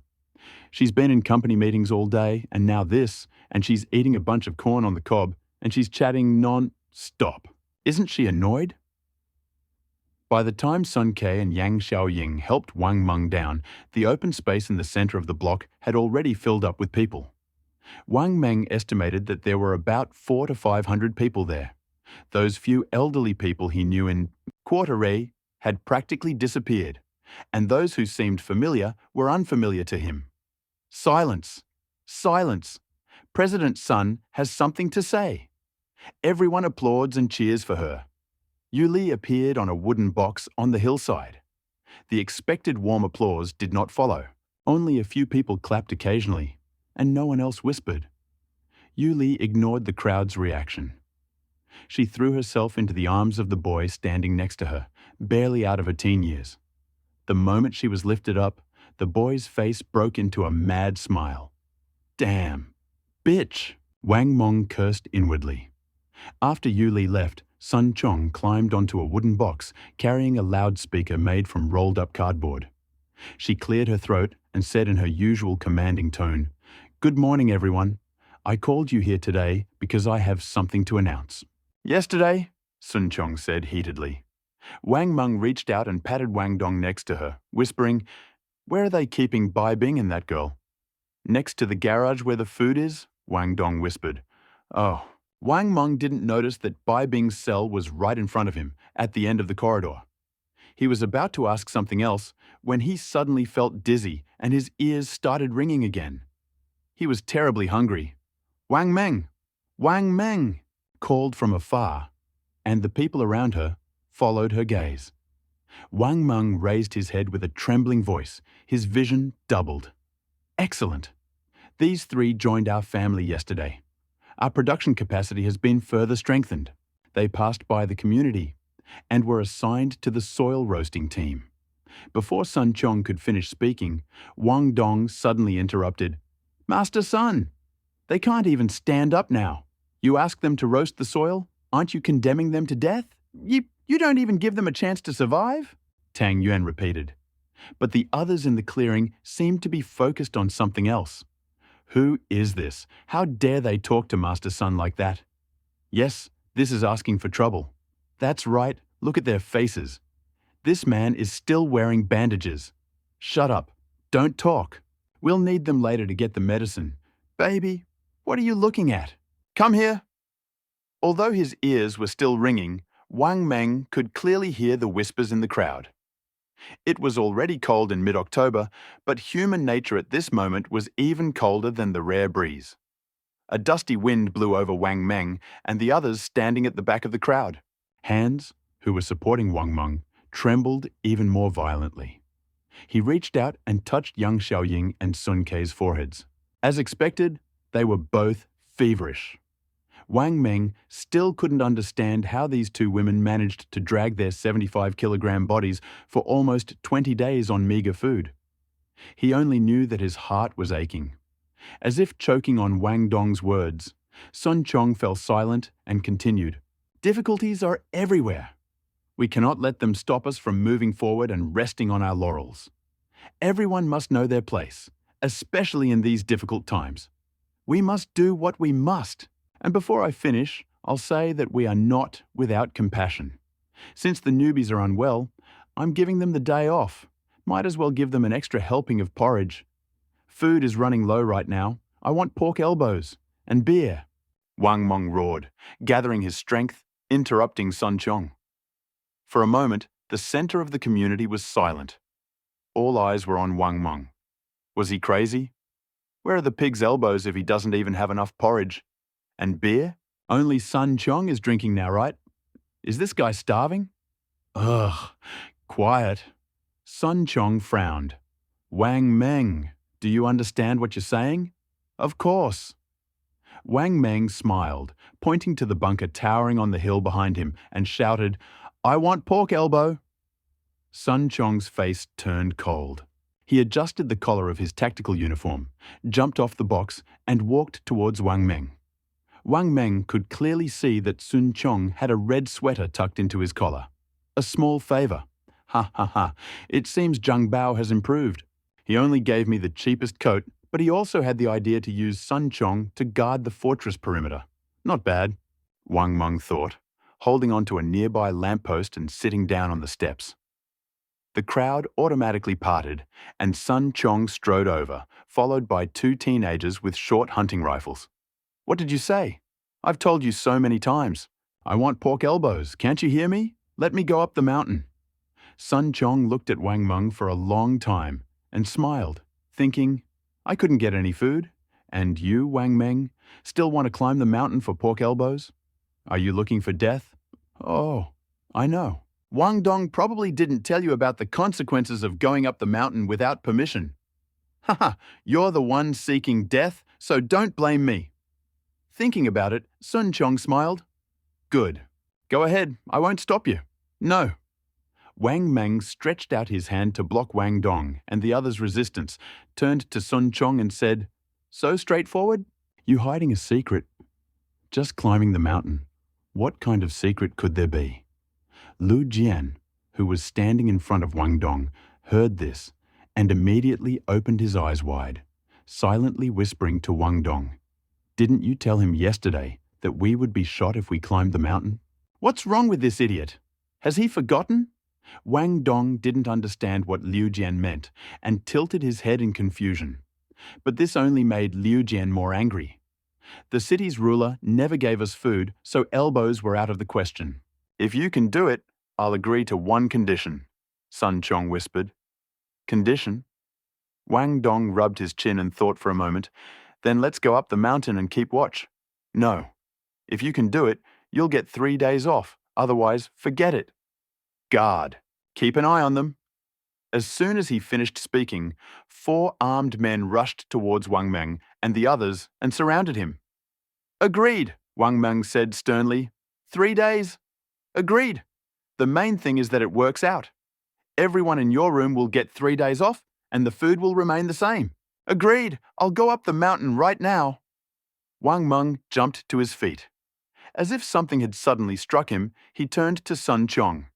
"Tell these guys to come down. Don't wait for me to go up and start shooting."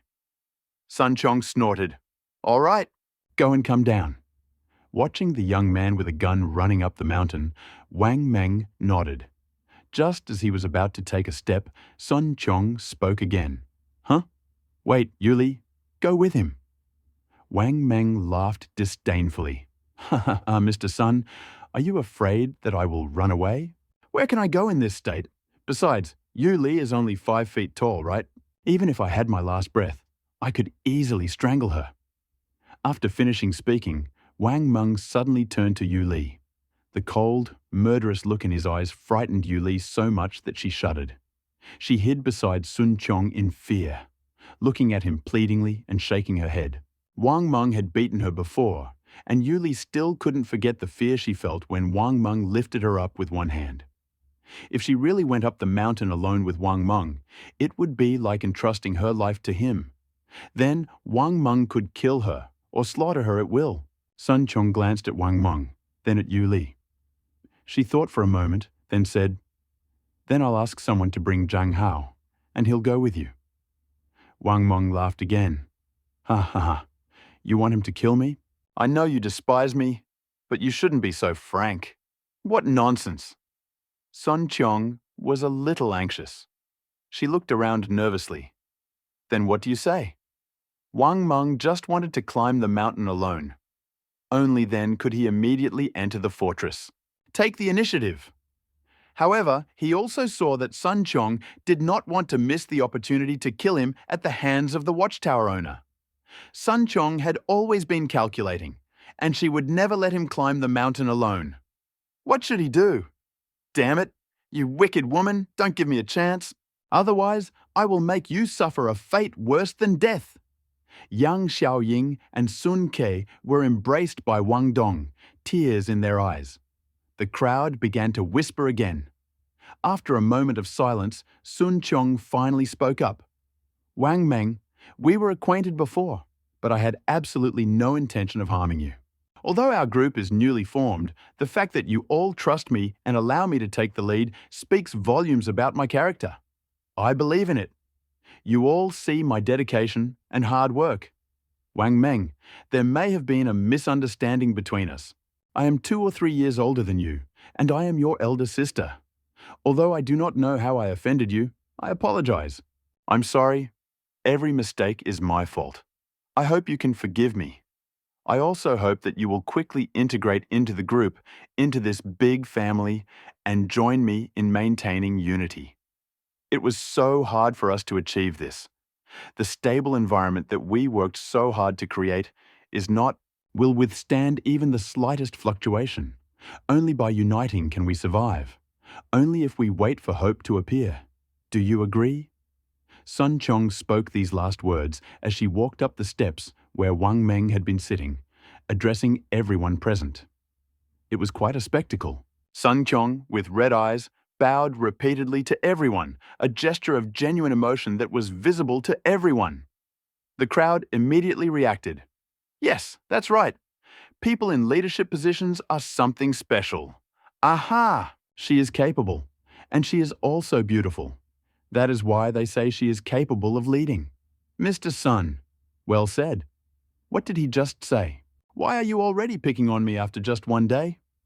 I didn't hear what he said, but judging from Mr. Sun's expression, he must have been wronged. This guy is so dishonest. He's an adult, but his outlook is limited. Tang Yuan's face trembled with anger. Wang Dong looked at Chen Lin and saw only a helpless shaking of the head. Sun Chong was such a good person. It is said that people have 2 faces. One is flesh, the other is tongue. From both points of view, Sun Chong was flawless. She was not only beautiful, but also thoughtful. Years of service in leadership positions had honed her skills, especially when it came to arousing feelings. She was truly exceptional. Although Yu Li was also good at scheming, she was far behind Sun Chong. Wang Meng wanted to feign laughter, but he overdid it when he stood up. His eyes darkened, and he almost fell. Gathering his courage, he raised his voice slightly. Mr. Wan Sun, you are too kind. Between us, I was just joking. You are beautiful, kind-hearted, and your abilities are obvious to everyone. Honestly, I admire you. This time, you are too suspicious. I don't understand what you just said. Even if it's a misunderstanding, how can a grown-up like me take it to heart? What do you say? Let's go up the mountain together. I'll go ahead, and you guys watch from behind. Ha ha ha ha ha ha ha. This girl, she's just nervous. Let's take this opportunity and go for a walk. Let's climb the mountain. Sun Chong secretly wished him luck, but there were already many people in the crowd who wanted to watch the events. And she nodded. She understood that public opinion could not be disturbed. Every time she spoiled everyone's fun, she destroyed her own wall. When the foundation is shaky, a change in power can be achieved by a small rebellion of a few people, and there will be no external suppression. Seeing that there was no way out, Sun Chong had to answer, Okay, everyone is very tired. This is the time. Let's do it this morning. Before she could finish speaking, the crowd had already started chatting and laughing as they climbed the mountain. Sun Chong had never been like this, so she ignored him, glaring angrily at Wang Meng. But Wang Meng had already turned away, and Wang Meng could imagine expression. The road up the mountain was very wide, and 2 cars could drive side by side. The crowd was talking and laughing. Wang Meng was walking. Wang Dong and Tang Yuan supported Wang Meng at the end of the line, sweat still dripping down his forehead. Except for Yang Xiaoying and Sun Ke, everyone else expressed their dissatisfaction with Wang Meng's behavior, risking his life for an elbow. But now that the words had been spoken, Wang Meng was still very stubborn, and anything about it. Although Wang Meng's head was spinning, he didn't worry. Based on what he knew about Zhang Bao, if Sun Chong contacted him with the intercom he snatched from Wang Dong, Zhang Bao would not respond. Although he was honest, he was not stupid. Otherwise, Sun Chong would have known his trump card and would have attacked him long ago. He wasn't too worried about Zhang Bao deliberately killing him and then taking over the fortress alone. After all, he controlled the gate access. Plus, he knew Zhang Bao. He couldn't tell anyone this secret. Inside the fortress, he could fight with almost any ordinary person. But outside, he was at most a large foot soldier. Once people found out about this, all his preparations and friends would disappear, especially Bai Bing and the chicken-eating auntie who were still locked up in the cell. Now, every step must be careful. If he died, it would be all over. After walking about 300 meters, Wang Meng found the excavator leaning against the side of the cement road.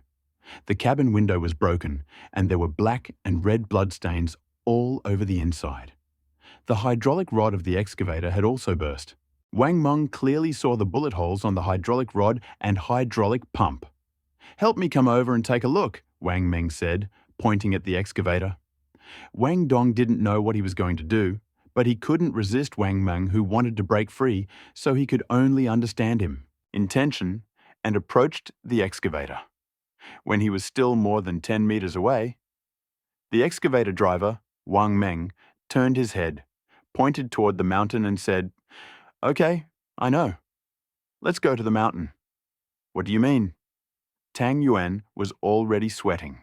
He was too heavy to climb the mountain. "I know who it is." "Is this corpse a little plump?"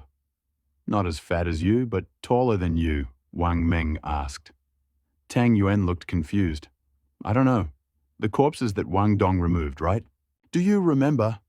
"I remember that this excavator was operated by those who attacked the artillery tower, and I took the gun from them." Wang Dong licked his lips, frowned, and asked again, "Who is this?" "About—" Wang Meng was silent, only shook his head and smiled bitterly. The man who died in the excavator must be Yang Shunwei. This was the fortress he was leading to build.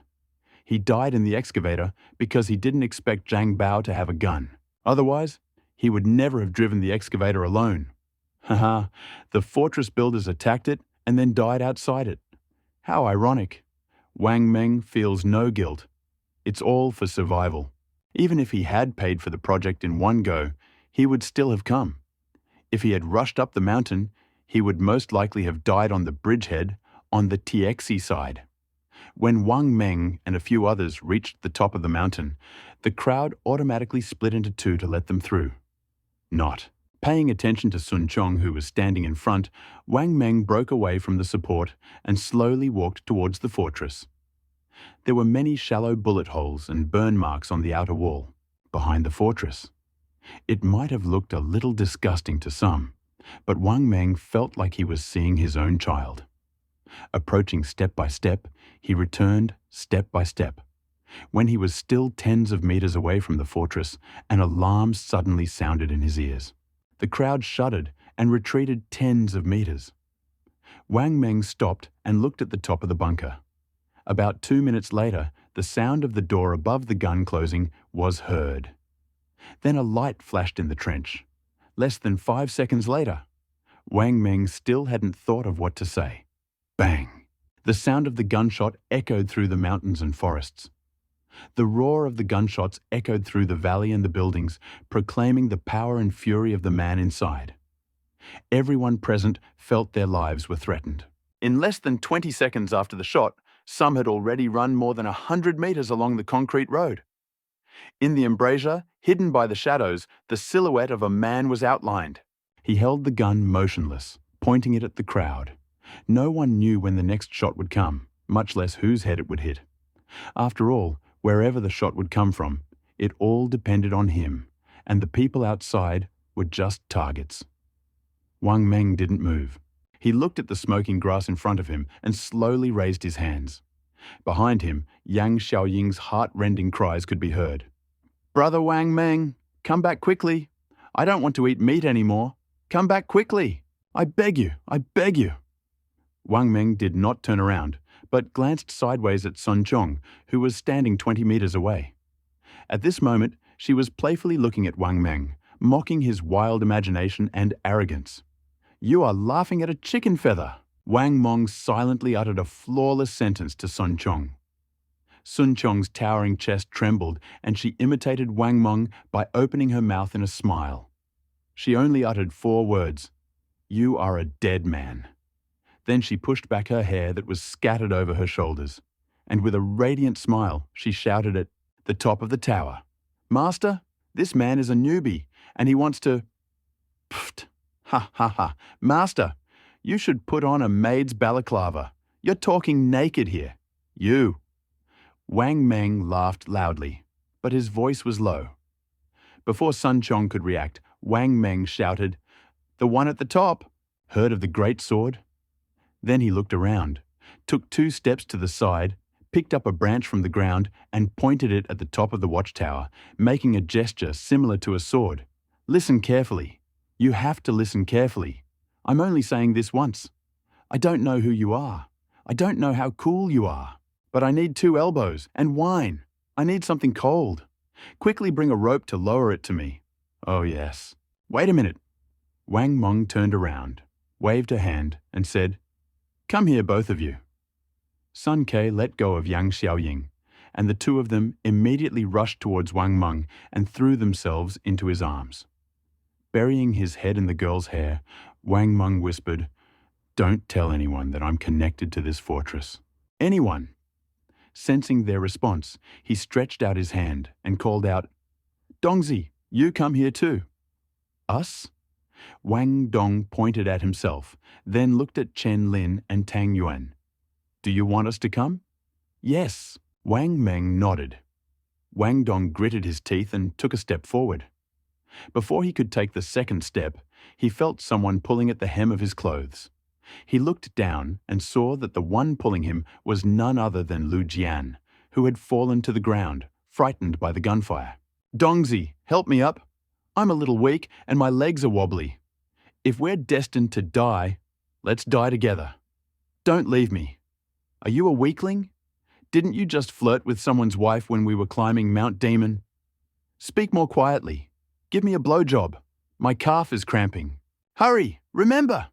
If he starts shooting, don't leave me the last one. I'm afraid I'll give in." Liu Jian's face turned red, and he trembled as he climbed onto Wang Dong's back. Everyone raised their heads, staring at the majestic figure. They walked together, slowly approaching Wang Meng. Wang Dong clearly remembered how Wang Meng had once told him on the phone not to climb the mountain, and if he did, he should take a white backpack with him. How did Wang Meng know this? He still couldn't figure it out. Maybe because the white color was eye-catching. Or was it because of something else? But if Wang Meng was related to the man inside or knew him personally, why didn't he just say so? No one said a word.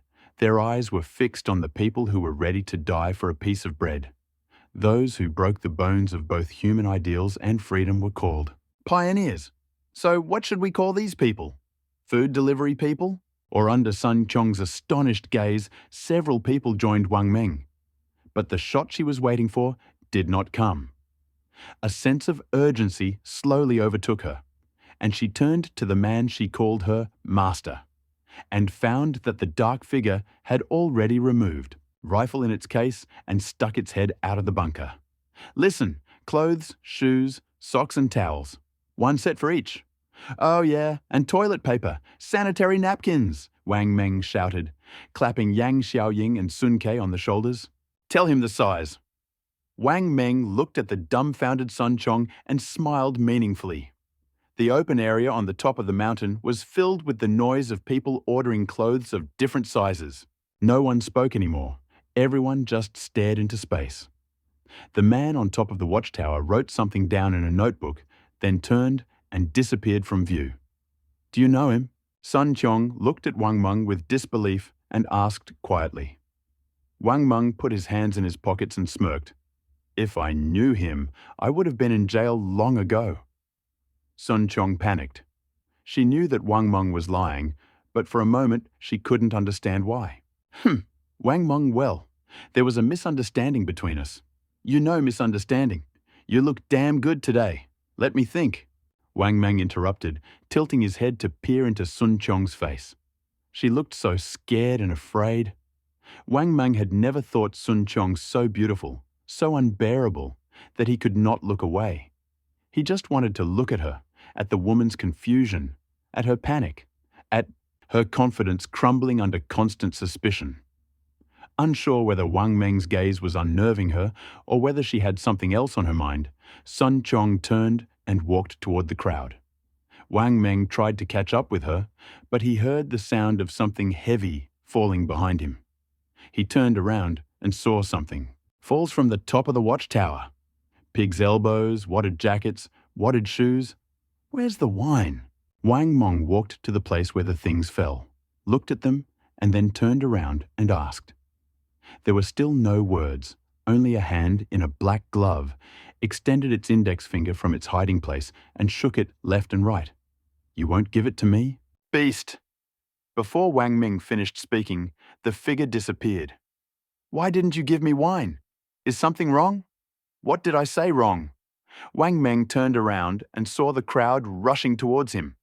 Guard the things. Who dares to grab? I'll kill him. If you can, go alone. Wang Meng saw Yu Li standing behind the crowd, dumbfounded and timid, but did not see Sun Chong. This feeling was a little unsettling. Shh! Where was she? There was no jostling. Those who came were simply looking at things. Their eyes were filled with envy, jealousy, and greed. Some wanted to follow his example and ask for something, but the figure on the tower had already disappeared. Brother, you're so cool. So cool. Just ask. Wang Meng. Just great. Aha! I heard that Mr. Sun always says a lot of nice words to get a little. Wang Meng. Really? Yeah. Ha ha ha. What's your secret? Wang Meng. No. He pushed his way through the crowd, trying to get out and see what Sun Chong was up to, but there were always people who wanted to learn from him. They stopped him, pulled him along, not letting him move. Get out. Stop dragging me. I'll tell you a secret. Suddenly, a roar broke through the chaotic questions. In an instant, everyone fell silent. Wang Meng shoved his hands into his pockets, looking at their faces. No red, no white. No stance. The people who just teased him as he came down the mountain are now his fans. Clearing his throat, Wang Meng looked at his companions retreating behind the crowd and shouted, The secret is that if you are brave and persistent, you can achieve what you want. I used to think that guy on the watchtower was quite strong, but you see, he didn't give me what I agreed on.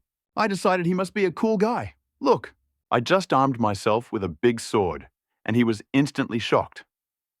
Wang Meng spouted nonsense, craning his neck to look at his companions until he saw that they were already descending the mountain. Then he stretched out his hands and said, Remember, just shout, Big sword. That's all. Let's go. He quickly descended the mountain, set axis, his stomach digested the meat, and he felt less hungry. After descending the mountain, the crowd rushed to the garage where the food was stored. Wang Meng climbed onto a wooden box and stretched his neck to look around, but Sun Chong was nowhere to be seen. Where is she? What is this woman up to? Damn it! She's back? This shouldn't be happening. Where are Zhang Hao and Sun Bin? I haven't seen them today. At this moment, Yang Xiaoying ran out of the house. Brother Wang Meng, come down quickly. Something happened. Huh? What happened? What happened? Someone stole my things. Yan Xiaoying jumped up and cried out anxiously, No, come back with me quickly. Something is wrong. After getting off the box, Yan Xiaoying and Wang Meng ran home. The door was open, and everyone was standing at the entrance, clutching their things. Why aren't you coming in? How are you? What the hell? We been robbed? The bundled cardboard was now strewn everywhere, covering the floors of 2 bedrooms and the living room. Although cardboard was worthless, it was one of the most popular materials for making beds at the time. Now it was not missing, but it was torn to pieces. Who did this? The buzzing in his ears returned, and Wang Meng clutched his forehead. His mind raced through all the possible clues. Who was it? He slowly walked toward his bedroom, his gaze still drawn to the cardboard boxes scattered all over the floor. Something seemed to be missing.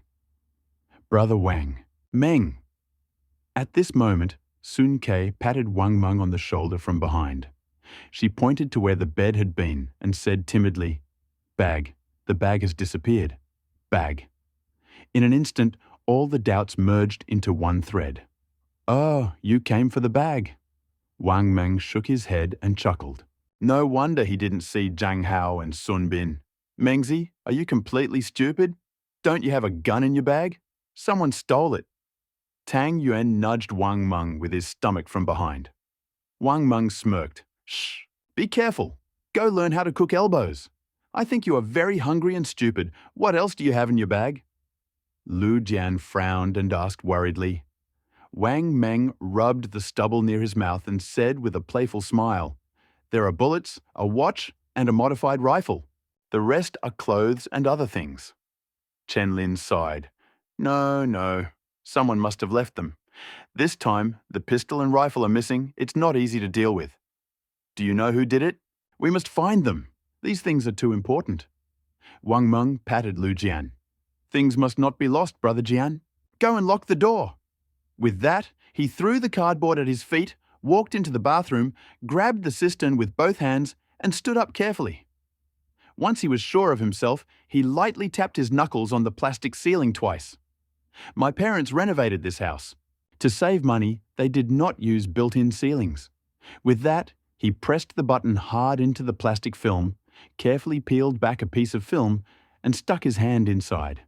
He rummaged around inside and pulled out 2 pistols, a vest, and other things, handing them to Yang Xiaoying one by one. "I've hidden money here before. Only a professional thief would find a place like this. I couldn't sleep last night, so I put my stuff here. In my bag, there were only a bunch of plastic bags and 2 bricks."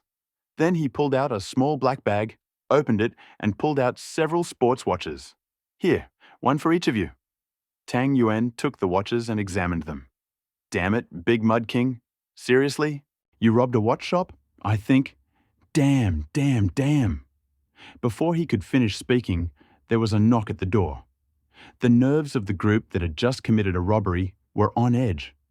Could it be that, having failed to steal, they were planning a robbery? Tang Yuan tiptoed into the kitchen behind the galvanized water pipe, but found that the weapon that had hit him in the corner had disappeared. He unclenched his hands and whispered, "Damn it, my Qinglong Yanyue has been stolen." Wang Meng put his finger to his lips, calling for everyone to be quiet. "Who's there?" "Nephew, it's me. When did you get back?" "I just saw you." "Open the door." The voice seemed familiar to him, but Wang Meng couldn't place it. After a moment's hesitation, he motioned for everyone to enter the bedroom, then put the loaded pistol in his pocket, pointed the barrel at the door, and slowly pulled the bolt. With a click, the bolts inserted into the door frame slid back. Wang Meng applied a little force and pushed the door. A man appeared at the door, years old, his face covered in oil and dirt. He was dressed in rags, his shoes were broken, and the hideous scar on his face did nothing to soften his vulgar disposition. The moment he saw this man, Wang Meng's heart skipped a beat. He recognized him. Dong Da Nao Tu. The community in Das, where Wang Meng now lived, was a settlement of settlers. When they were still living in the old house, Dong Da Nao Tu's family lived in an alley not far from Wang Meng's house. When Wang Meng was not even 10 years old, Sun Da Nao Tu had a period of glory. At that time, he was always seen with a bag, wearing a big suit, shiny leather shoes, slicked back hair, and powdered face. But he soon disappeared from view, rumored to have been jailed for fraud. 2 years later, he emerged from prison, appearing much more honest. But he was soon in trouble again. This time, he assaulted a woman, a taxi driver who worked the night shift, accusing her of robbery and rape, reportedly given a long sentence. Wang Meng had not seen him before entering college. The last time they had seen each other was because of a noise complaint from the construction of a fortress, and Wang Meng had been going door to door delivering gifts. Wang Meng had no idea what he was up to, but his intuition told him it was definitely not good. "Uncle Dong, what do you want to talk to me about?" Wang Meng greeted him politely. Dong Danao To nodded and was about to enter. But Wang Meng stopped him by pushing him in the chest. If you have something to say it at the door. Oh, Mengzi, Uncle Dong has seen how you've grown. I just saw you get married, right? Uncle Dong just wanted to come over to see his nephew's wife, hehe. After saying that, he reached out to look towards the bedroom, but Wang Meng pushed him away. If it's not the wife, then you have nothing to talk about. Is there something wrong? If not, I'll close the door. Hey, stop! I need to discuss something with you, a very important matter. Dong Datu stretched out his hand to grab the door with a sly grin, and his downcast eyes revealed that he was filled with malice from the bottom of his heart. Wang Meng really didn't want to talk to Dong Danaoto anymore. He pointed his finger at Dong Danaoto's nose and said angrily, I have nothing to talk about with you. I warn you, stay away from me. Otherwise, don't blame me for being rude. Dong Danaoto lowered his voice and said, Look at yourself, how angry you are. You did this, and you can't let Uncle Dong live in peace. With that, he pointed towards the mountain. Dong Danaoto licked his lips and added, Even if you don't admit it, it's definitely related to you. Otherwise, why would you come to his house to give him gifts on his behalf? Right? Wang Meng felt like he was about to explode. He grabbed Dong Danaoto by the collar, pushed him away, and followed him. What do you want? Just say it. Dong Danaoto realized that something was going on. The smile on his face became even brighter. Look at you. You still won't admit it. You know, Uncle Dong's head is not empty. You can fool these strangers, but you can't fool me. You live here and contributed to this matter yourself. When I went to steal iron at night, I saw you and the guy from the Zhang family climbing the mountains. You didn't dare to say it because you were afraid that Sun Chong would kill you to silence you, right? Huh? After all, everyone in this community has a voice. How could they tell you that right away when you showed up? Really? Those people in your squad are something. How could they not have thought of this? Oh, they must be unsure. What if I shouted it out? What would be the result for you? Wang Meng nodded. Dongda's analysis was logical, but he was only half right. He didn't understand Sun Chong's ambition. With Sun Chong's intelligence, she should have assumed that she could have a relationship with a person in the fortress, but she would not kill herself unless absolutely necessary. In the first place, everything she did was to please the master of the fortress. She needed absolute safety. She wanted to get into the fortress. After all, no matter how powerful the person outside was, it was still not as good as being inside. Secondly, after learning that Wang Meng might have a relationship with the fortress master, she began to worry. Especially after the fortress master saw Wang Meng. If Wang Meng did not appears for a while, or if the fortress master finds out that Wang Meng, if she is killed, she will most likely lose the patronage of the fortress master. Even without using force, she will lose her value and remain a beggar. Her pretty face will turn into trouble for her. This was Wang Meng's final goal for today. But if Sun Chong knew that Wang Meng was the true master of the fortress, she might have set up someone to capture her and threaten Zhang Bao, or even ransack her door. Anything could have happened before that. Wang Meng had not foreseen the current situation, and when he first started planning the fortress, Wang Meng had completely overlooked this. Without Sun Chong's intervention, Dong Da Nao's words would not have posed any threat. But now, he has appeared. Wang Meng can no longer ignore him. Just tell me, what do you want? Wang Meng asked coldly. Nothing special. Give me something to eat. And since you said that these two are not your wives, let me spend the night with them. Just one night, in exchange for your life. Your Uncle Dong is old, and every day he can enjoy life is a good day. As the youngest, you should show them filial piety. Look at your expression. You still want to kill me. There are rules in this community. Killing an ordinary person will result in death. Besides, you just came back and probably don't know. Such things happen very often. No one knows if they will live to see tomorrow. Uncle Dong just wants to play with the youngest. Ah, what do you think? Uncle Dong will never break his promise. Dong Dabo slapped his chest. The corners of Wang Meng's lips twitched twice. He swallowed, nodded and said, "Okay, you are so cruel. Old man, I promise. I will send you the things along with the people when they are ready. Where do you live?" "Oh, right." Dong Dabo clapped his hands and wiped his mouth. "Otherwise, My brothers are in the room. You'll be beaten to death if you enter the room." Wang Meng stretched out his hand to stop him, suppressed the anger in his heart, and spoke in a low voice. Dong Datu stopped, nodded, and said, "You still have a conscience, kid. Okay, I'll live in building 15 on the 10th floor on the left. Come early." "He. I'll leave first." "Well, you go. I'll come after dark. There will be too many people, and that's not good." Okay. Wang Meng turned around and slowly closed the door. "Hurry up, Wang Dong. Cook the meat tonight, Where did you get the beer?" Hey. Hidden in the quilts and quilted fabrics. Drink up quickly." I drank. Sun K, wearing a blue padded jacket, handed Wang Meng a can of beer with a beaming smile. The other people in the room also raised the cans in their hands, looking at Wang Meng with smiles on their faces. At this moment, it was like an outdoor barbecue. Beer. Ice-cold beer. Luxury. Absolute luxury. Wang Meng just raised his head and took a sip. A gust of wind filled the room with smoke from a simple brick stove. Tang Yuan looked like he had a mask painted on his face. His face was black, and he ran out from the balcony with tears in his eyes. Cough, cough, cough, cough. "Wang Dong, you are a real bastard. You built this stove. The door pipe wasn't even clamped. Damn it, I suffocated to death.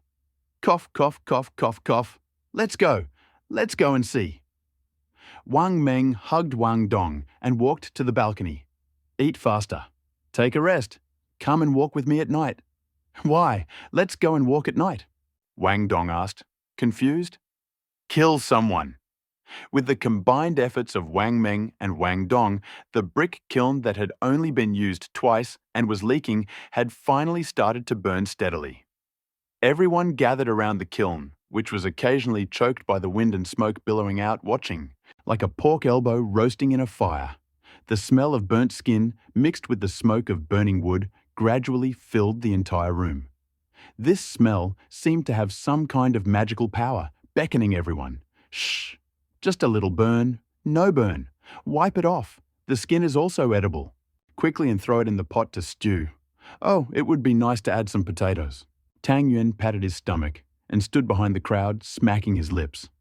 After saying this, he looked out the window absently, with a slight smile on his lips, as if recalling the beautiful moments. Lu Jian was a little confused.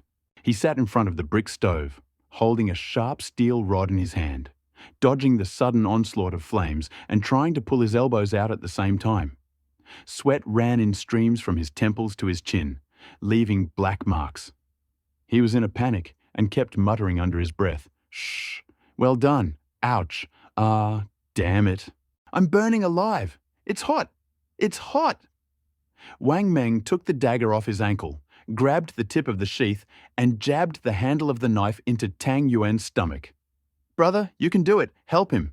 It's so hard to get two elbows. Don't let Brother Jian ruin them, heh? Okay, yo, this knife is not bad, is it mine?" Tang Yuan picked up the knife, twirled it, hung the sheath on his belt, and saw Wang Meng nod with his eyes closed. He reached out and hit Lu Jian on the head. "Get lost. You are good for nothing, yet you eat everything without leaving a crumb. When you see an old woman, your eyes become digital." Lu Jian squeezed his neck and reluctantly stood up. But he didn't want to lag behind. "Hello, your eyes are virtual reality. You are the best." "Well, I am not good at this at all. In fact, I am the best at playing barbecue. I must say, my daughter liked it." "Okay." Chen Lin interrupted Lu Jian and frowned as she walked away. "Let's talk about something else." The room fell silent. Although Lu Jian had a good heart, he was heartless and straightforward. Although everyone laughs and jokes now, relatives are still scars in their hearts that they don't want to touch. Tang Yuan remained silent.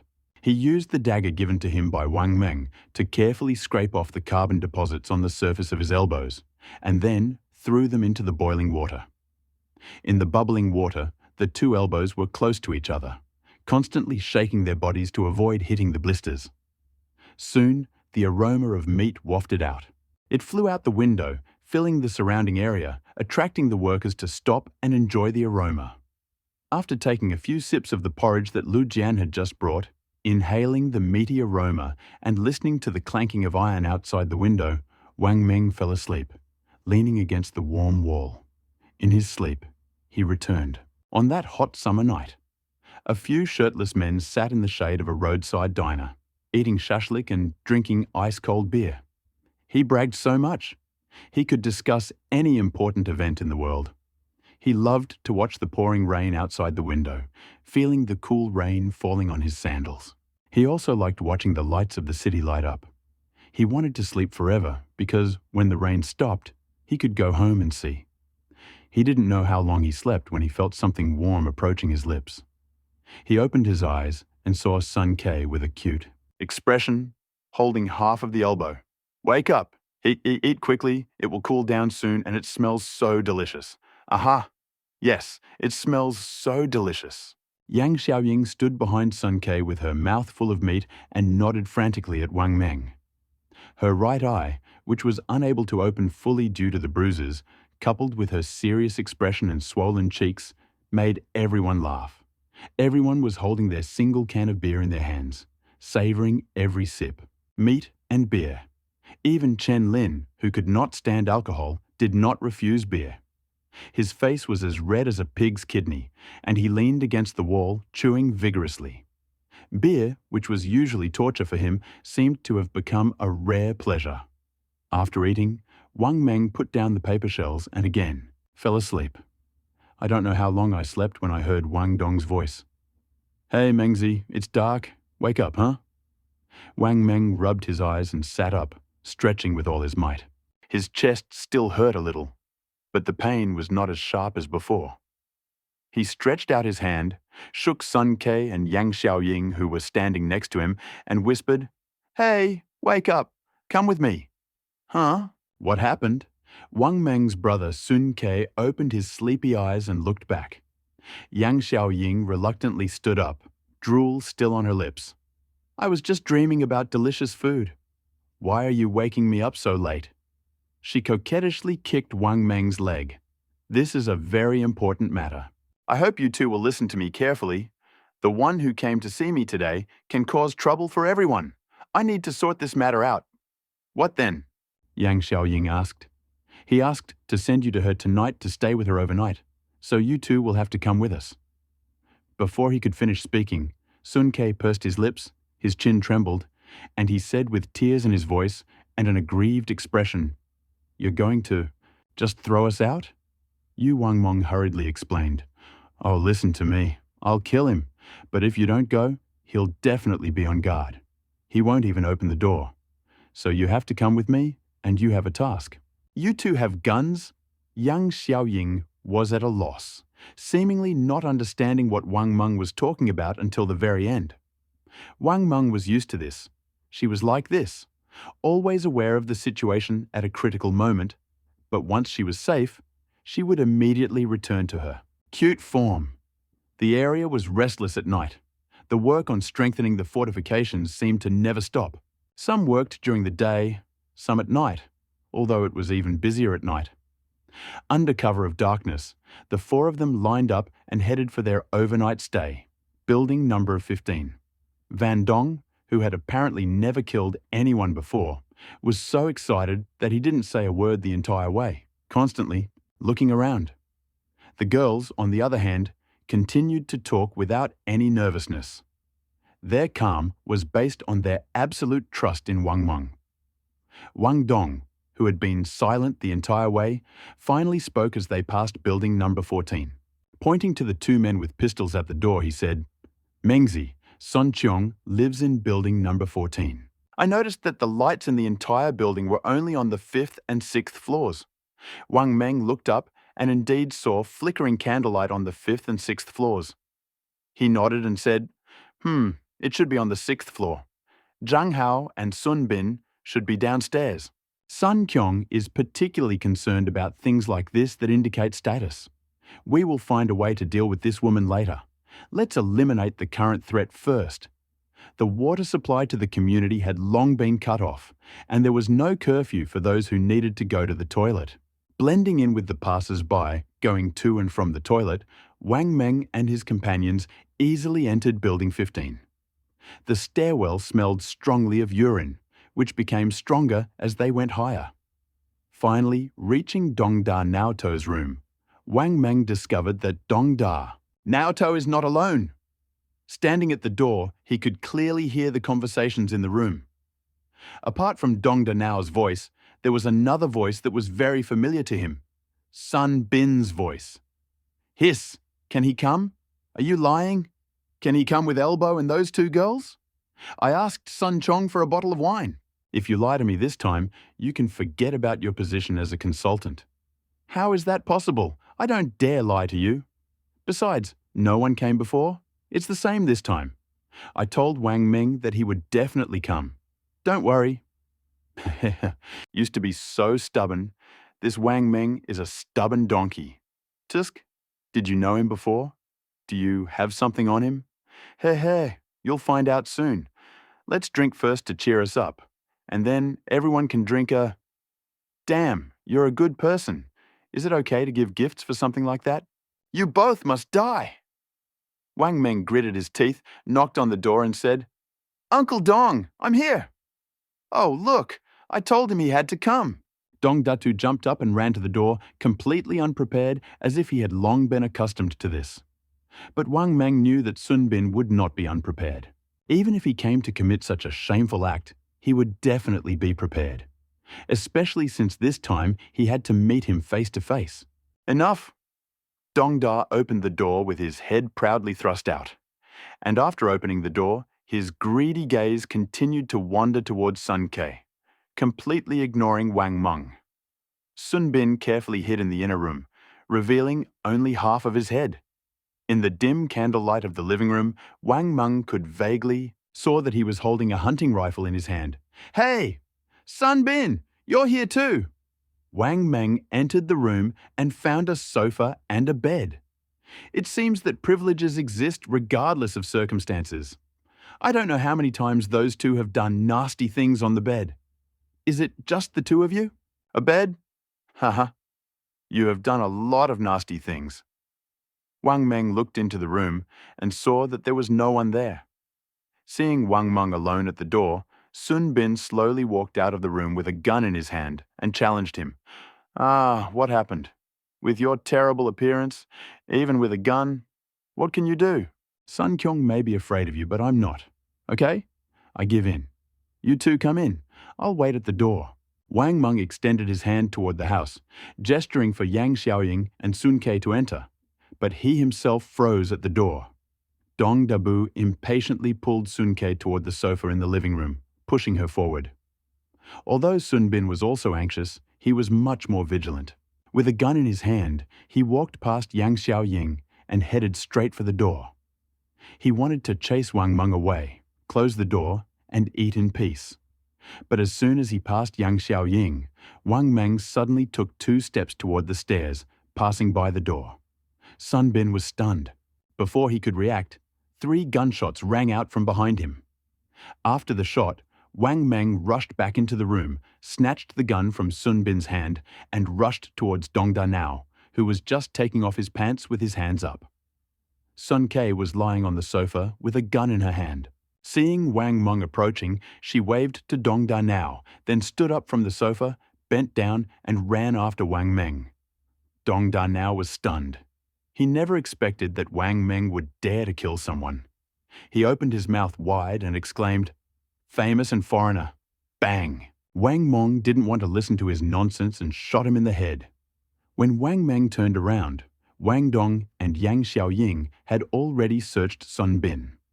In addition to half a pack of cigarettes, they only found 2 condoms. Wang Dong, trying to lay Sun Bin's body on the bed, cursed through his teeth. This dog is so cunning. Even when he committed such a vile act, he still used condoms. Damn! Wang Meng lifted Dong Danao's legs and threw them on the sofa. He turned around and asked, "He's afraid of infection. Dongzi, where is the oil we just stole? We have to hurry. Wang Dong put his hand in his pocket, pulled out a bottle of mineral water, and threw it. Wang Meng doused Dong Danao and Sun Bin from head to toe with gasoline. Then he said, "Simply put, cremation." With a spark, the room suddenly lit up. The raging flames engulfed the sofa and bed sheets and then shot up to the ceiling. Smoke poured out of the door. Wang Meng and the others rushed down the stairs shouting, "Fire! Run!" By the time the people ran out of the corridor and chaos reigned in the courtyard, Wang Meng and the other three had already retreated into the shadows. Wang Dong was breathing rapidly and was in high spirits. He held Wang Meng's hand, which was constantly shaking, but his gaze was fixed on the flames erupting from the 10th floor. Unlike Wang Dong, Yang Xiaoying, who had just shot Sun Bin, was completely calm. Wang Dong pulled Wang Meng's hand. "Mengzi, let's go back. We'll be discovered soon, huh? Mengzi, say something. What's wrong with you?" After twitching for a few times, Wang Dong finally looked away from the 10th floor, seeing that Wang Meng had no reaction. He turned his head to look at Wang Meng, but found that he was looking at the road leading up. "Mengzi, what are you looking at?" "Should we go back?" Wang Meng whispered into Wang Dong's ear. Wang Meng shook his head, pointed to the road leading up, and asked, "How many people guard the mountain, and where do they usually guard?" Wang Dong was a little surprised. "There are usually 3, right where everyone was standing this morning, huh? Why are you asking?" Seeing that Wang Meng was still looking at the road and had no intention of answering, he glanced at Yang Xiaoying and Sun Ke again and found that the girls were even more excited than when they were killing people just now. "Mengzi, what are you planning to do? Can you tell me? I'm a little unsure. You planning to climb the mountain in the middle of the night?" Wang Meng clenched his hands. "Wait a minute." Just as he finished speaking, Sun Chong's cry was heard nearby. With disheveled hair, he stood on the awning of the building door and commanded, "Quick! Someone save the people in Building 15! How could there be such a big fire? Aren't the wardrobes and beds taken apart? Sun Bin? What's going on? Sun Bin! Where are the people?" Zhang Hao, follow Sun Wang Meng, whispered, "Let's go. 3 people are coming down from the mountain. Let's go up the mountain. What are you going to do on the mountain? Shoot them? They can see you at night. They need to have night vision devices." Wang Dong waved his hands. "Go up the mountain. Go to the fortress. I can't wait any longer. Now is just the right time." "Don't go, huh? Go to the fortress? Wang Dong, give me your hand. Hurry!" Wang Meng climbed onto the road and turned to Wang Dong. Wang Dong did not move. He didn't understand why Wang Meng, who had just remained calm while killing people, was now shaking with excitement. He also didn't understand why Wang Meng suddenly climbed the mountain and kept talking about entering the fortress. "Mengzi, you... Stop wasting time. Just tell me straight out whether you're leaving or not." Wang Meng clenched his fists and slammed them hard onto the grass in front of him. Rang out. His eyes turned red from the instant bloodshot. He couldn't let this opportunity slip away. This chance to turn the tide was so close. Seeing that Wang Dong was still at a loss, Wang Meng gritted his teeth and nodded. "You won't leave, right? Okay, Sun Ke, Xiaoying, give me your hand." Seeing the 2 girls following him without hesitation, Wang Dong seemed to wake up and quickly extended his hand, exclaiming, "I'll go! I'll go! Help!" There was movement in front of building number 15. 4 figures appeared in the bushes by the mountain path, crouched and running quickly. Wang Meng led them forward, running carefully for more than 100 meters, before suddenly jumping out onto the concrete sidewalk and taking off. Yang Xiaoying, leading Sun Ke, followed closely behind, but Wang Dong was lagging behind. Wang Dong's doubts and suspicions gradually deepened. It was as if he was overcome by a premonition, a suspicion he had long harbored but had not dared to confirm, a fear he was facing head-on. Wang Meng. He took out his headlamp, lowered it to the ground, and carefully illuminated the path, occasionally looking back to check if anyone had fallen behind. His heart was pounding, and his mind was constantly calculating his next steps.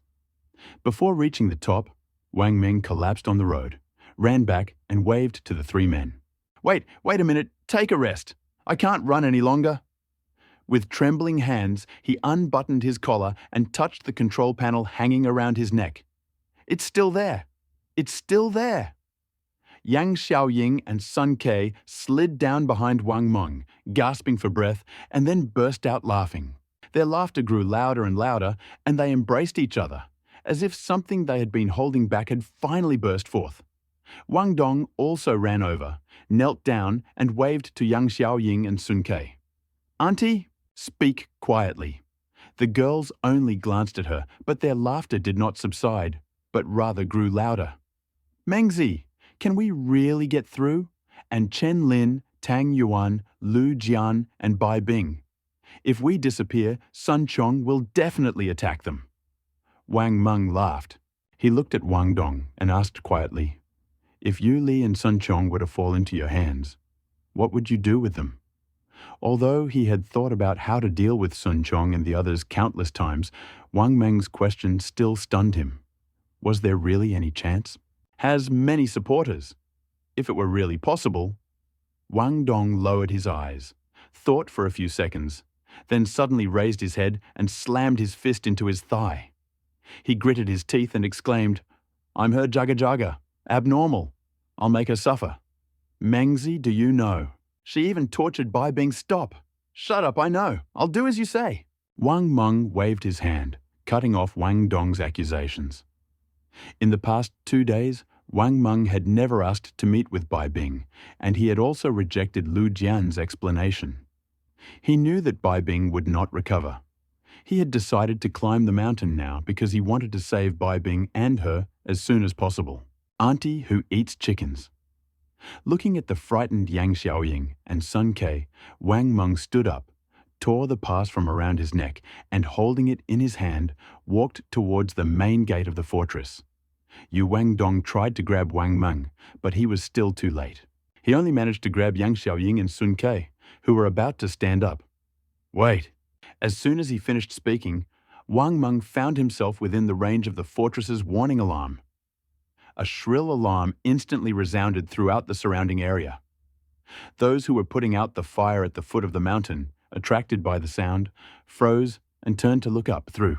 A few seconds later, with a click, the massive searchlight on the tower flashed.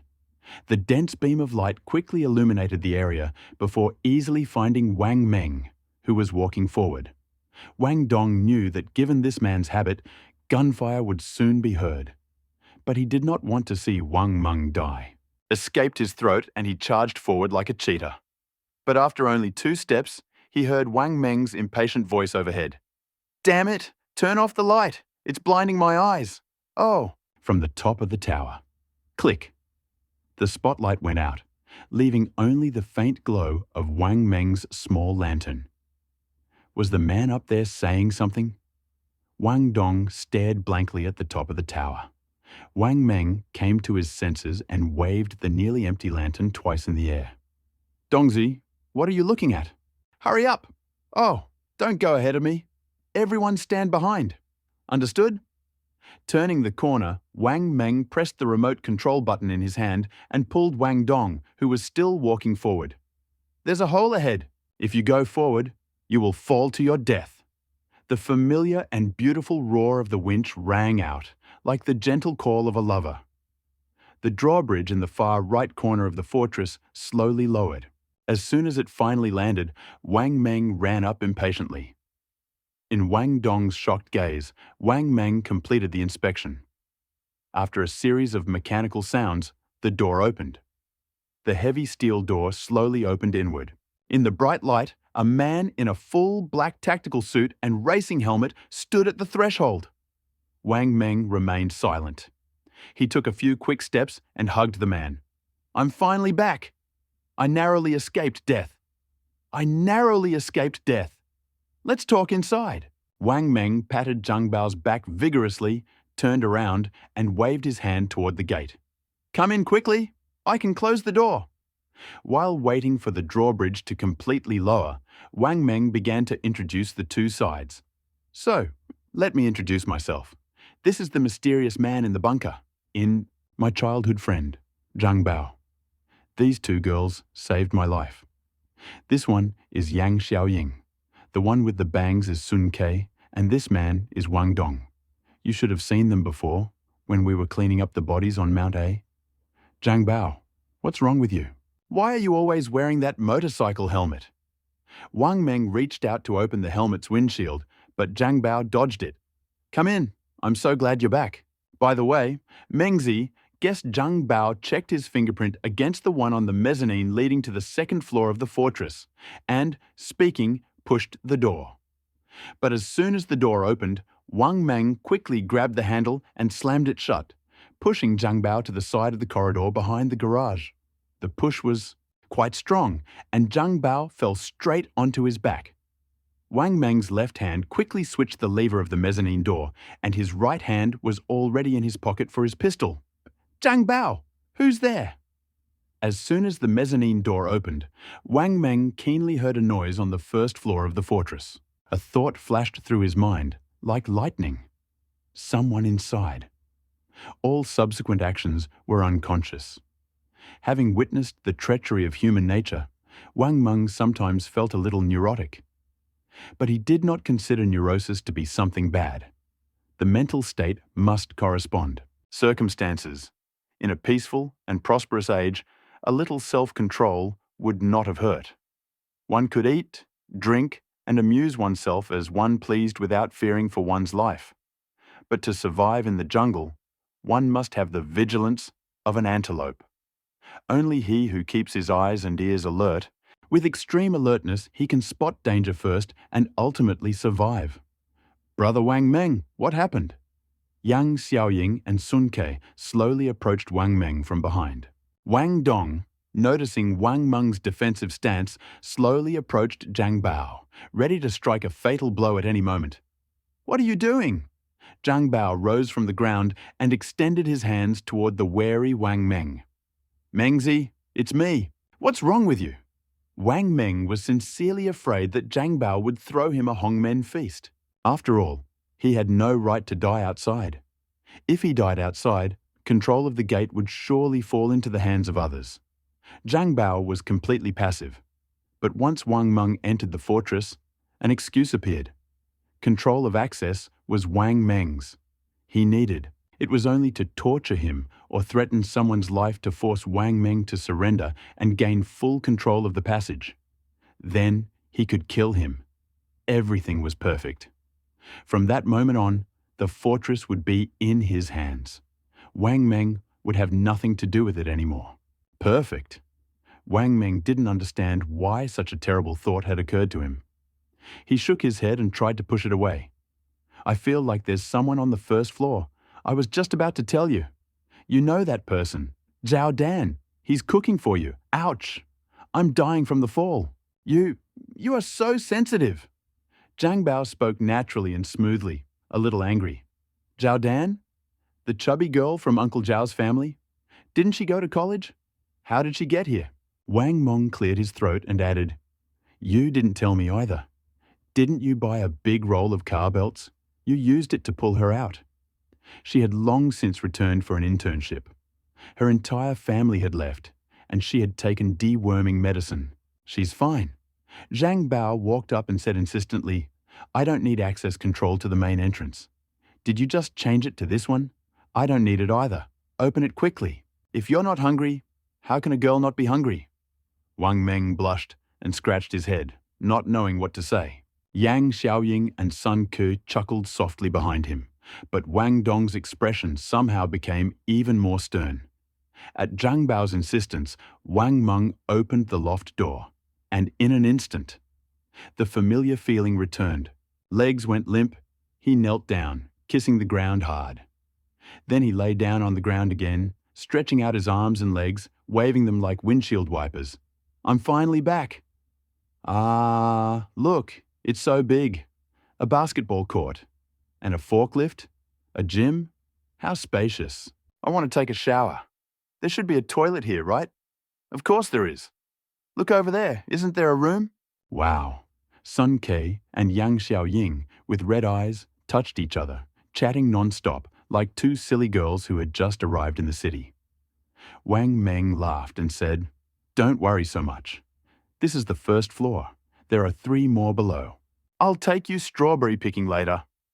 After learning that the fortress had 4 floors and a landing pad, Yang Xiaoying and Sun Ke's mouths gradually widened, and their eyes almost popped out of their sockets. Silence. They began to have fun in the open space of the first floor, laughing, playing, and having a great time. Wang Meng turned around to check on Wang Dong's condition, but was surprised to see his face distorted with anger. He quickly walked towards them. He raised his hand and slapped Wang Meng across the face. The sharp blow made Yang Xiaoying and Sun Ke freeze, stunned Zhang Bao, and froze Zhao Dan, who was swinging a spatula at the far kitchen door, preparing to greet him. Yang Xiaoying and Sun Ke exchanged glances, and then she glanced at Wang Meng. "Let's go to the kitchen and help." "Okay, go." Rubbing his burning face, Wang Meng looked at Wang Dong in bewilderment. "What's wrong with you? You were wrong when we just climbed the mountain." Wang Dong, with tears in his eyes, almost madly shouted, "Wang Meng, did you prepare all this in advance? A 4-story fortress. The floor area of this floor is tens of thousands of square meters, right? This gate, and the SUV, the gun turret. Did you prepare all of this?" Wang Dong's roar echoed throughout the first floor of the fortress. Unlike the enraged Wang Dong, Wang Meng remained calm. He wiped the blood from the corner of his mouth and said, "Ah, it's me." Before he could finish speaking, Wang Tong hit him a second time. Snap. This place is really too big. There's enough room for all our families here. "Ah, but what happened to you?" "My wife just got pregnant. Daughter is only in 1st grade. Tang Yuan's 2 sons. All gone. All gone." Wang Meng laughed. It's no wonder that a normal person would have such thoughts. Wang Dong would rather say it out loud than keep it in his heart. If he wants to untie the knot in his soul, he needs to quickly cut this Gordian knot. He raised his hand to pry off Wang Tong's hand that was grabbing his collar. "Ha ha, didn't I say? Haven't I made myself clear enough? Put the iron gates back, buy some food, the end of the world. I said it all, right? Who among you will believe me before the zombies come?" "Wang Dong, your wife just passed the tax office exam and you asked her to resign. Sell your wedding house. Spend millions of dollars on food. Would she agree? Huh? Would you agree? Chen Lin, Tang Yuan, Bai Bing. Who among you would give up a stable life for this? No one. If I went around the world shouting about the end of the world, I would be arrested as a dog of a Richopatha. Do you know where I got the money? Do you think someone here has everything prepared? I'm telling you now, I'm building. Where did the money for this construction come from? A crime. Do you understand? If nothing had happened, and I asked you to cooperate with me in committing a crime, would you? Huh? You join me in committing a crime? Will you go with me to forge credit documents? I tell you, no, not until the last step. No one will be with me until they see zombies eating people. Are you still hitting me? Don't forget, this is my home, and the food I saved all of your lives. And you saved Sun Chong.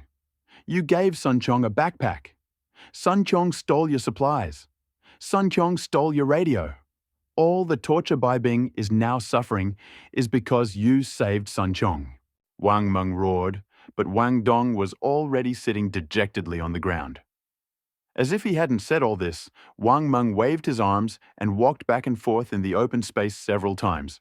He pointed at Wang Dong again and shouted, "I know you don't understand. Why am I the only one who can open the door? Why didn't he let you in directly, right?" Wang Meng turned around and suddenly pointed at Zhang Bao, who was standing next to him. He, too kind, too soft, hearted. If he could open the door, we would never have gotten in. "Do you know the girl who was locked up with Bai Bing? I asked her to come. She designed this fortress with me. She is my benefactor. But because of your mistake, she was almost beaten to death. She's still locked in a cell and can't even eat properly. You damn it hit me? What right do you have to hit me?" Wang Dong collapsed under Wang Meng's curses. With a howl, he knelt down in front of Wang Meng, clasped his hands, bowing like a chicken pecking rice, and begged for mercy. "Stop it, I beg you. Please stop it, I was wrong. I was wrong. I know. Wang Meng stood there for a long time, overcome with emotion. Finally, he could no longer bear to see Wang Dong like this. He grabbed Wang Dong by the collar, lifted him up from the ground and hugged him. "Don't dwell on the past. I just want the knot in your heart to be unraveled. The most important thing now is to save Bai Bing and the others." "Do you remember what question I asked you just now?" Wang Dong looked at Wang Meng with red eyes, full of hatred and resentment. He asked coldly, "What do you think? How should we deal with Sun Chong?" Sometimes people are like that. There are times when you know your thoughts are wrong, but you just can't help but think that way. Once you're stuck in that trap, you can't get out. The more you think, the narrower it becomes, the more afraid you become, and the more you try to think, the harder it is for you to find a way out. At this point, you need someone to give you a wake-up call, to help you break out of this endless circle of thoughts. Wang Dong sat on floor Sao, muttering Sun Chong's name. His expression changed from relaxed to tense, extremely complex. It was hard to tell what he was thinking. Zhang Bao was a little embarrassed by Wang Meng's words, but he knew he was right. He tried to scratch his head, but realized he was wearing a helmet, so he headed to the kitchen. Wang Meng and Wang Dong were the only two people in the hall on the first floor. Wang Meng standing, Wang Dong sitting. The only sounds coming from the kitchen were the sizzling of meat and vegetables simmering in a wok, and laughter, but they couldn't disturb them. Peace of mind. Time seemed to freeze, but at the same time it sped up. But they couldn't understand what was going on in their heads, and none of them wanted to try in vain to break out of this state. Suddenly, a scream came from the far end of the kitchen. It was Sun Ke. Wang Meng and Wang Dong instantly woke up and rushed to the kitchen. Although Sun Ke did not have the same self-control as Yang Xiaoying, there was little that could make her scream like that. Before they could reach the door, Yang Xiaoying and Sun Ke rushed out of the kitchen, supporting Zhang Bao, who had already taken off his helmet, and rushed to the operating room. "What happened?" "She is damaged." Yang Xiaoying shouted to Wang Meng, "The eye! It's damaged! She needs surgery! It's not a zombie! No one has mutated! Great!" Wang Dong took a deep breath, bent down, touched the ground, and sat down again. He was too excited and had spent a lot of energy. Now he staggered a little. Wang Meng clearly saw that Zhang Bao had a bandage on his head, and the bandage on his left eye socket was stained with blood. "Oh, it's okay. Mengzi, it's okay. It's not my eye." Wang Meng wasn't going to give Zhang Bao the slightest chance. "Stop resisting and listen to them. They're doctors. Xiaoying, tell her what you're studying." Yang Xiaoying's expression was serious, and she blurted out without hesitation, "Visualization." "Freshman." Pfft. Wang Dong lay on the ground, holding back his laughter, his body twitching. Wang Meng stubbornly believed that studying medicine was similar and that all disciplines were interconnected. But after Yang Xiaoying explained her situation, Wang Meng realized his mistake. Yang Xiaoying's current professional level may not be as high as some volunteers with extensive knowledge of first aid. Sun Ke, what about you? You graduated from university, right?" Wang Meng asked without hesitation, looking at the frozen people, afraid that Sun Ke would reveal that she worked in the laboratory department. "I have a master's degree in clinical medicine, specializing in obstetrics and gynecology. But I can treat injuries without any problem. Caesarean section, episiotomy, and suturing are all surgical operations." Sun Ke held Zhang Bao's hand tightly, his gaze full of determination. "What? Obstetrics and gynecology? This is not my stomach. This is not my ass. You are not qualified for this. I refuse. Hurry up and call a doctor. You can't wait so long." Zhao Dan turned to Wang Meng in tears. He's just afraid of the operation. His wound hasn't healed for over 10 days. I just asked him to change the bandage. The wound is huge and the injury is getting worse. He wears a helmet because he is afraid of being seen. Wang Meng remained silent. With a stern face, he walked up to Zhang Bao, took Sun Ke's place, and forcibly carried him into the operating room. Zhang Bao continued to struggle on the operating table. Sun Ke gave him an injection, but after a few seconds, Zhang Bao froze in place. Wang Meng walked out of the operating room and saw Wang Dong, who was smilingly examining Zhang Bao's helmet. "What are you thinking?" Wang Meng asked. Wang Dong lifted the helmet. "I just thought of it. If we go to Sun Chong now, there are only two possible outcomes. The first is that she begs for mercy, asks for forgiveness, and then releases Bai Bing, Tang Yuan, Lu Jian, Chen Lin, and that hen-daughter auntie." Wang Dong smiled and shook his head. "Mengzi, do you think this is possible?" Wang Meng rubbed his chin. "Absolutely not. She is not stupid. She knows that I will not let her go." Wang Dong nodded. "The other option is that she will threaten you with the lives of Bai Bing and the others, so that you will surrender the fort. Is this possible?" Wang Meng did not answer. Instead, he asked, "Stop beating around the bush.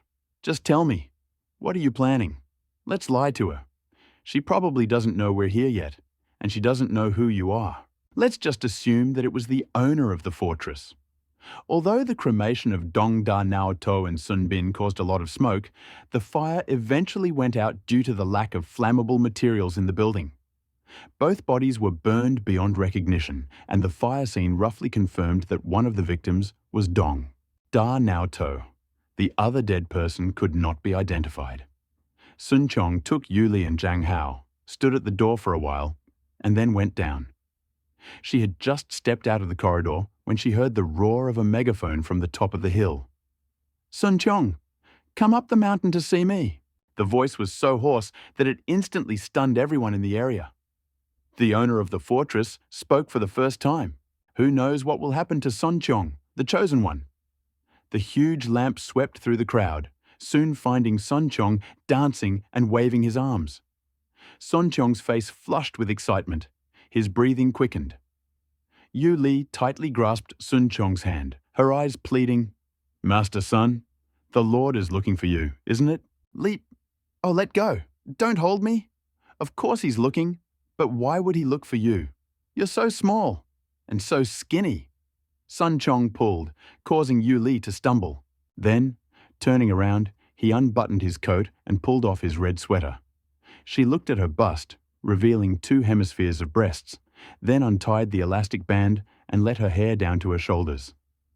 After all this, she raised her chin, turned around, and looking seductively at Yu Li, asked, "Attractive?"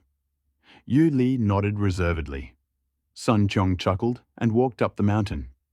"He went to look for a man in the artillery tower?" Zhang Hao asked. Yu Li nodded slightly, a sinister glint in her eyes. Sun Chong, illuminated by the spotlight, trotted forward, and her happy figure looked especially disgusting in Yu Li's eyes. At the top of the bunker, Wang Dong turned on the spotlight. He turned to Wang Meng, who was staring at Sun Chong, and asked, "When Sun Chong gets up, will she still be able to speak?" Wang Meng stroked his chin. "I was thinking about that too. I wonder if Tang Yuan and the others have come out yet. Hey, hold the spotlight."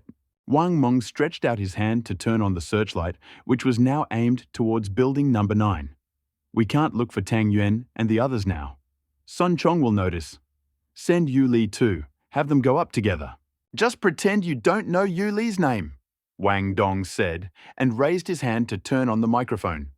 "Sun Chong, is there a pretty girl following you around all day? Let her come up with you. Sun Chong, speak up. Where is she?" The sudden increase in volume made Sun Chong shudder. She paused for a few seconds, then slowly turned and pointed toward the entrance to Building 15. The next second, she disappeared from the spotlight, focusing on the circle of light beneath Building 15. A small figure emerged from the crowd, jumping energetically. "Forward, just the 2 of you. I'll give you 20 minutes. Whoever gets there first won't have to wait." Wang Meng grabbed the microphone and immediately turned it off. Yu Li went crazy. She kicked and kicked the people blocking her way and screamed desperately, "Get out of the way! Get out! Don't block my way! My master is calling me! Get out of the way if you don't want to die!" She pushed her way through the crowd with all her might and ran towards the road leading up the mountain, a few dozen meters away. Mengzi, it's a little over a kilometer. Rise, but it shouldn't take more than 20 minutes to get there.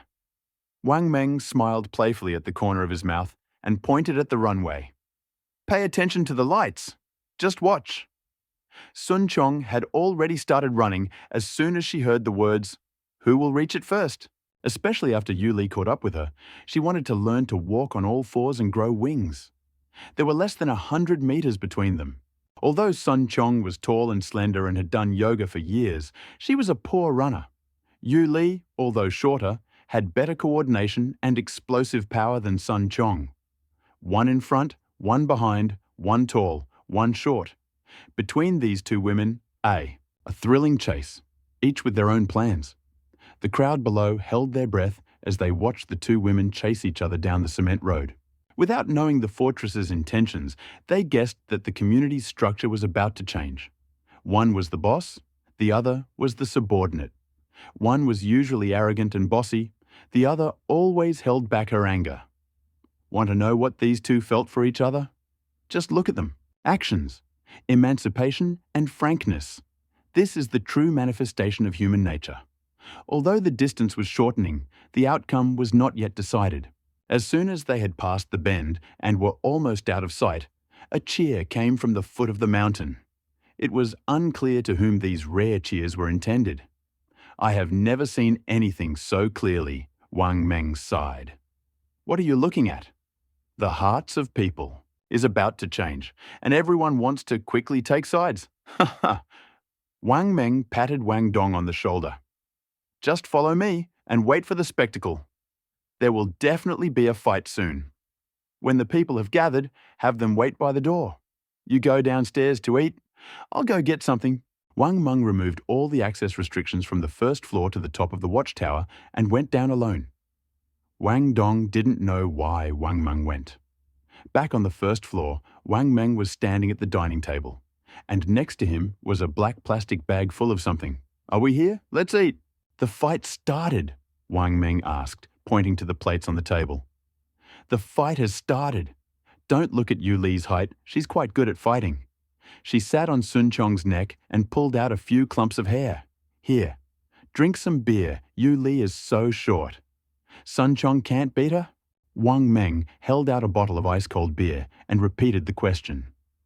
Wang Dong took a sip of the beer, wiped his mouth vigorously, and gestured excitedly. Sun Chong is truly ruthless. You have no idea. When Yu Li pulled her hair, she would rip out her eyes, and if that didn't work, she would rip out something else. Tsk, she's truly ruthless. She specializes in the lower body. Didn't she gouge out the eyes? Where did she pick? Wang Dong was stunned. First turned his head to look at Sun Ke and Yang Xiaoying in the operating room, and Zhao Dan waiting at the door. Then she lowered her voice and said, Are you pretending? She specializes in the lower body. If she can't scratch my eyes, where else can she scratch? Pfft! Cough, cough, cough. Wang Meng put down the bowl, rubbed his chest, and finally swallowed the last bite. I didn't react just now. Are they at the door? Yes. They just arrived, Dongzi muttered with her mouth full. Sun Ke, how is the operation going? How long will it take? Wang Meng shouted toward the operating room. Ready, ready. They're bandaging you, Zhao Dan replied, turning away from the door. Good. Wang Meng waved the bag at Wang Dong and said, Eat slowly, don't rush. Don't let them near the door. Wait until I call you. With that, he pulled out a thick mat from the gym and headed towards the main entrance. Entering the mezzanine, Wang Meng threw the mat on the floor and turned on the wall-mounted CCTV monitor. On the screen, Sun Chong and Yu Li stood awkwardly in front of a large hole by the door, angrily, looking at each other. Wang Meng pulled the control lever and lowered the drawbridge in the middle of the gate. The sound of the winch rang out, and Wang Meng clearly saw Sun Chong and Yu Li moving. They were eagerly waiting to get in, frantically moving their legs, trying to get through as fast as possible. As possible, tourists, hoping to get in right after the bridge was lowered. But they were wary of each other, afraid of being pushed overboard. Hey cuties, don't move, don't push. I don't want you to fall out of here. When the bridge is lowered, I'll open the door for you. The wonderful journey has just begun.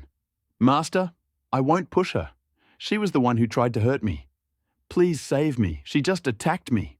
Hooray! Sun Chong burst into tears.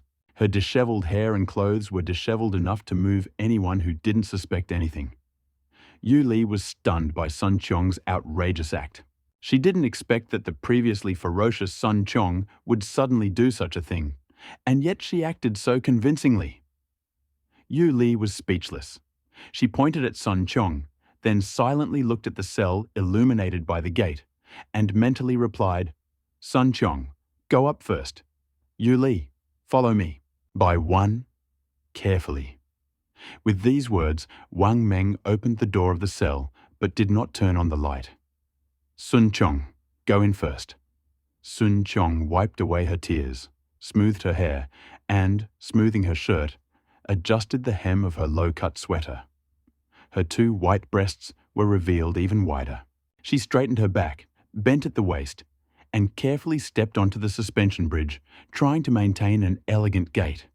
The sturdy and thick suspension bridge did not shake at all, and Sun Chong walked smoothly into the cell. Yu Li only smoothed her short hair before stepping onto the bridge. Dress she wore was not suitable for showing off, and her figure was not as impressive as Sun Chong's. Watching them enter the cell, Wang Meng suddenly felt his heart ache. The feeling of being trapped by an enemy excited him. This feeling became even more, stronger as he closes the door and lowers the drawbridge. Wang Meng turns on the light in the cell and speaks into the built-in microphone to change his voice. Take it off. This time, Yu Li doesn't give Sun Chong a single chance. She responds and takes the initiative. The whole process happens incredibly fast. Not a second's hesitation. From disheveled to completely naked, all in less than 30 seconds. Sun Chong crosses her arms, stunned Yu Li, now in her underwear. Sun Chong, why aren't you moving? Do you want to go back? No, I'll take it off right now. Sun Chong reluctantly agrees, but she starts anyway. She has already thought through all the possible options and is ready to cooperate. She just did not expect Yu Li to join in. Wang Meng opens the small sliding door on the inner door of the cell and throws in 2 bags of medicine and toiletries. Accessories? You know that guy who asked me for something down at the fort that day? Is he challenging you? I can kill him if you want. Sun Chong froze while unhooking her bra after hearing Wang Meng's words. She looked curiously at the one-way glass on the gate, as if thinking about something. After a few seconds, she resumed her movements, but her hands slowed down considerably. I, one strong man, am enough for this community. I don't need another. But a woman can, especially a woman who can manage a community. Whoever of you can come up with a solution will be allowed to enter my fortress and take control of the entire community. This time, Yu Li was the first to take the initiative. She rushed to the door and lay down on it. Turning to the camera hidden behind the tempered glass in the cell, she cried out anxiously, Master! Master! I know! Wang Meng's friends are in the community. If we catch them, we won't have to worry about Wang Meng not coming. Really, they have a good relationship. Just catch one, and he will definitely come. With these words, Yu Li walked out of the door and turned her whole body towards the camera. She straightened up and turned left and right, showing off her ridiculously small and naked figure to the maximum. Her stiff posture, stiff, flattering smile, and unattractive physique made Wang Meng want to vomit. Yu Li's face was okay, but her figure was nothing. Stop spinning. Very good, you are clever. If you can do this, you will become the mistress of this community. Yu Li's face instantly lit up with joy, but before she could say anything, Sun Chong spoke first. Who are you? Wang Meng grinned, took out an Iron Man helmet from a plastic bag, and put it on his head. Eyes lit up, and a mechanical voice rang out. I am your master, my little cutie. Wang Meng finished speaking and turned off the microphone. He looked at Sun Chong, who was cautious and thoughtful, and felt a tingling sensation in his heart. For the first time, Wang Meng felt a little excited. Sun Chong, you are clever, but your cunning is useless. Now I have the final say. I can do whatever I want. Master, I can do it. I can be your little darling too. Look at me, Master, I can really do it. Please look at me. I will do whatever you ask. Yu Li screamed like crazy. She twisted her whole body, spinning in the cell, which was only a dozen square meters. She wanted to find other cells. She wanted to see her directly from the master of the fortress. She wanted to show off her body, which was nothing special. She wanted to take this opportunity to turn the tide. She wanted to roll over and crush Sun Chong, who was pinning her down. She wanted to vent her anger. She wanted revenge. But she didn't know that she was already a rat in a cage. At another time, Wang Meng would have simply left. But this time, it was different. Before he turned and left, a new dream suddenly came over him. It was a sinister thought, the likes of which he had never experienced before. He wanted to see how much madness the human heart could contain, how vile it could be. Shouldn't everyone stick to their own boundaries? But what would be the consequences if that boundary was crossed? To see what he couldn't bear before, to understand the hearts of those he couldn't look at before, that feeling seemed quite refreshing. He forced himself to look at Yu Li, who was spinning in a circle, admiring her, with ridiculous movements as she desperately tried to show off her figure. Savoring Sun Chong's slow movements as she stripped naked, her deep contemplation, her trembling face. Interesting. Wang Meng suddenly remembered the legendary video, 2 women, 1 cup, ha ha ha. Although he hadn't seen it, he heard it was about 2 women eating shit. What kind of mentality does someone have that can tolerate disgust and still watch? Do they find pleasure in the process of coercion? Can this cure misophobia? Or can it allow people to find happiness on the edge of the unbearable? More than 10 minutes passed, and Yu Li seemed to be tired. She stopped circling aimlessly and began to focus on the camera, wriggling her entire body and adopting coquettish poses. Sun Chong did what Wang Meng ordered. She was in her underwear, hugging herself, her eyes wide open, and she was looking around the cell in horror. Wang Meng cleared his throat and turned the microphone back on. Tell me what you know about this man. Have you met Wang Meng before? There was silence in the cell for a few seconds. Yu Li turned her head, glanced at Sun Chong, and suddenly stood up with her hand raised. I know. We are colleagues. I know him better than anyone. Well, that's what you say. Yu Li hesitated for a moment and then began to babble like a machine gun. He's a bad guy. He's lazy and eats well. And Wang Meng didn't want to listen to her nonsense any longer and interrupted. Okay, where is he? He should be downstairs in Building 9, but he has a gun. Sun Chong asked Zhang Hao and Sun Bin to steal his gun. But before Yu Li could finish speaking, Sun Chong suddenly shouted and interrupted Yu Li. Shut up! Are you crazy? Do you know who he is? Who is he? Isn't he the master? Yu Li was confused. He didn't understand what Sun Chong meant, and he didn't understand where he was wrong. But her long-standing fear of Sun Chong had involuntarily made her forget about meeting him, and she was completely stunned. Ha ha, Wang Meng laughed. That's right. I am the master, Sun Chong. Let someone send Wang Meng's friends, and they'll send their own people too. Do you want them alive or dead? Sun Chong asked calmly, looking at the one-way glass on the door. Of course, I have to be alive. Otherwise, who am I threatening? Bring him here immediately. Don't make me repeat myself. Sun Chong seemed to have gone a little cold. She stroked the goosebumps on her arms and said with a sinister tone, break his arms, break his legs, as long as he lives. Wang Meng did not answer Sun Chong. He sighed. I'm tired. There is insect repellent spilled on the floor. Take it. I'll fill the bathtub right now. You can take a hot shower later. I'll give you half an hour. If you hesitate, I'll kill you and feed you to the dogs. The timer has started. Wang Meng didn't count the time. He turned the tap on the outside wall of the cell, took off his helmet, turned around, opened the door to the mezzanine, and entered the hall on the first floor of the fortress. He glanced gloomily at Zhang Bao lying on the bed, then waved to Wang Dong at the dining table. Them headed towards the elevator. Wang Meng knew that his previous request for self-defense had made Sun Chong wary, but he had no choice. To survive and wait for a chance to turn the tide, he had to do it. This woman wasn't just beautiful. She was much smarter than he'd ever imagined. She was probably regretting climbing the mountain right now. He couldn't let her scream. He had a few stalwart followers who wouldn't give up easily, even if she had some advantage. If he wanted to save his friend, he had to rely on himself. Together, they took the elevator down to the basement of the fortress. Wang Meng led Wang Dong past the observation room and the raw material room, heading straight to the processing workshop. Mengzi, is that a submachine gun? Attention was drawn to the items laid out at the entrance to the processing workshop a few dozen meters away when he entered the basement. He rushed over, picking up and putting down each item from the ground, constantly sorting through them, muttering to himself, "Why are there only semi-finished products here? Not a single good one."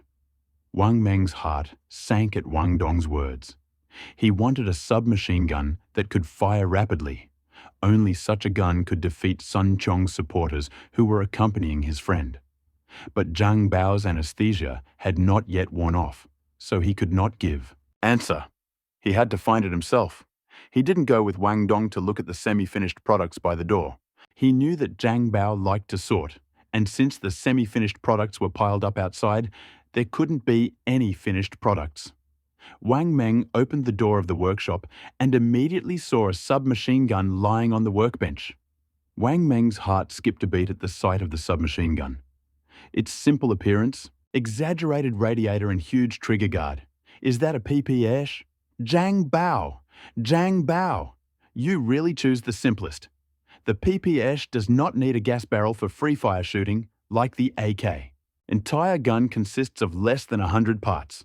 Perfect for beginners. Wang Meng picked up the PPS-like pistol and looked around. He was stunned to see a magazine more than half a meter long lying next to him. Even if you can't make a magazine, you don't need to make it that long, right? The magazine was incredibly heavy, and Wang Meng saw a bullet on top. He lowered the gun and took the bullet from the wooden box next to him. He tried to insert it into the magazine, but to no avail. He simply inserted the magazine into the gun. He pulled the bolt to load the chamber. He quickly walked out of the workshop and headed for the farthest pit. What the hell? What is this? A boomerang? A play prop? The magazine is almost as long as the gun. Hey, let me see it. Ignoring Wang Dong's request, Wang Meng opened the door to the seedling room, jumped into the hole, and pulled the trigger, shooting into the ground. Yes, yes, yes.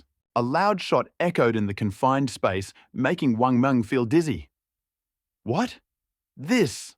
Wang Dong ran over and looked at the scattered earth in the hole, then at the gun in Wang Meng's hand, a little confused. He handed the heavy submachine gun to Wang Dong, who scratched his ear. This must be an imitation PPSH. Perhaps because they have few stampings, this pistol is a bit heavy. But this should be enough. Take it and go to the processing room for a magazine. And then to the bunker. With these words, he jumped off the pit and quickly ran to the tool room. Where is Sun Chong? We are using it? Wang Dong asked, following Wang Meng. We can't use it. She should have noticed. If we give her the microphone, she'll probably do something else. Then it'll be too late to regret it. Wang Meng took a particularly large rifle off the wall in the tool room. The weight of the rifle made him stumble. Wow! It must have been over 50 pounds. With the butt of the rifle on the ground, Wang Meng took out the magazine and fell silent, looking at the giant, specially designed lead bullet. What are you thinking? Wang Dong leaned over. Are Barrett bullets really that big? Wang Dong shook his head in confusion. More than 12.7, I guess. Besides, how could a lead bullet without a brass casing withstand such power? Wang Dong shook his head again, puzzled. Seeing that he couldn't get anything else out of him, Wang Meng simply looked into the rifle's chamber. Having made sure that there were traces of gunpowder and soot, he shouldered the rifle and headed for the elevator.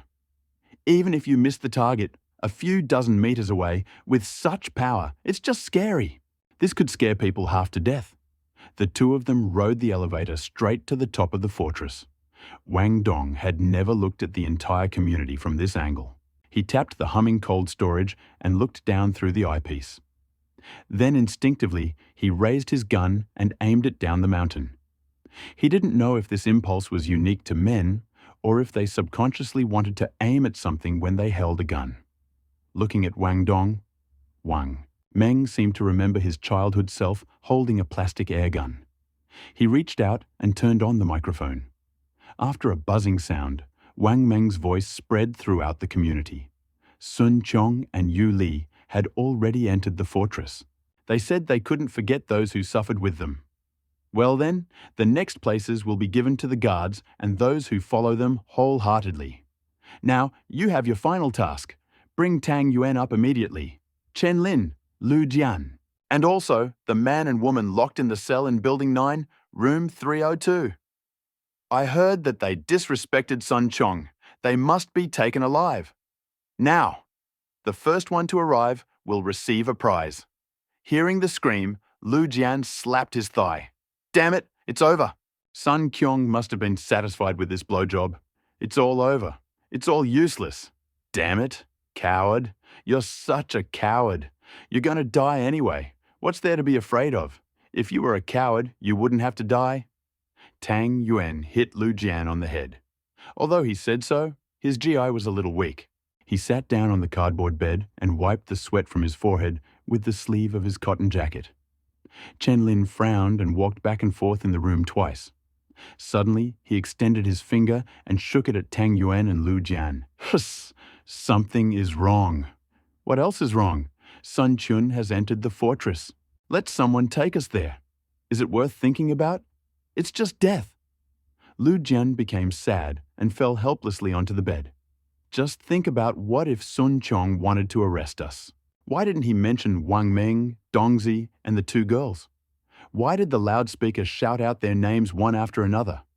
This is completely abnormal. Where are they now? Have you thought about it? Chen Lin stared at Tang Yuan and said thoughtfully, how could Sun Chong let them go? Wang Meng is Sun Chong's greatest threat. Oh, I see.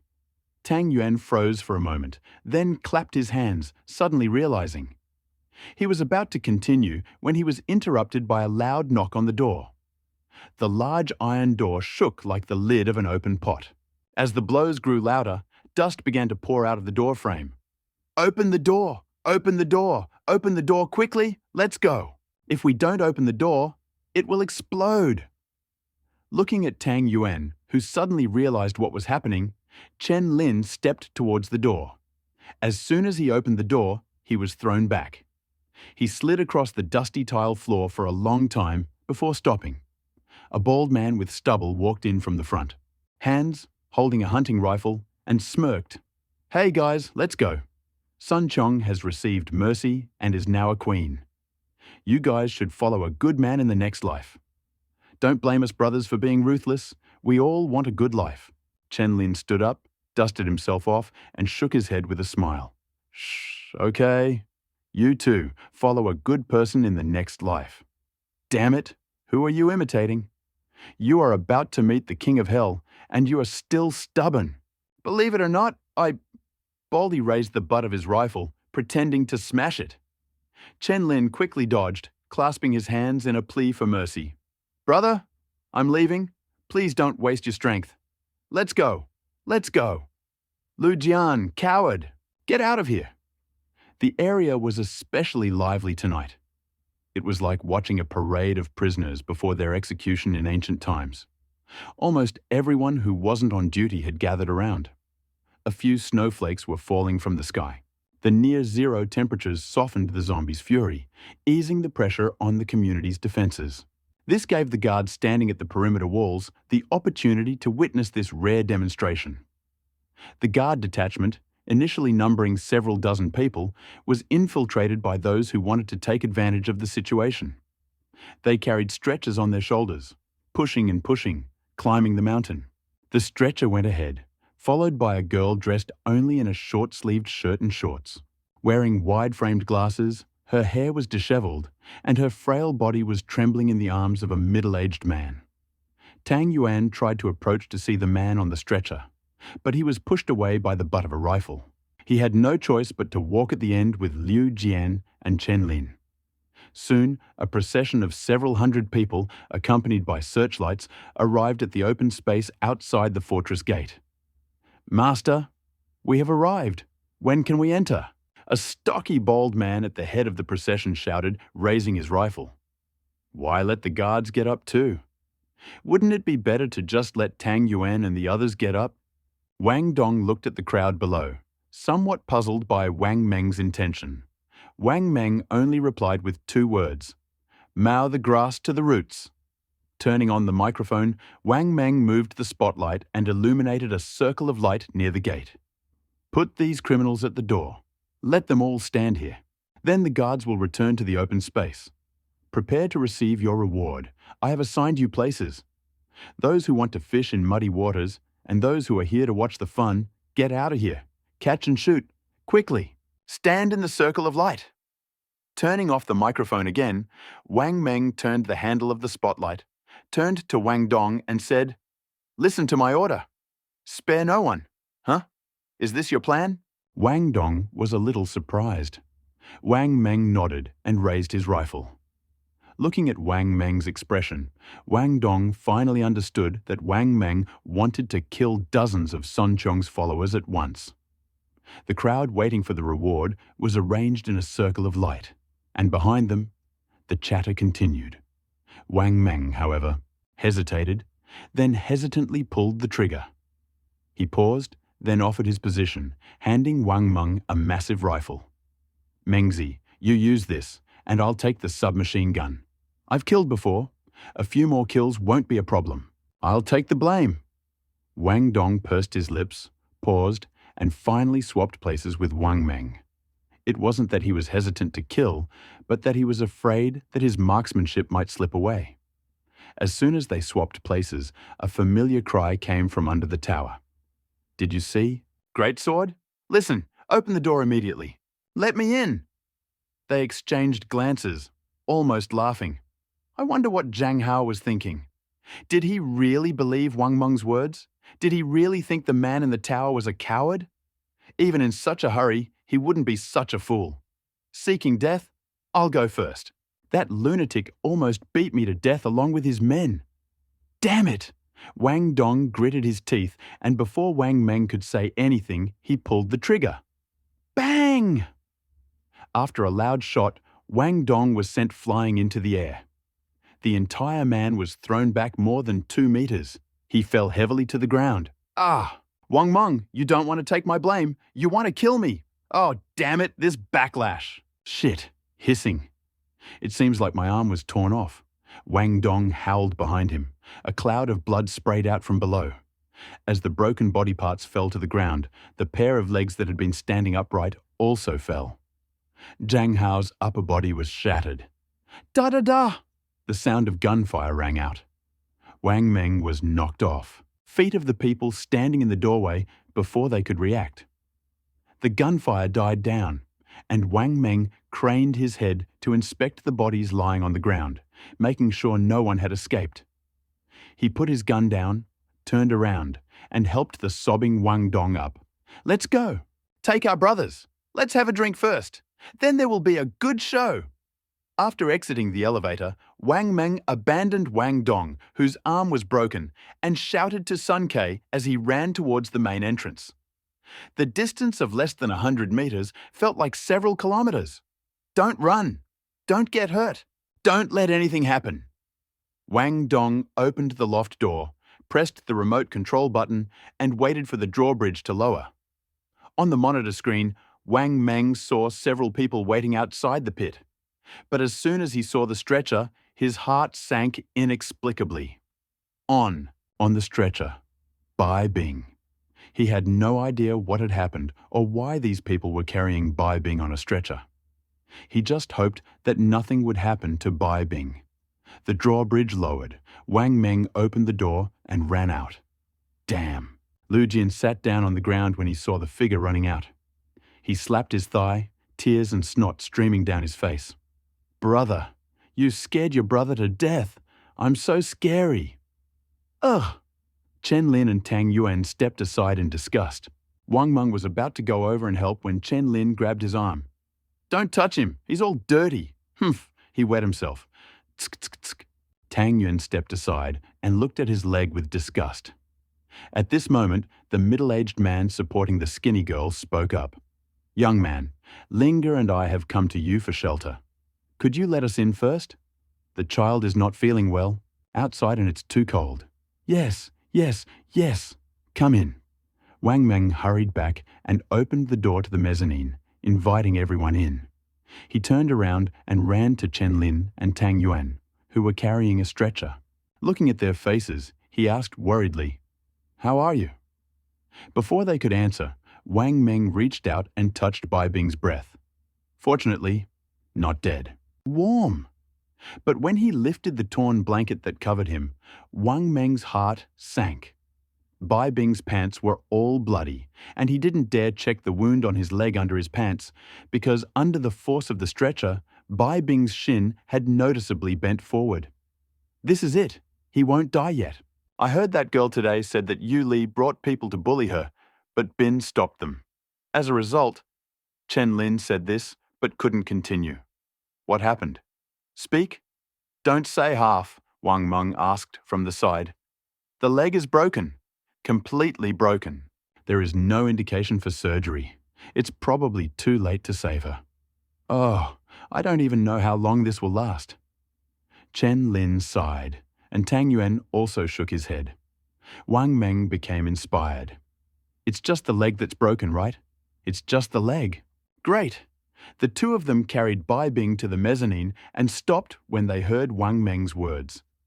Tang Yuan frowned and asked, "What happened?" "Mengzi, your leg is broken, okay? Do you want to cure it? I'll help you." "No, no.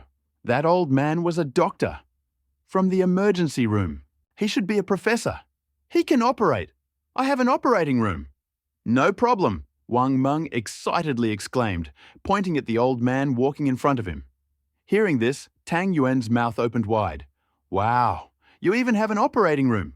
This is amazing." He wanted to reach out and pat Wang Meng on the head, but he almost knocked the unconscious Bai Bing down, causing Chen Lin to roll his eyes. He, how reckless, how reckless. I tell you, he is a real doctor, a great specialist in the emergency room. I'm telling you, he can handle most emergencies. Seems like setting bones is no problem. "It's no wonder Sun Chong asked the old man to take care of his sister," Tang Yuan said, laughing and urging Chen Lin to hurry up. But his involuntary words exploded in Wang Meng's mind.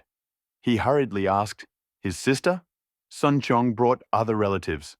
"Who else?" Chen Lin and Tang Yuan glanced at each other and understood what Wang Meng was thinking. "His sister? It's Wu Yao. Chen Lin muttered a few words that worried Wang Meng the most. Hearing Wu Yao's name, Wang Meng closed his eyes and touched his forehead with his hand. His face showed regret. He opened his eyes again and looked at the two of them, shaking his head and said, "I calculated everything, but I still missed one moment. Wu Yao, how could I forget her? She can't leave Sun Chong. No wonder I haven't seen her. It turns out she was taking care of Sun Chong's sister.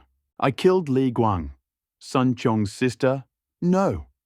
After that, Wang Meng gritted his teeth, rushed to the first floor, grabbed a gun, turned around and ran out.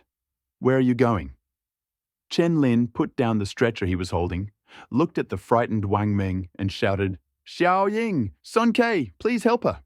Brother Lin, come with me." "Hey!" Chen Lin glanced at Tang Yuan and ran after Wang Meng. As he passed the platform behind the fortress, Chen Lin picked up the hunting rifle that was lying on the body of a guard and held it in his hands. Before they had run far, a searchlight on the tower lit up. The light enveloped them, and a loud voice came from the loudspeaker. "Curfew in the community. No one is allowed out except for the duty personnel. Violators will be shot. Who is this?"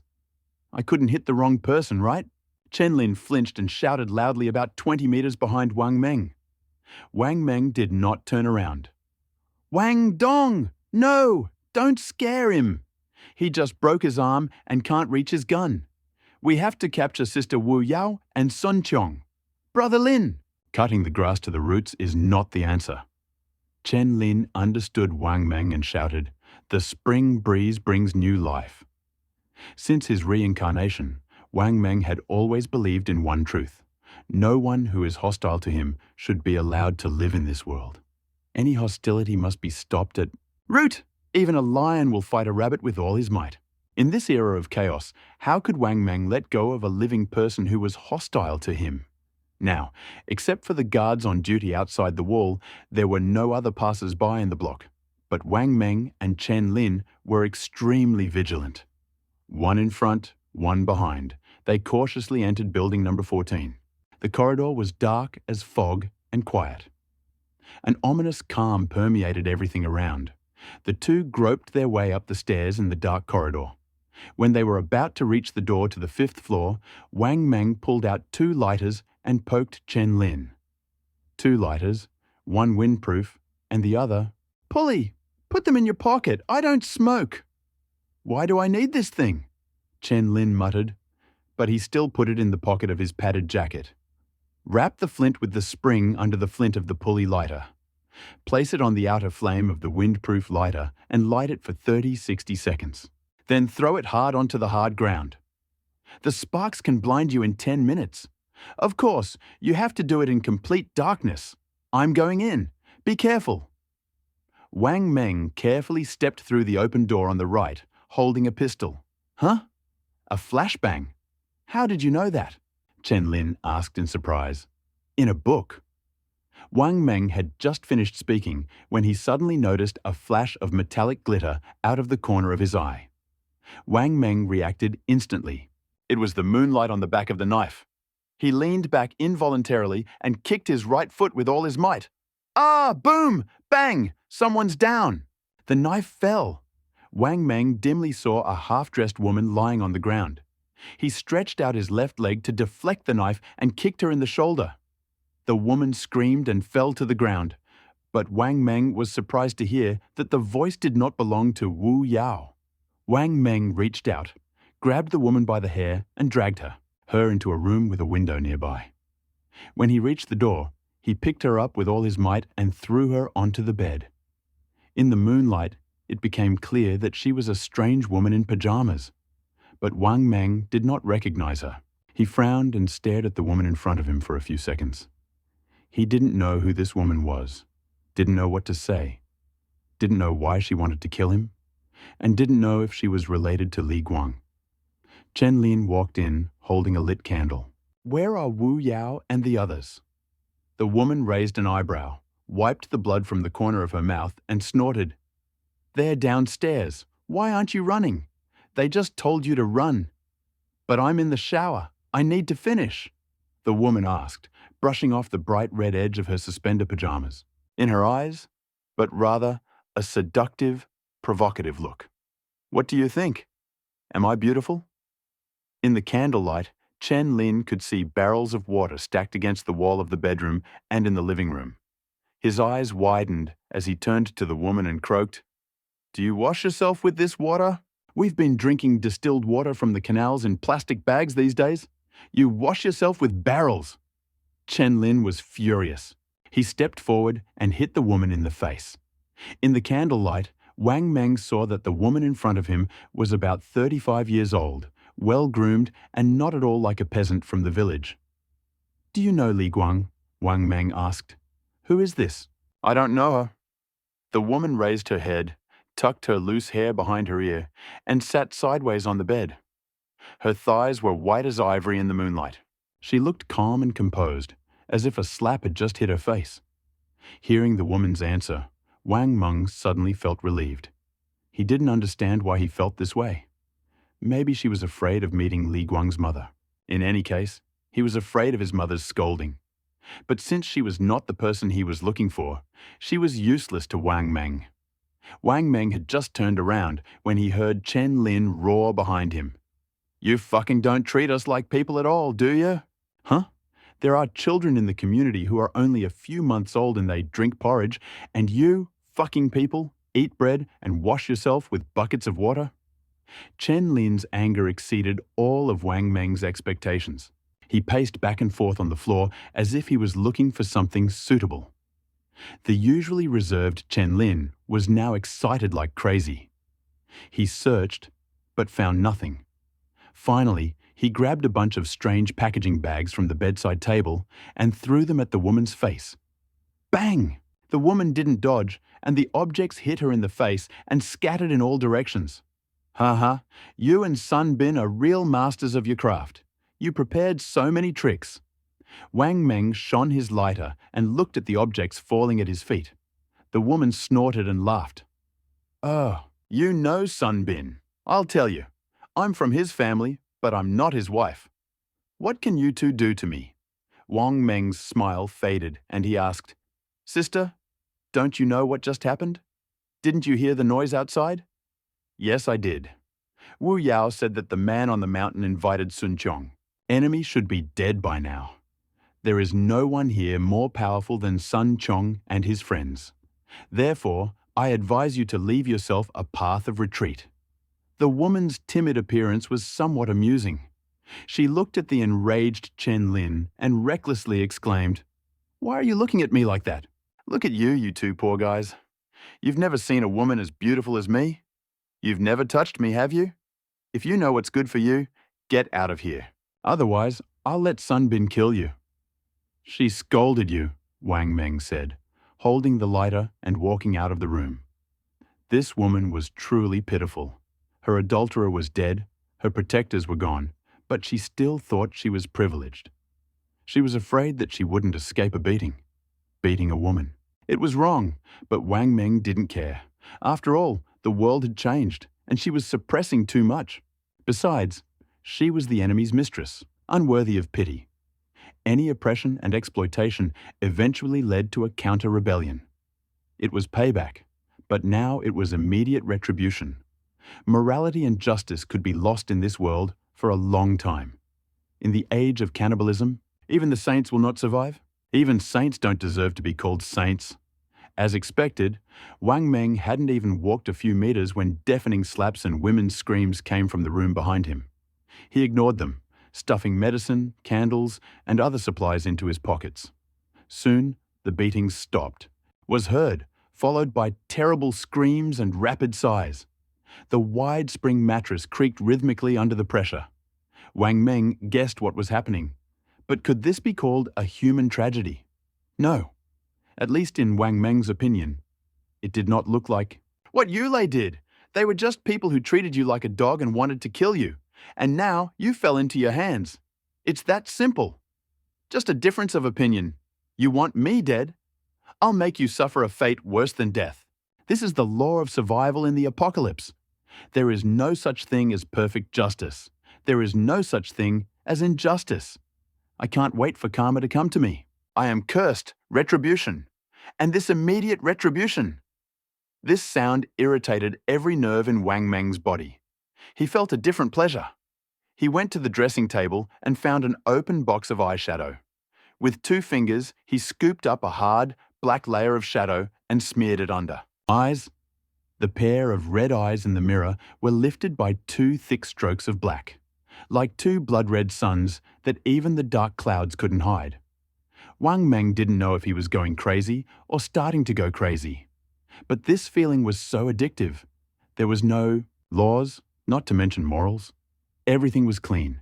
No more performance reviews, no more plans for promotion. It was all about survival. Chen Lin roared like a bull. Wang Meng looked out the window with his arms outstretched. At that moment, he couldn't tell whether it was heaven or hell.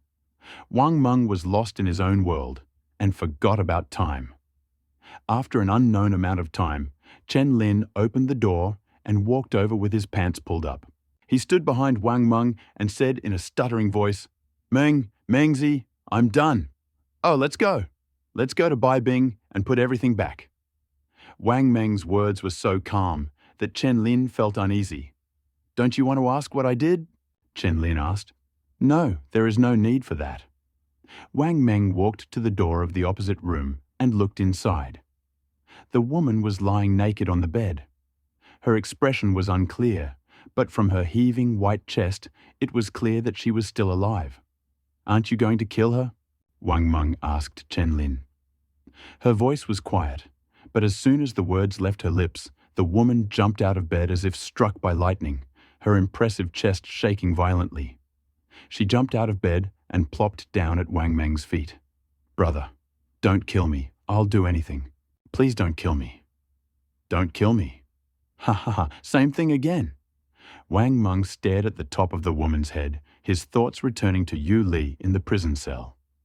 They were all women. Such behavior would be unpleasant for him, but wouldn't it be just right for someone else?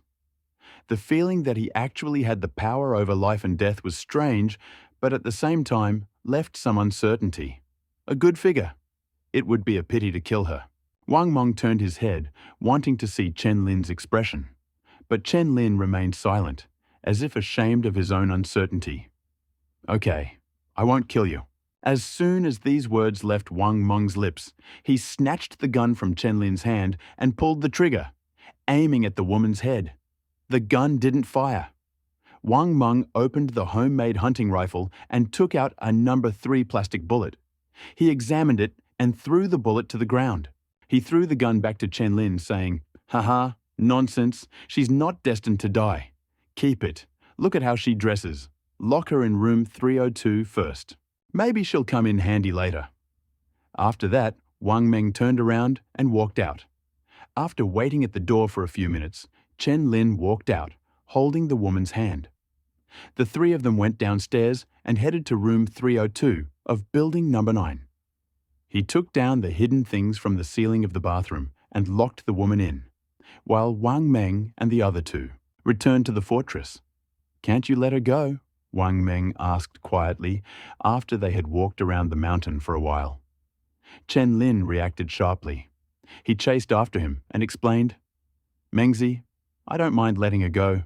I'm just ashamed. Oh, it's okay. In the end, she wants to take our lives. It's just that, in this world, we can't be soft-hearted towards our enemies. Let's leave her for now. Let's find someone to move the things back, and tomorrow, we'll have a drink and discuss our next steps." The hall on the first floor was very quiet. At the door of the operating room, needless to say, Bai Bing was still in the operating room. "Brother Jian, how are you?" Wang Meng asked. "Everything is fine. The old man said there was no problem. Lu Jian, although an evil man, is not cunning." All his thoughts were on his face. Wang Meng saw from his smile that he was not lying. "Where is Zhang Bao?" Wang Meng continued to ask. "She is sleeping in the room. There is nothing wrong with her eyes, but her eye sockets and temples are damaged. Several large cuts. Sun Ke treated them. Dongzi, Jianga, Tang Yuan, let's go get some medicine. Mengzi, what's wrong with your eyes? Why are there dark bags under your eyes? Are you learning makeup?" Tang Yuan asked from afar, pointing at Wang Meng. Wang Meng instinctively touched his face, but then remembered his own ridiculous behavior. He waved his hand. "It was too dark just now. I don't know what happened. Let's go." As Wang Meng guessed, Sun Chong lived on the 6th floor of building number 14.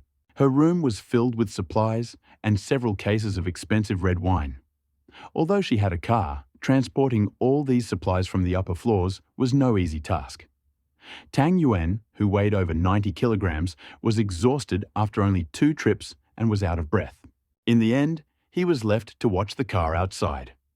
Wang Meng and his companions spent more than 2 hours to finally deliver the supplies to the fortress. The supplies were temporarily placed on the basketball court.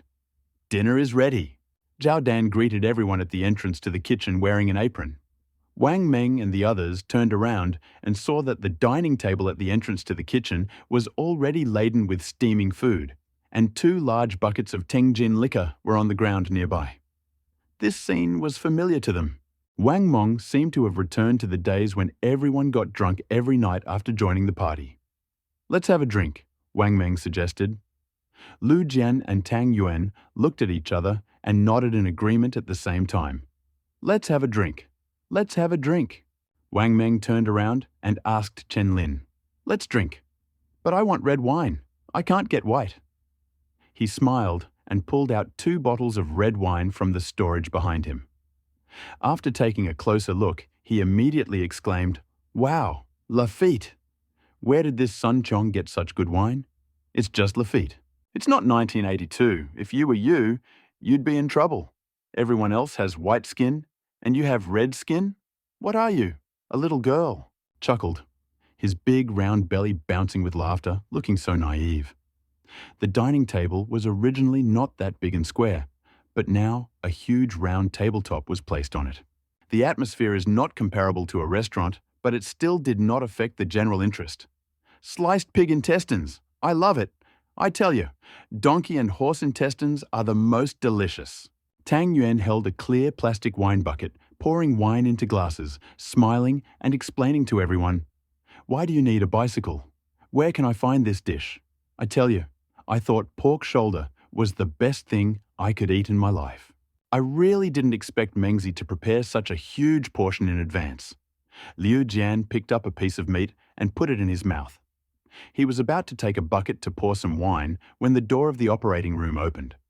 The middle-aged man and Sun Ke came out, pushing the operating table. Wang Meng hurried over. He was going to greet the middle-aged man first. Seeing Wang Meng leave the table, Chen Lin and the others tactfully followed him. "Uncle, you must be tired. Let's go. Let's eat first." Before they shook hands, young Xiaoying's voice came from the upper room. "What delicious thing did you cook? It smells so delicious. I'm hungry. Come here, sister." Following her was a young girl with large glasses and a mushroom afro, but with a delicate, calm face. Needless to say, it was the auntie from PUBG who had previously designed the fort with him. Wang Meng, however, was puzzled. The girl, who looked no older than 17 or 18, didn't understand why she was calling him aunt. But it didn't matter anymore. It was absolutely safe here, and there was enough food. Even with so many people, it wasn't a problem. Wang Meng nodded and waved at the girl, but all he got in return was a strained, awkward smile. Obviously, this kind of online chat and then personal introduction wasn't for everyone. "Hello, uncle. My name is Wang Meng. I don't know what to call you." Wang Meng extended his hand to the middle-aged man who had already taken off his gloves. The man nodded. His face was tired. He shook Wang Meng's hand. "Hello, my name is Huang Shan. This is my daughter, Huang Ling. Thank you for the shelter. I didn't quite believe it before, but now it seems like heaven has blessed us, father and daughter." Huang Shan, what a wonderful name. After I saw Huang Shan, there are no other mountains in the world. Liu Jian interrupted. Tang Yuan hit Liu Jian on the head. "Adults are talking. Children should not interrupt." Liu Jian was hit and immediately became angry. He jumped back a little distance, grinned, rubbed his head, and shouted dissatisfiedly, "Fatty Tang, are you pretending to be your sister? How much older are you than me? You fat lunatic with a full belly? Come and beat me up." As if not satisfied, he suddenly kicked Tang Yuan in the butt when he finished speaking, turned around, and ran away. "Oh, damn it! Stop!" Tang Yuan, swinging his big belly, took a few steps in pursuit, but could not catch up. He was so angry that he took off one of his shoes and threw it. "Rukia is crazy. I'll have to drink you to death today." Huang Shan didn't expect such behavior from Tang Yuan and Liu Jian and was stunned on the spot. "Don't worry. Friends are used to joking," Wang Meng explained to Huang Shan. "I know you have your daughter with you, but don't worry. We are not bad people. In the future, we will be a family. Let's eat first." Liu Jian was unable to escape Tang Yuan in the end, and was seated next to Fatty Tang. Wang Meng reserved a seat for Zhao Dan. Yang Xiaoying and Sun Ke sat next to Wang Meng, and Chen Lin sat on the other side. After everyone sat down, in such cases, necessary to say a few words. Moreover, Wang Meng naturally wanted to speak, but he did not want to because he remembered what Wang Dong had said. Tang Yuan did not know what was bothering Wang Meng, but he seemed to have read his thoughts. After waiting for a few seconds, he stood up and cleared his throat. His thick hands picked up the enamel cup and said, "This is despite my seniority. I want to say a few words first. I want to thank Mengzi." He turned the enamel cup in his hand towards Wang Meng, and some white wine from the full cup spilled over the edge. Eyes turned slightly red. Wang Meng told us everything, but no one believed him. But what's lost is lost, so let's keep it in our hearts. We still have to live. We must live better to be worthy of the relatives we have lost. Even if some of us are meeting for the first time, it doesn't matter. What matters is that from today, I have relatives again. I have an uncle, a brother, and a sister. No matter what the outside world is, no matter how sinister the human heart is, we are family. Let's live together. In the end, Tang Yuan burst into tears. He raised the glass above his head, brought it to his mouth, and drained it in one gulp. Although the enamel jar did not look big, it held almost half a liter of white wine. No one would drink like that unless they had something important on their mind. After drinking the glass, Tang Yuan seemed to let go of something in his heart. He put the glass back on the table, and 2 tears rolled down his face. Tang Yuan wiped his tears with his sleeve. But when he looked down, he saw Lu Jian standing next to him, holding a glass of wine and glaring at him. "Why aren't you drinking? Are you looking at chicken feathers?" "Ah, yes. I'm looking at chicken feathers." Liu Jian tilted his head and replied with a grin. Tang Yuan's eyes immediately widened. He pinched Liu Jian's neck, took the enamel jug from his hands and poured into it. "Oh, small hands, how dare you talk to me like that? Others can do whatever they want, but you have to do it for me." "Ha ha ha." Huang Shan laughed, and so did Huang Ling, who had been silent all this time. Everyone laughed, but deep down, they couldn't forget. Everyone just silently buried the past deep in their hearts, because it began. New life. Dinner lasted a long time. Without work and business trips, everyone relaxed, no longer worrying about time and what to do. Lu Jian was the first to faint.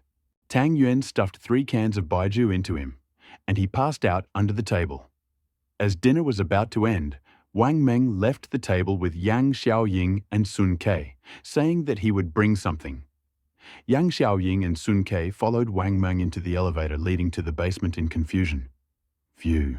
The sight of a half-finished pistol at the entrance to the workshop shocked not only Wang Dong, but also the 2 girls. "I saw it!" Yang Xiaoying shouted, covering her mouth with her hand and pointing at the obviously defective semi-finished rifle outside the workshop. Wang Meng asked curiously, "Did you see it? Where?" "Don't tell me this is military training." No, this is not military training. I like this the most. Seriously?" Yang Xiaoying ran up, jumping and running, trying to lift the massive Barrett-type rifle, but she couldn't. "Ouch! It's too heavy. I already bought one." "Did you buy it?" Sun Ke was a little shocked. "Uh-huh. Crossfire." Yang Xiaoying nodded seriously. Her seriousness made Wang Meng and Sun Ke laugh. Okay, I'll take you strawberry picking." "Really? Growing strawberries underground?" Sun Ke ran up to Wang Meng, her big eyes never leaving his face, as if wondering if he was joking. "You're talking about the strawberries you grew on your neck, right?" Yang Xiaoying teased, smirking. Wang Meng threatened to hit her. "How do you know all this?" "It's true." "I'm not kidding." Seeing this, Yang Xiaoying quickly ran away. Wang Meng opened the door on the deepest wall of the basement and called out to the 2 of them. The huge earthen pond was already full of vegetables, and under the fruit trees at the very edge, there were thickets of strawberry seedlings. The strawberries, each the size of a quail egg, shades of green and red, dotted the grassy landscape, giving a touch of spirituality to this precious, verdant landscape. "Is this edible?" Sun Ke rubbed her chin with her finger, looking at Wang Meng with pity. "Come on, eat a little, and then we'll get something for the bed." Having received permission, the 2 girls happily climbed onto the earthen pond and ran along it one after the other. They knew how important fresh vegetables were, and they took each step carefully, afraid of damaging even one vegetable. They didn't stay for more than a few minutes, only picking a few before running back. "Is that all you're going to eat?" Wang Meng asked. Sun Ke didn't respond to Wang Meng's words, but instead asked, "Brother Wang Meng, how did you build this place? Tell us." Seeing that Yang Xiaoying was also interested, Wang Meng sighed and let them out of the fence. Turning around and closing the door behind him, he walked out, calmly saying, "Illegal appropriation of loans, illegal lending." The initial amount was 20 million, and then it was increased several times. And say exactly how many tens of millions. I know it was a crime and it was solved later, but the end of the world got to the police first. I had no choice. If I wanted to survive, I had to do everything possible. I spent almost all the money, except for a small amount on construction, to build this building, and sold the rest for food and equipment. The big warehouse on the left is full of seeds, pesticides, and the like. The room on the right is reinforced concrete. The room in front is electronics, and all sorts of raw materials. I bought everything I could think of. The three of them took the elevator up to the third floor underground. Wang Meng pointed to the farthest part. On the left was a cold storage warehouse. On the right was an oil depot. There are medicines, various dried vegetables and side dishes, spices, tobacco, alcohol, sugar, and tea. Everything you need. He looked back at the stunned two and continued. You may have noticed that each level of this fortress is arranged in a fan. We're on the ground floor now, and the upper floors are larger warehouses and cold storage. I remember buying tons of stuff at first, but then I lost count. It could have been hundreds, maybe thousands, a lot. I just wanted to fill the space. We should have enough food to last a lifetime. Wang Meng opened the door of the left warehouse, and several large bags of blankets fell out, startling Yang Xiaoying and Sun Ke. Don't be afraid, these are all bedding.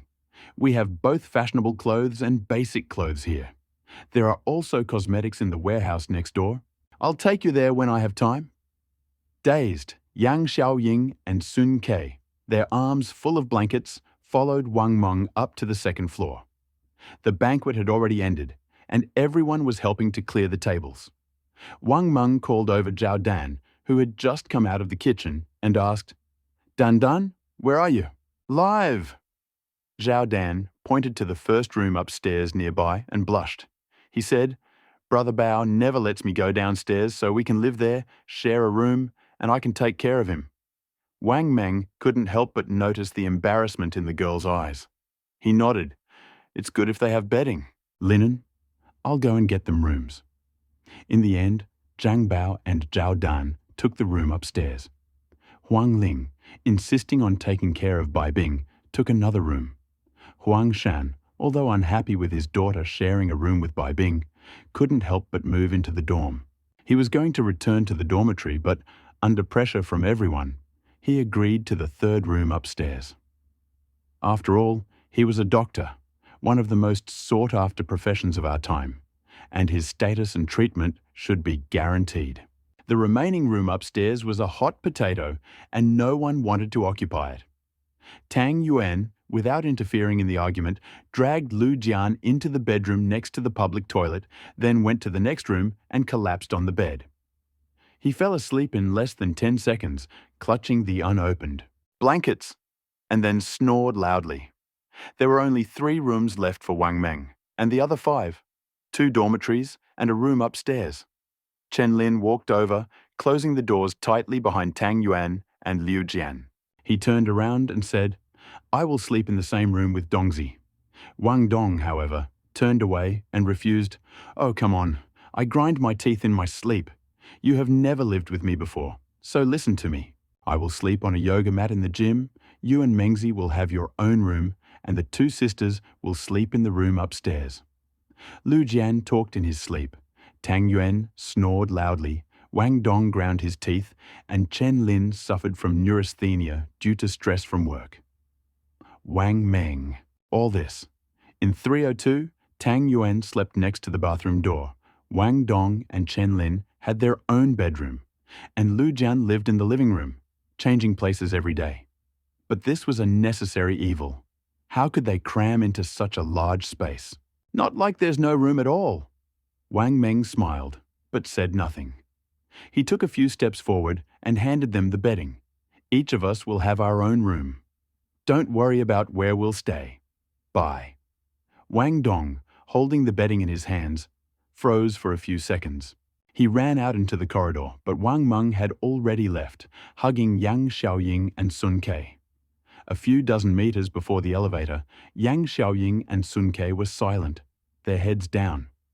Entering, Sun Ke whispered, "Brother Wang Meng, do you have another room?" "Yes, there is another room on the floor where you got the blanket." "You can sleep there," Wang Meng replied with a grin. "But the bottom floor is too big." "I'm scared, and we're scared too."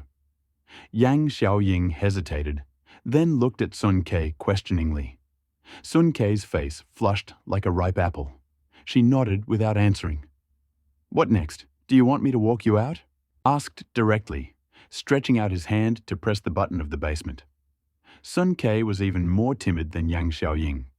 He thought that Wang Meng was going to send him and Yang Xiaoying to the basement, so he quickly said, "Okay, it's not me, haha. You said it yourself. I didn't force you." Wang Meng raised his hand an inch and pressed the button for the basement. The basement was Wang Meng's personal space. In addition to the huge cold storage and warehouse, gym, swimming pool and movie theater, there was also a luxurious bedroom. The huge bed was just big enough for 3 people. Wang Meng took them both to the basement to get pajamas and toiletries.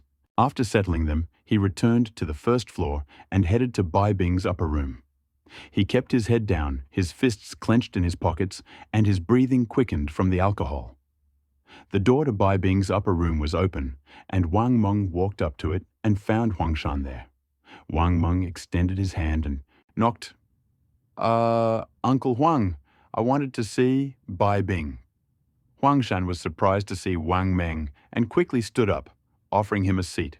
"Wang Meng, sit here. I have something to tell you." Wang Meng glanced at Bai Bing lying on the bed, then slowly walked over to the chair and sat down. "Uncle Huang, I didn't have time to ask about his injuries. How are they?" "It's okay. He'll recover soon." Huang Shan pointed at Bai Bing. "He has serious injuries, but fortunately they're not serious. Huang Ling treated them, so they are not serious. But I see that his legs are deformed." Wang Meng recalled what he saw when he lifted the white sheet. Huang Shan shook his head. Whoever hit him was quite cruel, but fortunately he did not hit him with a hard object, so there are almost no fractures. Must have been kicked. As soon as he finished speaking, Wang Meng suddenly jumped up from his chair. His head was spinning. "Kicked, just kicked?" Wang Meng muttered, turning to Huang Ling, who was sitting next to Huang Shan. The girl shook her head, her gaze evading the answer. 2 people held him down, and then they covered him with bricks. And then, it seemed that in Huang Ling's frightened eyes, he imagined the scene of Bai Bing being bullied. Suddenly, his mind went blank. There was a loud ringing in his ears, and he stopped hearing anything. "Hey, what's wrong with you? Where are you going?" Huang Ling could finish speaking. Wang Meng suddenly stood up and hurriedly walked out of the room, completely ignoring Huang Shan's call. At this moment, as if the alcohol had taken over, Wang Meng's vision became blurred and his steps became stumbling. He ran out of the dormitory and sat on the bench in the gym, lighting a cigarette to calm his anger. But the smoke instantly increased his dizziness. Feeling nauseous, Wang Meng lost his balance and fell headfirst off the bench. The cigarette in his mouth fell to the ground, creating sparks. Wang Meng lay there for a long time, breathing heavily, looking at the roof of the fortress. It felt as if a red-hot iron had been driven into his heart. Disappointment, discomfort, rage, heat. All the unpleasant emotions came rushing in at once. Wang Dong seemed to have forgotten about Sun Chong and Yu Li, but Wang Meng had not forgotten about the 2 demons locked in the cell. Angels are no match for demons. The only enemy of demons is demons. Wang Meng stood up and stumbled towards the cell. He bent down and picked up his Iron Man helmet from the ground in front of the mezzanine door. Once inside, Wang Meng leaned over the one-way glass on the cell door to peer inside. Then he turned around and leaned heavily against the inner door. Before putting on his helmet, he unconsciously rubbed his eyes twice. For a moment, he returned to Building 14, still heavily smeared with black eyeshadow. From the room across the hall, Chen Lin's roar reached him. "Chen Lin, Chen Lin." As if he suddenly remembered something, Wang Meng began to desperately tear at his clothes. A muffled, angry cry pierced through the cracks in his head. He threw the tattered clothes down the hall, turned to check the access control, and yanked open the door to the cell on the mezzanine. He didn't have the patience to keep joking. He wanted to meet these two demons face to face. He wanted to find out if these demons would cry under torture. Will they feel pain? The door was suddenly thrown open, and the light pouring in from the mezzanine instantly destroyed the peace and quiet that Yu Li and Sun Chong had accumulated over the past few hours. Wang Meng's chest heaved heavily, his blood vessels pulsating wildly, betraying his rage. The helmet. Iron Man was no longer the embodiment of justice. He resembled a demon with a scythe, ready to mow down everything in his path. You? What are you doing? Who are you? Sun Chong and Yu Li huddled in a corner, their eyes wide, staring at Wang Meng in horror. Wang Meng entered the room and peered into the bathtub. In the clean water, an empty packet of dewormer lay on the floor. I'm the boss, baby. Your people are already there. They eat and drink well, and have sworn to be loyal to me until death. Wang Meng grabbed Yu Li's helmet and ran his hands over it, leaving several ugly red marks on her neck and chest. Ah! Yu Li screamed, her little legs kicking on the flooded ground, desperately trying to escape from Wang Meng.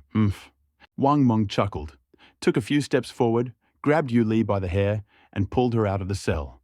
Yu Li, like a rabbit waiting to be slaughtered, could only cling to Wang Meng's hands, not daring to scratch them. All she could do was desperately beg, "Let me go, please don't kill me." Wang Meng grabbed Yu Li by the collar and threw her against the wall with a bang. Ha ha ha ha ha ha ha ha ha ha. Don't be afraid, I won't kill you. Sun Chong, my dear, look. This is how the master treats guests. You have to accept it. Turning to Sun Chong in the cell, Wang Meng straightened up. As Wang Meng's legs straightened up, Yu Li's feet also lifted off the floor. Her hands clawed at the wall. A gurgling sound came out of her mouth. She tried to grab onto something, to hold on, but she was not a fly. How could she hold on to a smooth wall? Her cries and pleas echoed through the mezzanine corridor like beautiful music. Ah! Wang Meng raised his head and took a deep breath, his voice hoarse. His futile struggles and pleas were so beautiful, so touching. Thorn. So even demons have feelings, and demons beg for mercy. So, demons feel pain. So, demons know fear. What were you thinking when you bullied my brother? Ha ha ha ha. He turned to Sun Chong. Through the slit in his helmet, Wang Meng saw him trembling. Sun Chong was scared. Wang Meng brought his face close to Yu Li's ear and sighed. He felt goosebumps instantly run up her arms. Let me ask you, what is the best way to kill Wang Meng? Have any good ideas? Yu Li trembled, holding back the rush of blood. She wanted to say something, but before she could say anything, her eyes rolled back. Wang Meng shook his head and sneered disdainfully. Suddenly, he jumped up, lifting Yu Li high into the air. Upon landing, he stepped to the side and powerfully kicked her in the stomach, sending her flying into the hallway. Yu Li slid far down the hallway, stopping, but her body continued to twitch, and dirty fluids oozed out everywhere. Wang Meng carefully removed one and put on the other. He turned and slowly walked towards Sun Chong. Sun Chong, it's your turn. Why are you trying to kill Wang Meng? Sun Chong asked, maintaining her composure despite her fear. Wang Meng briefly considered removing her mask, hoping to see the horror on Sun Chong's face when he appeared. But he held back, his cat-like muscular mood returning. He grinned ominously. Heh, he tricked me. Shouldn't I kill him? Let's go. Master will treat you. He slowly reached for Sun Chong's head, waiting for her reaction. He expected her to scream and struggle like Yu Li. To Wang Meng's surprise, Sun Chong obediently offered him her hair and knelt down. Master, I will not resist. Don't hit me. Don't kill me. Sun Chong's voice trembled, her gaze fixed on Wang Meng. Wang Meng did not flinch. He looked straight into her eyes, sneering disdainfully. Hey, what the hell are you looking at? Lower your head. Sun Chong shuddered, then obediently lowered her head, kneeling like a dog. It was the first time Wang Meng had seen her from this angle. Her smooth white back was straight and slender. The two dorsal ligaments protruded slightly. Her shoulders were broad, tapering downwards and then back up again, flared out at the waist, revealing two perfectly rounded buttocks. Her figure was more like a wasp than a widow named Tan. After all, she held a high position and was in excellent shape. "Sir, what are you looking at?" Sun Chong tried to look up, but then, as if remembering Wang Meng's words, she lowered her head. "I admire you, Sun Chong. I will not kill you," Wang Meng said slowly with a sigh. Sun Chong nodded several times. "Thank you, Master. Wang Meng is our common enemy. You'll understand once you get to know me better. I'm quite capable. I know how to cope. I know. Damn it." Before she could finish speaking, Wang Meng suddenly lunged at her, grabbed her by the hair, and threw her out of the cell. With incredible force, Sun Chong hit her head on the concrete wall of the mezzanine. She sat on the floor, her mouth open, her body gradually going limp. "Don't kill me." Sun Chong lost consciousness. Wang Meng shook his head and walked towards the plastic bag he had brought earlier. A few seconds later, Sun Chong suddenly began to struggle desperately, waving her arms desperately. Wang Meng parted Sun Chong's hair in half and squeezed it tightly in his hands, not paying any attention to it. "You want me to die. You want to mock my friends. But I will not let you die. I will give you enough food. I will make sure you have enough food and warm clothes. I will make sure you experience all the humiliations in the world. Long live you." With a little effort, Wang Meng suddenly felt that some new progress and breakthrough had come. He had discovered a paradise on earth, a new kingdom that he had discovered after a hard struggle. Wang Meng ignored the struggling Sun Chong and looked at the monitor again. Observations on the mezzanine. On the screen, Sun Chong's eyes were wide open. Her neck was swollen. She was slapping Wang Meng in vain, drool dripping from the corners of her mouth. Wang Meng watched silently, without reacting. "I'm not an invader. I'm not a predator, but what am I? An avenger? Haha." Wang Meng took off his helmet and stared at the cold face on the screen. He felt something unfamiliar. "I am so kind. How can I care so little about other people's lives? Like this?" As Wang Meng looked at himself, Sun Chong was gradually losing consciousness.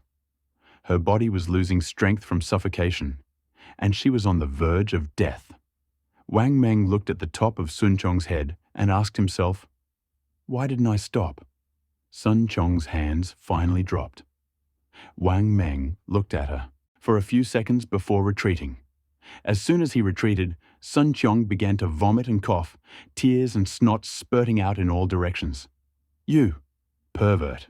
Sun Chong vented her anger by spewing the contents of her mouth and throwing it far into the corridor. The suspenders arced and hit Yu Li's head, who had just woken up. Wang Meng put his helmet back on and stared at Yu Li. He wanted Yu Li to stand up. He wanted to see her fear. Finally, Yu Li sat up, seized by a periodic shock. But the expected panic and screams did not follow. The moment Yu Li saw Wang Meng, a light suddenly flashed in her eyes.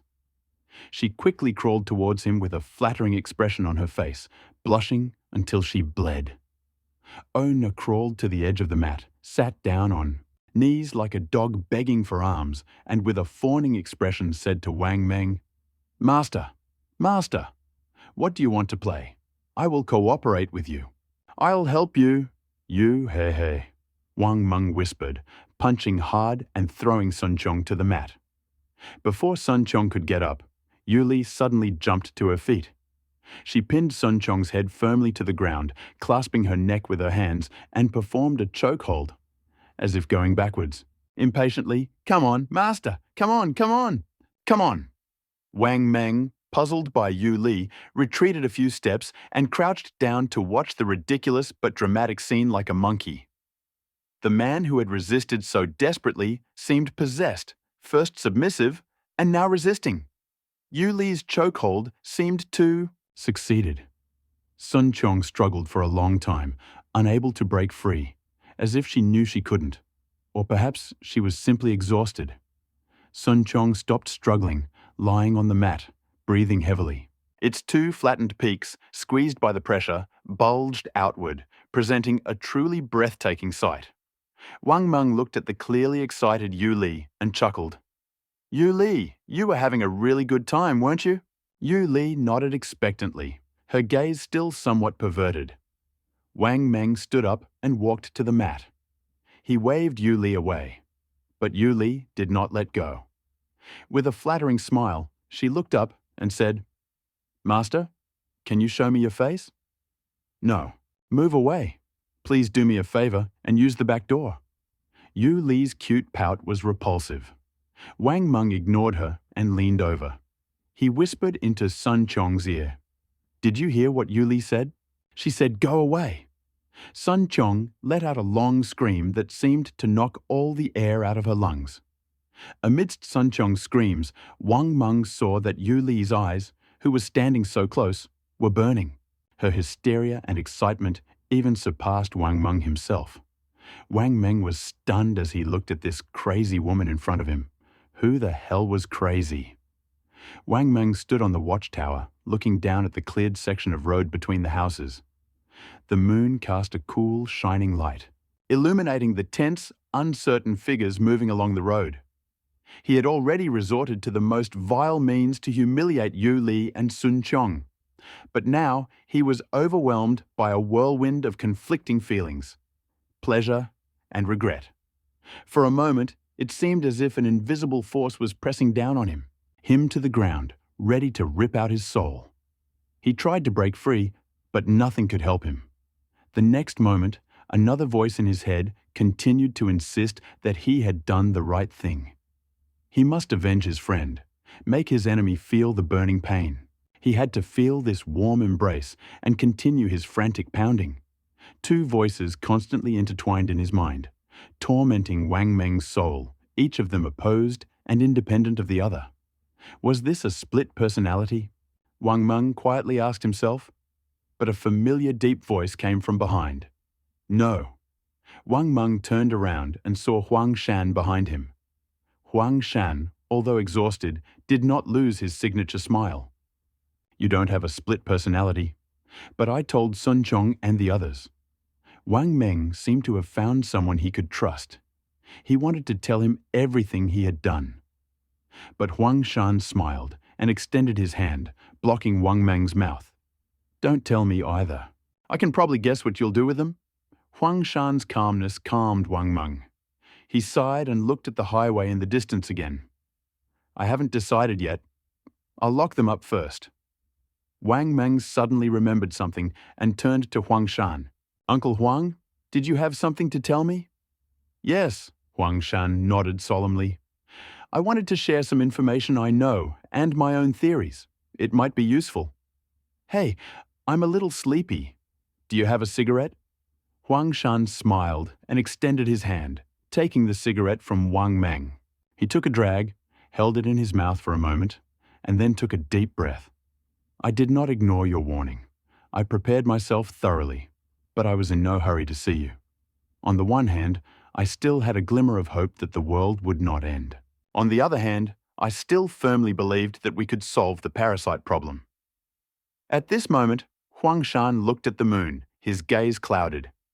Looking back, he whispered, Later, I began to see more and more patients.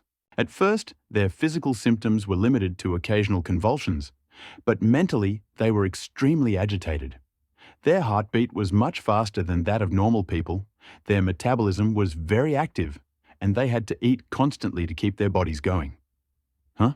Wang Meng, do you know about pork rice? Wang Meng didn't know what Huang Shan was going to ask. He shook his head and said, Is this pork made from glutinous rice? No, these are tapeworm eggs. These are giant, flat, ribbon-like parasites that can be as long as the human intestine. Their eggs are excreted in feces, contaminating the soil. Eating undercooked rice or pork can lead to infection. Huang Shan said this lightly, but Wang Meng felt his stomach twist, and he vomited violently. These red worms can be even longer than tapeworms. I have seen individuals over 30 meters long. Wang Meng suppressed the urge to vomit and asked, "Uncle Huang, are these worms the cause of mutation?" Huang Shan shook his head, sighed, and replied, "Not quite. I have seen people with the same symptoms, but none of them had these worms." Don't you find this strange? It seems that the worms are not the key to success, but the end result of a mutation. There is no clear pattern. Everything seems random. In addition to the corpses captured by the red worms, there are also zombies, and there are... Huang Shan's words gave Wang Meng a completely new perspective on the impending apocalypse, deeply shocking him. The sharply increased oxygen level in the air, the mutated organisms and plants, the hydrophilicity of the cadaveric nematodes, chaos in the rate of mutations. If you dig deeper, all this seemed to point to a chilling proposition. Earth's biological evolution was about to begin anew. The coincidences were so carefully planned. Everything that was happening now seemed to be designed to erase all traces of humanity. If this continued, ancient plants would probably reappear. Insects would grow huge, and mutated animals would eventually become dinosaurs. People, infected with nematodes, would return into the water to avoid death, become fish. If this was the apocalypse, would this be the end of metaphysics? Wang Meng did not dare to think further, but one unshakable conviction remained in him: survival. From the very beginning, all his preparations were aimed at survival. No matter what happened, his desire to live would not weakened.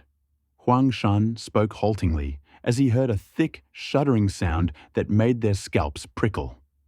The sound was approaching like a tidal wave. Wang Meng picked up the telescope on the tower and looked down the road. What he saw made him prickle his scalp, and hair stood on end. A black wave instantly covered the few zombies still roaming the streets. Within seconds, they dispersed, leaving only skeletons on the ground. He adjusted the focus of the telescope and discovered that the tide was actually made up of a bug the size of a football. Was that a bug? Wang Meng handed the telescope to Huang Shan, but he himself trembled. Huang Shan held the telescope for a moment and whispered, "Perhaps, but not for long." Why? Wang Meng felt his legs give way, but he still hoped that Huang Shan was right. After all, if this bug continued to exist, they would have to live in the darkness inside the fortress. It was too strong. The Creator would not allow creatures that were too strong to survive for too long. Suddenly, a ridiculous idea came to my mind. "Do you want to hear it?" Huang Shan put down the telescope and looked calmly at Wang Meng. "Go ahead," Wang Meng replied automatically. Huang Shan reached for a cigarette again, his hand shaking. It turned out that this knowledgeable doctor also knew fear. Taking a drag on his cigarette, Huang Shan slowly said, "Does this really look like someone is testing the system?" "Testing the system?" Huang Shan nodded. "Yes, testing the system, checking which line of code is best for this world, checking who is worthy of remaining on Earth. Humanity may be his greatest pride, but now he wants to delete us." Wang Meng looked at Huang Shan for a long time before saying, "I hope you don't tell anyone about it." Huang Shan shook his head, threw the turret away, and watched as it crashed to the ground, sparking. "No need to tell anyone, go to sleep." He patted Wang Meng on the shoulder and headed for the elevator. Huang Shan left, and Wang Meng lingered in the elevator for 20 minutes before reaching basement. The starlight that illuminated the sky was still burning, clearly intended for Wang Meng. Although it was not as bright as the main lighting, it was enough for him to find his bed. Wang Meng undressed and went to the bathroom to take a shower. An hour later, he returned to his pajamas. Yang Xiaoying fell asleep on one side of the bed, hugging Sun Ke, leaving half of Wang Meng. Wang Meng turned off the light and leaned against the headboard, clutching the pillow in his hands, lost in thought. The head was heavy. He tried to sleep, but images of soccer-sized bugs scattered along the road kept popping up in his head. After an indefinite amount of time, Wang Meng finally fell asleep. He didn't know when he fell asleep or how long he slept. He was awakened by a gentle shake and someone's breathing near his ear. Wang Meng opened his eyes and saw Yang Xiaoying and Sun Ke sleeping soundly next to him. He smiled, suddenly feeling that such a comfortable life was not so bad. Even if the sky collapsed, at least someone would stay with him until the end to greet him together. Wang Meng slowly untied his hand, got up from the bed, and changed his clothes in the dark. He was about to get up and go outside to check if Bai Bing and Zhang Bao were asleep. But as soon as he opened the door, the fortress alarm suddenly started to sound. The shrill wail of the sirens rang out simultaneously throughout all 4 floors of the fortress, startling the sleeping Yang Xiaoying and Sun Ke and Wang's heart. Meng's throat froze. What happened? I was fast asleep. You're so annoying. Yang Xiaoying rubbed her sleepy eyes and sat up, pouting her pale pink lips. Sun Ke, though silent, looked dissatisfied. It's okay. You continue to sleep. I'll go check. Wang Meng agreed and ran out of the room, running to the library where he could watch the surveillance footage. After a nervous wait of more than 10 seconds, a recording appeared on the computer screen. Wang Meng was pleased to see that it was not insects that appeared on the screen, but a group of people. Tang Yuan and the others had already pointed the gun at the tower, and everything was under control. Damn! I was so scared. I thought... Wang Meng cursed softly while holding onto the computer desk, then turned around and walked out. Sun Ke, who had just come out of the bedroom, came face to face with Wang Meng. Brother Wang Meng, what happened? Asked evasively, wrapping himself in a blanket. It's okay. I'll handle this and pick you up later. Hey, where's Xiaoying? Has she gotten up yet? Yang Xiaoying heard Wang Meng's question and slowly walked out from behind the wall, lowering her head. I'm here. As soon as Wang Meng saw her, the blood rushed to his head. He felt his temples swell and the blood vessels around his eyes pulsate.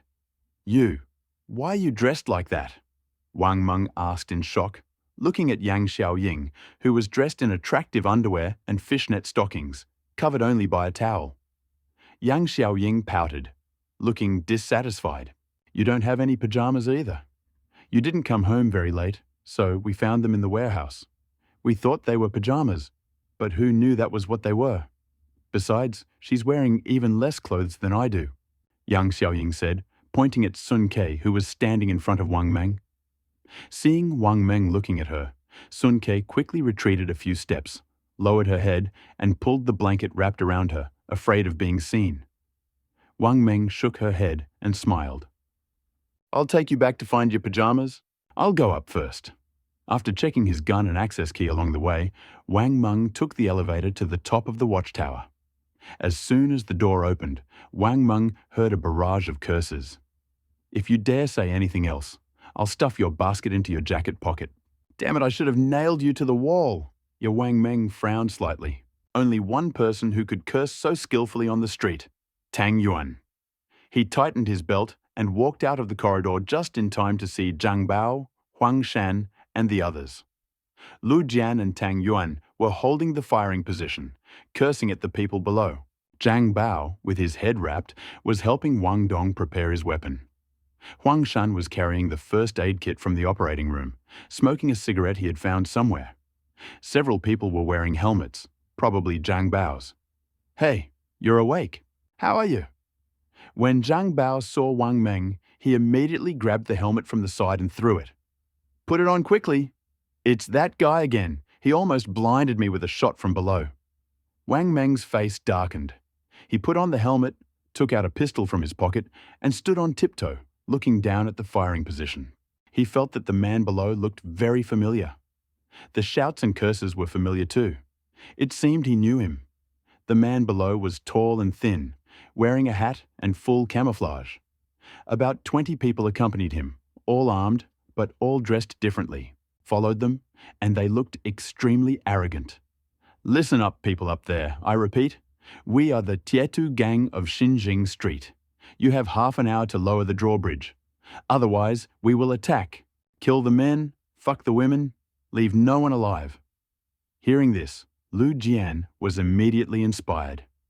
He jumped up, grabbed the edge of the firing position, pointed at the breach below and cursed, "Come on, kid, you drank too much melamine. You can't pee, so you're spraying it out of your mouth. Come in and have a look. Ask me what my electric motor's name is." Poofed. Huang Shan covered his mouth with his hand, trying to hold back his laughter. His whole body was shaking, looking at Wang Meng, unable to utter a word.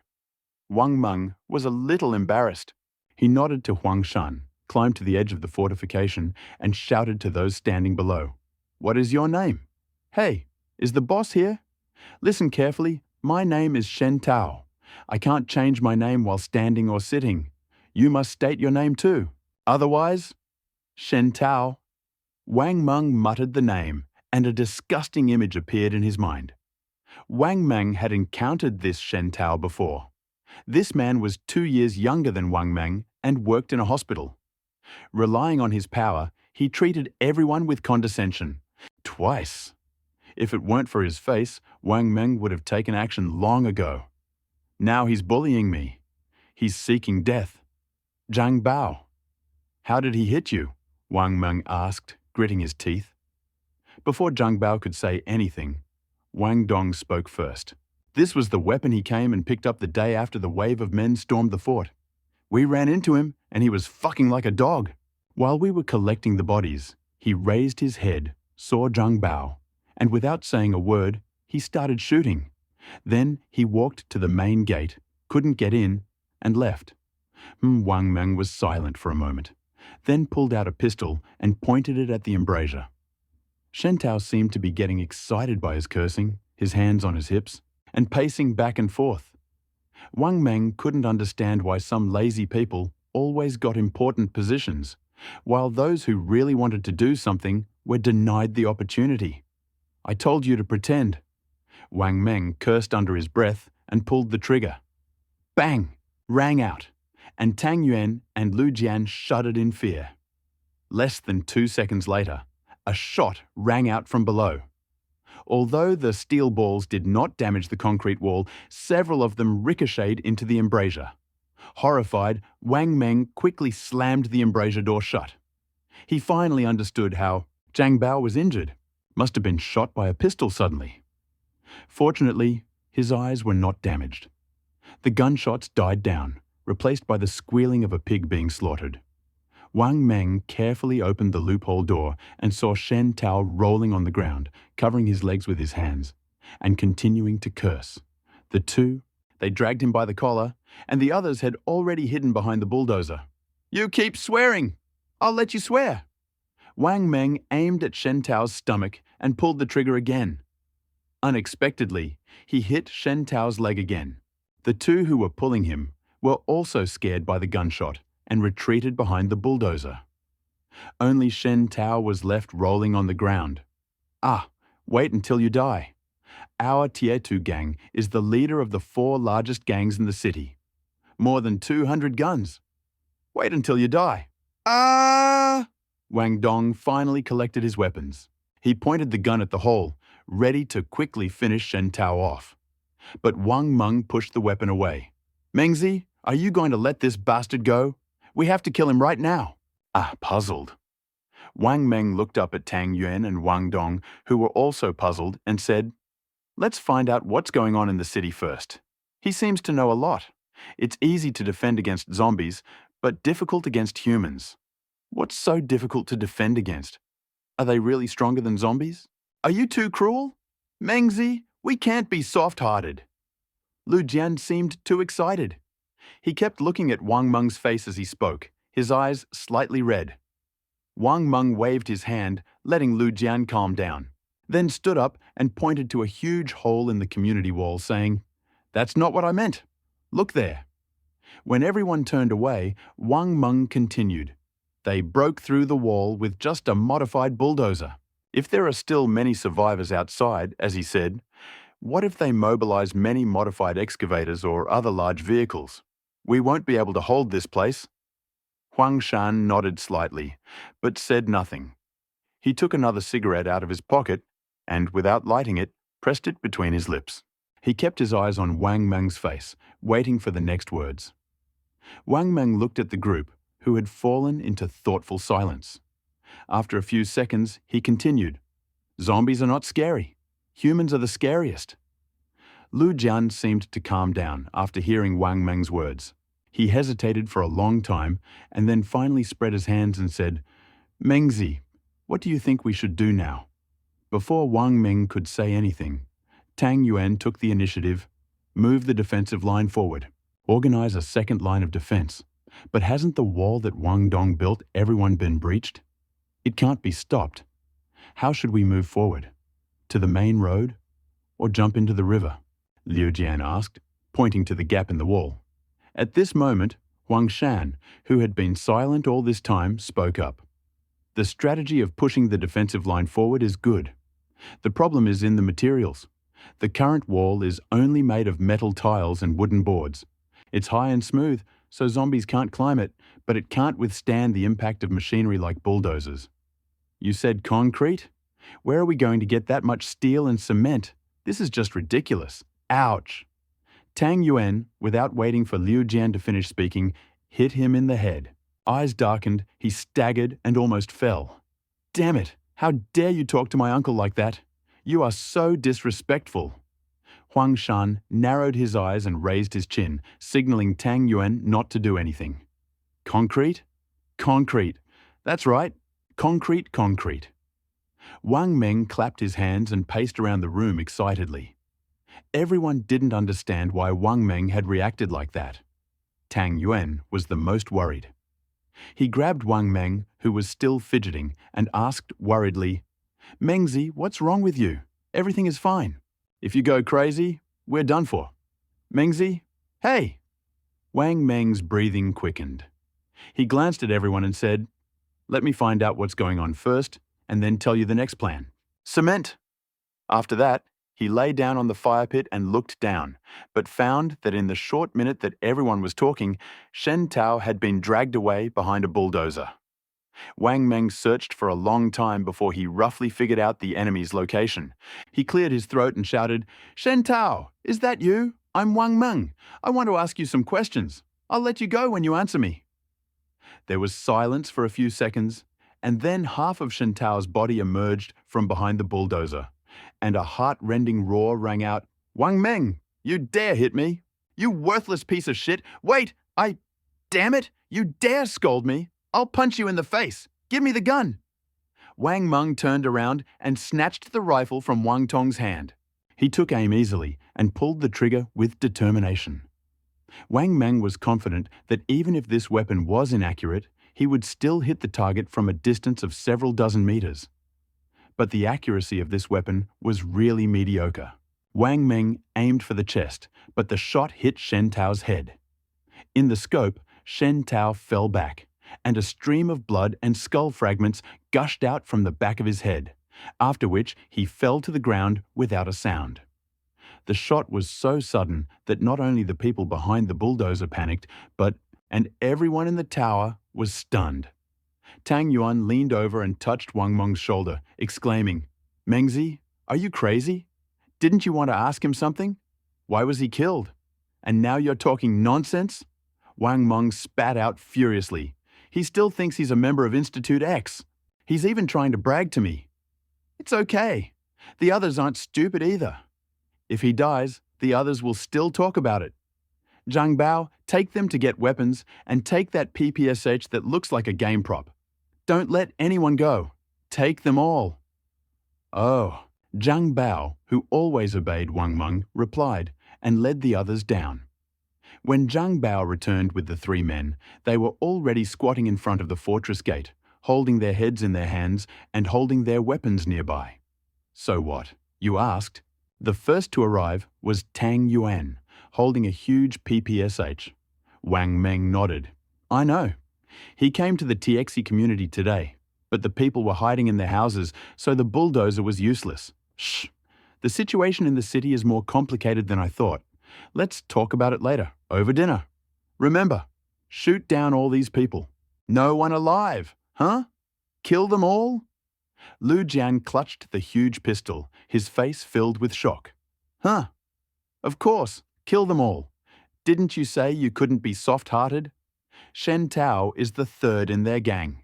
Letting them go would be like letting the tiger return to the mountains. They all need to be brought down. Wang Meng turned around and walked away. But after taking a few steps, he suddenly turned around and asked Tang Yuan, "Can you do it? If you can't, I'll do it myself." Shh. Tang Yuan snorted disdainfully, raised his rifle, and set it to firing position. Zhang Bao and Lu Jian guarded the firing points on both sides, and after heavy fire, Tang Yuan turned around, breathing heavily. His face froze and he muttered, Too cruel. This gun is too cruel." Wang Meng clearly saw that, except for Huang Shan, who was smoking nearby, everyone else opened fire. But now their faces showed nothing but excitement, not discomfort from killing. Tang Yuan and Zhang Bao's reactions were understandable. Both of them had killed before. But it was a little surprising that the coward Lu Jian showed no nausea or other discomfort in his mouth. For a moment, Wang Meng was lost in thinking, watching the expressions on the faces of those around me. They adapted too quickly. It seemed that in the absence of law and order, any conflicts and emotions were exaggerated. Petty quarrels or grievances could become the perfect excuse for murder and robbery in the apocalypse. Yu Lei treated her teacher like this. Sun Qiong and the others treated him like this. Kind. Their ideologies and views may have differed, but they all did the same thing. It was hard to say who started it first, but the result was always a fight to the death. Killings and deaths were common. Like Shen Tao, he probably saw himself as empowered and authority. But after the collapse of the spirit of the contract, conventional status and power are ultimately no match for a bullet or a steel ball brought to a gunpowder. In a society ruled by law, some still whitewash human nature and glorify tolerance. Now it's in all its glory. Is this a regression of humanity? Or is this humanity adapting to changing conditions? If this is humanity's regression, have we not set out on the path to degeneration into a beastly monster? The city may not be overgrown with weeds anytime soon, but it seems to have already turned into a steel jungle inhabited by people. Breakfast was filling. Zhao Dan prepared soy milk, fried dough sticks, and boiled eggs.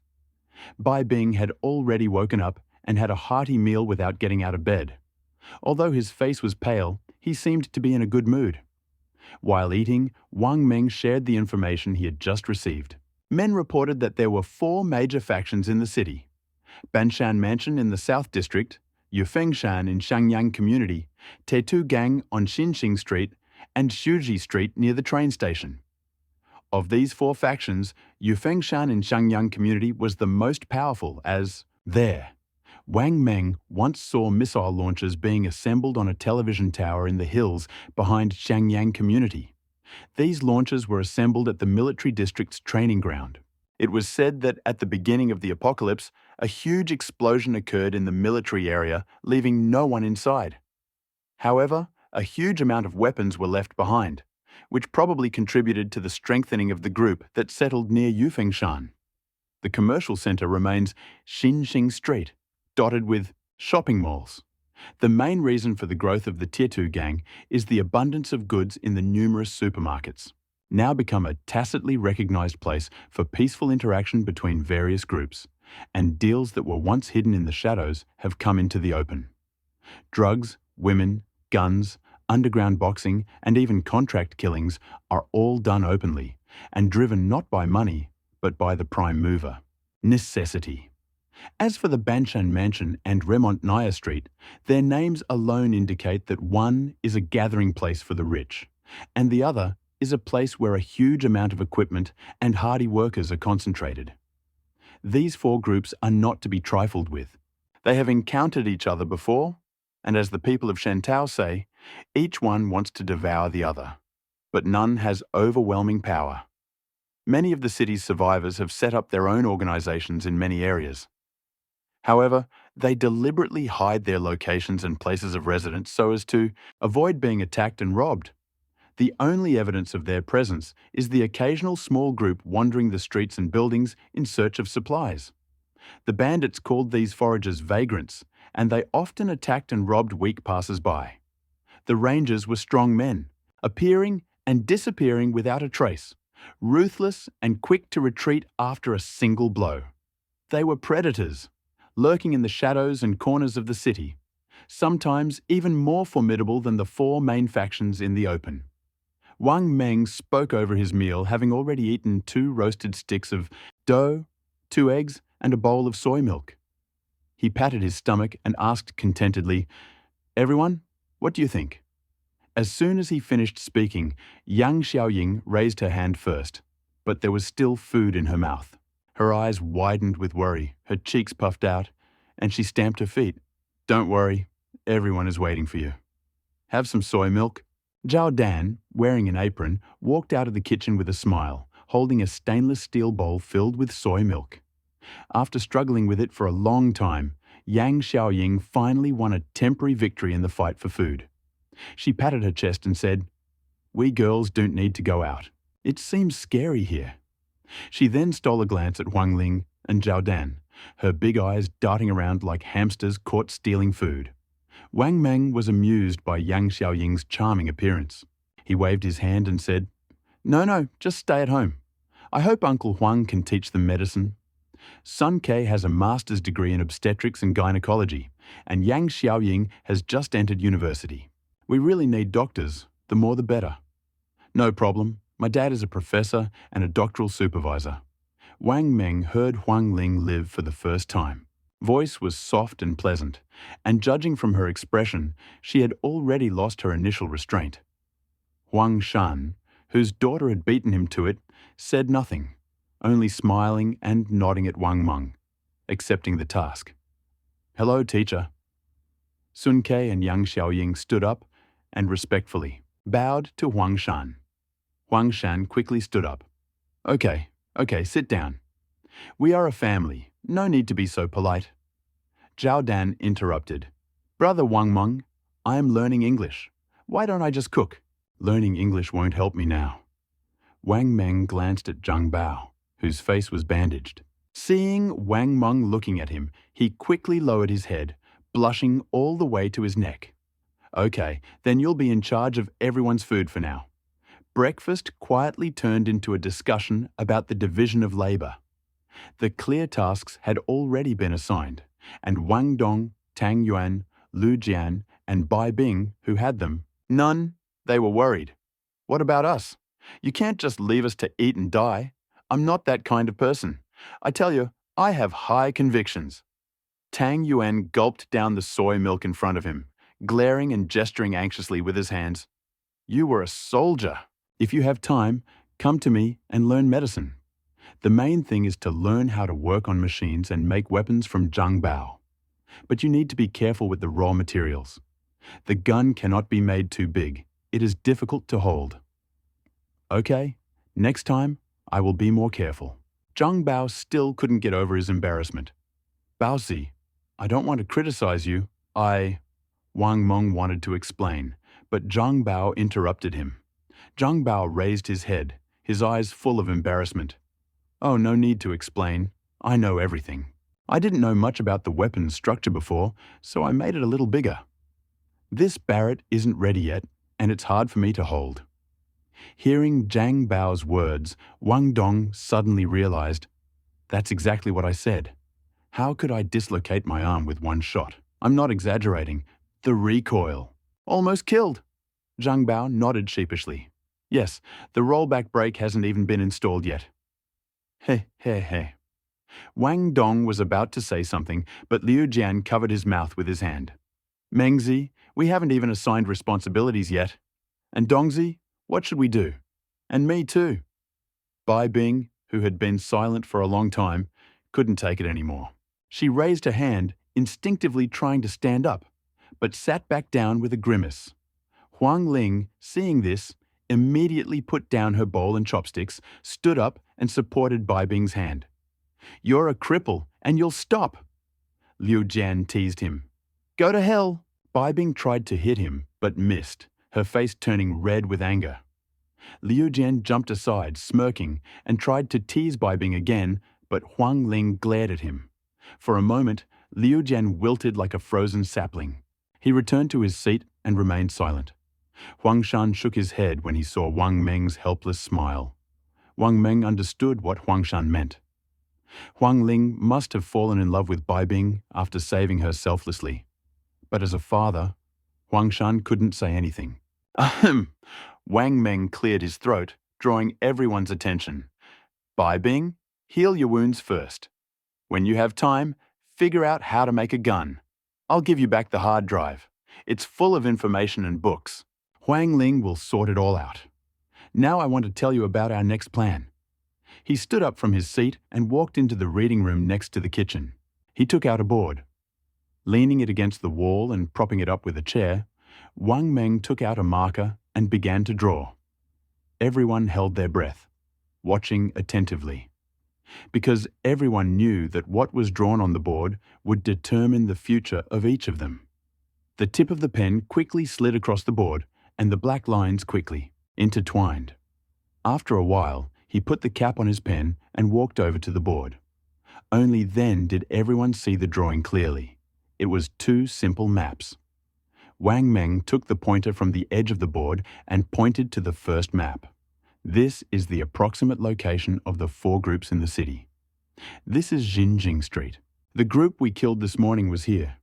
Their target today is the Tiexi community on the other side of the river. Shen Tao is a scoundrel. He is usually arrogant, and the attack on us was a spontaneous decision. But if he does not return, it will inevitably alert Tetu's gang, and it is only a matter of time before they discover us. The wall outside the community will not stop them. We must use stronger materials, that same concrete, which I mentioned this morning. At this moment, Wang Meng nodded to Huang Shan and Liu Jian, who had inspired him. He gestured to another circle on the map and continued. This circle is the cement factory in the eastern suburbs of our city. Some time ago, and the cement plant must have had a large supply of cement. All we have to do is connect the gaps between the buildings at the very edge of the housing estate with concrete walls and seal them, and we can close off the entire housing estate. Left. After everything is completely sealed, the open space on the mountain and the green areas in the residential complex will be converted into agricultural land. If we can create a relatively safe environment for development, and then we gradually accept the population and continue to grow. When the situation stabilizes enough, we can even plan several development zones and open them to the outside world as trading platforms for exchanging materials. As soon as Wang Meng fell silent, the light in the corridor suddenly flickered several times. He was immediately overcome with an ominous premonition. Apart from Wang Meng, no one understood what this flickering light actually meant and how frightening it was. Liu Jian was distracted and did not notice Wang Meng's expression. He looked up at the energy-saving lamp on the ceiling. What? The lamp is broken? Tang Yuan and Wang Dong exchanged glances, then looked at Chen Lin. The others were also confused. What happened to Mengzi? Why did you suddenly go out? A few seconds passed before Huang Shan spoke first. Wang Meng, what's wrong with you? As if snapped out of his panic at the question, Wang Meng looked at Zhang Bao, who hadn't yet reacted, and asked anxiously, Zhang Bao, this kind of flickering happened before? Zhang Bao shook his head. No, I haven't noticed it before. Wang Meng suddenly felt an unprecedented panic, a kind of unbearable fear that he hadn't felt even when he first encountered the zombie. The familiar ringing in his ears started ringing again, tearing him away from his conversations around. Wang Meng forced his brain to work at full capacity. What does this flickering light mean? The voltage is unstable. Maybe the power went out? Isn't this an emergency backup power supply? How could the power go out? If it goes out, the fort won't be able to function properly. And what about our food? Is it just starting, or is it already over? Power plant. Power plant. But where's the generator? Why can't I remember? Oh yeah, I wrote it down. Wait for me. Wang Meng shouted, turning around and running madly towards the elevator. The ringing in his ears grew louder and louder, and the screams of the people behind him became completely inaudible. Less than 5 minutes later, Wang Meng ran into the lobby with a mobile phone. Out of breath, he looked around the crowd for a while before finally handing the phone to Huang Shan with trembling hands. "Uncle, listen to this recording. Listen carefully to what is written on the wall in the basement. Listen carefully." Wang Meng was in a panic. He had ignored the possibility of a power outage, but this possibility suddenly drove him to despair. Everyone felt the tension emanating from Wang Meng. Panic spread throughout the crowd, and everyone deliberately remained silent. Although Huang Shan had no idea what was going on, he seemed to realize the gravity of the situation. He looked at Wang Meng seriously, picked up the phone and placed it on the table. Then he slowly picked it up and pressed the play button. Everyone huddled in anxious anticipation. The recording began. At first, only nervous breathing was heard, but after a few seconds, Wang Meng's voice was heard. 11 o'clock at night. I'm at the entrance to the bomb shelter. I've got my headlamp and rope ready. I'll go take a look around. If I die, these will be my last words. The recording continued to play, and everyone knew that it was a recording of Wang Meng discovering the fortress. Although they knew that Wang Meng had succeeded, their hearts couldn't help but be drawn to the emotions of the recording. It was as if they had been transported back in time to the pre-apocalypse, following in Wang Meng's footsteps, searching for hope of survival. They repeated his every step, felt his every emotion. Finally, on the recording, Wang Meng's footsteps reached the basement. That's it. Listen together. Listen to the words on the wall. Wang Meng prompted. Everyone gathered together again, eager to absorb the important message. But Zhao Dan was the first to react. She shouted excitedly, "Electricity is coming from the Lindong Reservoir Dam. Uninterrupted power supply." Click! Wang Meng clapped his hands, pointed at Zhao Dan, and exclaimed excitedly, "Yes, this is the Lindong Reservoir." "The Lindong Reservoir, is it in the eastern region? Where are the several dams there?" Sun Kei's face was distorted with fear. She pulled Yang Xiaoying back 2 steps. Wang Meng didn't understand why he reacted so violently to this place and hurriedly asked, "Yes, this is it. Hey guys, what happened?" As soon as he asked, Wang Meng's thoughts returned to the moment they returned to the community. Sun Kei's clothes were disheveled, and face was covered in bruises. The question that had been swirling around in his head for a long time was finally confirmed. On their way back from the country road, they had to pass through the Lindong Reservoir. Did they encounter something terrible there? Yang Xiaoying stepped aside and waved to Wang Meng cautiously. "Come here. When we passed by the East District, someone bullied us." "Bullied?" Wang Meng felt dizzy at the word. "How else could you bully a girl, huh? What?" Yang Xiaoying waved her hand, stopping Wang Meng from crying. Eyes turned red, and she burst into tears. "Didn't you say that it was okay to let the devil look at your body?" The usually carefree Yang Xiaoying finally choked, and Sun Kei also began to sob quietly. Every subtle expression on their faces got on Wang Meng's nerves. Wang Meng's face. It grew dark. His breathing became heavier. The rage was uncontrollable, but pain and gratitude washed over him like a wave. He reached out and hugged them both. He tried to speak softly and calmly. "You don't have a weapon? Why didn't you run away?" Sun Kei stirred slightly in Wang Meng's arms, sobbing. "What would have happened to you if we had run away? You were still unconscious back then. So, they just looked, huh?" "They didn't," Wang Meng asked again. "Yes, they just looked." "Okay, that's enough." He knew the return journey would be rough, but this seemed like the best outcome. Wang Meng sighed, patted both of their heads, and said solemnly, "I swear, I will never allow you to suffer injustice again." He suddenly let go of the arms that were hugging the 2 men, turned around and shouted at the table, "Zhang Bao, gather all your best weapons. Stock up on ammunition. Take 20 sets of body armor, helmets, and tactical uniforms. Find some work shoes too, and some pressed biscuits and water for 2 days. Put them on the basketball court." After that, Wang Meng stepped forward and headed for the elevator without looking back. Tang Yuan seemed to sense the seriousness of the situation. He walked out from behind the table with his belly sticking out and shouted at Wang Meng's back, "Mengzi, where are you going?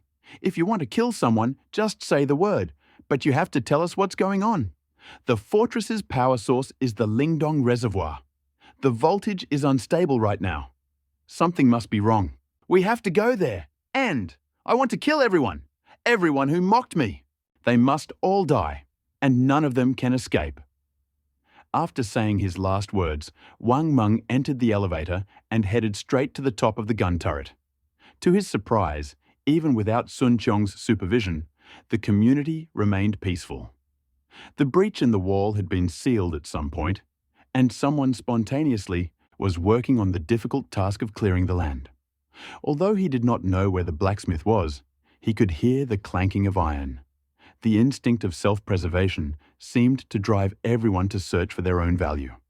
Wang Meng turned on the microphone. "Attention everyone. Everyone, assemble in the open space within half an hour. Have an important announcement. Everyone, adults and children, come." No one was climbing the mountain. Everyone looked extremely worried, talking to each other, but not moving. Wang Meng was a little confused. No one was climbing? "Haha, your sudden move has scared everyone." Huang Shan walked up to Wang Meng, patted him on the shoulder again and said, "Give me the microphone." A moment later, Huang Shan's voice came from the microphone. Sun Chong was captured, and the supplies she had hidden were confiscated. "We have provided the child with food and clothes, and there is a doctor here." Although they could not make out who was speaking downstairs, Huang Shan's calm, confident, and logical words had a noticeable effect. As soon as Huang Shan finished speaking, the people downstairs began to stir. The men digging the ground dropped their shovels. A woman with a child in her arms ran out of the corridor. A cook cooking porridge in an open field took a pot off the wood stove, and the guards working on the fence in the distance also ran up. They gathered at the crossroads, watched for a while, and then, led by several people, Zhu ran up. Huang Shan turned off the phone. He smiled at Wang Meng and said, "A parent's main concern is his child. Justice and injustice are irrelevant. If you want to win people's hearts, you must make everyone feel your sincerity and humanity. Divide the supplies we brought yesterday. I will look at them later and let Huang Ling register them. No matter how much we give to the adults, the needs of the children must be met." This is the key to showing humanity. "Let's go down." As Wang Meng walked down from the watchtower, he suddenly felt a new appreciation for Huang Shan. Huang Shan was not just a doctor, he had a fortitude and wisdom that most people did not possess. Sun Chong had completely defeated Yu Li, but if she had met Huang Shan on equality, she would definitely not be able to gain the upper hand. Wang Dong and the others seemed to ignore Sun Chong and Yu Li, but Wang Meng did not forget.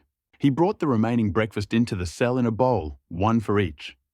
Yu Li raked the food in like a dog, and Sun Chong stared at the one-way glass of the cell for a long time, holding the bowl in his hand. Humph, the more noble, the more shameful. He snorted and chuckled, then turned and walked away. After a while, Wang Meng drove out of the gate on a forklift. He got off the forklift at the gate and used a bulldozer to dump the body into a deep hole. He then drove the forklift into the open space behind the cell. Tang Yuan and the others followed behind them with weapons in hand. Huang Shan, Huang Ling, and Lu Jian, who held the tables and chairs, brought up the rear. The open space behind the fortress was already filled with the community's residents, and almost all of them were young and middle-aged. It was a little absurd that they were so neat, as if they had been checked. The elderly people who originally lived in the community were not among them. They were afraid of the guns, and all eyes were on the supplies on the forklift, but no one rushed to grab them. Lu Jian put the tables and chairs in the open space, and Huang Ling sat on a chair and opened his notebook to prepare for registration. Wang Meng stepped off the forklift and clapped his hands, attracting everyone's attention. "Attention! The supplies in the truck are the ones we took from Sun Chong's house. Now line up and register here. Everyone should write their profession and qualifications. Our future development and construction will require all efforts. Those who are injured, come here. Finally, we will distribute the supplies. Before he finished speaking, a woman with a child in her arms pushed her way out from the crowd. She slowly knelt down in front of Wang Meng, holding the baby wrapped in a dirty blanket, and cried out, "Save my child, I cannot eat enough and I have no milk to feed. Give it to him, I beg you, save him. He is too small and is about to die of starvation. Please." The woman pulled back the top edge of the blanket and showed it to Wang Meng. After looking at it, Wang Meng quickly called out to Lu Jian, "Find Zhang Bao! Bring some powdered milk! Hurry! And the diapers!" Wang Meng had never seen such a skinny baby before. The swaddled baby had a pale face. He seemed to have fallen asleep, but his dirty little mouth was still sucking, perhaps dreaming of his mother's sweet milk. The woman had no more tears left. She wanted to bow to Wang Meng, but Wang Meng stopped her. The man standing behind the woman took advantage of Wang Meng's support and knelt down. He bowed as if he were crushing garlic, muttering, "Thank you, thank you." Then another group of women with children in their arms emerged from the crowd. Together with their husbands, they knelt before Wang Meng. One by one, they pulled the dirty blankets off their hands, revealing skinny children dying of hunger. Wang Meng's heart was torn apart, and he trembled with anger. He didn't expect Sun Chong to ignore these young lives, and he didn't expect them to refuse to bathe the newborns, even in buckets of water. How many more formula-fed children are there? All of them, 26. That's all we have left. The children are already covered in rashes. We ran out of diapers at home, so we heated up some sand, wrapped it in cloth, and used it as diapers. But we don't have clean water to wash it. If this continues, the babies won't survive. Lu Jian, damn it, where's the formula? Call Sun Ke and Yang Xiaoying to help and make 26 bottles. Hurry. Everyone, get up. After registration, the formula will arrive. And then, Wang Meng fell silent. He turned to Huang Shan. As expected, Huang Shan smiled and nodded firmly. And then, all nursing mothers with children enter the fortress. Wang Meng lowered his head and shouted. He didn't dare to look up at those burning eyes and didn't want to ask for gratitude. "Thank you, senior brother. Thank you. My second child, if you had held on for a few more days, you would have survived. The child has been saved. Husband, come quickly and thank the young man." A strong man in a black leather jacket approached the woman. "Thank you, brother. As long as my wife and child stutter, I will do whatever you ask." The man tried to kneel down, but Wang Meng held him back. He looked the man in the eye and said almost word for word, "The man's knees are made of gold. They cannot kneel. And also, I have an idea that we should implement together." The crowd quickly responded. A young man with glasses pushed his way out of the crowd and excitedly addressed Wang Meng. "Speak! Everything is fine." "Yes, speak. I am not married, but I will do it for the sake of your devotion to the child." "That's right. Just say it. It's all yours." Second, third, fourth. The crowd's excitement seemed to be growing, and Wang Meng knew it was time to share his ideas. He quickly climbed onto the forklift and began his first speech. He mentioned energy issues, but he didn't expect that among those gathered will be professional power plant engineers.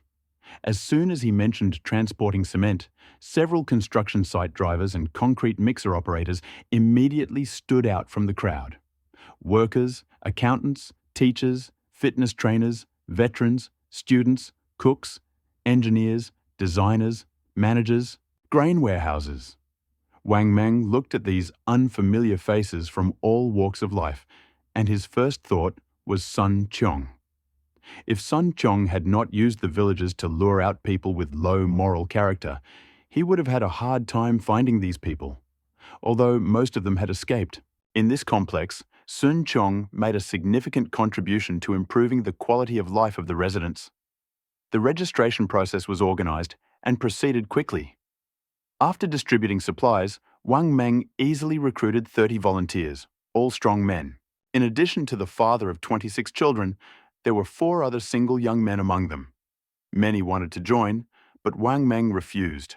The complex needed more manpower to defend, and he couldn't let the enemy take advantage of his weakness. More than 300 people, previously scattered among different residential buildings, gathered in 2 buildings closest to the fortress. Workers began checking and collecting all the vehicles parked on the territory of the complex. With the exception of about 20 men who remained to protect the women, the rest, armed with guns and axes, began breaking down doors and collecting clothes, bedding, food, knives, and other items from room to room. Yang Xiaoying took the women and children to the dormitory's public toilet to give up the shower. Afterwards, the rest of the group found Huang Shan and Sun Ke for a blood test. Tang Yuan, Liu Jian, Chen Lin, and Wang Dong built beds out of wooden planks on the basketball court, preparing to accommodate the children and women. Zhang Bao and Zhao Dan prepared food for the new mothers in the kitchen. Cohesion had reached an unprecedented level, and everything was running smoothly and orderly. After the beds were made, Wang Meng took the bed linen and threw it down next to him, preparing to have a smoke. But just as he pulled out a lighter and lit up, Sun Ke shouted from behind him, "Come out! There's a child!" Wang Meng turned around in alarm and found a dozen people looking at him from the first-floor lobby. "There's a child! Come out and have a smoke!" Tang Yuan continued to work, smiling and pointing his chin at the gate in the wall of the annex. "Hey, wait a minute, I'll have a smoke too." Liu Jian stood up and tried to find Wang Meng, but Chen Lin and Wang Dong pulled him by the collar. "Make your bed first. Smoke later." With an awkward smile, Wang Meng opened the loft door and walked out into the corridor inside the cell. Inside, in different corners, Sun Chong and Yu Li were silently looking at each other. Although they had only just had breakfast, they would not die of hunger. Wang Meng was too lazy to bring them food, so he let them experience what it was like to starve. He couldn't forget the mother who cried so heartbreakingly because her child had died of starvation. He wanted to punish Sun Chong and Yu Li, but he hadn't figured out how to do it yet. After finishing his cigarette, Wang Meng returned to the lobby on the first floor. Wang Dong and the others had already made their beds and were playing Counter-Strike in the reading room. Sun Ke and the women spread sheets on the beds on the basketball court. Wang Meng also wanted to help, but Huang Ling came over with a notebook and seemed to have been waiting for a long time. Bai Bing followed Huang Ling in a wheelchair. He couldn't help it and looked upset. Brother Wang Meng, let me tell you the statistics. Do you have time to listen?" Huang Ling was still a little embarrassed as he spoke to Wang Meng. Wang Meng touched his nose, chuckled awkwardly, and looked up at Bai Bing, who looked helpless. There were 348 people in the community, 167 men and 181 women. Among them, the workers. The hands of the clock on Wang Meng's hand were approaching 7. Time was passing too quickly, and it should be dark outside. The fortress lights flared up twice more during the day. In any case, they had to leave tomorrow morning.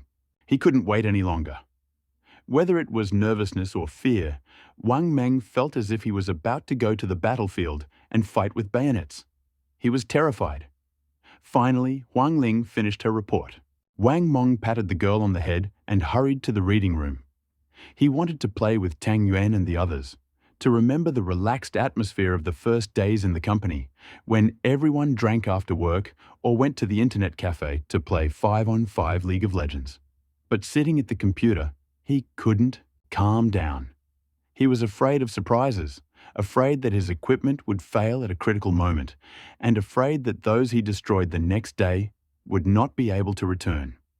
The most excited people in the reading room were Tang Yuan and Wang Dong. Every time they killed someone, they would shout and laugh excitedly, clap their hands, and call their opponent a loser. The noise was so loud that even with the reading room closed, it often attracted the attention of Sun Ke and the others.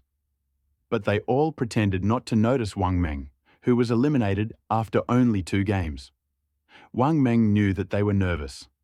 No one here could look calmly into the future. After all, they were not professional soldiers, and they were not desperate warriors. He felt his palms sweating. He vigorously wiped them on his pants, but as soon as he moved away, the sweat came out again. In a panic, Wang Meng stood up and walked out of the reading room just in time to meet Zhao Dan carrying food. The girl in the apron, whom Wang Meng had seen grow up with his own eyes, and smiled and invited him to eat. But Wang Meng felt his heart ache, unable to eat a single bite. He patted Zhao Dan on the head and said, "You eat first, I'll come over later." Then he walked alone to the edge of the basketball court and began to inspect the equipment displayed there. If I can avoid it tomorrow. Meeting these bastards, I won't take anyone to such a risk. Children should not lose their fathers. Wives should not lose their husbands, he told himself. He opened each gun, carefully checking the firing pin springs and ammunition. After checking the weapons, he took the flak jackets and pulled out the armor plates one by one to make sure that all the models matched the ones he had purchased. Then checked the drones, radios, Molotov cocktails, lighters, diving equipment, oxygen tanks, repair tools, demolition tools. It didn't really matter whether these things were checked or not, because they were no longer under warranty. But it seemed that only such employment could calm him down a little. After checking once, Wang Meng wanted to turn around and leave, but a sudden paranoid thought made him sit down and start checking again. He didn't notice that the people behind him were silently watching him. He didn't notice how the women with children in their arms were slowly approaching.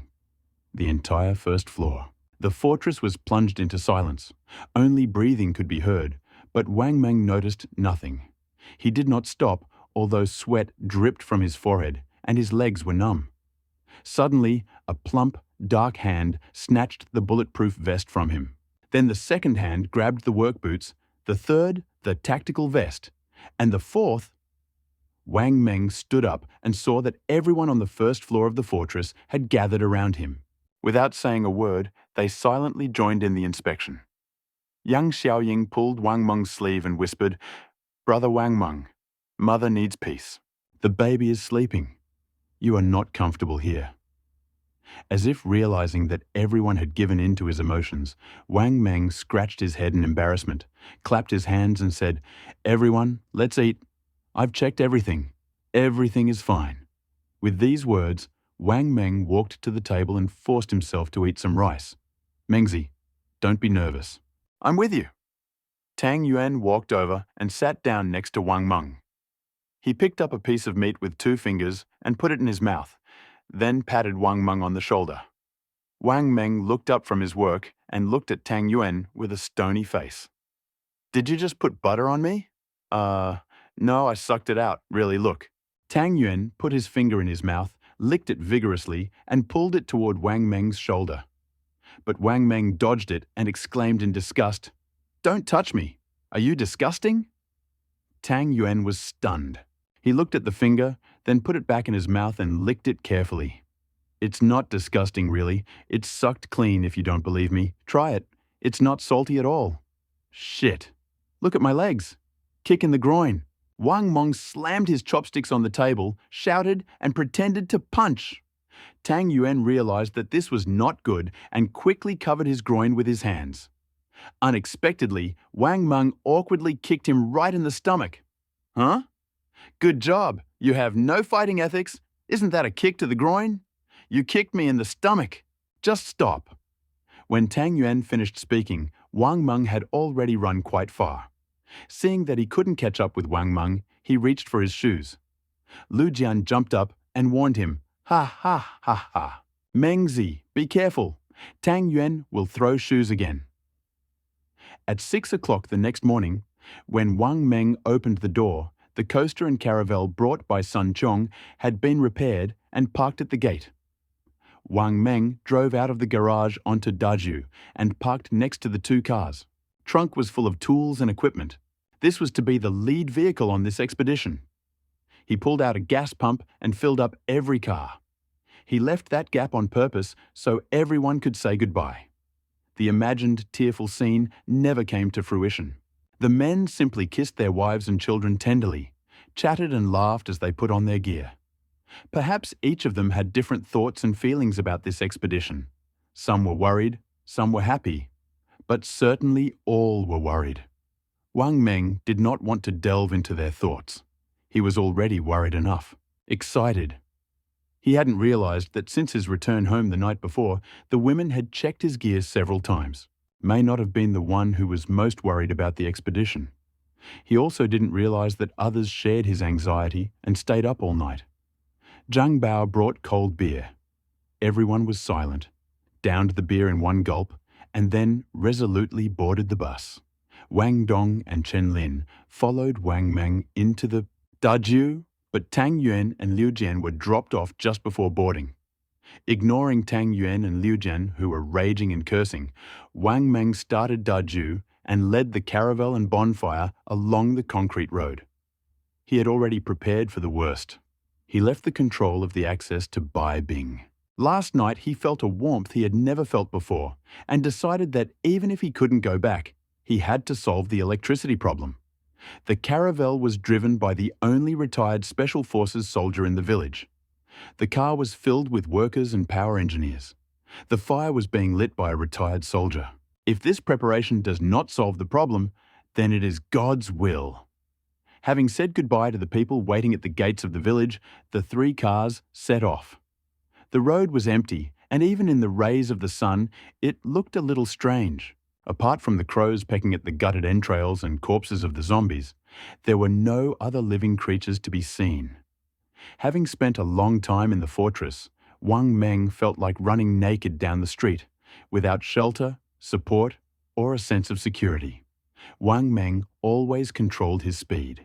Car below 60 kilometers, keeping the visor of the helmet open, not blinking, observing the situation on the road. The column crossed the bridge, slowly approaching the road in front of the TZ residential complex and turning right. Wang Meng knew that there were people in TXE, but he didn't see a soul until the column left. The silence was unnatural. After driving a few more kilometers, just as the car was about to enter the railway overpass leading into the city, Wang Dong, who was sitting in the back seat, couldn't help but ask, "Mengzi, how far is the Lingdong Reservoir?" "About a dozen kilometers. This mountain range is a branch of the Wandashan mountain range. There are 8 dams on the reservoir. Our generator must be far upstream, inside the largest gravity dam." Wang Meng turned the wheel and drove onto the overpass. Just as they reached the middle of the bridge, suddenly, on the road between the buildings at the end of the bridge, Wang Meng vaguely saw several figures flickering. He subconsciously remembered the ranger Shen Tao's people had spoken of. "Dongzi, we're about to enter the city. There seems to be someone standing at the repair shop on the street ahead. Help me turn on the radio. Chen Lin, open the car window and get ready to shoot. Hurry!" Chen Lin shuddered, his heart pounding in his throat. He clenched his fingers in his tactical gloves, lowered the rear right window, and, breathing heavily, slowly pulled out the barrel of the gun.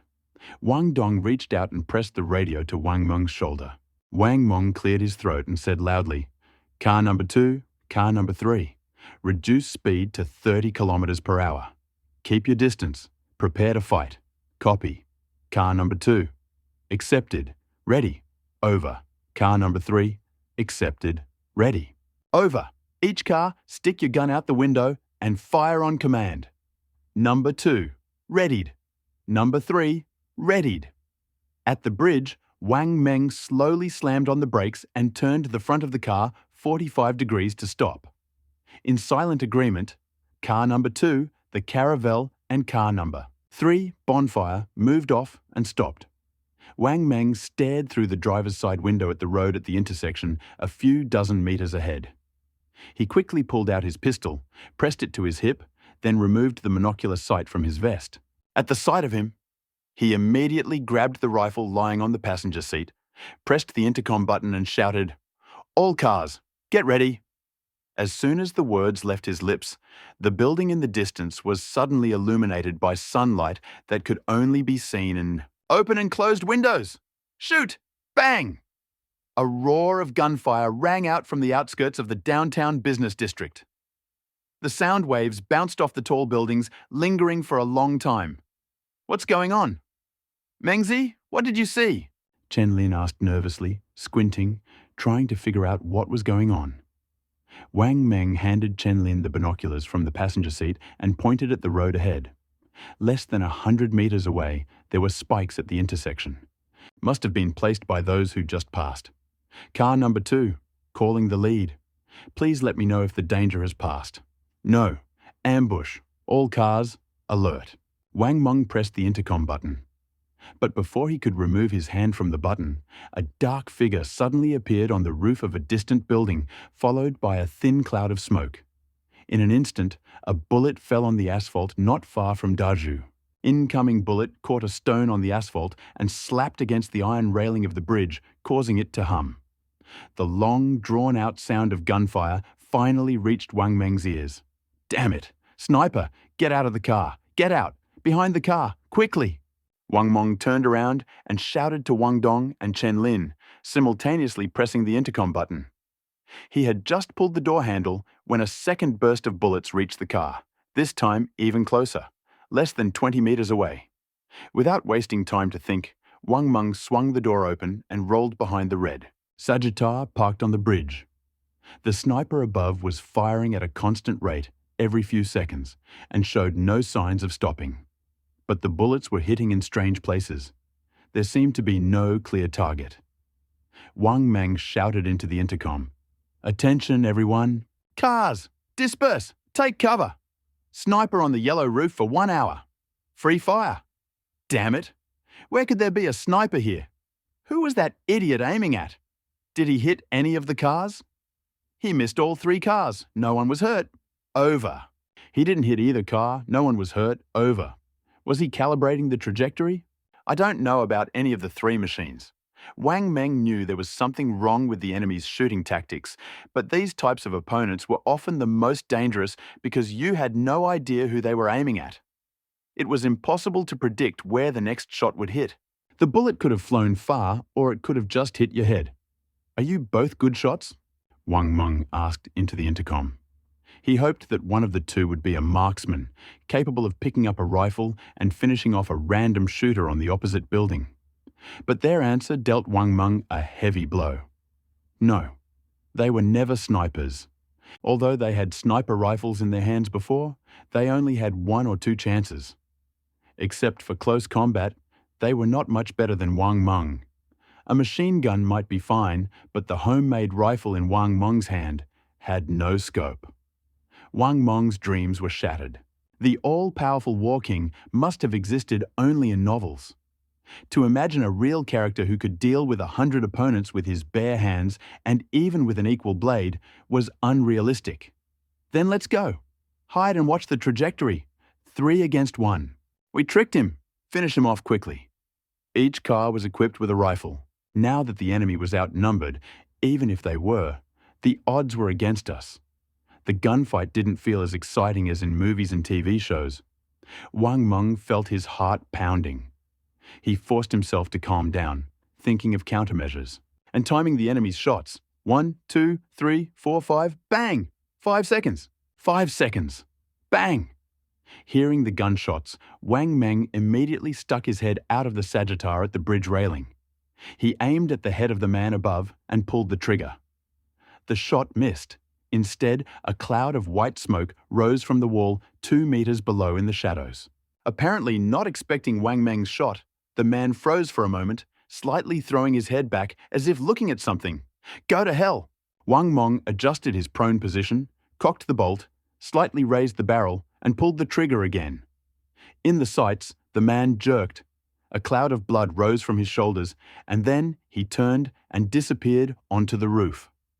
Wang Meng was ecstatic, but he suppressed his excitement, stood up, rolled over, and hid behind another standing, nearby by car. He began scanning the building for other possible threats. He knew that every window could be a threat. There was no room for mistakes or carelessness now. 2 minutes later, the gunfire died down. Wang Meng pressed the intercom button. Zhou Zheng, Feng Yi, how about, you guys are fighting one-on-one? I'm all for fighting, Zhou Zheng said. So am I. Should we rush in and catch Tang? Feng Yi laughed. Wang Meng took 2 deep breaths and said, I don't know how many people are inside, but we have to find that weapon and can't let it get away. Got it, Zhou Zheng. We'll go. The lead vehicle will cover us. Feng Yi ran out, crouching. Zhou Zheng followed him. They moved in turns, constantly changing direction. The time they hid behind each vehicle was completely unstable. Sometimes they hid for only a moment, and sometimes they had to wait for several seconds. Soon they sped through the intersection and entered the shopping district, increasing their speed considerably.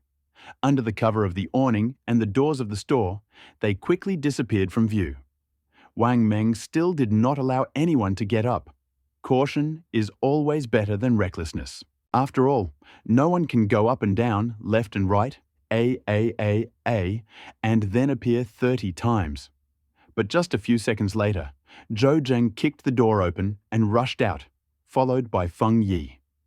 They rushed towards Wang Meng like crazy, screaming. Wang Meng stood up and listened carefully before, then clearly heard the cries. "Prepare to shoot! There's a monster!" They ran very quickly. As soon as they ran across the intersection, another man jumped out of the building. The man with a gun in his hand was covered in blood, but his shoulder was injured, so he ran much slower than Zhou Zheng and Feng Yi. It was the sniper who had been hiding near the building. What kind of monster was this? Wang Meng asked blankly. He knew that what had frightened the two of them so much was no ordinary creature. They didn't need to answer. As soon as Wang Meng finished his question, a monster covered in foot-long black fur broke through the door and jumped out at the... Upon seeing it, Wang Meng felt cold in the depths of his soul.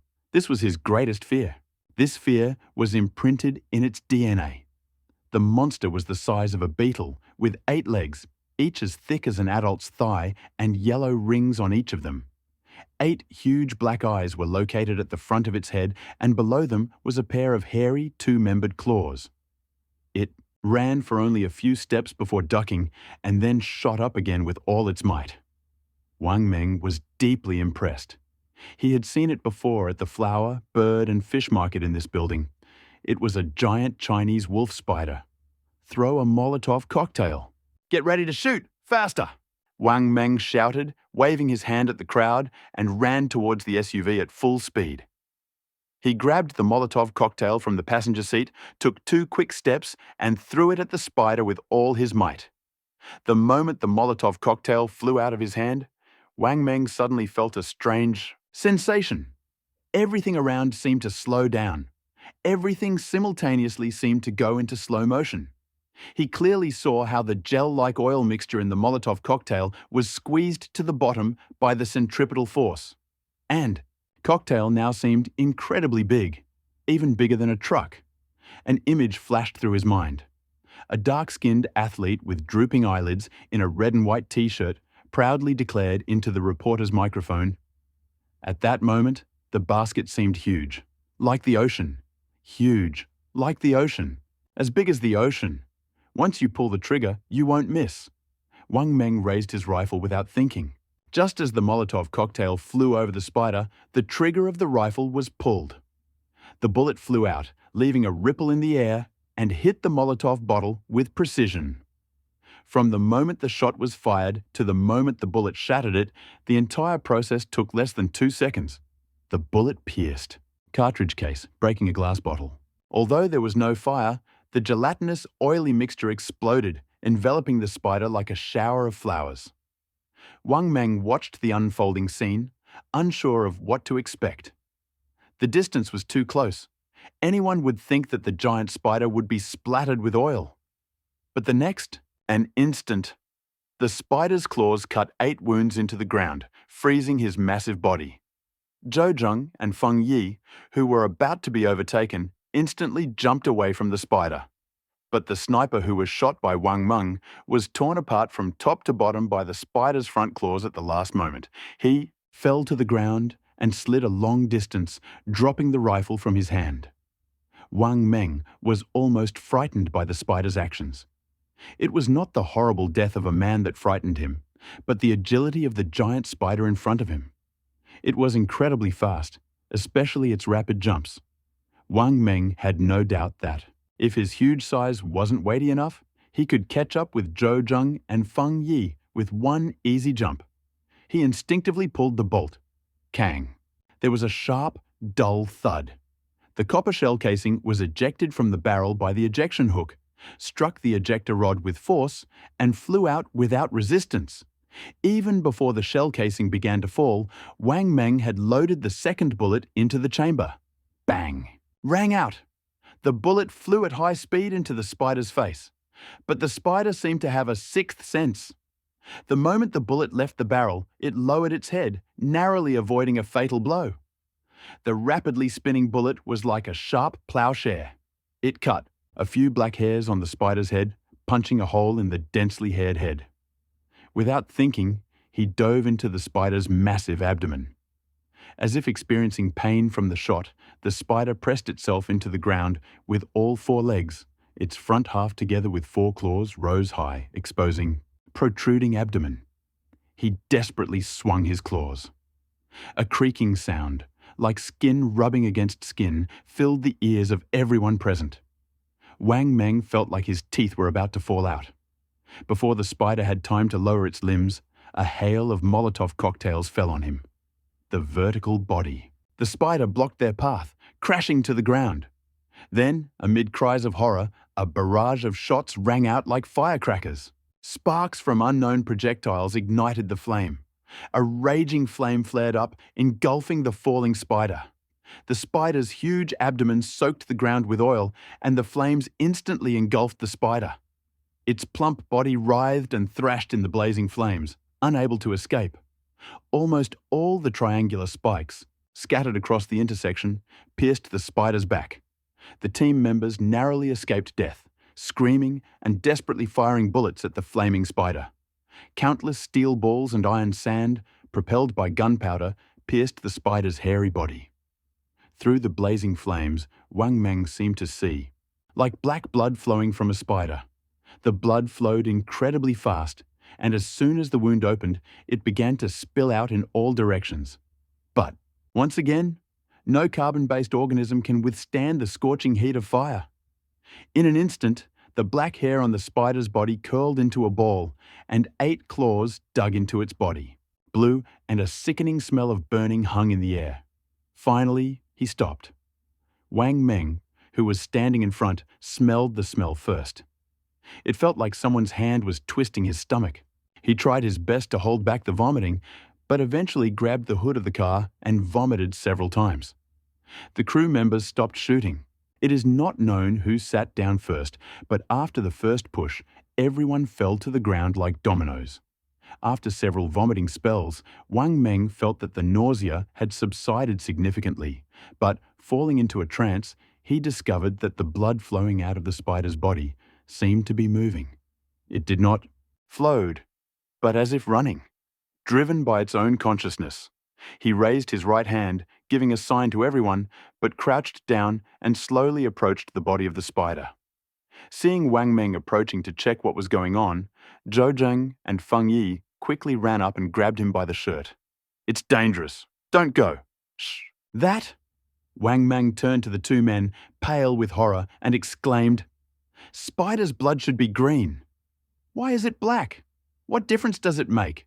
You can't go there." Zhou Zheng, with a tense face, grabbed Wang Meng's sleeve and wouldn't let go. Feng Yi went even further, grabbing Wang Meng's arm and holding him back. "You can't go there. We can't let curiosity interfere with our work. Don't you have a telescope? Look at it, and then we'll pass by." After the men's reminders, Wang Meng realized that his actions were inappropriate. He simply had a question that needed to be answered. It wasn't curiosity. He wanted to know what was going on in the world. Wang Meng didn't resist Feng Yi's symbolic grab, but nodded in agreement. Feng Yi looked into Wang Meng's eyes for a few seconds, then slowly let go. The three of them paced back and forth toward the SUV. Reached the other side, he saw Dongzi rubbing Chen Lin's arm. "What happened? Are you injured?" Wang Meng, worried, hurried forward. Chen Lin waved his hand in embarrassment. "Nothing. I pressed too hard and my arm got cramped." "Hey, what were you doing in front? Aren't you afraid that this thing is pretending to be dead?" "Spiders can pretend to be dead." Startled by Chen Lin's words, Wang Meng quickly turned around, but the spider in the flames had already begun to wither. Its body seemed dead. I noticed that there was something wrong with its blood. "I need to take a look," he said, stepping on the pedal and grabbing the binoculars from the passenger seat. The binoculars confirmed his suspicions. The black liquid was not spider blood, but countless maggots the size of sunflower seeds. Wang Meng, what's wrong with you? What are you looking at? Zhou Cheng gently patted Wang Meng on the shoulder, but it did not shake him out of his stupor. Wang Meng handed over the telescope and asked in a daze, "Is this really just a program? Is this world really so damn distorted?" He hesitated for a moment before picking up the binoculars. He agreed with Huang Shan's idea and thought that his metaphor of the world as lines of code was incredibly appropriate. So he got scared. He was afraid that when he raised his binoculars, he would see a shimmering mosaic or a string of ones and zeros next to the corpse of a giant spider. Fortunately, it was only a small spider, and scorched at that. Wang Meng did not want to accept that he had become a string of faulty code. It would destroy his will to live. He held the hood of his SUV with his left hand and pulled a cigarette out of his pocket with his trembling right hand and put it between his lips. His lips were shaking so much that he could barely hold the cigarette. He clamped the cigarette between his teeth and suddenly lost all desire to smoke. With the cigarette in his mouth, he walked toward the body. Sniper sprawled on the ground and stood there for a long time, watching. The sniper was just a child. His face, open on the side, was covered with scratches and looked a little childish. This boy just wanted to kill him, but now he was dead. Wang Meng couldn't quite define this feeling. It wasn't regret or sympathy. Perhaps it was just curiosity. He wondered if this boy had run faster or hadn't hit him so hard after that heartbreaking fight. Would they have been able to become comrades and forget the past? Wang Meng hoped that those who were struggling to survive in this world would be kinder, but he also understood that even if this boy had survived, he would not have forgiven him. Could he forgive him just because he hadn't killed anyone? Just because he was a bad shot? He just couldn't hit it straight. If this guy had been a good shot, who knows how many of his comrades would have died? Who deserved to die? Who didn't? For Wang Meng, whether this guy killed his own people or not, the outcome was the same. Because he thought about it and did it. In this world, the thought of killing should be considered murder. How to distinguish good from evil and how to choose between values. Would you sacrifice a perfectly fit, healthy fool to save 5 leading scientists lying in hospital awaiting organ transplants? This fool is strong, capricious, and only brings harm. These 5 scientists could make a giant leap forward. Kill the fool to save the scientists. Is that cruel? Cruel, is it right? It all depends on the situation. In the past, it would certainly have been wrong. At least if more people had known about it, under the watchful eye of the public, it would have been wrong. Perhaps the fool would never have seen the light of day, and the scientists would have miraculously recovered. And what now? If transplantation were really possible, Wang Meng would agree without hesitation. Humans don't distinguish between right and wrong. They only think about whether it's worth it. Do you think becoming a human means losing your animal nature? Animal nature hasn't gone away. It's just hidden under the so-called shine of humanity. Because humanity shines so brightly, dazzling. If you don't look directly at the sun and into the eyes of humanity, you won't see the dark corners beneath the gloom of greatness. When pushed to the limit, people become more ferocious than any animal. They say that even a tiger doesn't eat its own cubs, but eating its own cubs has already happened. He didn't. Dared to write further, fearing that he would not be able to publish. Everyone had already gathered. Zhou Zheng picked up a sniper rifle and a cloth bag of cartridges from the ground, examined them and handed them over with the words, "Don't look at it. The sight is broken. Otherwise, we might get killed." Zhou Zheng didn't know that Wang Meng wasn't expressing regret, but was just thinking, "I'm fine." Wang Meng took out a lighter, lit a cigarette, took the rifle from Zhou Zheng and shouted to the crowd, "All vehicles, check personnel and ammunition, and prepare to move out." Although Zhou Zheng and Feng Yi were not particularly skilled marksmen, they were organized and disciplined. They understood the ideas and general position of Wang Meng and took his words as an order.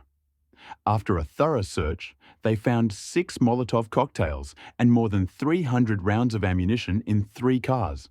Fortunately, there were no casualties. Wang Meng asked for a Molotov cocktail and placed it on the passenger seat before getting in. The rest of the team divided the remaining bullets equally. The second car had 2 Molotov cocktails, and the third, which had more people, had 3. When everything was ready, Daju began to move slowly. As he passed the right side of the road, Wang Meng turned his head to look at the burning corpse of the spider. There was still no one in sight on the street. The sun, approaching midday, tried to create an illusion by illuminating the entire city, hoping that people would forget the horror they had just experienced. Wang Meng rolled down the window a little to let in a little cool breeze. At the intersection, the car turned right and went down the slope. Arm had healed. He fastened the cuffs of his tactical uniform, stretched out, and said, "Mengzi, tell me, if there were people at Lingdong Reservoir, would they have such weapons?" I doubt it. If they had rifles, I wouldn't be able to return. At most, they would have a hunting rifle. "Don't worry, I brought a drone," Wang Meng said quietly. After passing through a culvert, Daju entered the road leading to the suburbs. Suddenly, Wang Dong, who was sitting in the back seat, seemed to notice something.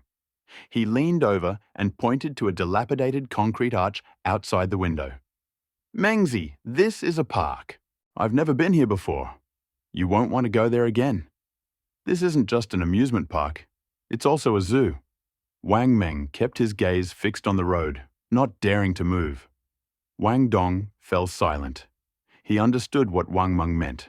The spiders were already the size of a car, so you could imagine how scary it would be inside the zoo. Although the main gate of the park was located near the suburbs, there were many people, shops, and residential areas. Wang Meng reached out and pressed the intercom button on his shoulder. "Attention! All vehicles! Those passing through residential areas, roll down your windows. Listen to my command and prepare to fire. 2 vehicles, ready, over. 3 vehicles, ready, over. Hey, Mengzi, are you still firing? If we just drove by quietly, would it be okay?" Chen Lin asked. "They are hunters, stalking their prey, stalking everything that passes by. If the 3 of us drive too fast, we could easily fall into a trap. We just need to let them know that we have weapons. This will keep them from taking risks." "Oh," Chen Lin replied thoughtfully and sighed. "You said that animals have weapons, but why don't humans have any? I mean, something that can be used as a weapon." "Ha ha ha, of course not. You just don't know. Then, tell me what they have?" Chen Lin's words reminded Wang Meng that the situation at Lingdong Reservoir might be complicated, nearby, and the terrain was difficult. Although everyone had weapons, the possibility of close combat could not be ruled out. Thinking about this, Wang Meng pressed the intercom button again. "Attention, car number 2 and car number 3. I will now tell you a few things that should be taken into account when using daggers and close combat. In case of emergency, you will receive a response. Machine number 2 accepted. Machine number 3 accepted." Wang Meng quickly glanced at Chen Lin, signaling him to listen carefully, and then continued. "You can hold the dagger with either a straight or reverse grip, but you must hold the handle firmly. Don't extend your index finger and thumb to the tip of the knife at a short distance from it. The knife will fall easily. Form your body into the shape of rice and strike from 8 sides. The artery on the inner thigh is the easiest to miss. The back of the other hand should be facing the opponent, so as not to damage the artery and vein on the inner arm. If you need to strike with your elbow, be careful not to spread your arm. Stick your thumb toward your chest and strike from the side. Lean back, using your hips to hit your opponent with your entire body weight. With the right technique and enough force, you can even crack a skull. If you're going to use your fists, use the knuckles of your index and middle fingers as the center of the punch. Jaw, chin and temples are easy targets. Don't worry about life or death, just be ruthless. Remember, poke in the eyes and kick in the groin at every opportunity. When you enter a fight, you fight to the death. Don't hold back. I already explained how to make a simple flashbang grenade using a lighter. If you don't know, ask each other. That's all I can think of for now. Zhou Zheng and Feng Yi will tell you now. Are you done? What the hell? How do you know so much? You're a spy. Wang Meng glanced at the rear-view mirror. Wang Dong and Chen Lin were already reproducing the techniques he had just described. The knowledge that Zhou Zheng and Feng Yi had shared impressed Wang Meng. Unlike free combat, they were talking about killing techniques. Grabbing and dagger handling are extremely aggressive, capable of instantly defeating an opponent, but difficult for those who do not have professional training. Wang Meng was a little worried. He didn't want anyone to use these close combat techniques, as using them would mean cornering him. While Zhou Zheng and Feng Yi were talking, the car smoothly passed through the residential area. Although Chen Lin had observed several groups through binoculars, they had already disappeared and the convoy had not been attacked. After traveling some distance, Wang Meng's convoy finally arrived at a place he had visited many times. It was on this bridge that Wang Meng had discovered traces of the red worm's mutation. But now the road was blocked by two white cars parked in opposite directions. The left car had "Stop" written in red on its door, and the other had "Death" written on its side. Wang Meng braked sharply and stopped slowly 100 meters from the bridge. He pressed the intercom button and said solemnly, "Cars 2 and 3, attention, we have collided with the barrier. Prepare for battle." The two cars blocking the bridge and the graffiti on them said one thing. Someone was nearby and most likely watching him. It was obvious that whoever spray-painted the word "death" on the car as a warning was no good. Wang Meng wanted to successfully complete the mission, but he didn't expect to do it quietly, because troubleshooting couldn't go unnoticed. He didn't want his team members to die, because they had voluntarily followed him for the sake of their loved ones and children. But that didn't mean Wang Meng couldn't let to himself. If he wanted to survive, he had to take this step, no matter what. Deep in his heart, he kept one thought, which he did not share with anyone, fearing that he would be considered crazy. The hydroelectric power station was too far from the fortress. If anyone saw them troubleshooting, they would likely lose control of the fortress's power. With the community's current resources and manpower, setting up a checkpoint near the reservoir to protect the generators was unrealistic. The only way to avoid being taken by surprise to make the witnesses disappear. Only in this way could the existence of the power plant remain unnoticed, and only then could the fortress survive the initial difficulties of its development. This thought, at first vague in Wang Meng's head, now acquired crystal clarity. There was no choice. Seeing Wang Meng staring blankly at the car in the distance, Wang Dong felt a pang of anxiety. He reached out and poked Wang Meng's shoulder, saying, "Mengzi, what are you thinking? What should we do next?" Wang Meng took off his helmet, licked his chapped lips, and froze for a few seconds, squinting. He slowly turned to face Wang Dong and Chen Lin in the back seat. "Let me ask you a question." "Let's go." Wang Dong and Chen Lin exchanged glances, not understanding what Wang Meng was talking about. Wang Meng forced a smile, feigning casualness, and said, "Tell me, what if someone sees us troubleshooting?" Then Chen Lin raised an eyebrow, fell silent after 3 words, as if he had just had a sudden thought. A thought came to his mind. His eyes widened. He looked at Wang Dong in horror, but the latter returned his piercing gaze. After a few seconds of silence, Wang Meng took the intercom off his shoulder and prepared to give an order. But Chen Lin suddenly grabbed his arm. "Are you going to kill everyone who saw us?" Wang Meng didn't move, staring at the gun on the passenger seat for almost a minute. "Slaughter the entire village." Those 2 words exploded in Chen Lin's head. Wow, an unforgivable sin. But if it was necessary, he knew that Wang Meng would not hesitate. But was it really necessary? A few seconds passed before Wang Meng suddenly laughed. "Ha ha ha ha, I was just joking. I didn't say those words. Don't blame me." He pulled Chen Lin's hand away, but Wang Dong grabbed it again. "If you really have to do this, tell me in advance. I'm telling you too much." "Damn it, let go." "Stop talking nonsense." The smile disappeared from Wang Meng's face, confirming Wang Dong and Chen Lin's suspicions. It was as if they had just woken up. Wang Meng wasn't just talking about killing. This could be a real massacre. Ignoring the two sweating men, Wang Meng pulled his hand back, pressed the intercom button, and gave the order. Cars 2 and 3, line up with your fronts at a 90-degree angle with the direction of 10 o'clock. Everyone get out of the cars and hide in the corner to eat some pressed biscuits and relieve yourself. If there's trouble, you can open fire. Remember to conserve your ammo. Zhou Zheng and Feng Yi, find me. Car number 2, accepted. Everybody out and eat. Machine number 3, accepted. Everyone out. Wang Meng turned the steering wheel so that the back of his car overlapped the back of the second car, the Caravelle, then turned off the engine and got out. He opened the trunk, took out the box with the drone, put it on the ground, and began to assemble the drone's rotors. At this time, Zhou Zheng and Feng Yi came over. Zhou Zheng sat down next to Wang Meng, pointed at the drone and asked, "How far can this thing fly?" "About 1 kilometer. I'll fly over and take a look. Pick a few to stand guard and let me know if anything happens. The rest of you, act quickly." Once we were inside, Wang Meng fell silent, his movements frozen as he stared at the drone, as if pondering something. After a few seconds, Wang Meng continued, "If the purpose of our operation is exposed, then leave no one alive." Like Wang Dong and Chen Lin, Zhou Zheng and Feng Yi remained silent after hearing Wang Meng's order. They exchanged glances but did not speak. Sensing the hesitation of the two men behind him, Wang Meng glanced back at them and began to assemble the rotors of the plane again. Mothers need food.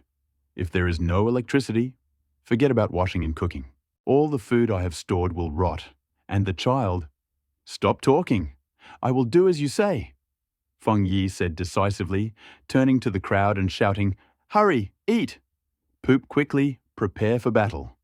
"Wang Meng, I underestimated you. Have the potential to become a commander," retired Special Forces soldier Zhou Zheng said quietly behind Wang Meng. As if he had suddenly encountered a madman like himself, Wang Meng turned his head to Zhou Zheng, momentarily at a loss for words, his expression extremely complicated. The expression on Zhou Zheng's face amused him. He glanced back at the group feverishly stuffing their stomachs with pressed cookies, and then turned to Wang Meng. As the saying goes, an army of mercy is incompetent, and righteousness is no source of wealth. Feng Yi is not very eloquent, but we probably both feel the same way. You are well prepared, determined, and aware of the stakes. You're not soft-hearted either, which is great. I've killed people before, but none of us are capable of doing something like this. If you have to kill a lot of people, don't worry, we'll be with you. We just hope this is a last resort." With that, Zhou Zheng turned and walked away, rifle in hand, towards Feng Yi, moving firmly and confidently. "I'm not wrong. I'm not wrong. It's just the law of the jungle, a life and death struggle. I have the support of the people. I have the support of the people. I'm not crazy." Wang Meng growled to himself. Words gave him courage, and his movements quickened. About 2 minutes later, the drone was assembled. Wang Meng stood up and pressed a button, and the drone's rotors immediately began to spin rapidly, attracting the attention of the team members behind him with their buzzing sound. It rose into the air easily, flew over the roof of Daju's car, and quickly rose to a height of about 300 meters. Then, under Wang Meng's control, it flew towards the distant village, almost diving. The drone flew over the lush, withered grass on the outskirts of the village, surveying the village from a bird's-eye view. As Wang Meng expected, the place resembled Liumagia. The approach to the village was surrounded by thick wooden stakes. The doors and windows were reinforced with wide formwork, and no one was visible. The restaurant and hotel at the entrance to the village were closed, and even on the open area in front of the village committee, there were no signs of life. There was a dead silence. The drone circled over the village, searching for signs of life, but the minutes passed without result. Wang Meng's heart sank. No one? How is this possible? "What's going on?" Wang Dong asked. Wang Meng shook his head. "I haven't seen anyone yet, no." Bam! Wang Meng had just finished his sentence when someone fired a shotgun from afar. "What's going on? What did you find?" Wang Meng turned around and saw Feng Yi running quickly to the back of the ship with a rifle in his hand. "There's a girl," someone replied. Before Wang Meng could come to his senses, 3 more shots rang out. "What girl? Where is she?" Zhou Zheng's anxious cry came from afar. "Behind the tree." Wang Meng handed the remote control to Wang Dong and said, "Dongzi, take this first and take a close look. I'll go over and take a look. Chen Lin, protect Dongzi with a rifle." After that, he picked up the rifle leaning against the barrel and rushed to the back of the ship. Nearly half of the crew had gathered at the back of the ship.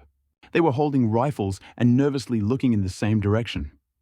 Wang Meng squeezed through the crowd and found himself aiming at a large tree as thick as a man's arms growing behind the village. At that moment, there was nothing under the tree. "What a small here! Look at that!" Zhou Zheng interrupted Wang Meng. Gaze was fixed on a large tree nearby, and his face was terribly ugly. Following Zhou Zheng's gaze, Wang Meng slowly turned his head. Under the previously empty tree, a little girl's head appeared. As if playing hide and seek, she hid behind a tree, leaving only her head with a pigtail. Judging by her features, the girl was about 12 or 13 years old. She was smiling, her large, watery eyes looking curiously at the crowd.